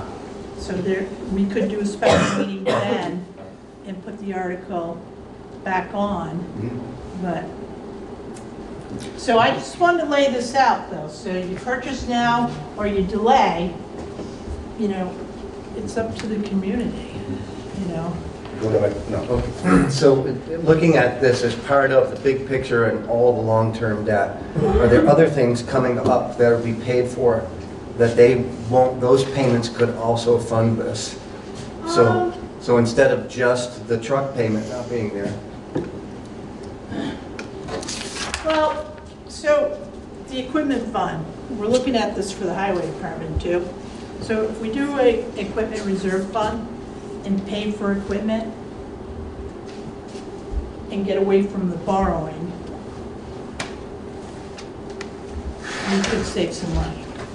You could save a bit of money, because you could also invest that money. Right. Yeah, which is a risky business. I mean, Well, you know, I mean, depending penny on. stocks and stuff like that, and you're day trading it, you know? I mean, Right, no, I there's some know, pretty- but, you know, as it is right now, return on safe investments is really low. So, you know, I mean, it's, you know, obviously with investing, high risk, high return. Right. Otherwise, you know, I mean, right now, an average, you know, cash asset per se, which is what we would want, which would not be cash, but it's paying roughly 2%. That's not a lot of money. You know, for us to take money and put it aside at 2%, you know, the way you're going to make money on an investment is to take it and put it into stocks. You know, but as we've seen, those have been growing and growing and growing. But if we had done that in 2008, we would have lost 40% of our portfolio at least. So, you know, there's real risks involved in that, and I'm not arguing against that. And I think that having a capital fund is a good idea, but I think the idea that you're going to make a bunch of money while that's sitting, we can't take the risk of taking high risk, high return investments, and therefore we're not making a lot of money. I wasn't thinking that, but you could have a balance. You could have a balanced fund where you could say, okay, and you could have a meeting, town meeting, be like, how about we have 15% that has some risk, you know? And when I say some risk, I'm thinking like index fund. Right. You know, something that's, you know, you're not going to lose your shirt on it, but obviously if a 2008 happens, you know, if 2008 happens, we got lots of problems. You're going to lose. Yeah. So you, I don't know. I think it's, you know, who knows what the interest rates are going to be. You know, we get back into 3, 4, 5% interest rate, and that money all of a sudden, if you've already done that money, then that money is effectively making 3 to 5%. Absolutely. No, and actually, I mean, that's what we have been talking about recently is maybe we start to build that fund. But, you know, in all reality, looking at money that we can borrow from the bond bank at 1.45%, we'd be crazy not to borrow that. I mean, that, you know, we can't borrow that money and put it into and invest it because that's illegal. But, you know, you'd be wise to if you could, and it wasn't illegal. You know, that's a good investment, but we can't, you know. So borrowing money while it's this cheap is great. But the cost of the truck is going up 3%, so if you're per year, roughly. So if you're making 2, you know, you're better off for calling it a wash. Yeah. But there's also the other side of that too, that if you pay for it up front, then you're not paying any interest to the loan. So you're not just the 2%, it's the percentage that you would be paying to the bank. So you gain on both sides of that if you have the money up front.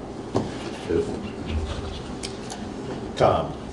I get just taking my fire chief's helmet and throwing it aside, as someone who's going to be part of paying for this, and if I'm thinking wrong, somebody please beat me about the head, but beat it into me. In June, don't no. A lot of guys moving over there, Tom. I know, they're headed my way. I'm not understanding the thought of if we put this purchase off, that even though there might be an equipment fund established, or we're taking money that's no longer being spent because some of our debt goes away and rolling that into a savings of some sort for this, the thought that there will be savings, whether it be next year or 4 years from now, I don't understand that, because we may not have to bond or borrow as much because we've got some money sitting there now, but at the end of the day, it's still $200,000 plus more than we're paying. Right. So we're not. There's nothing hidden there, right? That I'm missing. We're not saving anything. We're still paying that $200,000 more. Right. It's just we may not have to borrow all of that. And that's based on a 3% increase. That's right. Yes, Right. That's based on a 3% per year, and then the decrease of value of our existing truck. Yeah. Rob. Oh, that just answered that question, but the other one was, do we have any other major capital expenditures that we kind of know are coming down the pike in the next couple of years? I mean, we had to replace a road grader here a few years ago that was pretty expensive, and the dump trucks, I understand, with the number of them we have, Right. you're going to have to basically do one a year, every other year, but All right, so the backhoe, not the backhoe, sorry. Yes, the backhoe and the grader, because the loader is already paid for. So those two pieces of equipment will be paid in fiscal year '21, okay? So those are gonna go away. But again, I mean, how long can you keep them? And Brian and I had a conversation too about his equipment, and it's like, is it possible for you to, run these two pieces for another, 2-3 years? And, you kind of bank those payments too, you put it into an equipment fund. And we can build it up slowly like that, because like this year, Article 7 is $190,000. So if we had an equipment fund and we put that 190 right into the budget, that's taxes to be raised. So I don't want to shock anybody, but it's either we continue to borrow or we set up funds that we can just buy. But the basic answer to your question is, other than ongoing, like you said, we have 6 dump trucks or 6 highway department trucks, 5 of which are full-size trucks. And so, roughly every other year, at least, we're purchasing a new truck, and then we have the smaller trucks as well. So, yeah, you're right. For all practical purposes, you're almost necessarily buying a piece of equipment every year. Our grader, we should get, I'm thinking we should get 20 years out of? Is that, I mean, maybe I'm wrong, I don't know. Well, that would be a specialty piece of Right, equipment, and that, 20 years. we made the mistake of buying a cheap grader once before, and we paid for that pretty quickly when it was no longer useful.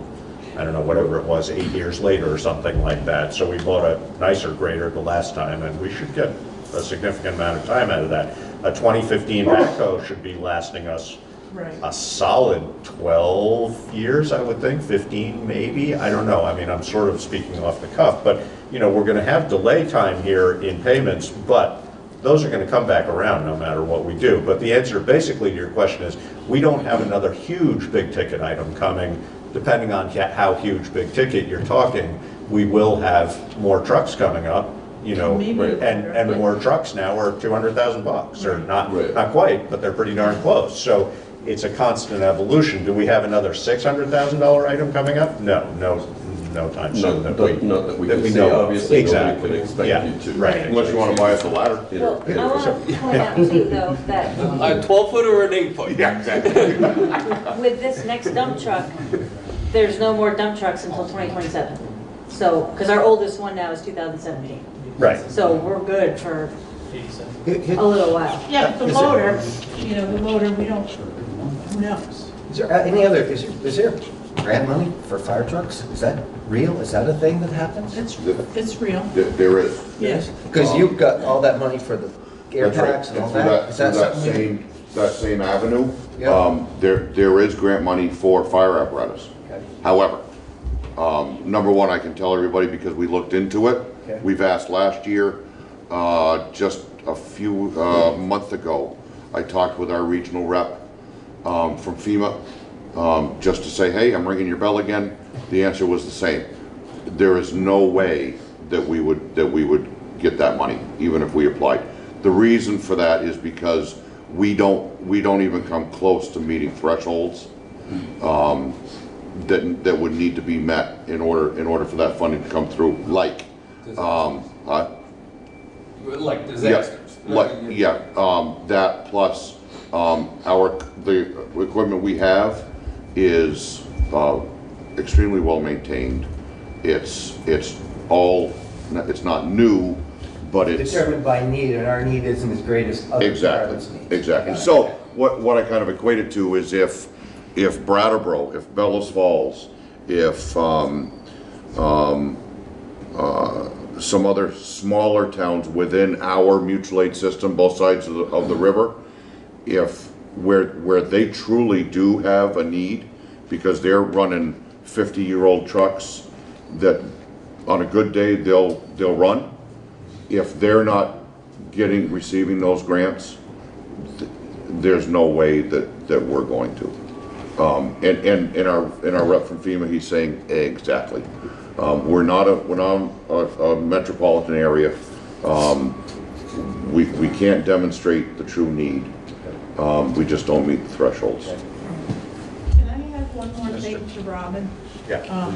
Your question, Robin, was, so long term, we have the gravel pit. The last payment on that is 2044. The water system is 2042. And then the sewer system is 2037. So there's 3 long-term loans right there. And I would say of all our current infrastructure and capital investments, it's the treatment plant that probably is going to need real money put into it sooner rather than later. When that is I don't know. I mean, But we you're right. we did a bunch of upgrades 6 or 7 years ago, which were very good at increasing our efficiency, prolonging our life. But the fact is that system was installed 1973. yeah, almost 40 Yeah. plus years ago now. We're going to be looking at working on that. So that's probably the next sort of big investment that we need to do. Those, of course, are long-term investments, so that's more like a 30-year bond just because of the money Right. involved in something like that. Tom? Just a clarification with that specifically, because I don't remember in the past, I never really thought about it. Those payments associated with a significant upgrade at the wastewater or the water, are those payments townwide? Is that borne by all the taxpayers or No. strictly the users? Well, it depends. As you'll probably recall about the wastewater, there was a townwide payment on that until a few years ago. We retired that. Okay. But that was to the tune of $45,000 a year towards bond payment. Yep. But then we shifted that so that was paid strictly by users. Okay. So as it is now, water and sewer, but those are obligations, those are town obligations Right, regardless. so, yeah. So, depending on the volume of it, I mean, we can only expect users to pay a certain amount. Yeah. So, when, for example, if we had a big problem at the treatment plant and we needed to bond a huge number, we can't expect that necessarily to be paid. So, ideally, it's all paid by users. Right. Is that a definite reality all the time? Hasn't been in the necessarily. past, may not be again in the future at some point. Mr. Fairman? Mr. Chairman, returning to the question of reserve funds, a couple of considerations. First one is what a reserve fund really is requiring taxpayers to give the town their money, which is then stashed for some future purpose. Now, there are 2 things I'd like to address here. One is the question of investment of that money. I've not checked the statute, but I'm as sure as I can be that the law says it cannot be invested in anything more risky than United States Treasury securities, Otherwise, it's which are backed by the full faith and credit of the United States government. The other point is, when taxpayers are required to give their money to the town and the town stashes the money, they have lost the use of the money and are not getting anything in return. But if the money is used, let's say, to buy a fire truck, then we have the fire truck parked in the fire station, and when one of us has a fire, the truck comes. The money is not going to do a damn thing in those circumstances if it's stashed away. And I don't know what current rates, bond rates are, but federal-backed bond rates have been recently remarkably low. I mean, I know they bumped up a little bit, but I'm not sure where they are. 10-year treasuries are currently about 2%. Yeah, which is, that's what I was saying. I mean, essentially, that's a cash, for us, that would be the equivalent of a cash asset. Yeah. 2% return is not a lot, so, but, I mean, my own personal feeling is that some balance between the two is good. I mean, what's worked well for us in the past is, hey, if we can make 2 payments out of a reserve fund and then borrow the rest, that's great. That reduces our long-term debt on it, and we're not tying up a whole bunch of money in a fund. So some balance of the two, I think, is the best way to go. But, that's a discussion, obviously. All right. Question. I was just going to make another point, just thinking about it long term. Obviously, with the 2 engines, if we delay engine 1's replacement, we may back up into having to pay for 2 payments when engine 2 has to be replaced as well. There's just something to think about, and the potential that maybe we could then build a reserve fund, continuing that 65,000 or whatever for the few years until that truck's ready to be replaced. Then we could have a cash outlay for that truck, because that truck obviously would be even more expensive than the one we're talking about. It's just throwing it out there. You have more, Karen? Nope, I'm done. More questions? Benji? You're good for the... I have one. Tom, Will? in your professional opinion, how, when you're looking at replacing this older truck, the truck itself, the cabin chassis and running gear are junk, but the component parts on the truck, are they reusable if we were to put it on another chassis, or? Ask that one more time. Well, sorry. Say we went and used the existing truck for a couple more years and rode it out until the new wave of electric commercial vehicles comes into play. Putney is a very progressive community, and I got to tell you, the internal combustion engine is a thing of the past. So, if we held out for 4 years, or maybe 3, had a year and a half to build the new truck, and had a state-of-the-art electric, no combustion necessary before you get to the fire, wouldn't that be a statement to the rest of the world about our community? It would, absolutely. Hypothetically, if that could happen, would you be in support of it? Do you think that the old truck could last 3 years with minor repairs, with possibly major? Tough telling, not knowing. We don't have a crystal ball. It's funny that you should bring that up, because I was reading an article 2 days ago. LA County Fire Department has just purchased the first electric fire truck in Northern America. Okay. Here's a now, in saying that, it struck me that the manufacturer of that truck is from that they're based out of Europe. So, which tells me that their technology across the pond is much farther advanced than ours is. Believe it or not, that's an American, that's Tesla. I don't know if it was or if it is or not. It is. Okay. It is. And Tesla just opened a new plant 6 miles down the road from Audi, which is shutting down, and they laid off 6,000 people, and Tesla snapped up 4,800 of those people. Yep. And so Elon Musk did a test of that new commercial grade engine.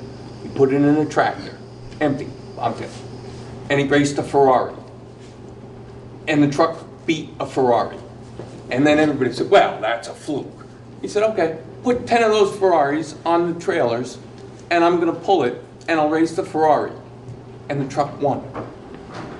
An electric truck is the wave of the future. It's fast. Once you don't have to shift it, it's constant motion. Yep. Now, so could we last? For this application, and what these trucks have to do, it would take, for me, and I think for the vast majority of the fire service across the country, it would take a lot for all of us to say, yep, that's the way we're gonna go. Whether it's 3 years from now or 20 years from now, I don't know. I know. I hate But praise. what Sneak up these trucks, number one, have to do, and they have to be successful at it every single time. And I'll use the term loosely, the abuse that they get. I don't know whether in New England It's worth the risk. it would be worth the risk. There would have to be a lot proven out before, at least in my opinion, we would leap to that. Am I objected to it? Absolutely not. If it works, all the better. But if it's gonna take a lot to prove that out, that yep, this is foolproof, and we can, as foolproof as anything can be. Right. But speculating that this is going to be a possible wave, a changing of the guard with climate change and everything being And essentially, in all reality, at some point, all the and I don't know when it's going to be, whether it's 3 years or 20 years, but all the manufacturers will have it down pat, and you won't even be able to get a diesel motor anymore. Same thing with dump trucks, backhoes, the whole 9 yards. I think the one part of that for fire trucks makes it complicated is you don't have a specific, like if you're on a route truck, but you know how far you're going. I'm with you. Commercially viable yet. Yeah, but around the corner. 3 years from now, it could be a viable alternative. And what I would take a leap and say to that is, in 3 years we would still not purchase one. The reason for that is the technology, it just hasn't been vetted yet, and especially in New England. Something like that may work. Oh, exactly. No, I'm not saying that. Absolutely. I don't want to be a wacko. Yep. I'm just putting it out to say that it's a consideration if we were to try to. Absolutely, and when the time truly does come, again, whenever that is, it's certainly going to be something to look at without any question. I totally support the fire department and want the best for it. And if, in your opinion, the new technology in its infancy is a detriment, we don't consider it. And so I think if it's up to Tom, he's going to have the highway department try one of those trucks first. I see. Bingo. Mr. Fairman and then Robin. Mr. Chairman, when people talk about electric vehicles, they really don't state the implicit assumption, which is they can be parked somewhere for several hours while the battery recharges. And there's no way to reduce that charging time because it's governed by the laws of chemistry. Now, for my car, somebody, I don't know, the post office, any UPS, whatever, fine. You park them overnight and then you drive them. Problem with an emergency vehicle is it comes back to the station. It's going to need recharging during several hours, but another call comes in. All right, what do you do then? The answer probably for a place like Putney is we wait for mutual aid to show up. And this kind of puts a dent in our response time. So what I'm suggesting is, personally, I profoundly doubt that there will be any electric emergency vehicles for a long time to come long after all other vehicles are electric, for the reason I have cited, the time it takes to recharge them before they can go out on another run. I mean, I would guess that the first round we'll see, and we're getting into the weeds here, but these could be hybrid vehicles. For emergency vehicles, they'll be hybrids because that supports that issue that you're bringing up. But, you know, Rob. Well, we are getting into the weeds, but speaking as somebody who's into electric vehicles to the point of having built a bike that I put 2,000 miles on last year, I fully support the idea of going with a diesel for now because it's proven technology. And if the fire's at my house, I want something that I know is going to, you know, okay, you got to deal with the cold weather and fuel and Here's the some rest of ever-ready batteries. but for right now, until that technology is proven over the, you know, the horizon that we're talking about, whether it's now or 3 or 4 years or whatever, let's go with something that we know is going to work, and we'll get into the electric a little further down the road. I just looked up the article. Yeah. So it is a hybrid truck. It must be. It is a hybrid truck, and it can only run for 2 hours on the batteries and costs $1.2 million. Hey, let's put that up at 2%. All right. Okay, end the discussion. No. Okay. Any more questions, suggestions? Oh, no. Yeah. Adjournment. Thank you all very much for coming, and you know, this conversation will be, and I would encourage you, as some of you members of the fire department, but others that have heard this discussion, as Karen said, we will be having another public meeting related to this towards the end of the month. February 26th. February 27th, 26th, sorry. At the town hall. At the town hall. Encourage people to come if you can, because, you know, it's great to have this many people, but if we had 4 times this many people, we could really chew up some time and get the answers done. You know, In town hall. Okay, so we will now call to order our regular select board meeting at whatever time it is. I'm not sure. 6:38. 6:38. Any adjustments to the agenda? None.